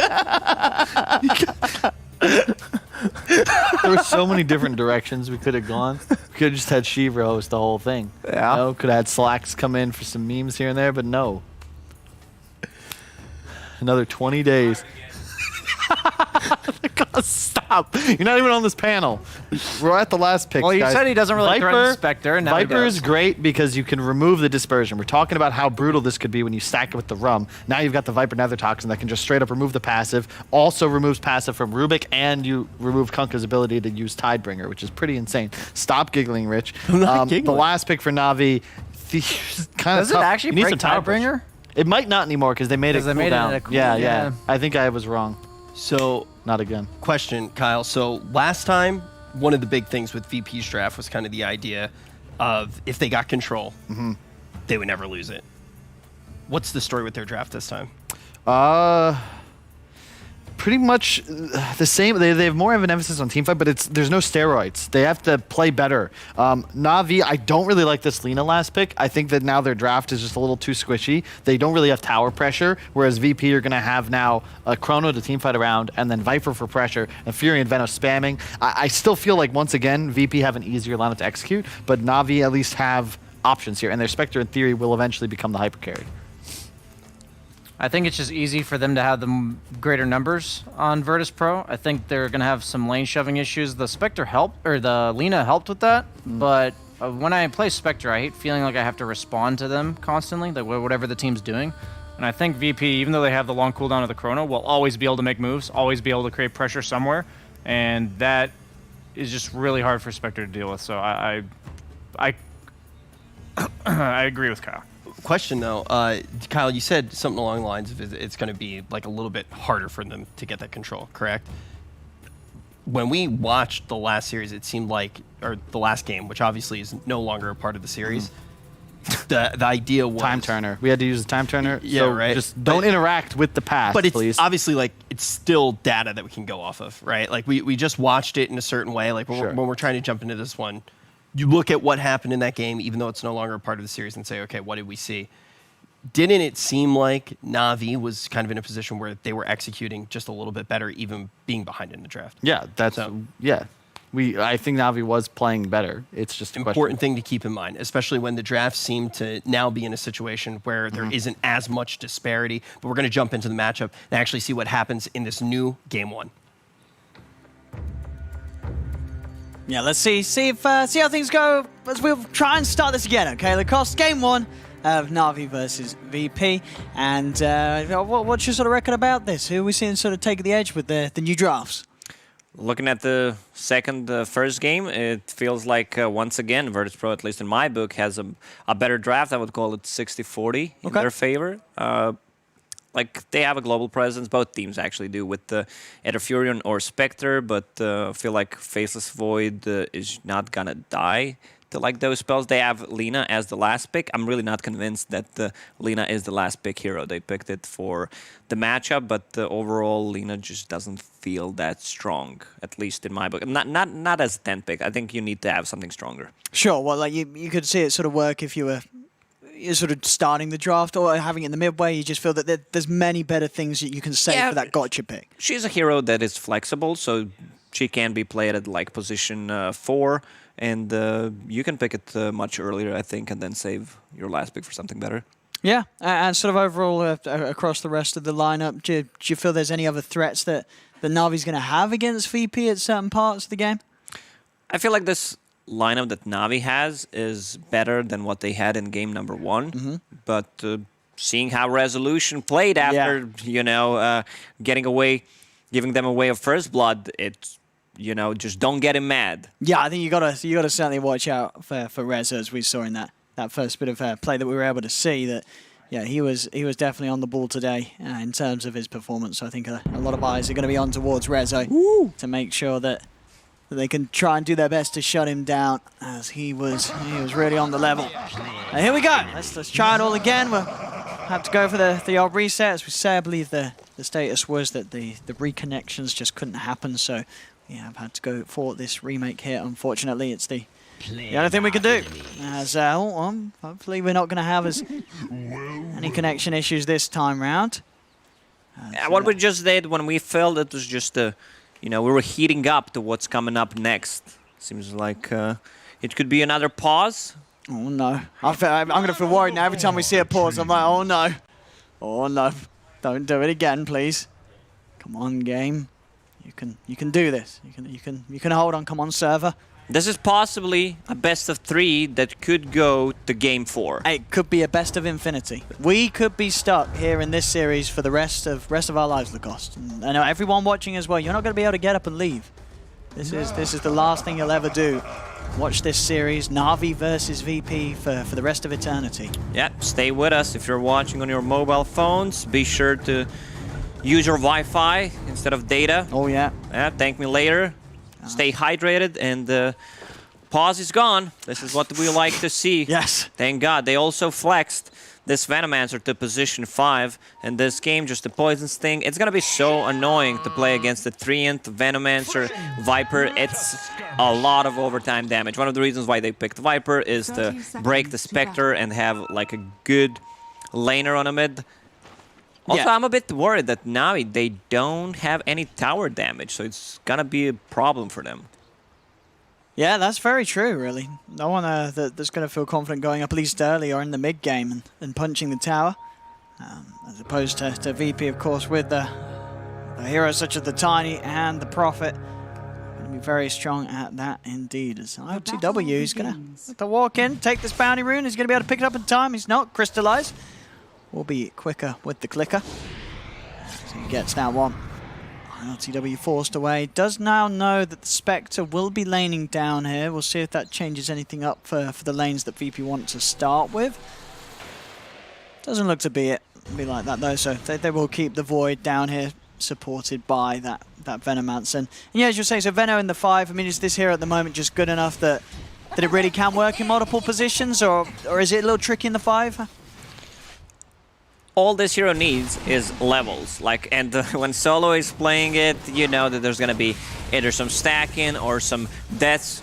Last time I saw Navi playing Kanka, they played it off lane, they just got destroyed by 5 men. They could not get closer. Undying was solo zoning out Grimstroke and Kanka. So I'm wondering about this mid matchup. Have not seen it in quite some time. No one. Being very, very aggressive, has a Fairy Fire to work with, and a Salve, of course. He's got those mangoes out too, so he can continue to be heavy with the harassment. Top lane, bit of a toss back. Zayat's and Rezo taking a big hit though from the Tidebringer. They themselves having to be careful. In fact, Rezo, he's going to go down. A repeat of what we saw though in the initial attempt to the first game. He did give up first blood, then proceeded to totally style on Navi. So we'll see if that is going to be the case here again. Seems like that was the winning formula. Yeah. He's like the Hulk, but this time he understood what makes him angry and did it on purpose. He did. He's just prepping himself for the rest of the game, Rezo, with that first F. Also, solo should not get a point in Gale in this lane. One of the reasons why Ilias is down at the bottom lane. But his Oracle could easily just be purged off. Yeah, the consistent Poison Sting and Plague Ward spam having much less of an answer to it. Top lane, toss back there onto Bashiel, able to hold his ground though with the Torrent. Resolution again, having to be careful, he goes down. And in fact, Zayat, he's got to run as well. He's hiding in the trees, he's got no regen. If Immersion can find him for that last hit, he'll get the kill, but Zayat with the Duke. Goes for the double bluff. Davai, they know where he is. Oh, and Pasha finds him with the Torrent. Navi really hitting hard on this top lane. 3 kills now up there. I don't think we're going to see any kills at the bottom lane. You have Oracle plus Spectre and Venomancer Faceless Void. I don't see any of these heroes dying. It's a very passive lane. I'm just making it easy for our observer, you know? Just don't click on the bottom lane. Yeah, very likely we're going to see any action down there. Mid lane, definitely could be a bit of a different story. Young G, if he steps up too far and no one starts to get the stacks going. You can see no one getting aggressive. At the same time, just need to respect the light strike array. Young G trying to do his best, and it's doing well so far. 14 for 9 versus the 14 for 2. And I was just kidding. I was going to say, and the observer knew to ignore you, Lacoste. He was on top of it. Able to catch that one down there as they do get in under the tower and kill off Solo. Na'Vi now 4-0. I blame Solo. That's definitely not my fault. He was caught in a bad spot. Zayat, mid lane. Oh, he's going to get in with the Avalanche. TP coming in. The toss, the poison, it isn't enough. Young G will live. Not enough burst and couldn't get the toss back to allow for the kill onto the Lina. Youngji will survive. It's a tough start for Tiny. Like, he has 1 CS. At least he started with the boots, so like you're relying on getting like a kill or a couple of CS so you can get to those tranquil boots, and you need to have a lot of like mangoes going on plus clarities to be efficient on the map. Right now he's really struggling, sitting at half HP. Like if he gets too close to Lina, he could easily die. Looking at the CS across the board right now. The Prophet, the only one to fall a little bit behind Rez, of course, with those early 2 deaths on him up top, leaving him in a bit of a tricky position to try and recover alone against the 2 of Na'Vi. Zayas with the full wraparound, but does not find anyone on the mid lane, and no one. Maybe very close to level 6. Might still be able to do something here onto Youngji. Does get the toss back. Youngji. And in the light strike though, and time's being bought for the TP to come in from Immersion. Zayas is still trying to chase down Youngji. Cannot continue to do so. They've got to let him go. So Immersion, good reactions, keeping his mid laner alive. It doesn't matter. It's almost even better if they didn't kill him. So Lina's now just farming the neutrals. How are we bounty-wise? 2 for 1, and seems like Virtus.pro will pick the last one. Solo. It's going to be chased here by Crystallize. And with that final nuke from Ilias, they'll claim his life again. Another pickup for Na'Vi. Zayas trying to punch back onto the 2 of them, but Crystallize has got the stick charges. Pop out another dagger, and again with the nukes from Ilias, they claim his life as well. Double kill from the Oracle before he goes down. Resolution finally able to come over with the TP, get a kill in return for the side of VP. Surprised that we didn't see Resolution TPing to a mid lane, try to finish off Lina. Like, he is hero that can just TP and TP back with the scroll. Now at least they get 1 kill back. It's still 6-1, but not even 1,000 gold lead for Navi. That means that Virtus.pro is still doing a good job just, farming the lanes. Actually bringing in the 3 at the mid. Rune will be easily grabbed by no one. No contest there from Na'Vi around those. That's why I didn't like Lina as the last pick. Like, you still lose the matchup to Viper. It's a burst damage against the Faceless Void. Right now, you're struggling. 30 CS, Viper has almost 20 denies. That's quite a lot. Ilias is going to step into the Venomancer at the same time mid. Zayas. It's in on top of Youngji. Immersion's there once more to try and help the Lina out. Looking to try and grab no one away, but no one's got the reach with the poison. Will finish off Youngji. Same time up top, the dive comes in from Na'Vi.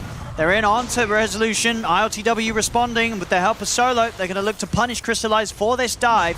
Crystallize trying to get away, but the slows should be too much for him to deal with. Actually going to drop the chrono for that. Was that necessary, do you think? He had time walk in a couple of seconds, Yeah. You're killing Spectre just to be sure. Sure, maybe. It's fine. Yeah, he was holding it for too long. I thought he was just going to use it and kill him straight away.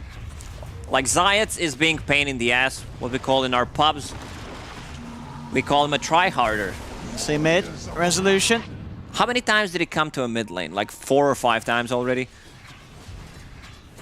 There's been a lot of focus around that area. Trying to get things going good for his mid laner. Okay, interesting build by Pasha, not skilling both at level 6. He got 1 at level 7.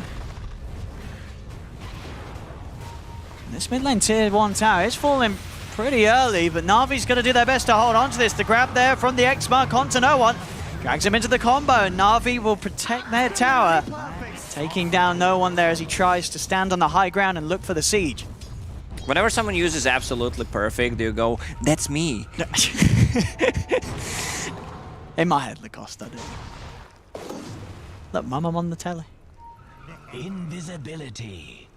3 for 8. Yeah, it's a close opening, this one. Top of the board at the moment is that Void of ILTW.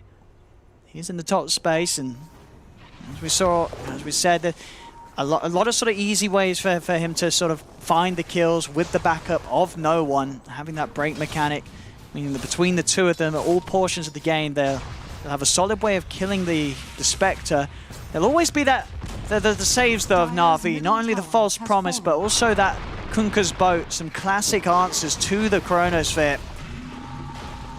Just TP out, it's sometimes that easy. They already used the combo. They're very limited on the stuns. What they have is Time Lock, Chronosphere, and Tiny. Rest of the heroes, you know, you can just TP out. Top lane. And they go with the TP. Immersion's going to be there for the follow-up catch on to the Void, but do they quite have the damage for him? Oh, with Young G coming in, they certainly do. Nice move from the Lina to sweep up top and connect there. Also, able to get that Chronosphere steal. Not something that you see this early on, at least. Immersion might just be able to do something aggressive, or may at the least save his teammates here with that Chrono. If VP do go in for this dive, which they're trying for. Getting the vision behind the tower with the Plague Wards. Let's see what they can get. Immersion and Pasha, they know that there's a lot of heroes up here hunting for them. Haunt is ready. Spectre just farming safely in one of those lanes. She wants to use it right now. Bounty Rune spawning in 10 seconds. That's a very tough kill to get. Yeah, they're really diving in for Pasha, but Pasha's he's a Kunkka early on. He's still pretty beefy. Immersion positioning himself well in the trees, has a stolen Chronosphere. That's why when you play Faceless Void, you should put like 1 point in time dilation. They get the top tower nonetheless. Na'Vi not able to come in and bring together a defense. It's VP still having the that Void in the top spot. Overall net worth even, down bottom. In the jungle, Resolution, he is being hunted. Straight in with the Laguna. Young G getting some big kills here. That first move up top, allowing them to kill off the Faceless Void. Now he heads down bottom, able to catch out Resolution. So some good quick movements. So he's going to propel this Lina towards a decent Yule set to timing. Yeah, Young G is making the right moves right now on the map. You know, getting a kill on Faceless Void first, now on Nature's Prophet, and they are keeping this siege creep alive on the bottom lane. There's a rotation from Venomancer. Usually he's the guy that can defend the towers, not by himself, depending, but still the wards are maxed out, so he's gonna actually be able to do it. Yeah, it's gonna push back the three of them. We saw both carries there, getting the Midas online at pretty much the exact same time. ILTW and Crystallize. Both ready to get their farmer going. Still though, the gap only getting bigger between them as ILTW just able to get around the map that bit more efficiently. And again, both sides are going to do their best to look to enable their carries with these big ults, the Haunt and the Chronosphere. Mid lane Immersion is going to be able to get a usage out of that stolen Chrono. Do they have the damage though to quite burst this Tiny? Oh, Immersion grabs it back and into the stolen toss. Lovely work there from the Rubik. Perfect spell casting from Immersion. He was just wanted to use that Chrono. It was running out, and they found a good target. Like, you might not think about it, but killing that position for Tiny, who I would say did not achieve as much. Yeah, he won the lane for Viper, but they did not get as many kills. He's at the bottom of net worth, so his Blink Dagger timing is gonna be insanely bad. And he is the enabler. Like, he wants to go in, you know, try to start a fight. Other 4 heroes, you can't just, you know, blink in and land a 3-man Chrono. It's going to be very hard for them to actually start a fight without the Blink Dagger on Tiny. And when it comes down to these more passive moments, I mean, which sort of lineup do you favor as the game goes on? Would you rather be the team behind the Spectre or the team behind the Void in this? I'm going to go with Spectre. Yeah, Spectre as a late game. 2 meta right now. Yeah. In most of the cases, but now that they have a break for 2 of her abilities, it could be a completely different story if they can keep Viper alive, to use it multiple times.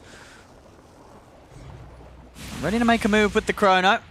Immersion, not really the dream target. Young G, on the other hand, though, would certainly be an appealing jump for ILTW to make. As Young G, a little close here. ILTW could just straight up drop the Chrono for this kill as the mid laner. It would be worth it, and there we have it. Goes in with the Chrono. Got the extra damage coming in from the side from no one. And no trouble at all finding that kill. Yeah, Resolution with the ulti, just KSing or securing the kill. This is a lot of damage on that tier 2 tower. Meanwhile, on the bottom lane, Venomancer, you know, just put some wards. Doesn't matter if he dies, he's scouting for information. He's good to go. And I love this build. Like, after watching Team Secret play, I think a lot of the teams will start copying it and not just getting Veil on position 5s, but if it's not a good item for him, you know, someone else is gonna get it. It feels like a must-have item right now. Oh, see down bottom, actually Immersion causing some problems with the stolen Plague Wards as he lays them down. Punching in Azayas into the stolen Avalanche, and that'll do it. Sets up for Pasha to get the finishing blow with the Tidebringer. Light Strike Array into the Torrent, onto no one. NAVI able to hit back hard there with the control that Immersion was able to offer. Right now, Virtus.pro, you know, they use Chronosphere and they don't have much to offer, so they need to play around their timings. It's also a lineup that takes the Roche very easily, I would say, especially with the Venom wards. So we might see a fairly passive game from Virtus.pro until Tiny gets a Blink Dagger. And I don't think he's close. He's still on the bottom of the net worth chart. Let's see if they can go for this here. Pasha, he's got extra assistance on its way. Ilias and Immersion again, reaching from the side with the Avalanche, catches out the Veno. And Solo goes down. NAVI really racking up the kills here in this game one. 15-4 right now. Love the build on Pasha. Like a bracer, magic wand, straight into pipe. We don't see that too often, but when you're playing against Tiny Viper and Venomancer, you definitely need to get one.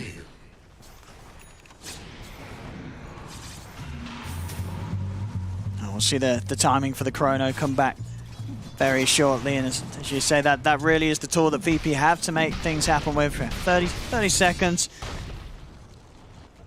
And they'll be ready to go once more. Bottom lane, Immersion gets the opening here onto the Tiny. And they'll find that catch there. Immersion, this Rubik honestly feels like that he's doing a whole lot of work with the setups that he is finding. Man, Zayats is not having a good time. Top lane Resolution. It's going to be chased here. Pasha's going to have the control for him as the X mark into the boat comes into play with the 3 of them on him. There's nothing Resolution can do to save himself. NAVI, they're just finding kills at a pace that the VP can't really match.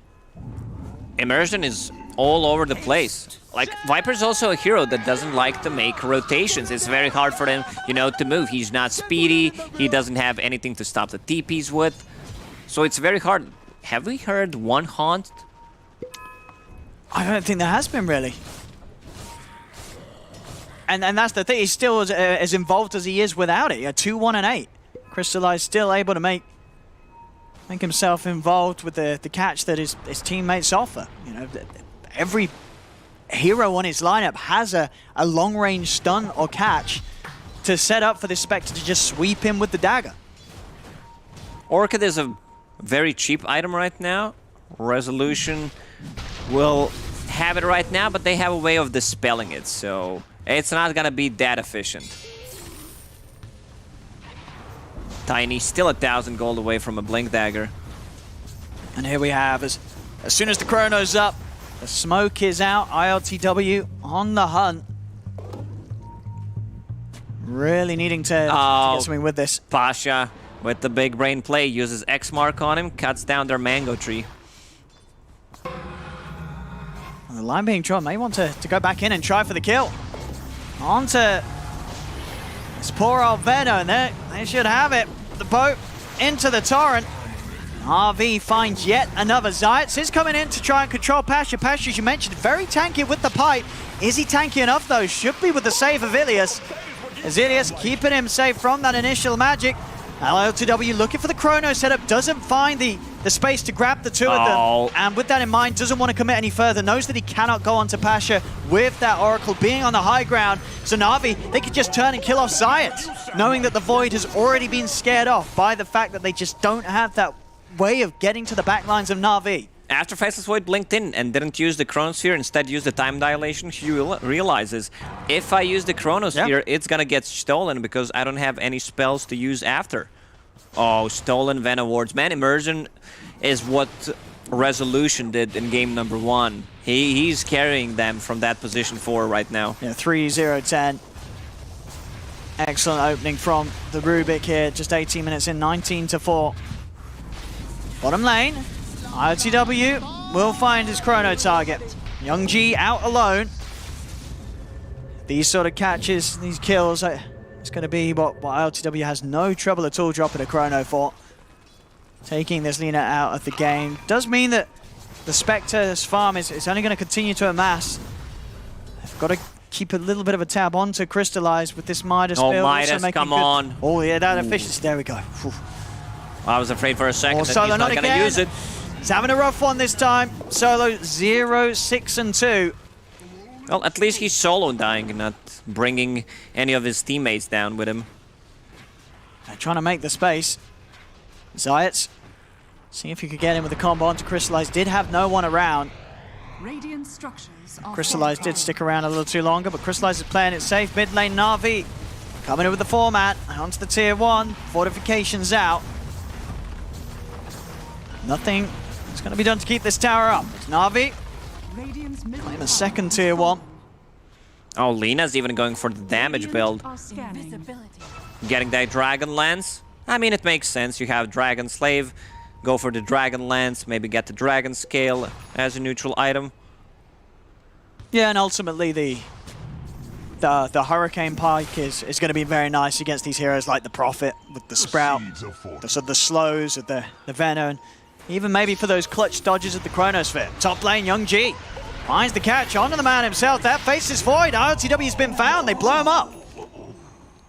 Big catch there from Young G, hunting down the void. Thing about Navi's lineup is they can fight all the time. I wouldn't say that they need this Spectre ulti to actually take the fight, but on the other side, Virtus.pro, they are relying on Chronosphere to actually get the kills. And as time goes by, it's going to be much harder for them to actually, you know, take a fight. If they misuse the Chrono, someone has a buyback, Navi could easily take the Roche. Let's see where Navi want to head to next. They have smoked up on Zayats and no one.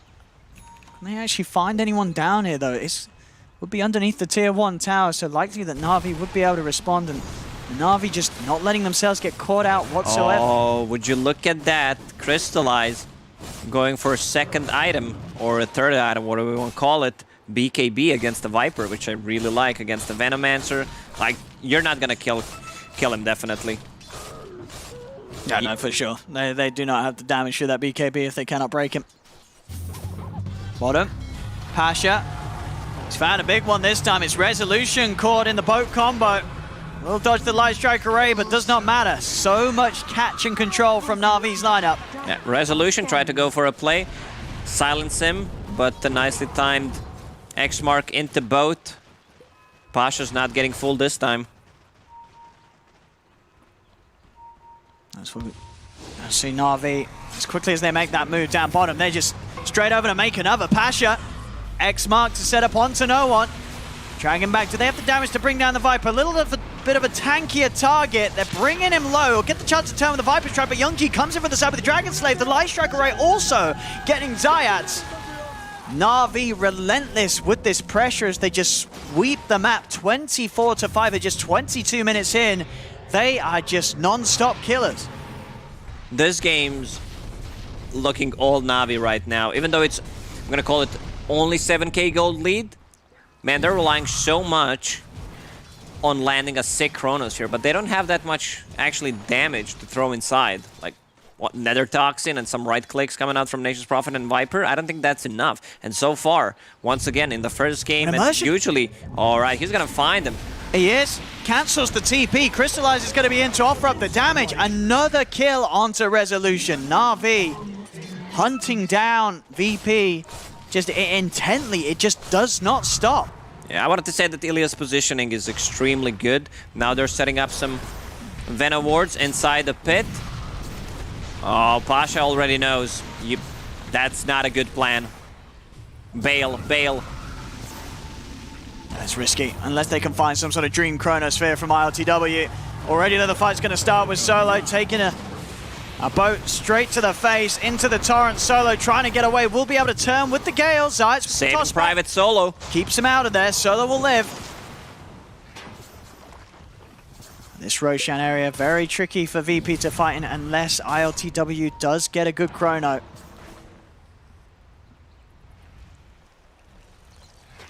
Still playing around the area. They don't want Na'Vi themselves to be able to walk in and go for the Rosh. Na'Vi not with a great lineup for hitting Roshan, but a very, very strong lineup for fighting around that pit. They have enough damage with Spectre and the Manta style. Desolate works on Roshan, but still, like, there's gonna be a Venom ward, so you can't just go in and take it. You first need to take a fight. Yeah, Solo just building up on this area. Will allow them to go back in here. VP actually just walking straight back into the pit. Na'Vi, they split right up across the map, despite knowing that VP were hanging around looking for this. They're going to start moving back over now, and they do have the BKB finished on Crystallize. They're back over in time to start to push VP away. Roshan falling low, about 3rd HP right now. Na'Vi with the smoke, trying to get in position to catch them off guard. Torrent won't clip onto the Viper. Venom is so annoying to play against. Like, Pasha doesn't care about the damage or the slow, he's just out-regioning that. But the vision the snakes provide is just too much in my opinion. I think this is the nerf that Venom needs to get in the next patch. Oh, and Reza, what was he doing over here? Inside the jungle and right underneath the nose of Na'Vi, he's trying to create space, and tell you what, it worked. The Chrono's out, they'll be able to get the kill and get the Aegis. As ILTW drops the Chrono to ensure that they get it.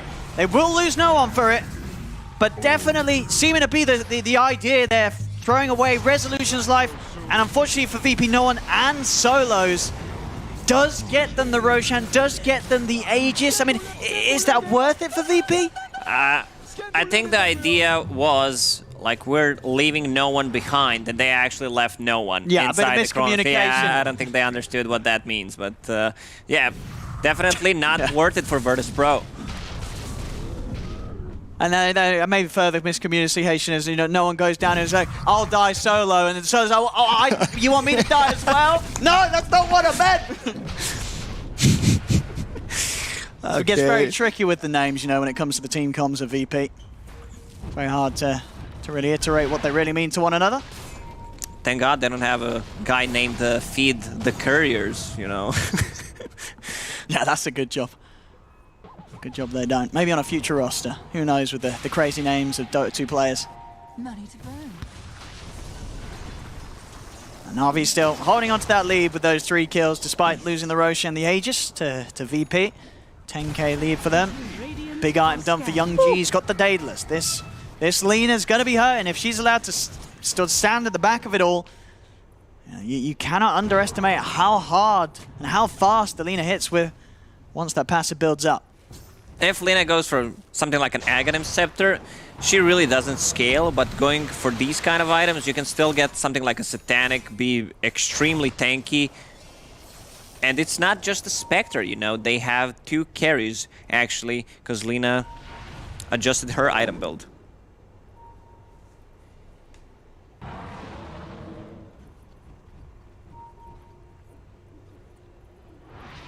Virtus.pro only managed to get 5 kills so far. It comes down to that Tiny's not having a good time in this game, and his Blink Dagger was...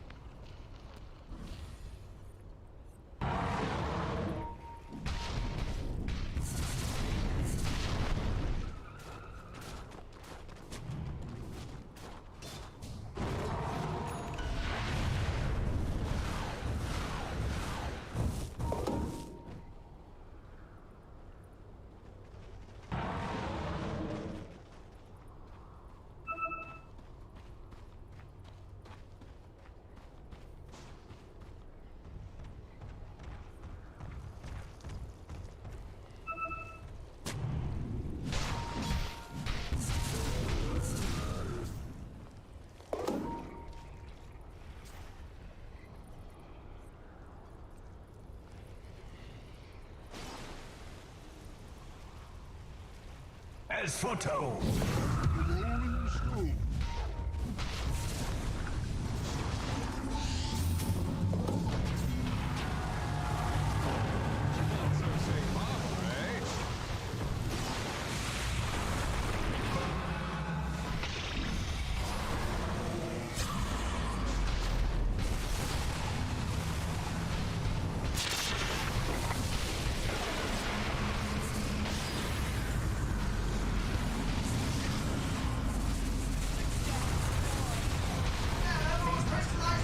BKB is able to focus down the Viper. Viper's out of this one. ILTW steps over towards Pasha. He's been disarmed, jumps over, but the X-Mark drags him straight back. It's been a buyback from Ilias for this fight to keep his teammates strong. RTW still wanting to go. He's still got that Aegis, but he's lost Solo. Rezo TPing in. Can Rezo find a target on the back of it all? They burst through the Aegis. That's ILTW down the once. 4 against 3. Spectre's gonna be full HP. They have no chrono. They need to fall back. They found Tiny. There's another X-Mark grab onto Zayats. Oh man, Zayat's really struggling. 0-8-2 this game. It's been a rough one for him. Rough one really for both supports of VP this game.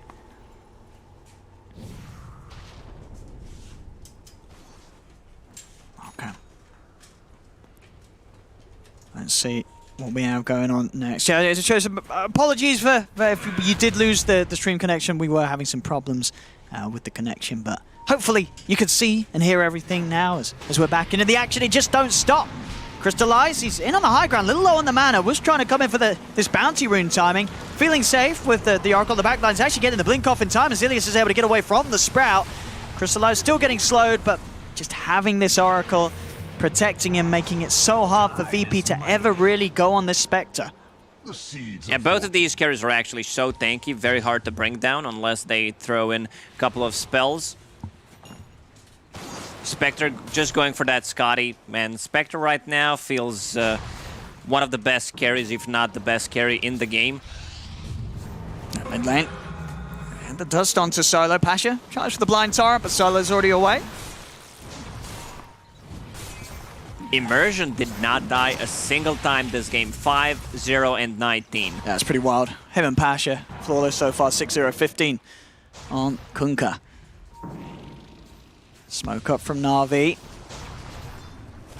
Oh, Owen, I don't know. Seen? I'm seeing Aghanim Scepter on Kunkka. This is one of my favorite ones. Torrent Storm. Disruption. I mean, it's a disruptive ability, especially in the Chronosphere, finding heroes in the back lines. He also has Boots of Travel queued up. He wants to be able to deal with Nature's Prophet when he's split pushing, just TPing to a side lane, catching anyone that tries to split push. When Spectre gets Hand of Midas, like, you know that she's playing for the late game, getting that level 20 talent, level 25 extra dispersion, and the other items are gonna come quicker. Yeah, there's this sort of building threats. But the fact, though, that ILTW is keeping up. I mean, the game is 7-31. But ILTW still able to maintain his position there in second place on the board, but he's dead. Did not want to use BKB. At ILTW, it stands for I love to wait with my BKB. Apparently so. The biggest kill that Na'Vi could hope for there, as I was just talking up, the one core that's really having great farm on VP, getting shut down. Crystallize also going to find another core here by the looks of it. He's on to no one. No one trying to turn, but there's no help for this Viper. They even have this Rubik against Viper break. Like, we've seen that in our previous series where, you know, Rubik against Viper. Same goes for Timbersaw. You steal pure damage or you just break some of the heroes. I love the item build on Spectre. Just going for tanky stuff. Manta style, BKB, so that she can't be broken. And now going for full Scotty. DP is not going to get cancelled. Oh, they're actually going to find the setup here top as they catch out Young G out alone on that top lane. Something you've got to be very careful about doing so when there's a Nature's Prophet in the game. Totally alone, that Lina, and we'll pay the price for it. 8-33, VP still doing their best to hold on. And just continued pressure on ILTW to perform with the Chronospheres. They're going to try for something with the smoke up. They have to either find the back lines if it is a full 5-on-5 or get one of these core pickoffs alone. Crystallize would be the dream catch. And in fact, Crystallize is down here and he's on his own. If they could get him, and they just have done so with this Chrono, Crystallize, he's going to be a goner. Yeah. That's the dream pick there. Finding the Lina top with Resolution catching Youngji out alone, and then moments later, Crystallize being entirely isolated on that bottom half. Once you break the Spectre, it just doesn't feel like it's the same hero. Like, it's a completely different story. And they got 2 big kills. Even though it's a 34-9, it still feels like Virtus.pro is, you know, fighting back. Has been killed. You can't feel that difference. You know, it's, as you say, the kills do look daunting, but it's definitely a game where VP still have a shot. If they can continue to just make those little outplays, catch Na'Vi out when they're least expecting it, it's going to keep them in this match. And Na'Vi, I think, after losing Youngji and Crystallize in that manner, they'll be very careful about that happening again. Roche is up, so Cheese and Aegis. Right now, Virtus.pro does not want to take a fight. Like, they would want to get a pick off if possible. Oh, Youngji once again. He wanted the bounty rune. He does get it, and he's gonna be saved. So this is there with the false promise, gets him out of it. So job done. Got the rune and survived.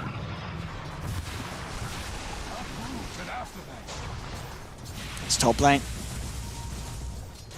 Merchant just doing his best to nuke this out. It's another case of being a hero out on his own. Does see Resolution though in the lane, so not too worried about him coming in with the global TP, and Resolution himself just focusing on finishing off that Hex. Na'Vi, they're going to try and sneak the Roshamp. They're into the pit and they do it very fast with the farm that Crystallize has built up. Him and Youngji. Na'Vi, they know there's no Chronosphere ready yet, so they use this and they give Aegis to Lina. Interesting. Like, when you have Spectre in the team, she's the one picking up that Aegis. But I guess they don't think she can die if Oracle is just sitting behind her. Still, a much safer play would be, you know, just give it to Spectre. She's sitting at 3.5 KHP. Lina still squishy, does not have a BKB. That could be the reason why they gave Aegis to Lina. Oh, BKB is flying out. It's here. Kanka even gets the gem. They have 1 Glimmer Cape and they have Shadowblade and Nature's Prophet. Now they've got to be very, very careful about Pasha getting the catches. So far this game he's been excellent at doing so, now only getting that bit more easier with that vision advantage. It's bottom lane, Syats starting to have a poke at the tier 2 at the same time. Resolution keeping the split push up. Has that pressure on the top lane. Doing their best to keep the side lane shifting against Na'Vi. Na'Vi still to look for a play around mid. And they're going to get the catch onto the Faceless Void. And this time RTW just chain stunned up. No chance for him to BKB there between the disables of Na'Vi. Zayats on the retreat. Immersion with the stolen Time Walk. He's able to close the gap, get in, find the vision for the Yules to cancel that TP. As Immersion will yet again set up for another kill. I was kind of expecting a time lock after that time walk from Rubik, but it did not happen. Spectre, no ulti, but they're knocking on your tier 3 towers. Lina dishes serious amount of damage right now. Full dataless, a lot of attack range.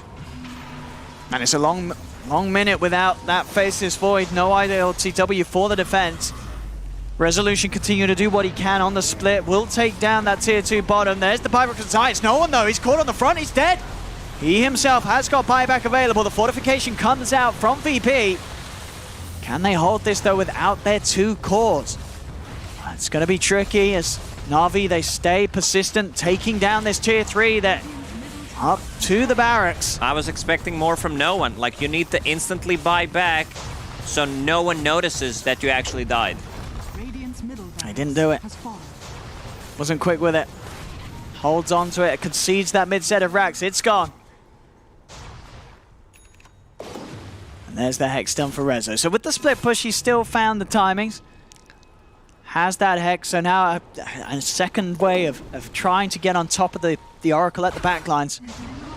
Satanic done also for ILTW, so at least a bit of a better chance of breaking his way out of the stuns that Na'Vi are throwing at him with that boosted status resistance. Yeah, he's been really struggling against these long duration stuns that Immersion was doing on him, and the spell casting from Na'Vi this game I would say was on point, really. And he's getting closer to level 25 on Faceless Void, so backtrack. Woo. What, did Faceless Void have backtrack as like passive ability? I don't even remember. Yeah. Well, was. he didn't used to have time dilation. Remember back in the day? Back in the day, it was a little easier to play. A fewer buttons to press. You didn't have to press W. Now you do. Makes it obviously a much. Now he's called I love to W. Exactly. Now he loves pressing that time walk. Time dilation. I was going to say there. Unless he's got some funky hotkeys or... I don't quite know how Void would work in Legacy. Some big items coming out of Spell Prism. That's a bit of a juicy one for the Lina if he wants to take it. I guess it doesn't really synergize too nicely with the right-click build, but at least will mean that with the low cooldowns, he's going to constantly have the Fire His Soul passive stacked up at maximum. It's also a very nice stats coming up from that item. Oh, that's okay, doesn't want it. Interesting. I mean, what would you rather take, the Leveler or the Paladin? The attack speed is so nice, but I guess with the Satanic, the Paladin synergizes nicely. Feels much better. Okay. I mean, you can put it in your backpack, and when team fight is over, you know, if you want a team fight, just put it in and go for the buildings. Lina's keeping Flicker for now. I think they gave Spell Prism to Kunkka, I believe. Like, it's a very good item on Kunkka, where you're just lowering the cooldown on your Torrents and the Torrent Storm. That's mid lane RTW. He's trying to get the info. He's got to be very careful how he commits with the Chronosphere already. No one. He's going to be gone upon by Passion. They're going to pop the Haunt as well, trying to go in for this solo. Pops the Poison over the Void. He's going to look for the Chrono on the backlines. Catches Youngji to get out of the BKB, but it looks like RTW's got the physical damage to bring him down, or has he? No, Youngji gets the chance to flicker off to the side. Yules it himself up. Youngji still falls though. The bashes come out from RTW's now. He jumps over to look towards a second target. The buybacks come out from no one. Another disarm onto RTW, but they push him back with the Havoc Hammer on Tiny. They're on top of the Viper, but the Spectre with the cheese pop. He's going to live for now. The save as well from Ilias with that false promise, keeping the Spectre alive. But there's the Hex from Rezo onto Immersion. Immersion forced down to the low ground. RTW tries to chase him, but he's already out of reach. Immersion will live. Buybacks coming out from both sides there. In fact, VP, they're ready to try and chase him for more immediate smoke. They're up to the high ground. They've found Youngji. Youngji, he brought back for this one. They found the Hex. That's a dieback from the Lina. Youngji, he's out for 2 minutes, Lacoste. They have 2 minutes to go to the mid lane, but the lanes are being pushed in. At least the mid one, Nature's Prophet, should be able to take care of that. And now Faceless Void is level 25. How do you kill him? Like, I don't think you have enough. They're gonna... The backtrack plus Satanic. I mean, they're trying. The boats are coming crashing down, but you're right. Look how effectively tanky he is with that 25. They cannot kill him. He's going to jump forward. He gets the dilation onto all of them. Rezo pots the BKB. He's trying to get away with the Invis. They've got detection on him. He gets the Nature's Wrath off in time, and now RLTW is on to Crystallize. Crystallize with the BKB back up, turns over towards no one. Buyback from Rezo is TPing in. Can they have the controller? Control Pasha. Pasha's trying to run. RLTW looks to jump across, won't find him, but in the Sprout, they catch out Immersion. The Rubik is gone. The Gale out onto Pasha. The save's there from Ilias with the false promise. He's trying to run. Science and RLTW chase on forward. They're in onto the Kunkka. He's caught in the Sprout. The dagger out as well, but Pasha, he's just stuck in here, surrounded by the Treants. ILTW and Pasha stay on top of him. He is so tanky though. Oh, that back is he really tanky enough to live? He finally falls there, smashed down as Navi themselves, they're going to have to come out with the buybacks. Buyback from Immersion. Buyback as well from Pasha. They catch this Void though. It doesn't look like it. ILTW is able to jump away. I don't think they have enough to kill the Faceless Void at the moment. Who can they catch with this Haunt though? He's into the break. Crystallize's got to be careful. He's got to step out of this puddle as he's broken. He's dilated. He haunted in for this one. The Hex is there from Rezo. The Spectre in trouble. ILTW, his BKB's back up. He commits, but Ilias in with a save. The false promise keeps the Spectre alive, and they've killed off no one. Crystallize turns over towards Resolution. BKB popping the bash. It's there. A triple kill for Pasha. ILTW, he's all alone. He's the last one left standing here for VP, and they'll kill him as well. Ultra kill for Pasha. Navi leading in confidently with that Haunt from Crystallize, and it pays off. Even with the BKB not quite back up, they couldn't kill the Spectre in time, and Ilias coming in with those clutch saves, just keeping his teammates alive. What a great decision-making from Navi. They went for that Viper. They know that they want to take him out, so there's no break. And Spectre almost died, but Ilias once again with the clutch save. Yeah, great Oracle showing here from him, as you said. And they did not try to focus down the Faceless Void. They left him as the last hero to kill. No, it's solo. Can he solo defend? Nice pun, Owen. Yeah, we'll see. No one else in the game for 20 seconds this tiny. Na'Vi have got a big window here to do the damage. They're looking to end this one. They do have no one has a fortification. buyback, and I'm not talking about the player. Yeah. Literally, no one has a buyback.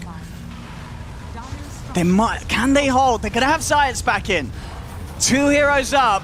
What can the supports do? Solo, not a whole lot. They get on top of him. Solo is down. The tier 4s will fall. They'll tap out. There's no hold here for VP to make as GG, it's called. Na'Vi will take this game 1 after a lot of killing. 46-14 this one ends. Whew.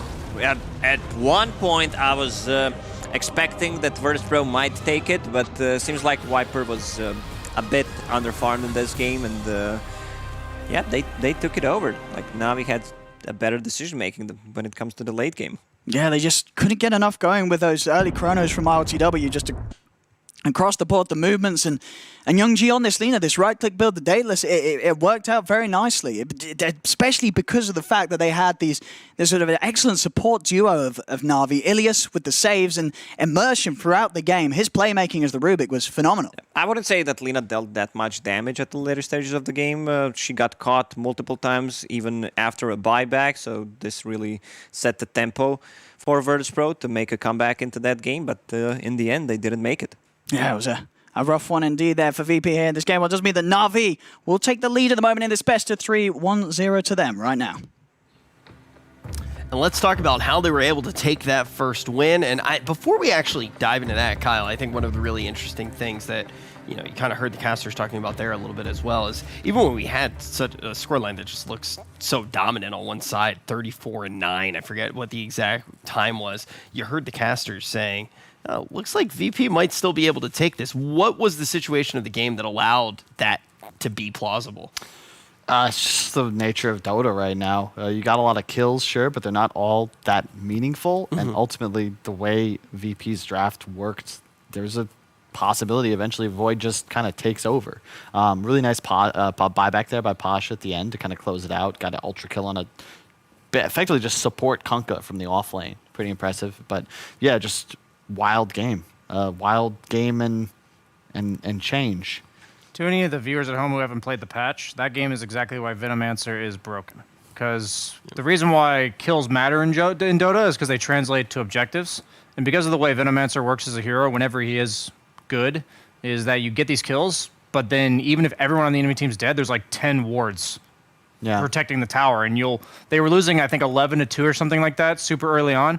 I've been in plenty of games where you have 15 kills at 10 minutes and you have no towers because the Venomancer's just sitting in front of them. So it's the nature of the game where even though they have that many kills, yes, they have a net worth lead, but instead of those kills each resulting in a tower, you have to get like 3 team wipes to get a tower. And then at that point, that's why the game is still playable, and it almost shows how important objectives are in general. But Venomancer as a hero is just well, it's not that, but you also take so much damage from Veno. If he just pops ulti in a team fight, unless you have some sort of mass heal, like you can't even continue. Yeah, you're going to be like 200 HP on the squad, and I totally agree.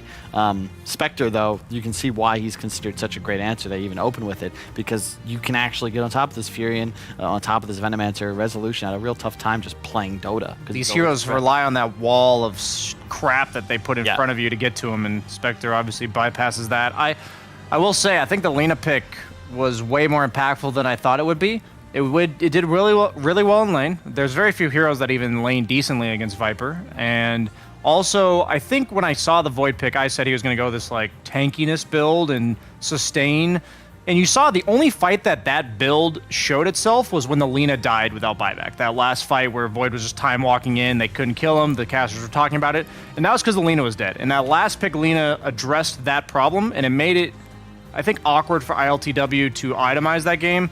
and then he didn't pop his BKB a couple times. It gave him that threat of bursting him full to 0, which makes Faceless Void much more difficult to execute. So I liked that pick. And overall, we all said we thought Navi played better in the game 1 that shall not be recorded or whatever. Yeah, we changed history. Time turners, they work game 1B or game 0. There was alternate timeline. Exactly, but because of what we did in this timeline, this is now the true timeline. Yes. I'm just thinking about Owen and his whole thing. Yeah, dude. Oh man. Every now and then. Once a tournament. I actually don't even think I can make that joke. I get it. Never mind. Has to do with the guy who has hair kind of. Never mind.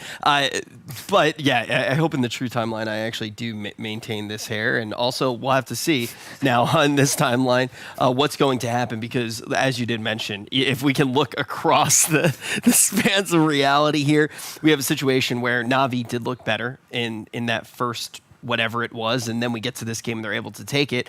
Consider them the underdogs coming into this. Do you think that the underdogs might be able to get a 2-0, Kyle? I would say yes, only because I know, first off, they just look like the better team right now.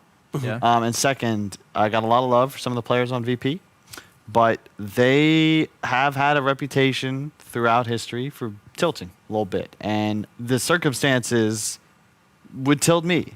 I'm very difficult to tilt.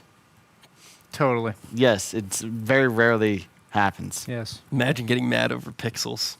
Yeah. It's just a game. Who bro. would do such a thing? Couldn't be me. Yeah, Never. But yeah, this is pretty frustrating. My own experience with this are, funny enough, also against VP. This is one of the most angry times ever in TI5, where we're up 1 game on VP.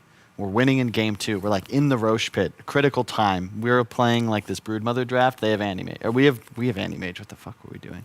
It's wild times. They and we have a really good spot. We're in that critical moment where we're gonna probably like take this game. And one of the other players was like felt ill, so they just took us out of the booths. You're not allowed to pause at TI, FYI, unless it's technical. But I don't know. Guy was like really nervous. He had massive anxiety, and he was like gonna throw up. Got mom spaghetti, yeah. Yeah. So they paused the game, and we like just went off. And at TI, there's no how do I put it? Like it's a controlled area, right? Like you get scanned for electronic devices. You're not allowed to have anything on your person, and you're also not allowed to like interact with anyone else. So we go out of the booths, and we're put into like effectively a black box for just 10 minutes to just kind of sit there and like do nothing. And we already had like our game plan, like we were ready, and then we go out, and then we proceed to like just lose the game. That was really rough. Part of me really wanted to interrupt that narrative just to have vengeance for Justice. your. I was thinking about it the whole time. It was a good story. Yeah, it was. I proceed to be selfish instead of do the thing. Yeah, no, it was a good story, but it's crazy. You can tilt so hard, and then all of a sudden you're an analyst. Yeah, that's what's so funny about it, though, because arguably tilting is actually a good skill for a panelist, but not so good as a pro player. Yeah, actually, that is pretty true. In a lot of ways, that is actually pretty true. But yeah, you talk about maybe being a situation where VP might tilt here. I think that's reasonable when you look at all the things that you get used to blocking out as a player. And this isn't really something that you necessarily block out. That's what happened. Like that's what happens. Exactly. Right? And that's why the TI experience was so frustrating. Like, yeah, it sounds like nothing, right? But the thing is, like, you're prepped. You're in the game. It's 25 minutes in. You're in the zone. And then all of a sudden, it's like, oh nope, sorry, you're over here now. Like you can't really do anything with the game. You sort of lose the rigor. It's like a rain delay almost. Well, it's just like I imagine too. Obviously, I've never competed at that level in anything, but I imagine also the tiny little things that can go wrong, you instantly start to attribute it to that, and then it just piles up. Yeah, I was going to say, once something's in the back of your mind as like potentially causing you to lose that's out of your control, it's really hard to shake it from your thoughts anytime, like you said, something at all goes wrong. Like even if they have nothing to do with each other, you always wonder in the back of your mind, like, God, would we even be in this game or whatever? Like, would we have picked the same heroes? Like, yeah, I know. They're like, and Kyle can probably speak to this. I know like a lot of players to try to mitigate that. They actually listen to music. I've been listening to this one song to get around that. Yes. Because it's out of my hands, but I'm still in control. It's out of my hands, but I'm still in control. You can never stop. the power of my soul. Like, and I think having a motto like that, a mantra like that, can make you undefeatable, maybe even a champion, maybe even 2 times. I agree. I think you're totally right. The trouble is that you're not allowed to listen to music at TI. You're only allowed approved applications, which ultimately are basically just drivers for your peripherals. We asked if we could like preload playlists, and they said no. Because I that's actually why I stopped playing Dota with music, because ultimately I couldn't do it at TI, so I shouldn't train with music. I know you probably know what this is, but relative state memory. So it actually could affect performance in a really big way. Yeah, it's really important. Is this why Arteezy hasn't won TI, or? That's just a low blow, Brian, and you're a North American player, and you probably... Dude, we're the last NA panel, dude. That's messed up, Brian. Actually, wait, there's no loyalty anymore. Why?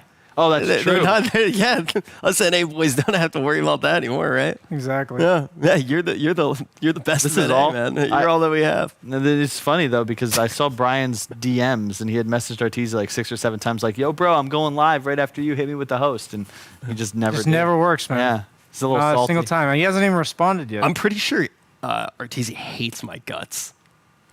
I told you that story, right? You weren't in that game. I actually won that game, so you definitely weren't in that game. I didn't know about the tipping thing. Oh yeah. And Blitz told me to tip him. Oh. I tipped him, and yeah. I got him a moon shard, but I don't think we're cool, man. I really don't think we're cool. Yeah, I will say OG, we didn't really know each other beforehand, right? Like OG kind of reinvented what was acceptable regarding trash talking, because like I don't know about you, but like all chatting throughout all games, right? It's kind of a no-go. Like that's BM. People have gotten DQ'd from like StarCraft tournaments because they wrote like GG well played instead of just GG, right? Yeah. Meanwhile, Valve is just adding more methods of talking shit into the game every compendium. And it's just wild that's like, it's kind of cool. Yeah. I've talked to No-Tail about it before, but I like it. Yeah, I think it's a great part of the game, right? I think it adds great elements of the game, and sometimes you lose a friend that you didn't even have yet. My patented tips are the ones where I didn't do anything special, and the guy, the enemy, like it's CC&C on the enemy team, right? Mm-hmm. And his Another teammates very straight up easily failed him. Like his team straight up failed him, and I did nothing. Yeah. And he knows it too, and I tip him. And there was one time where he called me out on the patented like BSJ, like no reason to actually tip somebody tip, and I'm like, it works. I think he understands that there's no reason for me to ever be tipping him right here, and that's why you tip him, dude. And I had no idea what I was doing as well. I was like Kyle playing the game, right? Like, and I was just tipping whatever. Dude, I still can't believe we've never won a single game. We'll get there. We'll get there eventually. I think that you and I are a cursed combo. It's possible. I don't think it's either of our faults. I agree. Think, yeah, it's just the combination does not work at all. Yeah. And to go keep with this trash talking thing, I think that's actually like OG's like killer instinct, and it's almost annoying how often they talk about it. But they did win 2 TIs, and it is pretty much the main difference maker in my view is this like mentality. Like they go in.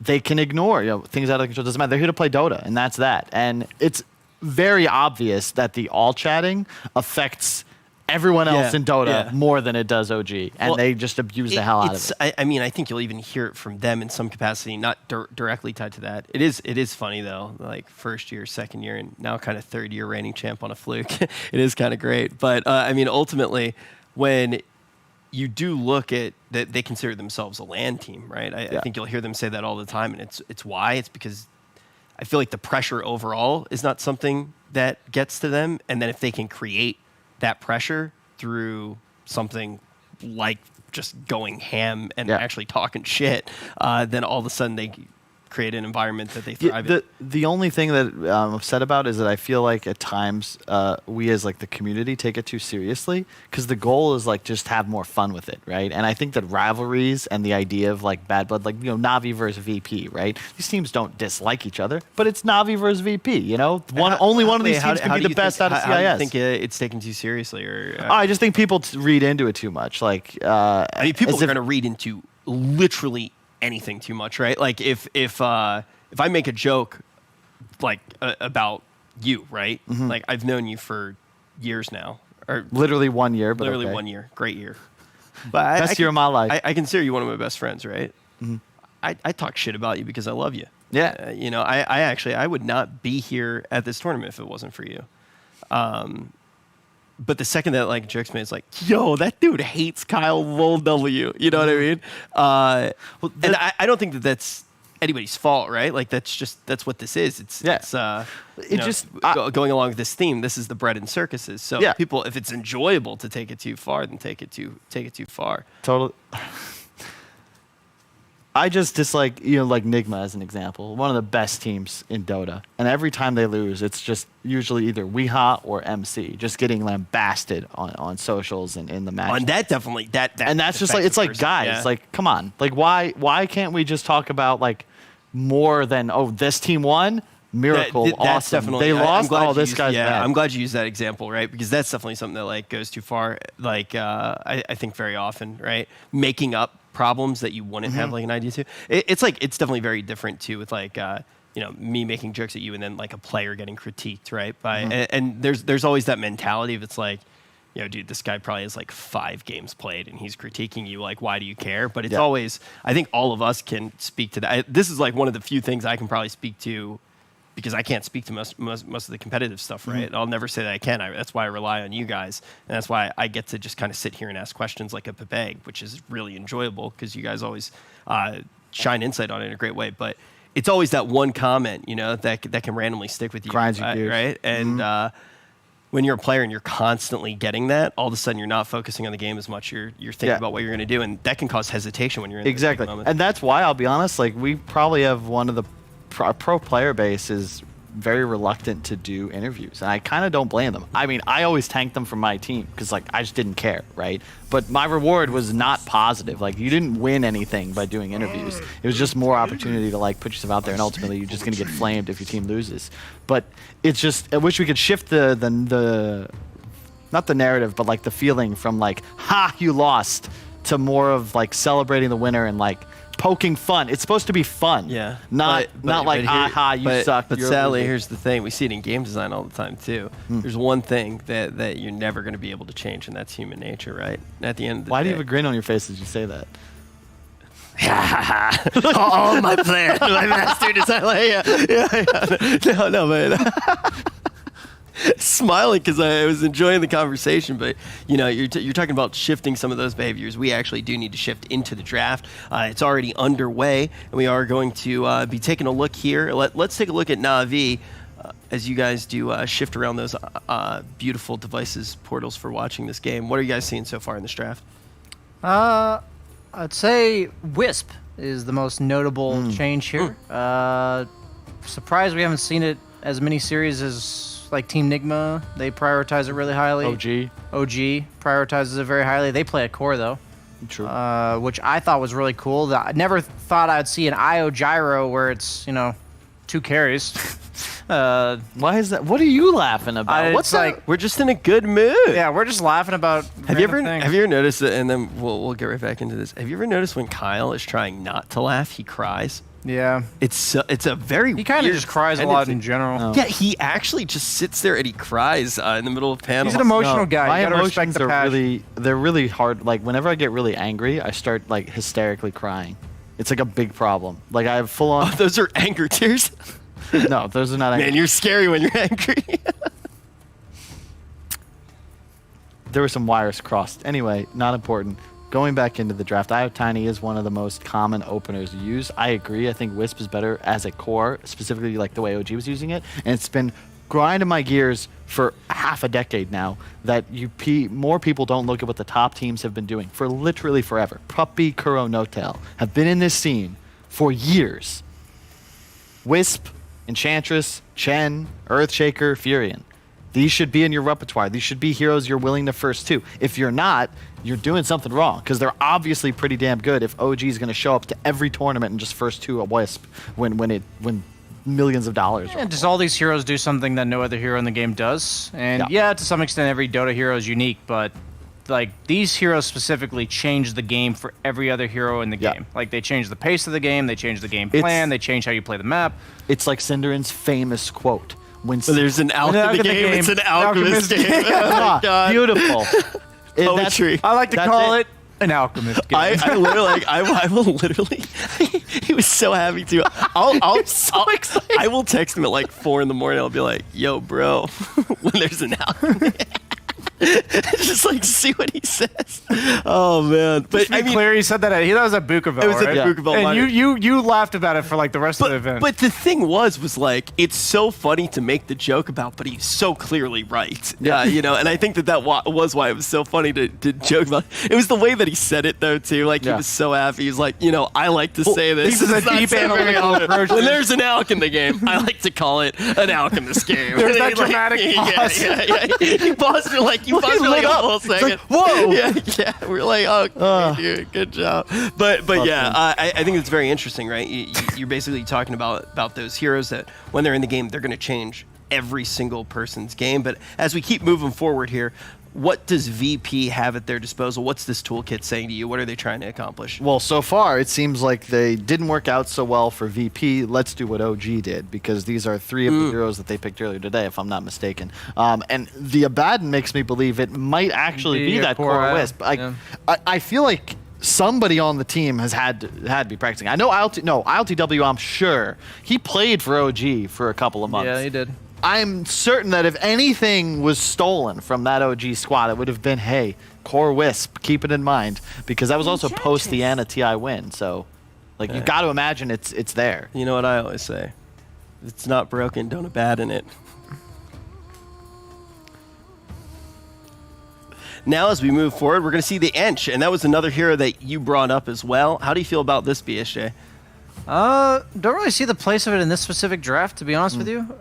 Just it does set the pace of the game and maybe secure your safe lane, but it doesn't really say it's like good to me against the IO and the Tiny idea, which is kind of like the core focus of VP's draft so far. I would assume this is a 5 Abaddon. It could be 3, but Navi's lamp's just real squishy right now, and you're already playing against the Tiny. It could also be a core Tiny. I think it's more reliable with a Wisp because you're able to abuse the combo more. Like, your goal is to find these pickoffs and play the map. Wisp activates you, and you Fury and Rubik Eng, like, these heroes can just get one shot and they'll just be hunted. I look at the damage output. This is like a concept that like a lot of the next generation Han players use, that I still kind of visualize the game. If you think of healing as like anti-damage, damage is always reduced, whereas healing and save is not. It's like pure. The numbers, you heal somebody, that's how much they're healed for. So when you have like a Wisp and an Abaddon, and then you look at Navi's heroes, like they don't have that same ability to just health regen. So their damage, the first wave of their spells are going to be ineffective because they're just going to be mech'd up, shielded off, etc. And I don't like the Void now for the same reason, because their reliable damage, their reliable DPS throughout a fight isn't really there. So if VP just don't get bursted down, they're almost always going to have more damage as the fight continues, and they'll end up winning it. Oh, I see what you're saying now. Yeah, I didn't fully follow at first, but yeah, now I understand. How does the Bat Rider fit into that? It's just excellent matchups here. Shuts down the Furion. I think BSJ is probably more well-versed in this. He's been playing a lot against him in the pubs I've been seeing him play on stream. Yeah, Bat Rider is super annoying this patch. If you don't have a save, the hero is defined by Firefly and Sticky. I can't take you too seriously. Like, people think of him as a lasso, but at the end of the day, he runs around the map with Firefly and Sticky, and the way EU plays Dota is it's constant fighting, constant threats, constant rotations, and if you don't have a way... Like, if you have 2 or 3 heroes on your team threatened by Bat Rider, it just makes his options so vast that it's really hard to have all your boxes checked, where you're like, okay, we're protecting our Void, but what about the Nature's Prophet or the Rubik? Like, we're getting Dove at tier 1 top, but the Bat's missing. We don't actually know where he went because he has 2 options. It's one of those heroes that consumes vision better than almost any other hero in Dota, and you want to be playing this skirmish-style split around the map because you already have a Wisp. So now you've got Wisp, or rather Tiny and Bat, able to hunt and effectively when off map are a threat. Wisp plus partner can just farm. Again, more likely I think a core Wisp now, looking at the way this draft's out. I'll be very surprised if it's a support Wisp. Yeah. So. It just feels, it's not a good support anymore. Like, I'll be honest, it just doesn't feel like that's the way you want to be playing the hero. And I think, just witnessed, like, again, if anyone's going to show you how to win with Wisp, it's OG. They just gave us a script today in their 2-0. Like, this is how you play it. That fountain diving 20 minutes in, like, come on. The thing about OG as a team that I was going to try to mention earlier, but I was letting you guys have your nice little bro talk, was that the way OG plays, I've played with Seb like 4 or 5 times now, and in pubs. Whoa, well. But it doesn't reflect anything about his Dota gameplay in the. But I'm just saying, like from my. So did you learn it from Seb or from the pubs? From Seb. Okay. In the pubs, yeah. So basically, like he always talks about like if we're behind and the game's rough, just fight them. He'll even say stuff like, "Hey guys, we don't care if we lose 2 or 3 heroes. Just fight them. Like you know, have the courage. We are strong as 5. Go."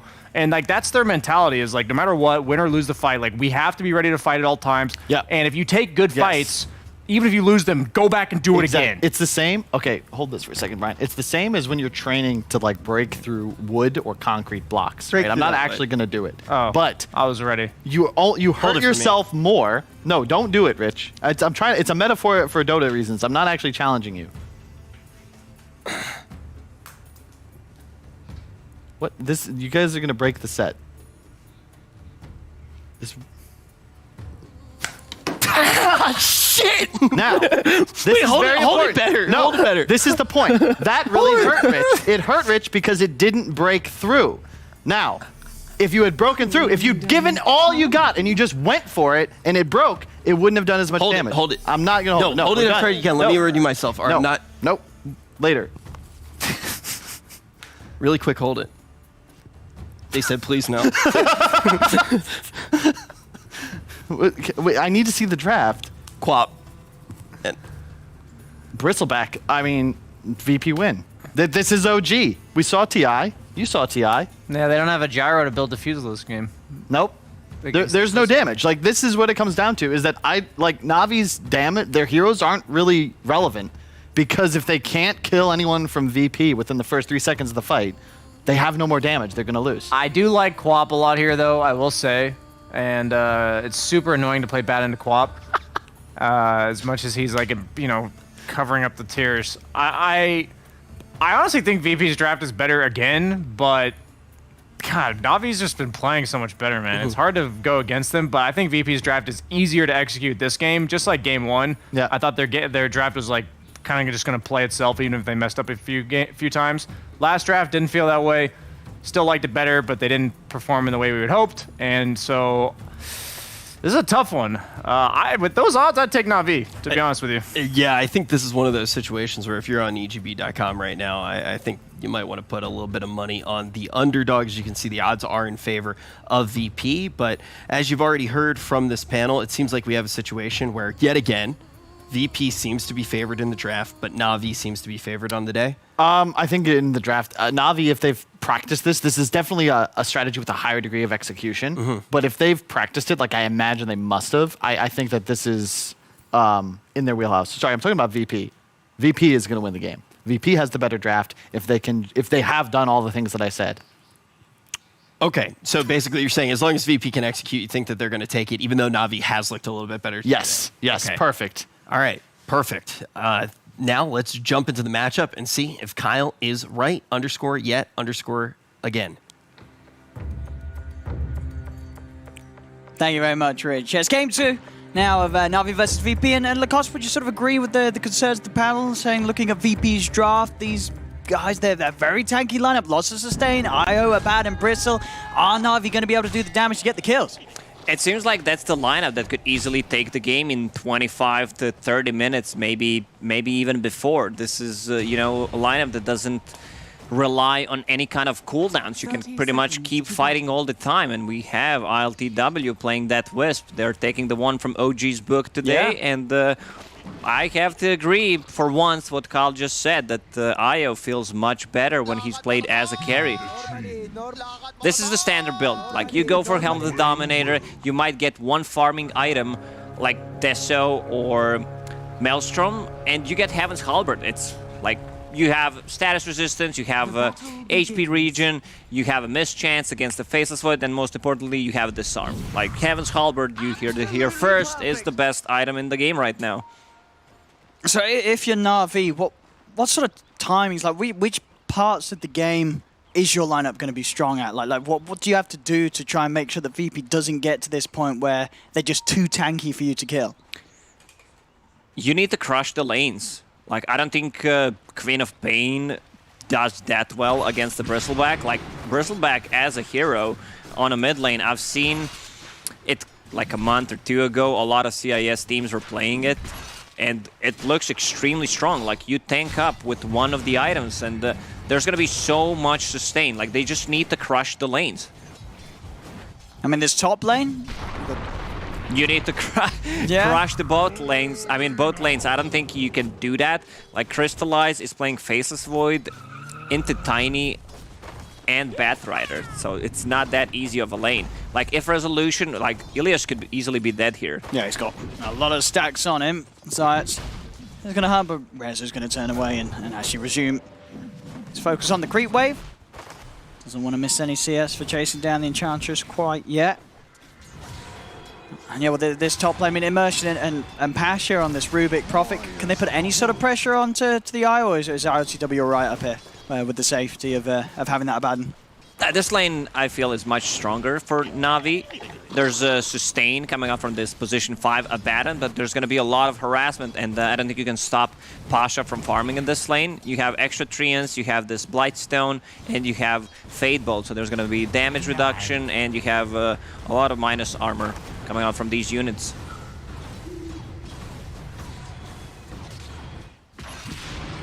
Mid lane. CS pretty even at the moment so far.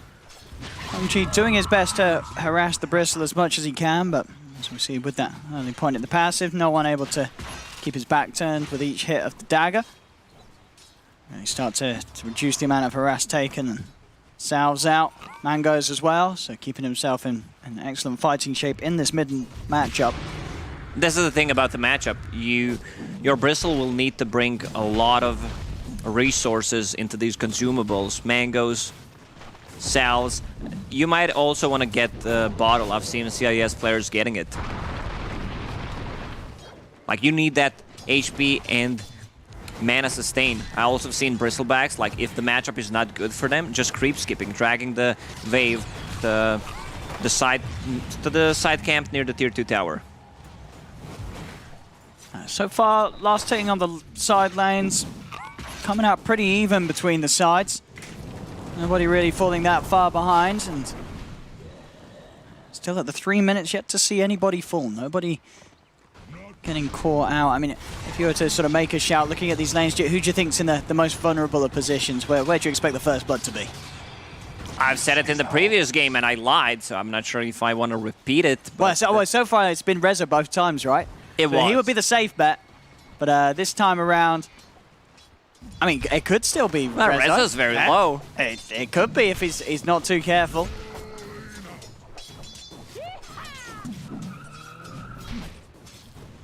Virtus.pro's lineup is not really good at ganking, once again. Like, they want to be grouping up.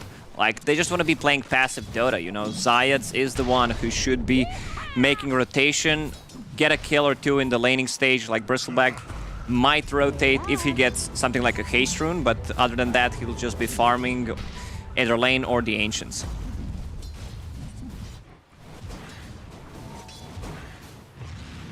Top lane. Immersion trying to mess with the pull. Solo's able to grab it into that double stack as well, so taking away a decent bit of Na'Vi's farm. Pasha heading back to base to refuel. Starts to get a little low. And yeah, this bottom lane, I mean, is this sort of expected as a Void? You're one of these carries that doesn't care too much about the bat harassment? If you decide to die with the Batrider, there's always like a time walk, and I want to see a point in time dilation. Whenever you play against the Faceless Void, you get so much value out of it, like a slow, put a cooldown on his stick in a palm, and you might even threaten a kill on him. So far, 0-0. Yeah, we'll see if anything kicks up around the 5-minute runes. They are going to be spawning. See on the top, NAVI and VP making a move over to this River Bounty rune. What if we crash this game because they don't want to fight and just start a new one? What they do? Like, just pick the new heroes, pick something that is fun to watch. All right, that's going to be a second one, extra slow and extra silence, but not enough. No, Solo and RTW will now be turned upon it. Pasha and Immersion punching back. Solo heads back in onto Immersion. Very hard to fight this Abaddon and Io. Even Tomato Bear came out and clapped. Yeah, he was even like, he was bored of the peace and quiet. He wanted somebody to die. It's not going to happen. Still no blood to be shed here. 5 minutes in, despite the bit of a contest around the runes. It's Rezo. Should be okay. Not really enough mana on Elias to throw any further damage out with the impetuses. Rezo, Impetai. Impetai. I believe that's the plural.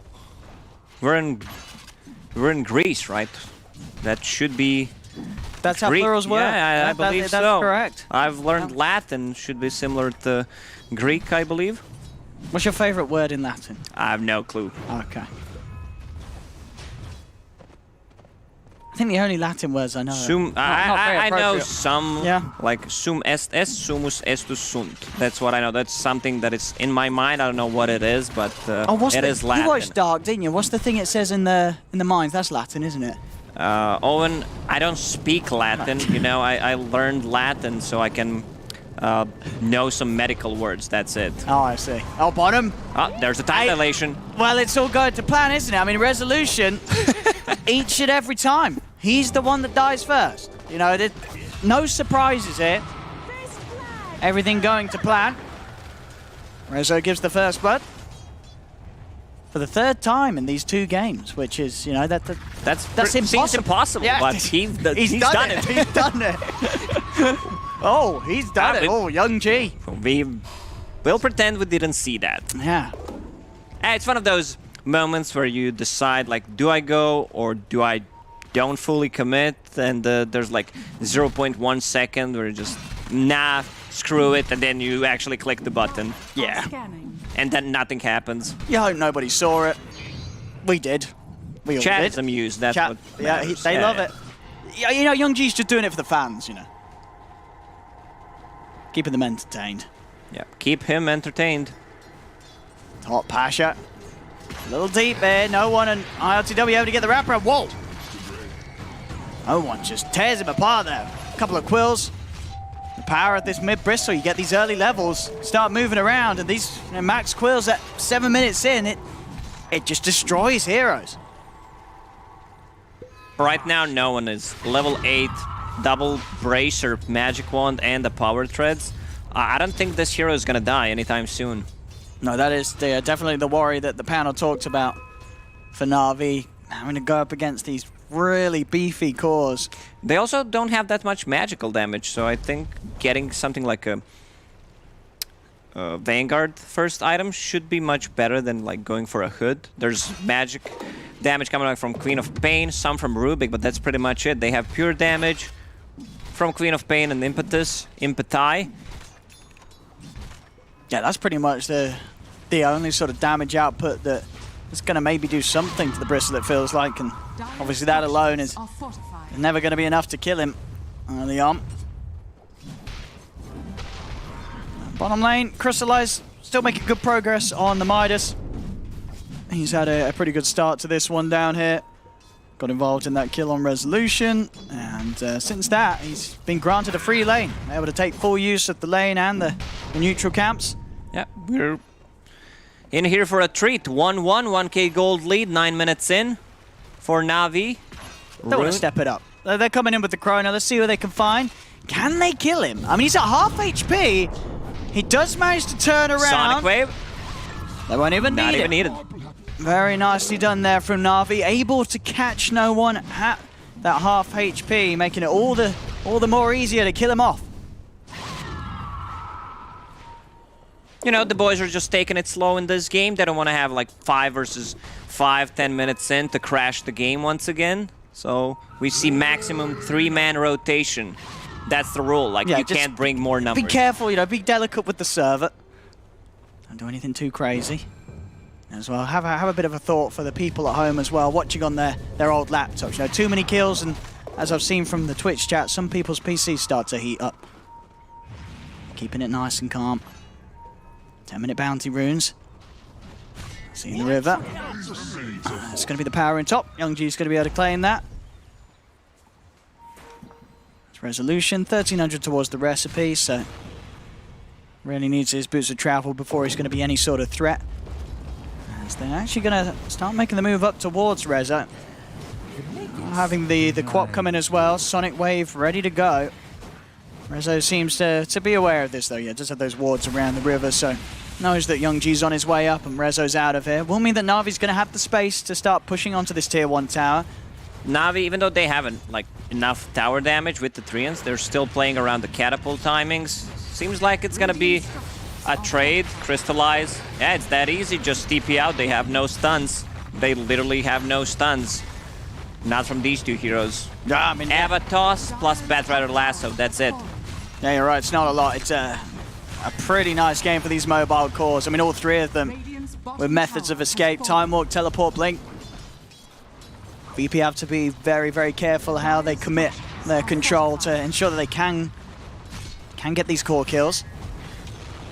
Yeah, they cannot use Ava Toss combo. They need to, use Ava on one hero, Toss on the other, otherwise Navi's lineup is just gonna run away. I'll do so right here. The poke at the mid. They back away. Back to splitting up. Farm-wise, no one still at the top. There's that Vanguard out, as you talked about. I mean, as the mid-bristle, where do you sort of go after the Vanguard? Do you still just continue to build up auras for the team, or do you have to get something that's going to enable you more? You get Heaven's Halberd. Against the Faceless Void, it gives you damage, and if you feel like you need more control, you can just upgrade it to Basher after. I mean, get full Abyssal Blade. Right now, he doesn't have anything queued up.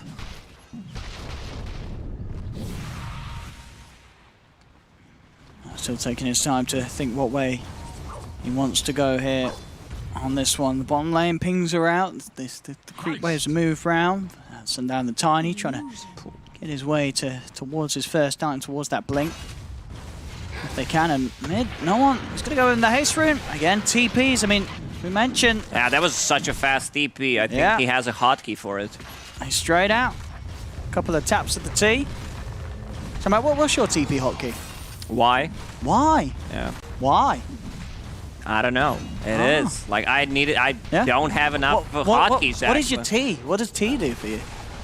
Nothing. Nothing? On bottom lane, Zayat. I still play a legacy key, so it's a key for some of the spells. Ah, I see. Yeah. I see. And again, another TP escape. Pasha just TPs out away from the two of them. I had to remove my chat wheel hotkey because of it, because of the new TP slot. Like at that moment, I knew like I was never gonna play for OG. That's true. Yeah, without that, they're not even gonna consider you in the tryouts. 3-1, no one. Able to finish off the tier 1 in the mid. Crystallize, got the chrono ready to go again. We'll see if they want to try and find something with that. He's still playing up on the top half. We're going to get that Maelstrom done. And no one is just going to finish off the Crimson.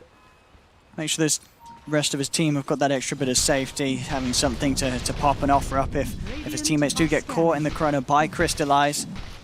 It's going to make all the difference early on, as we talked about, just not a scary amount of right click really from Navi's heroes, and until the later stages. Still very much this Bristle able to go wherever he wants. No real threats posed for no one at this early point. As he'll come in, and his job to just push Navi away from any tower that they try for. That's the gank. Look at it go. But there's the escape. This time, they've got one of the cancels. Avalanche will be there from Zayats, and they'll get themselves the kill on Pasha. Virtus.pro just needs to like keep farming, group up, and go for like one push. They have no cooldown abilities besides this lasso, so they can keep fighting all the time. He's got the stolen shield. Buying him a little bit more time. Turns with the telekinesis, will still fall, but now he's deep by the tower. Crystallize thinks about dropping the chrono, now goes for it onto the Batrider, which will guarantee them the kill on Resolution. Did hesitate a little bit there. May have had the option to catch the two of them. Even so, Solo does still have borrowed time, so not really an easy target, this Abaddon. And he knows it. He's going to turn with no one over towards Ilias. Ilias with the slow, able to hold no one back enough to allow him to continue to dive back towards this tier 2, but no one's diving in. Ilias is healing up thanks to Nature's Attendance. No one, he's really going for this, diving in with the Quill Spray, stacking up. He'll get himself the pick. I don't think you're getting a kill on Bristleback here. He's way too tanky.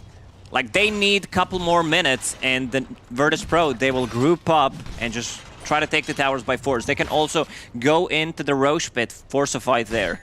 Like you don't have any kind of stuns besides Tiny, so you want them, you know, in one particular area where you're saying, come here and fight us. Like if you're not fighting us, we're gonna take the Roche. He's this incredibly powerful force right now.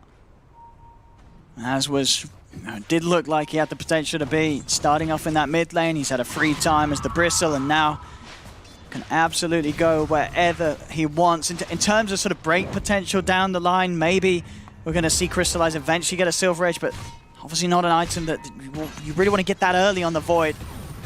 Still, we'll see what route Crystallize wants to go. Maelstrom is done.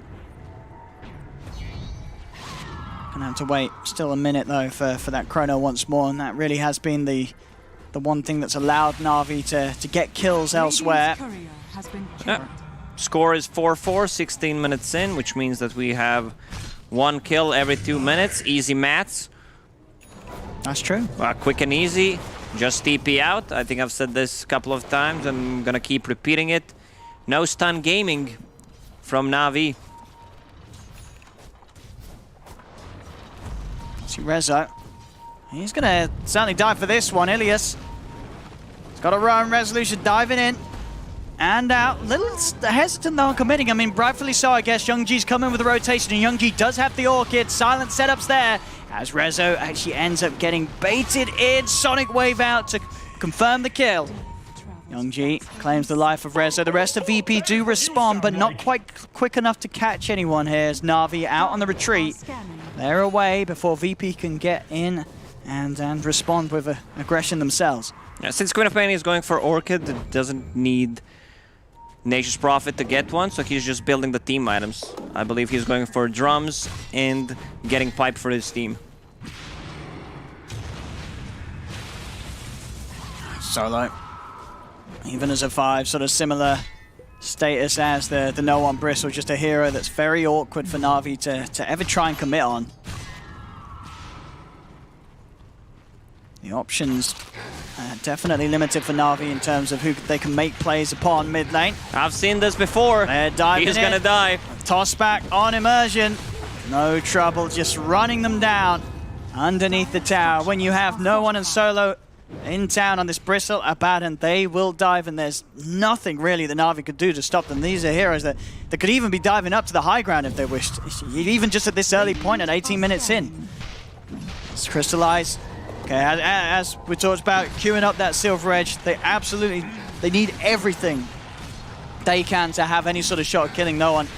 Probably it being... It's not going to be enough. Even if they break him. It's a trap, like don't fall for it. It doesn't last that long. Even if you can break him, there's still Io healing him up. You have Abaddon sitting next to him, so it's gonna be very tough. So you rather sort of see the Void go for items that are gonna help him deal with the rest of the team, rather than at this earliest stage focusing on itemizing for the Bristle alone. It's really tough because in the next few minutes, Na'Vi will have lack of damage.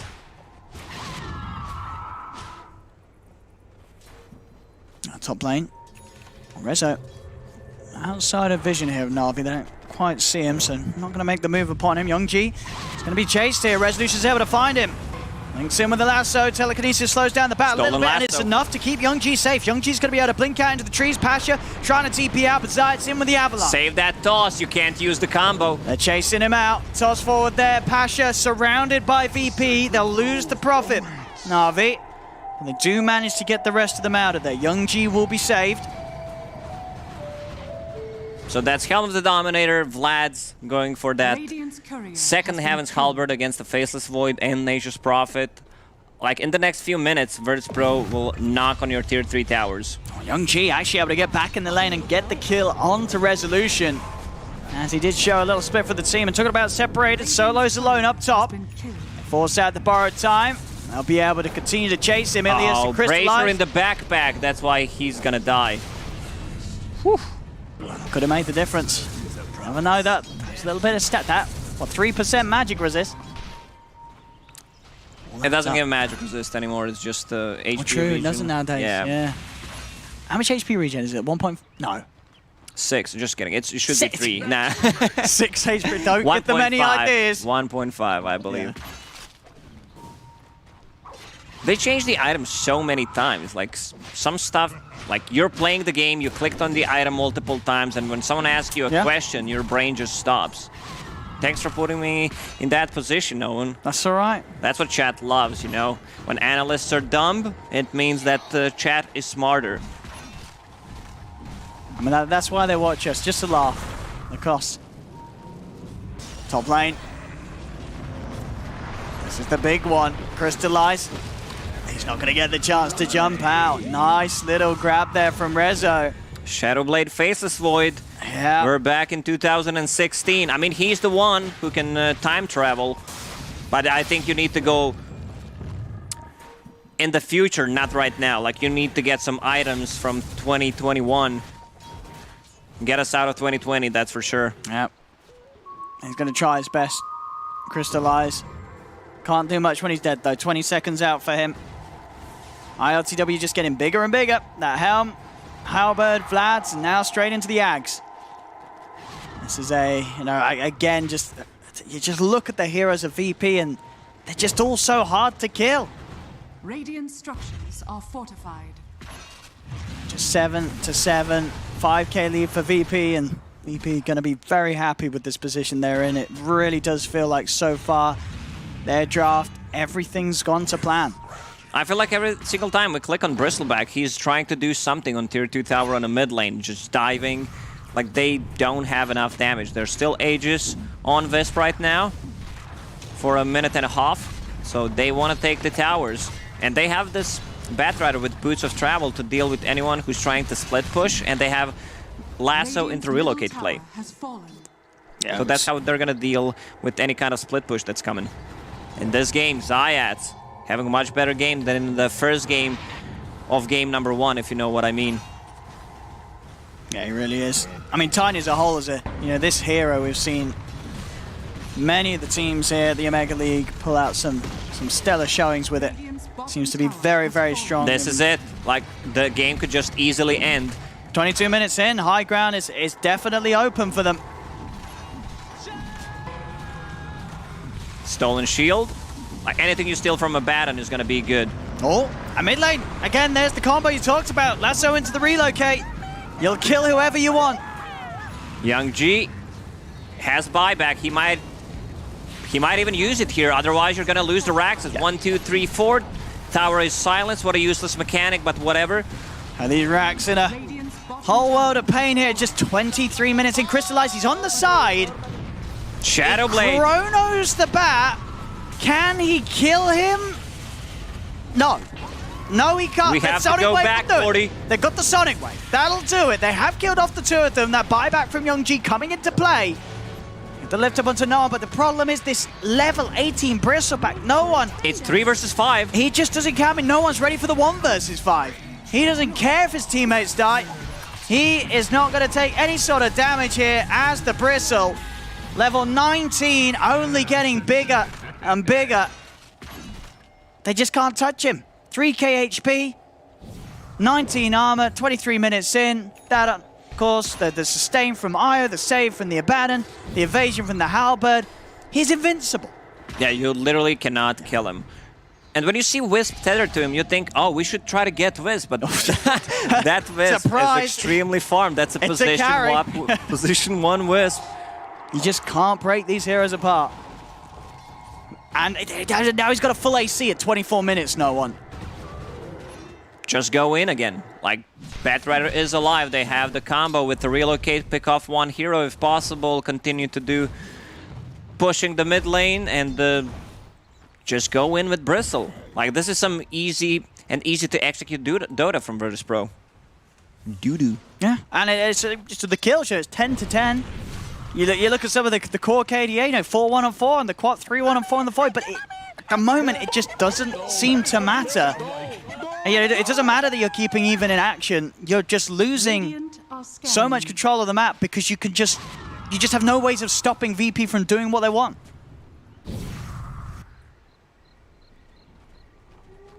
Shadowblade Faceless Void. What a time to be alive, huh? I told you it's a trap. Like, even if you break him, he's still sitting with evasion, disarm. You're not gonna have enough damage to bring him down. Like, I see the way that he can itemize to win a game here, because it's a really tough spot for them. They have heroes who don't threaten a kill on Bristleback. That's the problem.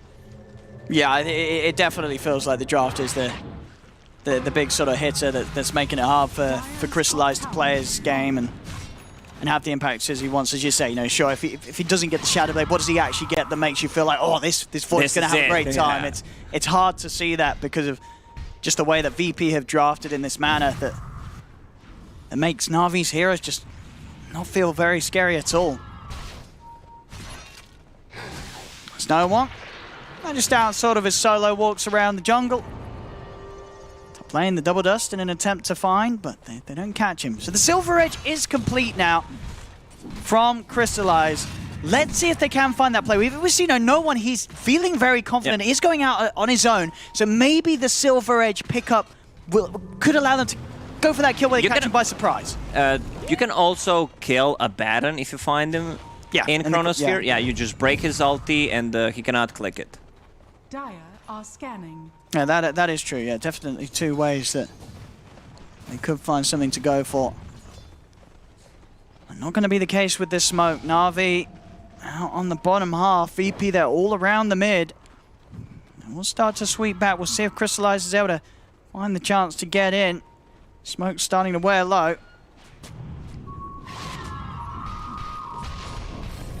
And now if he jumps, it's going to be into a full team of VP. They're all coming down the mid lane. This Crimson, AC, Halberd, Bristle. Just looking impossible to touch. Get a second Vanguard. Be more tanky. I see full Abyssal Blade queued up on Bristle. Next Roche is going to respawn in a minute and 20 seconds. Like, they don't have to rush anything right now. They can just try to control this area and go for Roche when it respawns. Put a courier inside or Helm of the Dominator creep.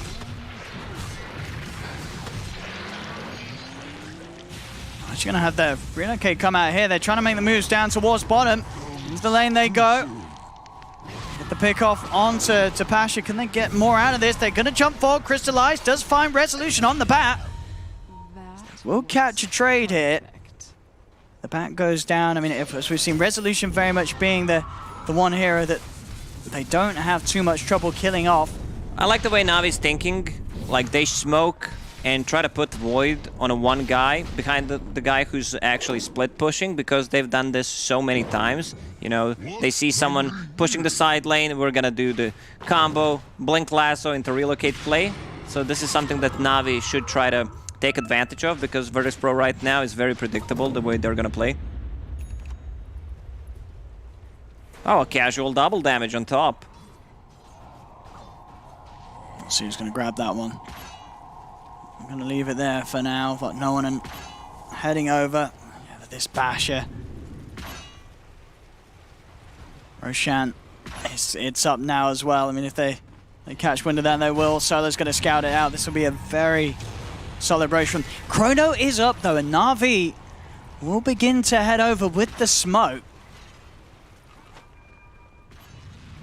Can they do this with no one being around? That this Bristle is the real issue. They've got to somehow break through or break around. It's Roshan. It's going to start to go down. Can Crystallize find the timing to make for the steal? It's falling pretty fast. He's going to have to go soon if he wants to try for it. Roshan getting low. He jumps in. Oh, he's got the Chrono. It's a good time. He Crystallized. Kill the He's Roche. going to be able to kill the Roche. Age is still on the ground. Can he pick it up? He can. Crystallize. He's done it. He gets the steal. The Sonic Wave comes in from the side. Pushes back the three of them. Crystallize still alive. Turns over towards the Tiny. The toss-up's there. Crystallize turns over with the Time Walk. He's able to protect the Aegis. Gets out of this. Youngji, he's also able to blink away. Crystallize. Perfect timing. In he goes. The kill is theirs. The Aegis is theirs. They Cheese lose is nobody. there as well. And you're right, the Cheese as well. Oh my god. Crystallize. He is keeping it cool just as they need to. This is not an easy game for Na'Vi. They have to succeed with these sort of plays to hold on. Real and low they on do top. just that. They got Youngji. Youngji bought Bat a couple of minutes ago, so that means that he's not gonna have it for the next fight. So I believe Virtus.pro will just try to go fight into this Aegis and Cheese, because you know there's no Chronosphere. And then Crystallize. Break. He's got to be careful. No one starts running straight towards Milius. Whoa. He's out. Crystallize, trying to hit back onto Noah. I mean, just nothing. Nothing comes out from this Void when he punches into the Bristle right now. 70 seconds without Queen of Pain. Virtus.pro saying, we don't care about your cheese nor ages. We're just gonna go and hit your tier 3 towers. What can Crystallize do? He's trying to punch in onto Noah, but no one just turns his back to Psalms, the Void. Dire's structures are fortified. They're keeping the siege creep alive. He breaks him. Just a break and a jump away with the Time Walker. Now he's just gonna get gone upon. That's the Aegis gone. Crystallize.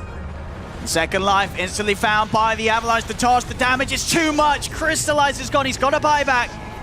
But they're losing this mid-Brax. Bristleback is just unkillable. Full AC, Heaven's Halberd, actually 2 Heaven's Halberd. Faceless Void without a BKB, you don't have a way to actually deal the damage. They can just keep cycling it. Now they're going for the bottom barracks. We're out there just losing the base. As nice as that play was around the Roshan pit from Na'Vi, it just doesn't seem to be anywhere close to enough to change anything about the state of this game. 13k lead now for VP as they've taken the 2 sets of racks. And this draft, as sort of forecast by the panel, it really is as strong as they said it was. Lasso. It's got the grab, Rezo. And that is the big one as well. Crystallize still gets the opportunity to jump out though. Sonic Wave pushes back the 4 of them. They'll keep Crystallize alive. Not quite enough control to kill the Void. Long cooldown ulti to expend, especially when you play against a team that does not rely on cooldown. And they have a Baton IO, so everyone's gonna be full HP in no time. Batrider, he even picked up the gem. They want to get rid of any kind of vision that Navi's placing. This is do or die for Na'Vi. Chrono's up. Who can they find? Additional defensive items coming out for VP. Lotus is done on Zayas. There's a Vanguard on Solo. What can he get? Crystallize. He gets a 3-man Chrono. He's going to try and focus down the Aya, but the Avalanche comes in with the side. Zayas just messes up the whole initiation from Crystallize. He's got to jump back out with a Time Warp. They just do not have the damage. As Na'Vi, they'll lose some casualties here on the retreat. Ilias is going to be held to the side. Pasha run down on the top lane. It's a 3-man Chrono, but it just does not matter at this point. They just cannot kill them. I like how Ilias switched the target. They landed a 3-man Chrono. He says, we have no damage, kills the courier, they fall back. That's all they got from that Chronosphere. And if you're not finding anything there, it really doesn't look good for you anywhere else in this game right now. Just too far behind, and you just don't have the tools to fight VP's lineup. They're just sieging through the back door. On this top lane, the final set of racks. I think Na'Vi's going to have to hope for some sort of fountain dives from VP to have a shot at getting the damage required to kill them. As this top rack is gone, this is going to be Megas. Crystallize. He's trying to jump in. Resolution's there with a response. That's him caught out, and Lasso. GG is called. Na'Vi, they cannot do it here in this game too, as VP will bring the series to the equalizer for now, 1-1. As VP very solidly secured this game too. The draft, it really was as strong as it looked to be, Lacoste. They just didn't have the damage, Na'Vi. This game is 100% on the draft. No matter how you play it, you might actually win 1 of 10 games if enemy team makes more mistakes, but it's definitely hard to win. You know, this kind of a lineup that Virtus.pro just had, at one point they're going to be grouping up and they executed the ganks perfectly. Like Lasso into relocate multiple times, whoever was trying to split push, and then continue to push, force them to fight into Roche pit since you have very limited lockdown, and pretty easy Dota coming out from Virtus.pro in game number 2. Yeah, they're going to be feeling pretty chill with that one. And as you said at the start, but the only real option for or chance for Navi to have made something happen there was as if they sort of dumpstered the 3 lanes, which was always very unlikely to happen in a game like this. There we go, ladies and gentlemen. We do hit the equalizer now. 1-1 between Na'Vi and VP, meaning we will have that third and deciding game round the corner. Don't go anywhere, though, as we will pass you straight back to the panel for the post-game. Yeah, we're right here. Hi, welcome back. Let's actually talk about what did happen in this game that's going to take us all the way to that game number 3. And you heard it from the casters. They're really saying, hey, look, it came down to the draft. So let's start by talking about that draft, Kyle. Yeah, it's pretty much what was expected. They didn't have damage. And you get to a point in the game that you saw them Chrono the Wisp. There's an avalanche to like do a little bit of save or whatever, doesn't matter. But they just can't kill him in a chronosphere. Whole team there, doesn't matter. Because they've got anti-damage. It's a lot like... No. I was going to say, it's a lot like the makeup of the universe, right? There's matter, there's antimatter. You can't get through the antimatter. We don't even... never mind, it's late. That actually they didn't have destroyed damage. the good point that you made. Yes. I've completely forgot what his point was originally. I just remember how he sounded when he talked about antimatter. It's the secret to Kyle. If he keeps talking, you can't remember that he was wrong. Now it all makes sense now. Continue. Yes. Now, what I wanted to ask really quick was, do you agree with the casters, though, that it was 100% the draft, or was there anything else that you think Navi may have done wrong in this particular game that resulted in the L? I personally disagree with them on the fact that it was 100% draft. So something I've learned as being like an analyst at events and talking to players and watching a lot of pro matches, they teach you like this mindset that it comes with like being in pro Dota that you actually can't learn like unless you talk with other players and hearing from the best, honestly, is having like this vision of the game, like how you're gonna win a fight. This isn't a skill that naturally, like, you have to practice this skill. And you're like, okay, so I see this Bristleback, a Bat, and Io.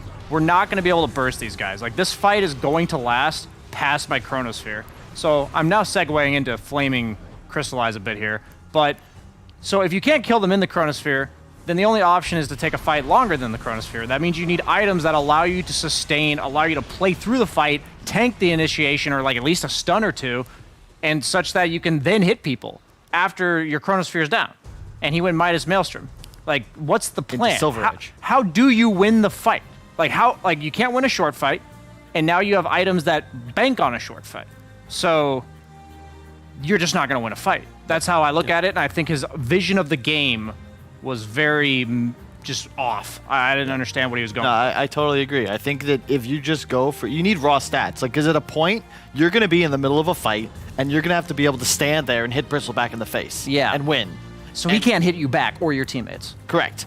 And inevitably, you need to be more of a threat than this Bristle. And you're never going to get there the way that he's itemizing. You want a Butterfly and a Satanic by, like, what, 4 items? Yeah. Like, I could see Midas is fine into either Sanjin Yasha or BKB or SNY something, or even, like, Midas drums MKB into, like, just raw damage. Scotty is great with the heal neutralizing.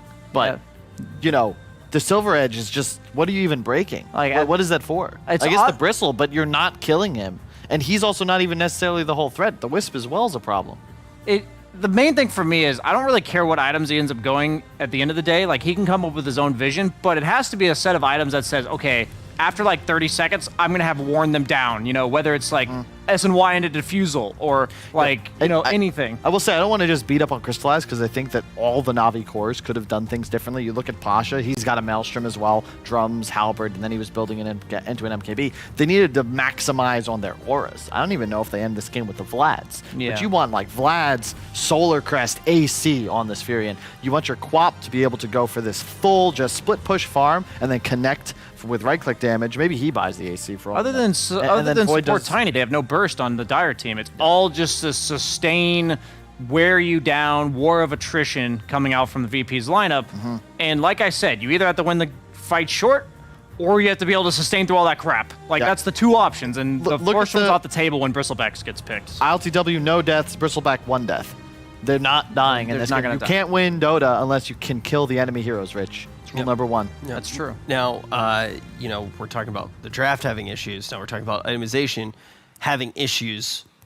Execution, was it there again in this game? Because we were talking about Navi just on the day looking like a team that was performing at a very high level. Is that still something that we saw in this game, this second game? I honestly think without the proper items, they're not capable of executing. Like, I mean, their heroes literally can't fight or kill those heroes. So I think in this case, It's like in some games, if you have the right tools to set up and then you just don't push your buttons correctly, or you let the wrong person get initiated onto, the mechanics or the execution can 100% be the cause. I really do think they set themselves up to fail in that regard. Like, I don't think they gave themselves a legit shot. Yeah, if you're taking a driver's test and you're missing a wheel on the car, yeah, you're not really gonna basically, be able to, pull it off. That's actually why I legally can't drive in any states in America. I'm pretty sure I'm good here though. But yeah, ultimately, Kyle, I do want to ask you how you do feel about the draft consistently being a problem for Navi. Like, why is that happening? Why every time on this panel, even when Navi won, it seemed like they were at a disadvantage in the draft? What's going on? Using BSJ's terminology, because I kind of like it. It's this mentality of like finding the win condition. It's something a lot of the top teams will focus on. It's like, how do we win this game? When and like why, right? So what are we gonna do? What sort of time frame are we peaking in? And like, why does our draft work? And I think it starts with the opener to an extent, because you're playing into this Wisp Tiny. What was the third pick? It was they had Rubik. The Rubik Furion. Rubik Furion, and then they third picked Ench. And that trio isn't necessarily bad, but when you see Wisp Tiny and your third pick is Ench, it needs to be like a Grimstroke, and he's going for a Midas. Yeah, like you see the game style that VP is going to run with, and you pick a hero that isn't effective in the role that you're placing him in. Like, you're playing into the draft of VP. So now you had 3 shots, right, to change the way the game is going to play out, to change your draft chemistry, and your one of your 3 shots is just like a test. It's like, okay, it works. We got 2 more. The problem is if the other team, for instance, picks a lot of team fight, and you respond pick by pick with no team fight, the enemy team can kind of just all in on the team fight and just say, okay, now that you've picked no team fight, you can't like pick 1 or 2 heroes to like overcome this advantage in team fight that we've mustered over 4 or 5 heroes, and you just will never beat us in a team fight. It's like, if you have to respond to the game plan of the opponent, we've seen this multiple times now and like across multiple series, you have to respond to the game plan they're representing. Otherwise, they're just going to like double down or triple down on this one game plan. They're just going to say, okay, you really haven't addressed it. I wouldn't say it's like team fight necessarily, though. Well, I'm saying in this game, it's literally sustained tanking, just run at you, and but they haven't because they picked this Ench, it allows VP to get this really cheeky like 4th pick bat, and now it's like, okay, we have no catch problems. We're always going to be able to find pickoffs. Your BKBs aren't game winning. This Void, this Quap, we have kill potential for them. Forces the Quap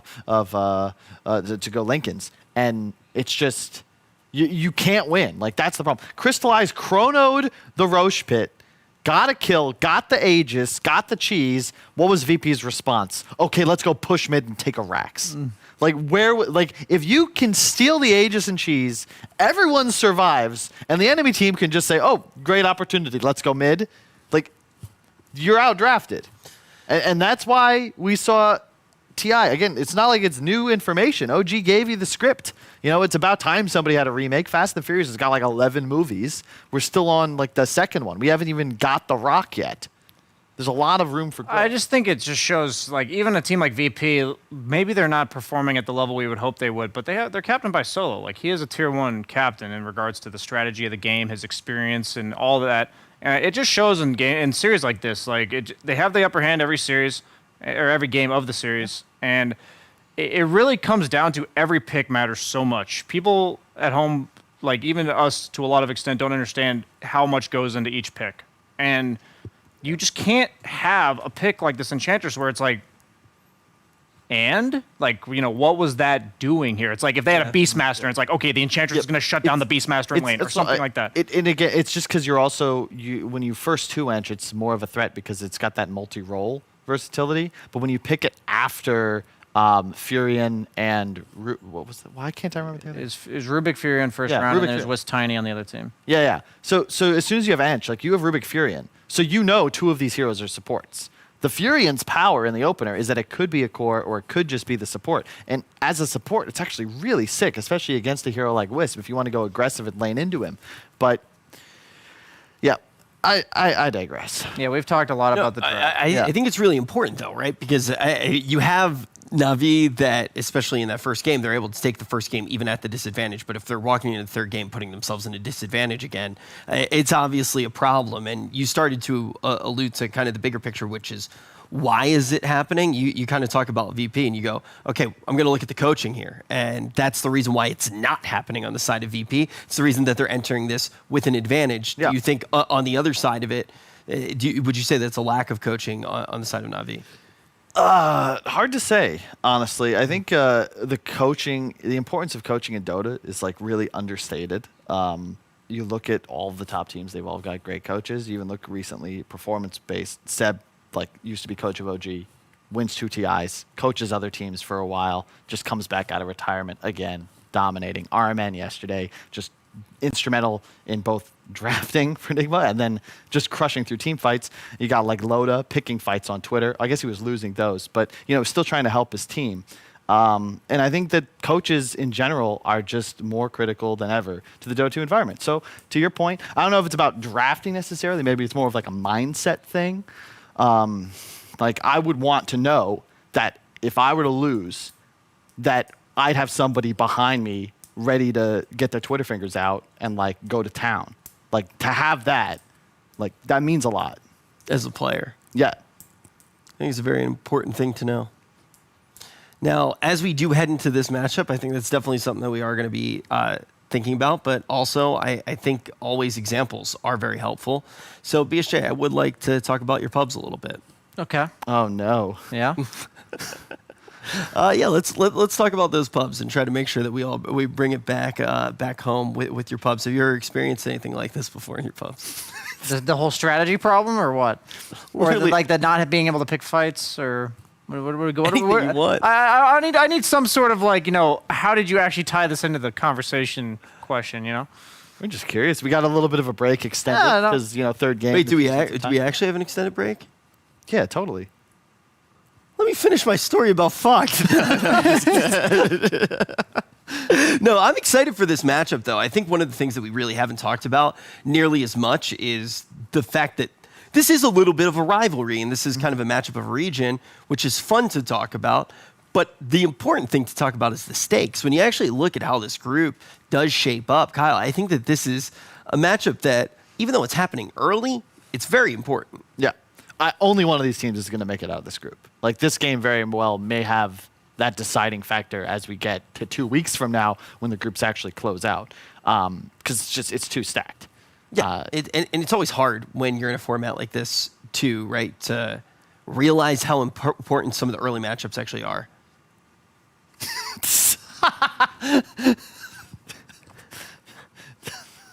I like this new feature. Great. We need this. Yeah.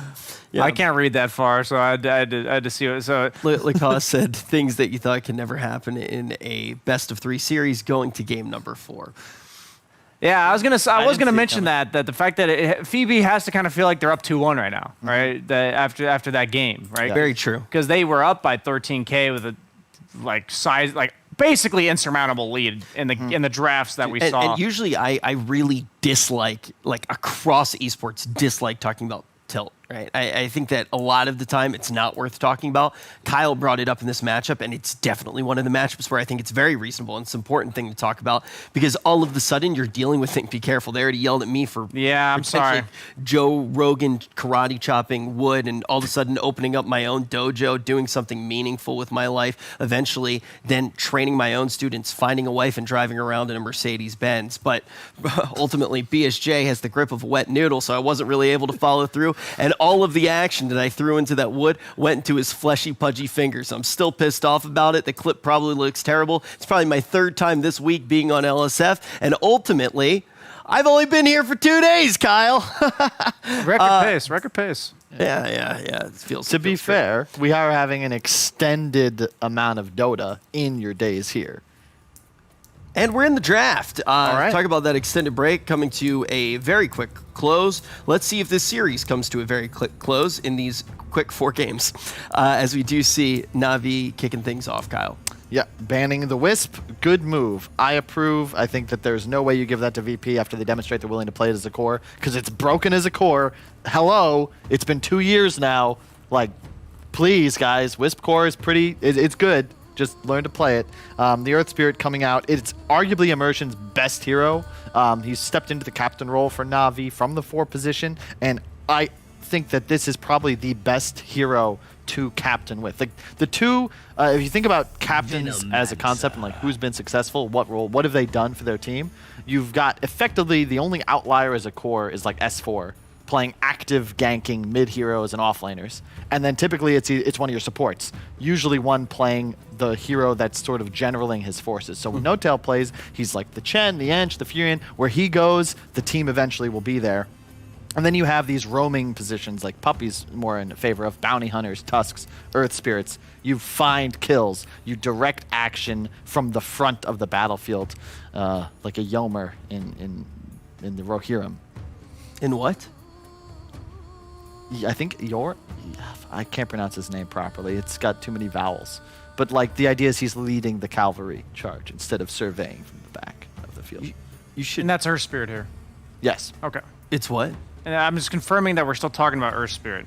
Okay, yeah. Kyle needs to read less books and make more friends. Now, with the Veno here, we've been talking about Veno a whole bunch. How do we feel about Veno? I feel like this is something we're going to see opening. You cannot get rid of toxicity, no matter how hard we try. Veno's a hero we all love to not see in the game. I don't know. I love playing Veno. I think it's hilarious when you just like plant a ward and people try to walk through it and you're like, and they're just dying. Exhibit A. Why are my pubs so toxic? Look at this. Yeah, one of the most popular streams. Hey man, you feel like ruining someone's day. Just pick Veno. Just spit. Yeah. Nobody likes a spitter. No more Veno. But Tiny going to be backing it up as well. Kyle, Tiny also something we've been seeing a whole bunch of Tiny. Indeed. I love the melee for Clockwork Tiny actually come to mind the most with Veno. You just want something super disruptive in lane. Like they try to go on your Veno and you just say no. Or just like in team fights, same idea. Both these heroes like offer a lot of counter initiation, a lot of burst damage, and the stuns that Veno lacks. So Veno also usually sets you up for some farm time to yourself because he creates so much pressure somewhere else. So these 4s that need that little bit of time to hit some creeps like the Tiny. Do just game plan and team fight synergize very well. Tiny does need that time to grow. I'm embarrassed. Yeah, you should be. God. Furion, Earth Spirit, another combination I loved to draft way back when I was a player because you have this double threat where Earth Spirit can kind of set up on somebody from the trees from very far away.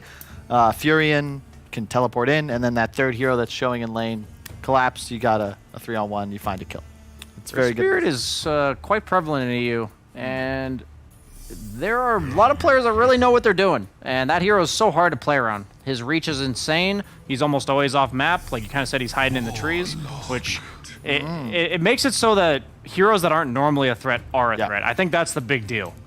I love this Ember ET combo because mixed damage cores are so good with Elder Titan. Jug's another good one because with the spirit of the Elder Titan, you remove the magic resist. So Ember's massive magic burst. Spirit with the spirit of the Elder Titan. It's just spiritual. Yeah. Then late game, when Ember starts to deal some real physical damage and the game sort of shifts a bit, that magic burst doesn't matter as much. You have the physical aura.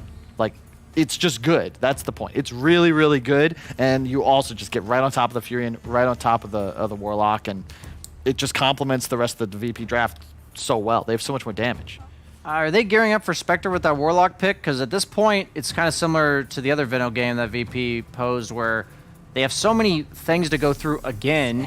The Ember Spirit, Sleight of Fist Chains, the Veno Wards, like the ET Spirit's also annoying to walk through. You have to you can't walk through, is what I'm basically saying. You have to just be on top of them instantly. So I'm assuming it's going to be Spectre plus some sort of gap-closing initiator as your last pick. When I say gap-closing initiator, it could just be like a mobile, like Queen of Pain-esque. Storm Spirit comes to mind. Any of these other heroes that don't mind going through stuff because they can just kind of bypass it. What about, hear me out, Legion Commander? Mid? Hell yeah. I'm down. No, I mean, Legion's really nice against Veno because she sustains herself, her team, and removes most of his stuff. So It also wins lane against Ember if it is Ember mid, but I know ILTW does play Ember carry. Dude, these two bans at the end always throw me off as well. I gotta say, it's just so weird. How so? Just the fact that there are two bans. Yeah, it's just it feels like too many. Like, because previously you would plan around this fourth pick thinking, okay, like we'll take out this and we'll be confident. Now with like two, it's just it's changed, I think, the way people value heroes based on phase, because you also have the extra ban in the second phase. So you almost want to pick the key heroes for yourself earlier, but obviously that then leaves them more able to be countered. But effectively, my point is the drafting changes are going to benefit teams with wider hero pools significantly more than teams with narrow ones, because all of a sudden it became much easier to just get rid of what the enemy team really loves to play. But teams like Secret, like OG, like VP, honestly, looking at the way they've drafted thus far, they don't really get hurt as much because they've got those alternatives locked and ready to go. I do love Ember against Spectre. I think it's a really prescient pick. They probably saw the Spectre coming, but Ember has that ability to kill the backliners and then tank through the dispersion damage because it returns it the same way that it was dealt. So dealing magical damage to Spectre with Flame Guard active just doesn't affect you. You're going to absorb it. So. Well, it's also based on proximity, right? So a lot of the damage so far from VP is, chucking it out at you rather than, like, I know Ember gets up in your face, but in that case he is flame guarded at that point, or he's Sleight of Fisting, which makes him invulnerable, or he's Remnanting. They banned Viper. They just fear the hero after that first. Viper's a great 9th pick mid, I think. I really do think he's almost impossible to counter in lane. So I think that they didn't want like this beefy boy that was hard to go on with their lineup, which is like another way to approach the problems that VP is representing to the lineup on Na'Vi, but I really think they're just going to go like a Storm or something. Like, okay. Any Invoker's really nice against Veno too, and they actually they elect to go for a Prophet mid, I believe. With it's going to be a young G Furion again mid lane. I like that. I think he played it excellently in the game that was not, and it's just great synergy with this Beastmaster as well. So you have this massive aggression you can put on immersion, captain the spot on the Earth Spirit. Whoa. Last pick support. Tiny offlane. No, Tiny mid, I think. Ember offlane? I think it's Veno offlane, carry Ember, mid Tiny.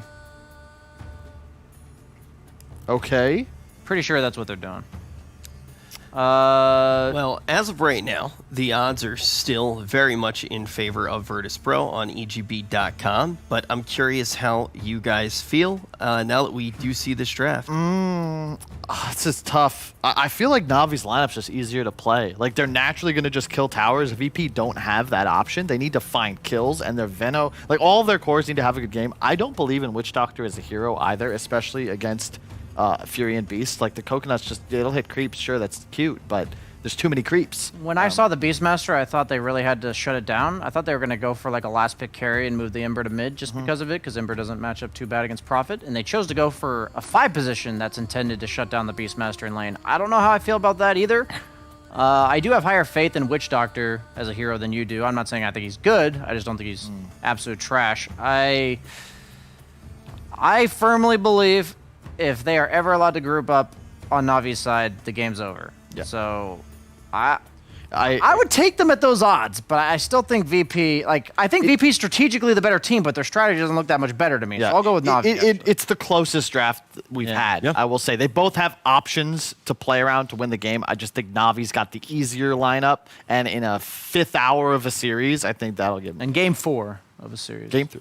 Game 4 of a 3-game series. I mean, just look at it this way. I feel like every single time we've looked at the draft so far, you guys have said that it was in favor of VP. And we made it all the way to this 4th game in the series based off of how Navi's playing, and now it seems like the scales are much more even. So this time around, it does seem like Navi might be able to pull off this upset. Yeah, I agree with that assessment of our assessment. I assessed his assessment of your assessment of our assessment. Well, there's always room for a little bit more assessment. So let's throw it down to 2 of my favorite asses. We got OD and Lacoste. Much appreciated, Rich. Yes, game 3 up now, ladies and gentlemen. Na'Vi versus VP. The panel, they feel that this one's a little closer on the drafts. Lacoste, would you have to agree with them, or do you sort of see a team with an edge here? I'd have to go with Na'Vi just by looking at the draft. Spectre Warlock, Also, last pick, Witch Doctor. I don't think you should be saving your position 5 as the last pick, and I also have a bit more faith in the Witch Doctor than Kyle. I still feel like it's very good laner, and the mid game against the Beastmaster, against the Nature's Prophet. It's a very cool hero to have, you know. It is going to be one of those heroes that will down the line, if the Spectre does have a good game, you know, this Spectre in the fights combined with heroes like the Warlock, that Fatal Bonds, it's not going to be fun for VP to fight into that lineup.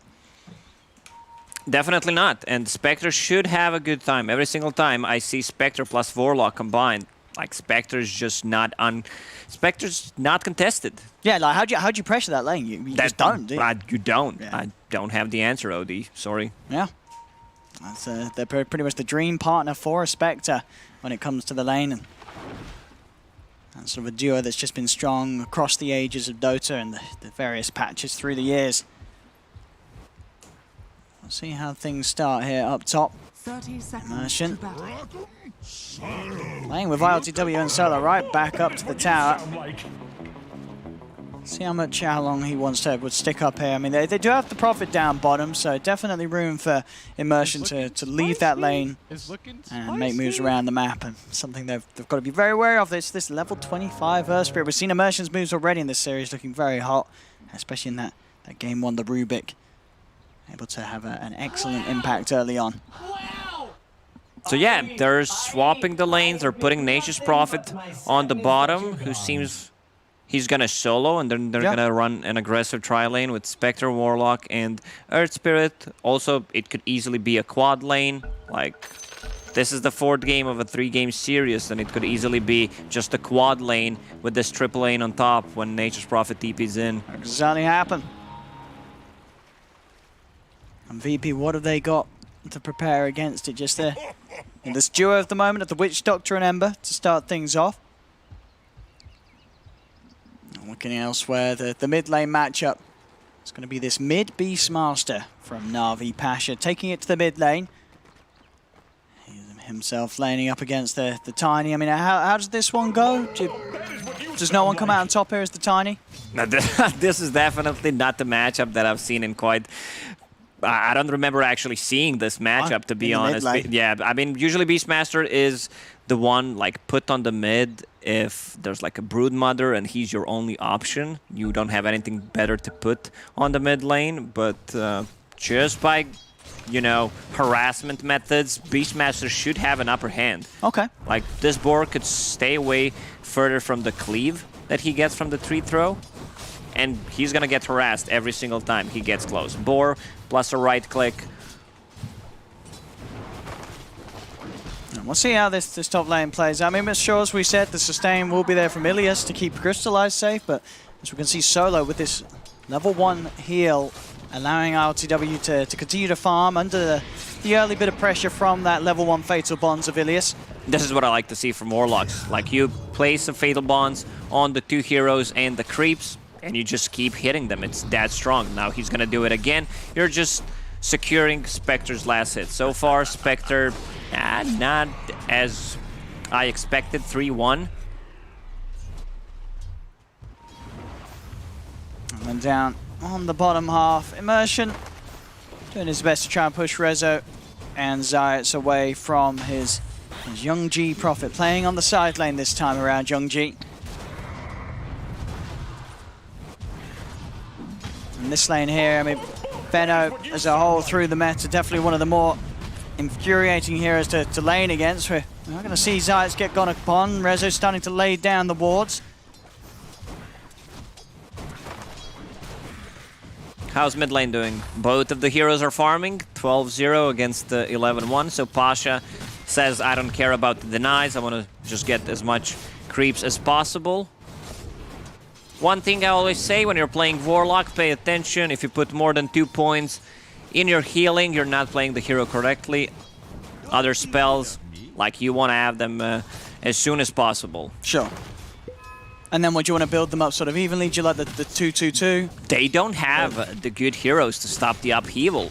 Yeah? Like, the coconut bounce might be a thing. Like, Tiny does not want to use the combo. And he has, like, 1, 2, 3 good frontliners. Like, Beastmaster, Earth Spirit is going to be creating a lot of chaos. So, like, 2-2-2-1 build at level 7 should do the work. Yeah.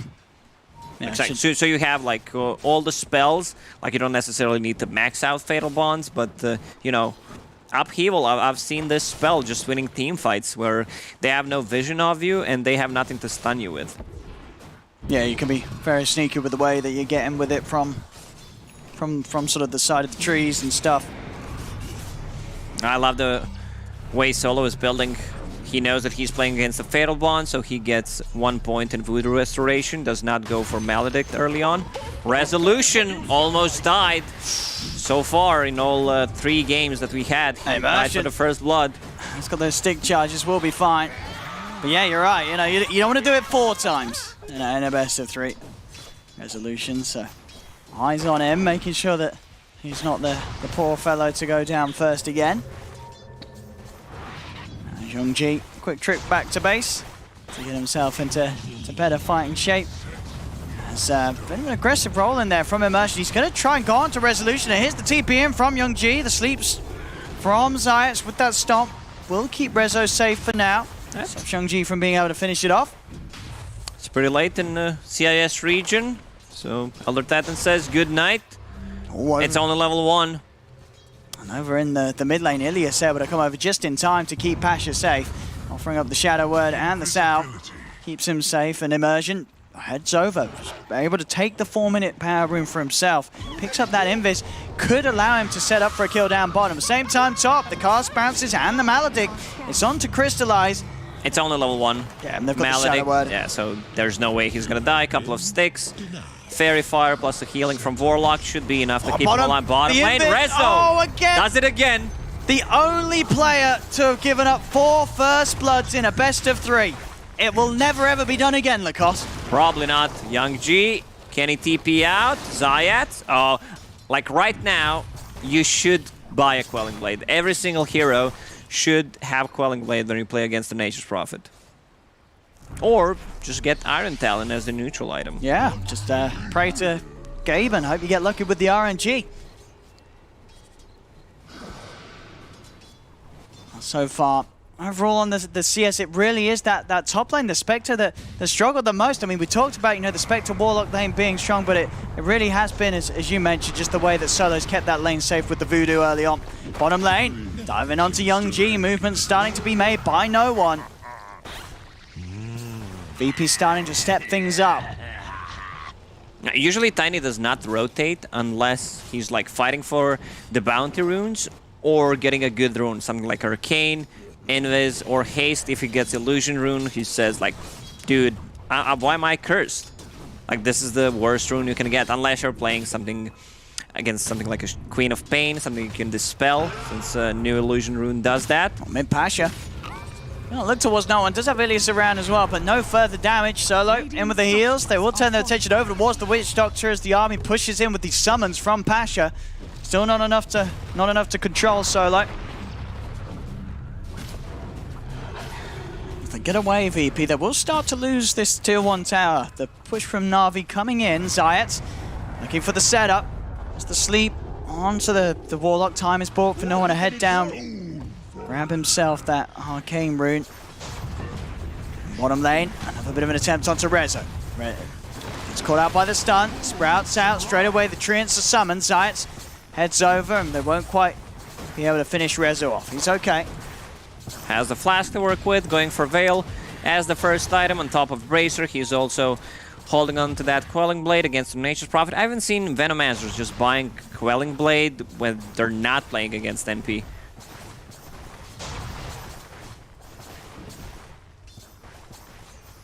2-1 at the moment for VP. It's top lane, ILTW. Phase boots nearly complete. This bottom. Immersion still trying to do his best to keep Young G safe down here.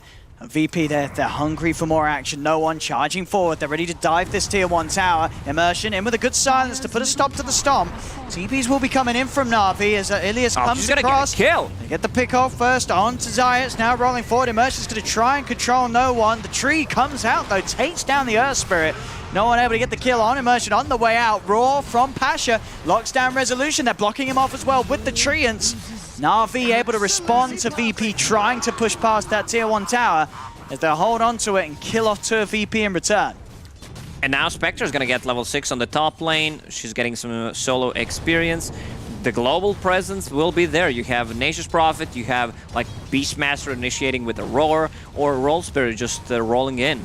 And it's also very important that Earth Spirit is very active early on to get the levels. He's almost level 5. No one. That's going to be a kill. Yeah, his patience down here pays off. Not able to find anything too much other than the immersion kill to start things off, but catching out Pasha as Pasha sticks around after the rest of the team of Na'Vi start to pull away from that tower. And no one very hungry for this action. It's 2-0-1 right now. Moving over towards mid, he's ready to keep this fire going. Merchant seems to be aware, not stepping up to try and pull these creeps round. So won't be caught by the initiation of no one. 3 members of VP actually watching around this area. They are aware, as you say, of that global potential from Na'Vi. Na'Vi ready to hunt, ready to try and enable this Spectre with the first use of the Horn. Pasha has another Roar ready. He was smoked, but the smoke was actually broken by Venomancer. Smoke on smoke action. They want to get the Spectre. Oh, don't go there, Crystallize. Staying close to his tower right now. And now going up pretty far. They're going to see him as well. Oh, they got to go straight for this. They see Crystallize very far out now. I mean, everyone would do it. You see someone taking the stack, you want that XP, got some last hits if possible. But that's the smart play. Don't pop your magic wand, don't use your fairy fire, just save it for later, because right now you're just straight up dead. Yeah, no escape at all there. And there wasn't a good target to go for. Like, 2 of the heroes were near tier 1 tower, ready to, you know, if he uses a Haunt defensively. Yeah, VP at the moment just using the power of this mid-tiny perfectly. Getting no one. Every single kill that he's hunted for, he was persistent down bottom, he's able to get Pasha, comes up to top, gets Crystallized. In the river, Zayats will be found. Big Nature's Wrath coming bouncing through. Solar's going to try and help out, but the silence from Immersion stops anything from coming out in response. Even thinking about maybe diving further. A TP comes across from the 2 of them, though. Navi's got to back away. Immersion's not going to get the chance to do so there as he gets caught out by the chains underneath the tower. And the chase for anything more. VP doesn't look to be the case as Na'Vi already back behind their tier 1 bottom. The only damage Virtus.pro has for towers is Venomancer. I mean, they buffed Tiny's 3-throw, but I don't think that's enough. Venomancer should do the trick. I'm wondering if Navi just wants to defend the bottom tower, because they could easily make a switch with just TP rotation from Nature's Prophet. It looks like they're pushing top, but Haunt plus a TP rotation, they can outnumber them on the bottom easily. If he gets the Roar off, there's going to be Haunt. Yeah, ILTW very much aware of that as well. Jumping out as soon as Pasha gets anywhere near. Doesn't want to be the target there of that combo. Especially whilst he's out here alone. No defensive remnant out at the moment either, so needs to be a little careful. Pasha trying to get close enough, starting to harass ILTW down a bit with the boars. Again, it's a short remnant jump. It's enough to get out of reach of the Roar, though. As Pasha really trying his best to find it there, but ILTW just playing smart enough to avoid it. Spectre really struggling this game. 3.5k net worth. Like Venomancer has 1.5k more than her, so that's kind of a big deal. Double damage. They're going to go for the Roar onto Zayats. Go for the easy pick. Try and get something for Crystallize to be involved in. Not a big one, though. And if anything, I think VP's cause just going to sort of sigh a sigh of relief seeing that Roar being used on the mid lane.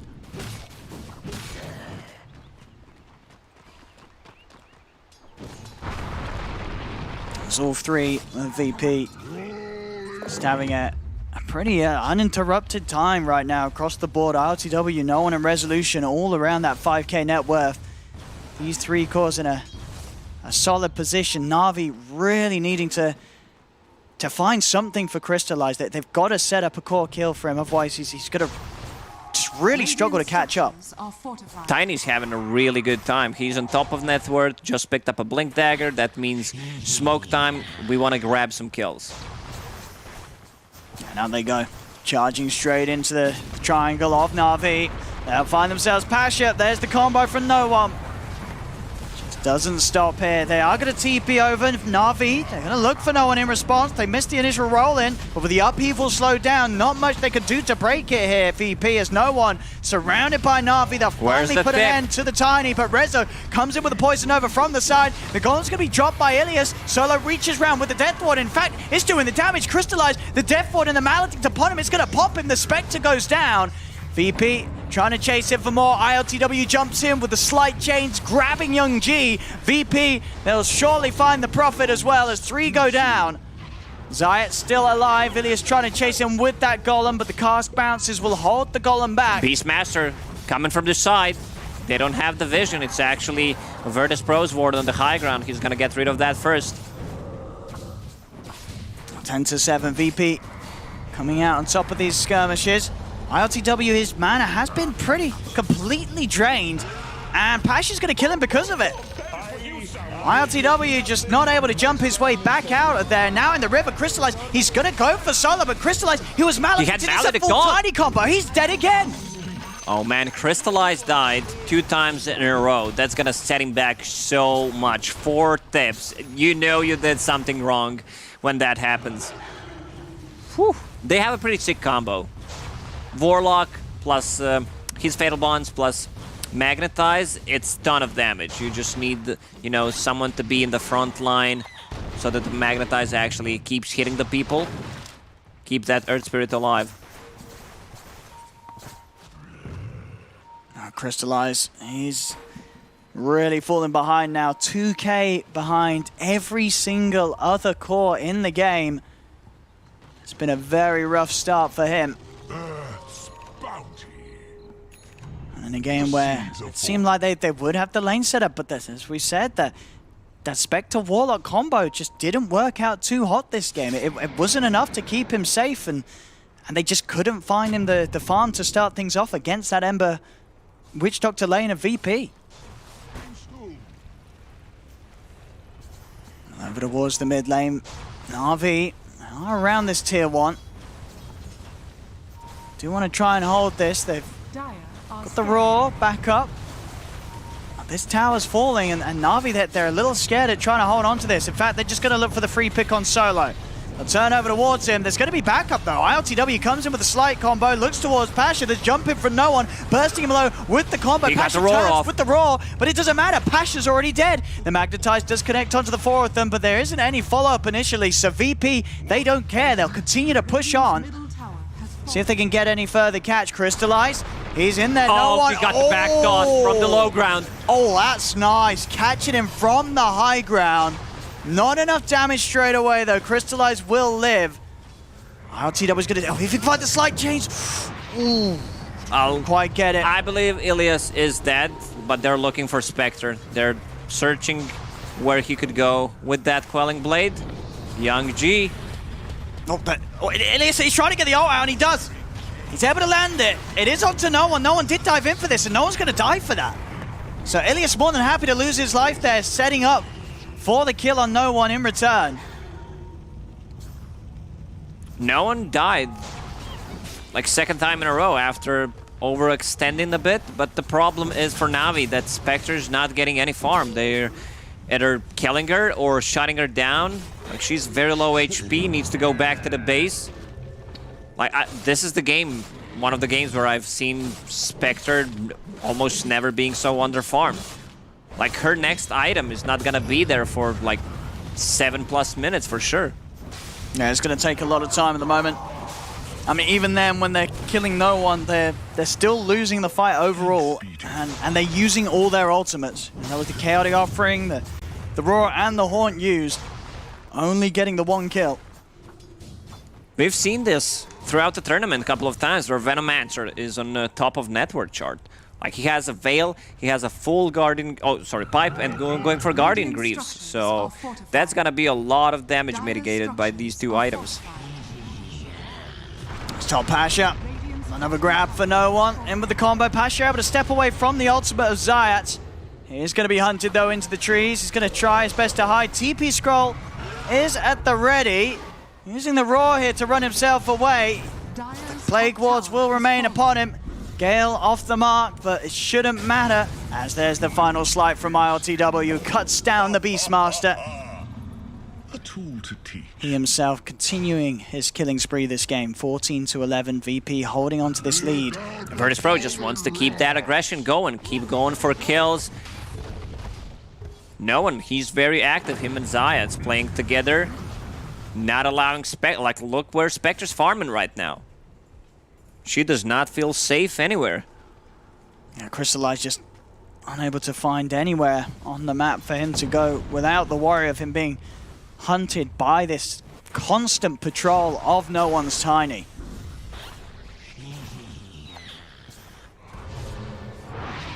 From the shadows.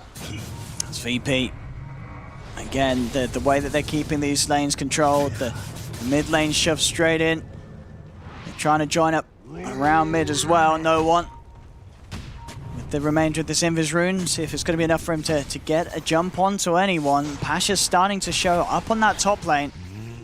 Wards down as well from VP over this triangle area, so they've got a good amount of control. They're going to know exactly when Na'Vi split up.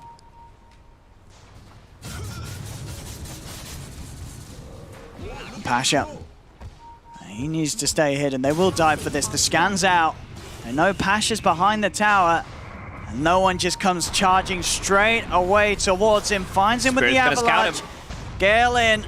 Over he goes. He'll pop the Roar. Sleep does catch him. And with the Maledict down as well as the Slight, there'll be enough damage to pop this Beastmaster slowly but surely. There he goes. It's such a sick combo having Venomancer and Witch Doctor in the team. Like Maledict plus anything from Venomancer, just reapplying that damage. And as soon as you see them make a play up top, they're straight away on the other half of the map. VP playing very fast. This is the aggressive VP we're kind of used to see. Just going in, kill, do something on the map, repeat it, not giving them space to actually recover. Spectre has Haunt for such a long time, but she's not using it. Like, they're not making anything happen. Same goes for Warlock. Like, this was the second ulti we've seen, but they did not get much out of it. You see that Virtus.pro is lurking around the Roche. They lack a bit of damage with the Venomancer wards. They should have enough, but first they need to take a fight. They just can't straight run into the Roche pit and take it by force. Venomancer, Owen, whew. That's a powerful hero. He definitely needs to put mech in his inventory instead of using it that is true. In the backpack. You don't get too much value out of it. Oh, the setup. They get to sleep onto this Beastmaster, but not wanting to commit more. Being healed up by the Shadow Word. And Na'Vi are there behind Pasha. Now, VP, as aggressive as they are, no need to start diving tier 2s. They know that they're in a confident lead. They don't have to be too worried about going too aggressive for these dives. Wait until Na'Vi shows on the lanes. But Na'Vi, they're playing so scared, keeping themselves hidden in the trees down bottom, up on the high ground mid. Yeah. I mean, Na'Vi know it's a very terrifying game to come out and try and farm these waves around the towers, because VP will want to dive. Yeah. Look at Crystallize, safe farming, just staying AFK in the trees. It's better than, you know, being dead and losing gold. They're going to try and poke onto ILTW. They've got the silence follow-up, a good bounce with the Nature's Wrath, hits onto him and Solo, but it isn't enough to get the kill. ILTW popping the drums, trying to charge away. The Sprout does catch him into the tree and block as well from Young G. It isn't enough though. The Remnant out in preparation. ILTW quick to break himself away. They just can't quite find the catch there. They absolutely have to have Pasha on the front with the Roar. Without that, the sort of control from the Earth Spirit alone, it's just not long enough to bring down the cause of VP right now with them starting to get an item ahead.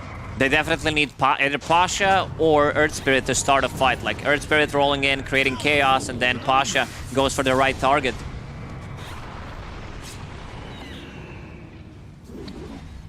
It's VP just feeling like they can take any fight that Na'Vi brings to them right now.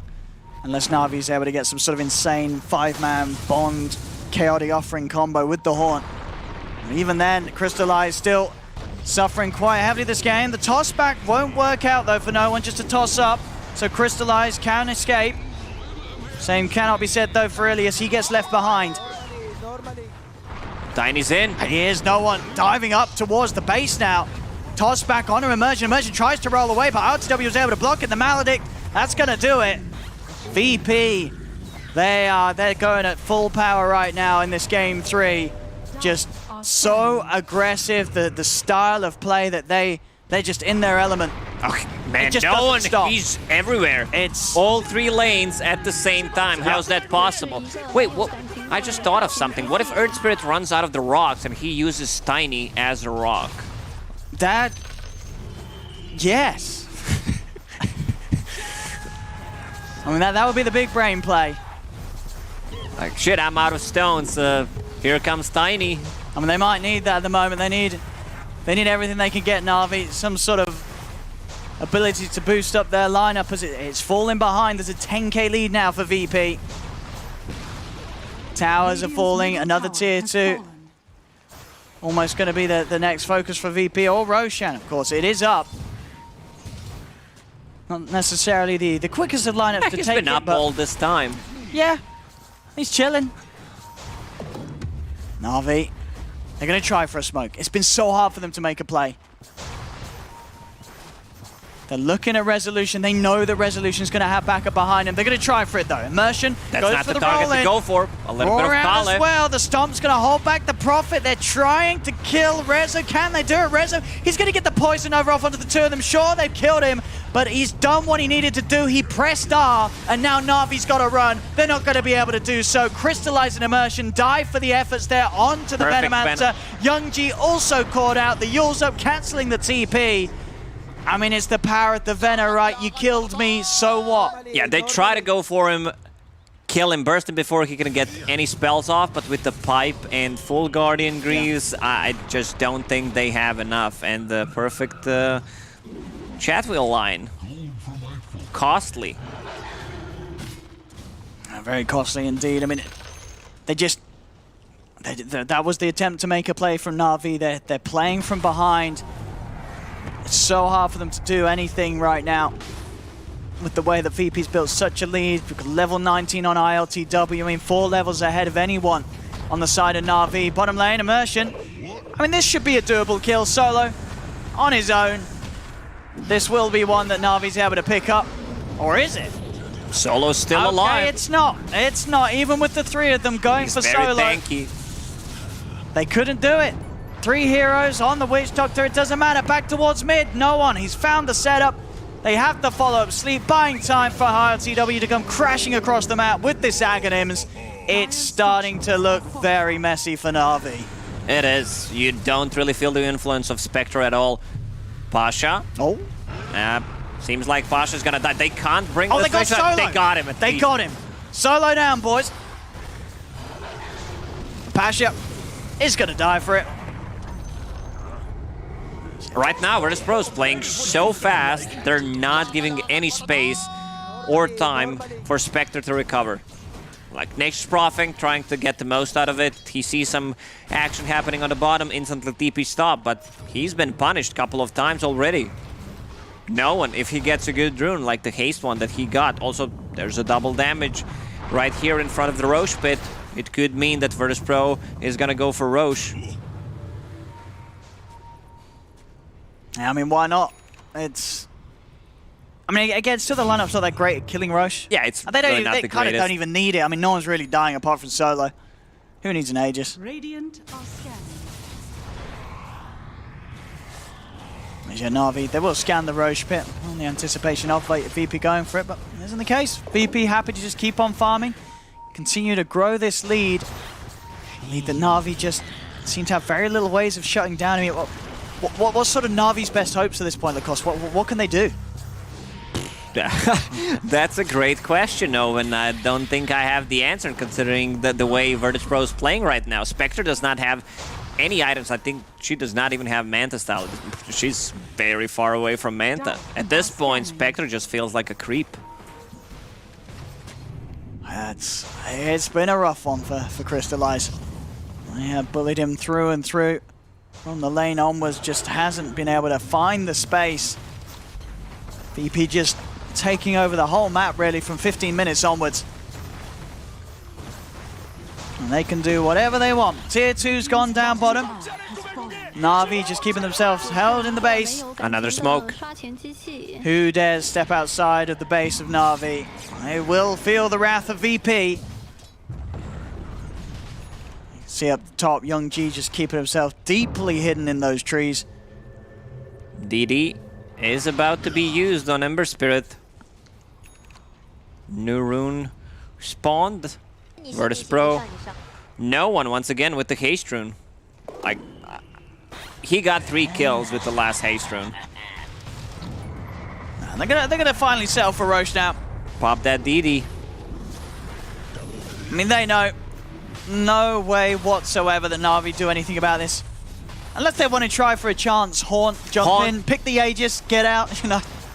Well, that happened in the previous game. They got the Aegis. And then they lost. Yeah, and the cheese. They got the last hit on Roche. Don't repeat that play, even though on paper it looks good. No trouble whatsoever for VP to grab that. Aegis for ILTW. Getting closer and closer to the point where they can go for the high ground, and there's very little Na'Vi can do to stop them. I mean, with the focus of their ults, maybe they can blow up one of the supports and get rid of Solo. But that really seems sort of about it. Solo is super tanky. One even full him. Spirit Vessel and a Medallion. Yeah, I mean, you're right. It's not even as if they can kill him easily. It's Na'Vi just waiting in the base, waiting for VP to come to them right now. It's one of those games when you're playing Warlock. Okay, you had a okay laning stage, nothing spectacular, but that hero as position 5, like, you're not making any aggressive moves, especially in this kind of situation, so you're just sitting in base clicking to increase your APM because you have nothing to do. You can't leave the base, you can't ward. Very limited options for Na'Vi's player right now. Tiny almost instantly kills Necrobooks with the 3-throw. He's got that much of a punch build up, the Echo, and now that... Oh, double damage on Tiny with the Siege Creep approaching. Seems like this is the time to push for Virtus.pro. And what's Na'Vi got? Crystallize, as you mentioned, still dreaming of the Manta style at 30 minutes in. Dire's courier has been killed. Definitely sort of one of the roughest Spectre performances we've seen. It's just been shut down entirely by VP's play style. Manta style, one of the most expensive items in the game. At least in this one, very hard to get. He's been looking for a discount, but the shopkeeper's just not giving it to him. So here we go. Into the base of Na'Vi. VP ready to push on. Sleep will catch Passion. No one, he's in. Gonna look to the toss to the side. Jump forward. Triple remnant. LTW takes down the one, and then will be brought. There'll be a buyback from Ilias. Still has that Aegis. Yeah, and he's very tanky right now. Tiny is just destroying barracks with that double damage. They just can't get near him. ILTW is sort of just standing in between Na'Vi and the barracks. The sleep catching the entirety of them. They're just going to call it. Na'Vi know there's no way back into this one. VP will claim this game 3, and with that, the series will be theirs. And I mean, this last game, Lacoste, this wasn't close at all. VP, they just slammed Na'Vi in this game. It was a stomp, Owen. Well, definitely deserved for Virtus.pro, the way they played. They're showing what they're made of. Like, this is the kind of Dota that people also want to watch, you know. They're just constantly running at them, getting kills, making stuff happen on the map, and definitely one of the worst Spectre performances we've seen. Yeah. They just knew exactly what to do against it, VP. The game was just too fast for Crystallize to sort of even think about what he was doing, and the movements, especially no one on his Tiny, he was in the zone that game. Oh, he was. We saw him suffer in the loss earlier that they had in this series against Na'Vi, but this game, he was just go, go, go as this mid-Tiny. This was a classic CIS Dota, full Davai, and they actually delivered. They really did. VP there with a very impressive finisher to this series, as the series will be theirs. 2-1, they'll defeat Na'Vi here today. Yeah, and you heard Lacoste say as well, one of the worst Spectre performances. And, I feel like I can actually speak to this. I get ghosted all the time, and that one was pretty brutal to watch. But ultimately, VP is going to slap any questions right out of our mouths about whether or not they deserve this series, right? Coming out with that dominant performance, I think very much does make a statement, especially when you do have the previous games. Because we were talking so much about how it's like, yeah, Na'Vi, ultimately, they are struggling quite a bit in draft. They're struggling in itemization, especially when we were in game number 2. But it seemed like maybe today they were playing like the better team. Then we get to this third game, and it looks like VP had something else to say, Kyle. Oh, for sure. I think it just comes down to no one. I hate to use the expression how he wanted it more or anything like that, but I think we all, watch the hell out of The Last Dance, and this, characteristic, I always compare no one to Limp. I think they're very similar in play style, and ultimately, when they're feeling themselves, they can just straight up take over a game, and that's what no one did here. He used to play Tiny a lot more back in the old VP with Ramses and the whole squad, but this was just a really impressive performance. He's somebody that's worked a lot on just kind of finding his zen, being more controlled and not tilting. And I think that for him to come out and play this way, big assists from the ET as well, of course. But he just was on Crystallize the entire game and didn't hop off. Yeah, we talked about the win condition during the draft for Na'Vi. They just had to be able to group up at some point. They had all these summons, they had all the tower push, they had the Spectre as a big team fight carry, Warlock on top of that, and that was pretty much just dissected by the entire way VP played the game. I up until this point, did not believe VP was capable of playing at this execution threshold, and they played it perfectly, honestly. They just never let up. Rezo was always shoving lanes, was #1 net worth most of the game. Yeah. And then ILTW and Tiny, along with the supports, were just running around the map, killing everyone. This kill right here was when I was like, yeah, this game's over. If you look at the net worth, 6th place, 5th place on the Spectre. He's half the, not half, he's 5 levels down the enemy course. It's really reminiscent if you remember the second Jurassic World, when they got that special gun that the Indoraptor, you'd shoot a target and then be boom, beeline right for it. Same thing here. Spectre's targeted, the whole squad just gunning for him constantly. He's never able to get back into the game. Okay, yeah, I think next time you make a movie reference, you should probably pick a movie that people actually watched. But as we do, what? That was the international blockbuster. Jurassic World? Yeah, dude. What? Did you see it, BSJ? Are you talking about the old ones? No, the new one. Oh, I never saw that exactly, the ones that nobody cares about. Yeah, I was like, I don't think that's an old one. Zoomers didn't see it, boomers couldn't be bothered.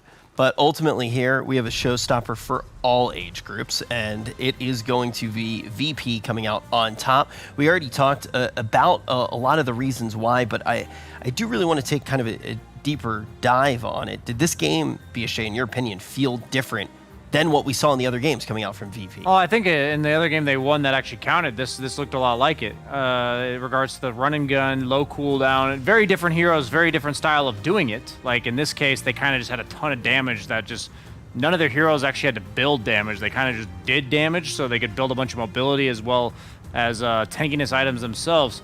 And in the other game, it was much more about the sustain, heal through your initiation kind of thing here. This one was just run and gun. We're never going to let you hit creeps. You're going to die to pretty much any 2 heroes on VP could kill somebody. Just combine 2 heroes, doesn't matter who, somebody else is dead. I will say, VP have been kind of trying to rebuild themselves into a true threat to win lands. Because remember, they won the most ESLs. They won second most majors over the last 2 years. This is a team that wants to win titles, not just be good, be top tier.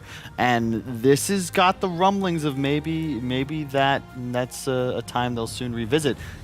No one is still no one, and ILTW demonstrated Ember Spirit and Wisp are completely different hero archetypes, and the fact that he was able to play both at such a high level is really promising for their future. Yeah, this was tier 1 gameplay. This last game here, like they just raffle stomped them in every capacity, mechanically, strategically. Like, I really like just their overall like confidence to just non-stop run at you. Like, I love that. Also, Resolution, can't forget him. Top of the net worth charts, going a full support Venomancer, the Veil into... Dude, Veno, it feels so good to play Veno like that, because at the point they get to, like the one time they all into mid, you're like, I'm gonna die, worst case scenario, but they're all dead for killing me. Yeah. And I also love that we still have like literal 15-year-old Warcraft 3 mechanics that are still relevant in Dota, because you actually farm faster than almost all other heroes, because your wards do piercing damage to neutral creeps, which does, I think, 40% more damage than hero attack. It's either 40 or 50. One of the two. But either way, the wards basically, because you're planting them at camps, you can like leave them behind. Veno's a hero that, because as long as you can't kill him, he's so annoying to deal with, people just leave him alone. So you don't have to worry about dying ever. And a lot of the reasons why you see pro GPMs be lower than like pub GPMs is because of the constant kill threat, having to worry about the enemy team like looking to gank you at all times. And in that game, Rezo was unkillable from like such an early point that's why we're seeing Veno top of the net worth. And ultimately, I do want to take a look at the standings here, because when we look at Group A, it is a very difficult group. I think if we had to pick a more difficult group, pretty much every single person is going to say that Group A is the tougher of the groups. And, sometimes it does get a little bit harder when you are going to throw 5 men into the mix, for example. But when we do take a look at how important this particular matchup really is going to be, you look at VP and you look at NAVI and you say, okay, we might be in a situation in this matchup where only one of these teams is going to make it out. Now, Kyle starts to take the leap that VP, the rumblings are there to greatness. We're in a unique situation here. This isn't just a quick tournament. We're not just here for a week. We're going to have a whole bunch of data. What do you need to see for those to not be rumblings, but to actually be written in stone? They've really got to take out somebody top tier. They lost to Alliance the other day, but that was a hell of a series. This could have been anybody's game. I need to see them take out Enigma or EG. And realistically, and this is why this match was so key, because you would need to beat both of them to advance, were you to drop this to Navi. The loser of this was going to go to 0-2, with like 3 must-win games approaching. And if you haven't played Enigma or EG, like that's tough. Both of those squads really look like they're back at their full form, specifically Enigma, who maybe lost a step.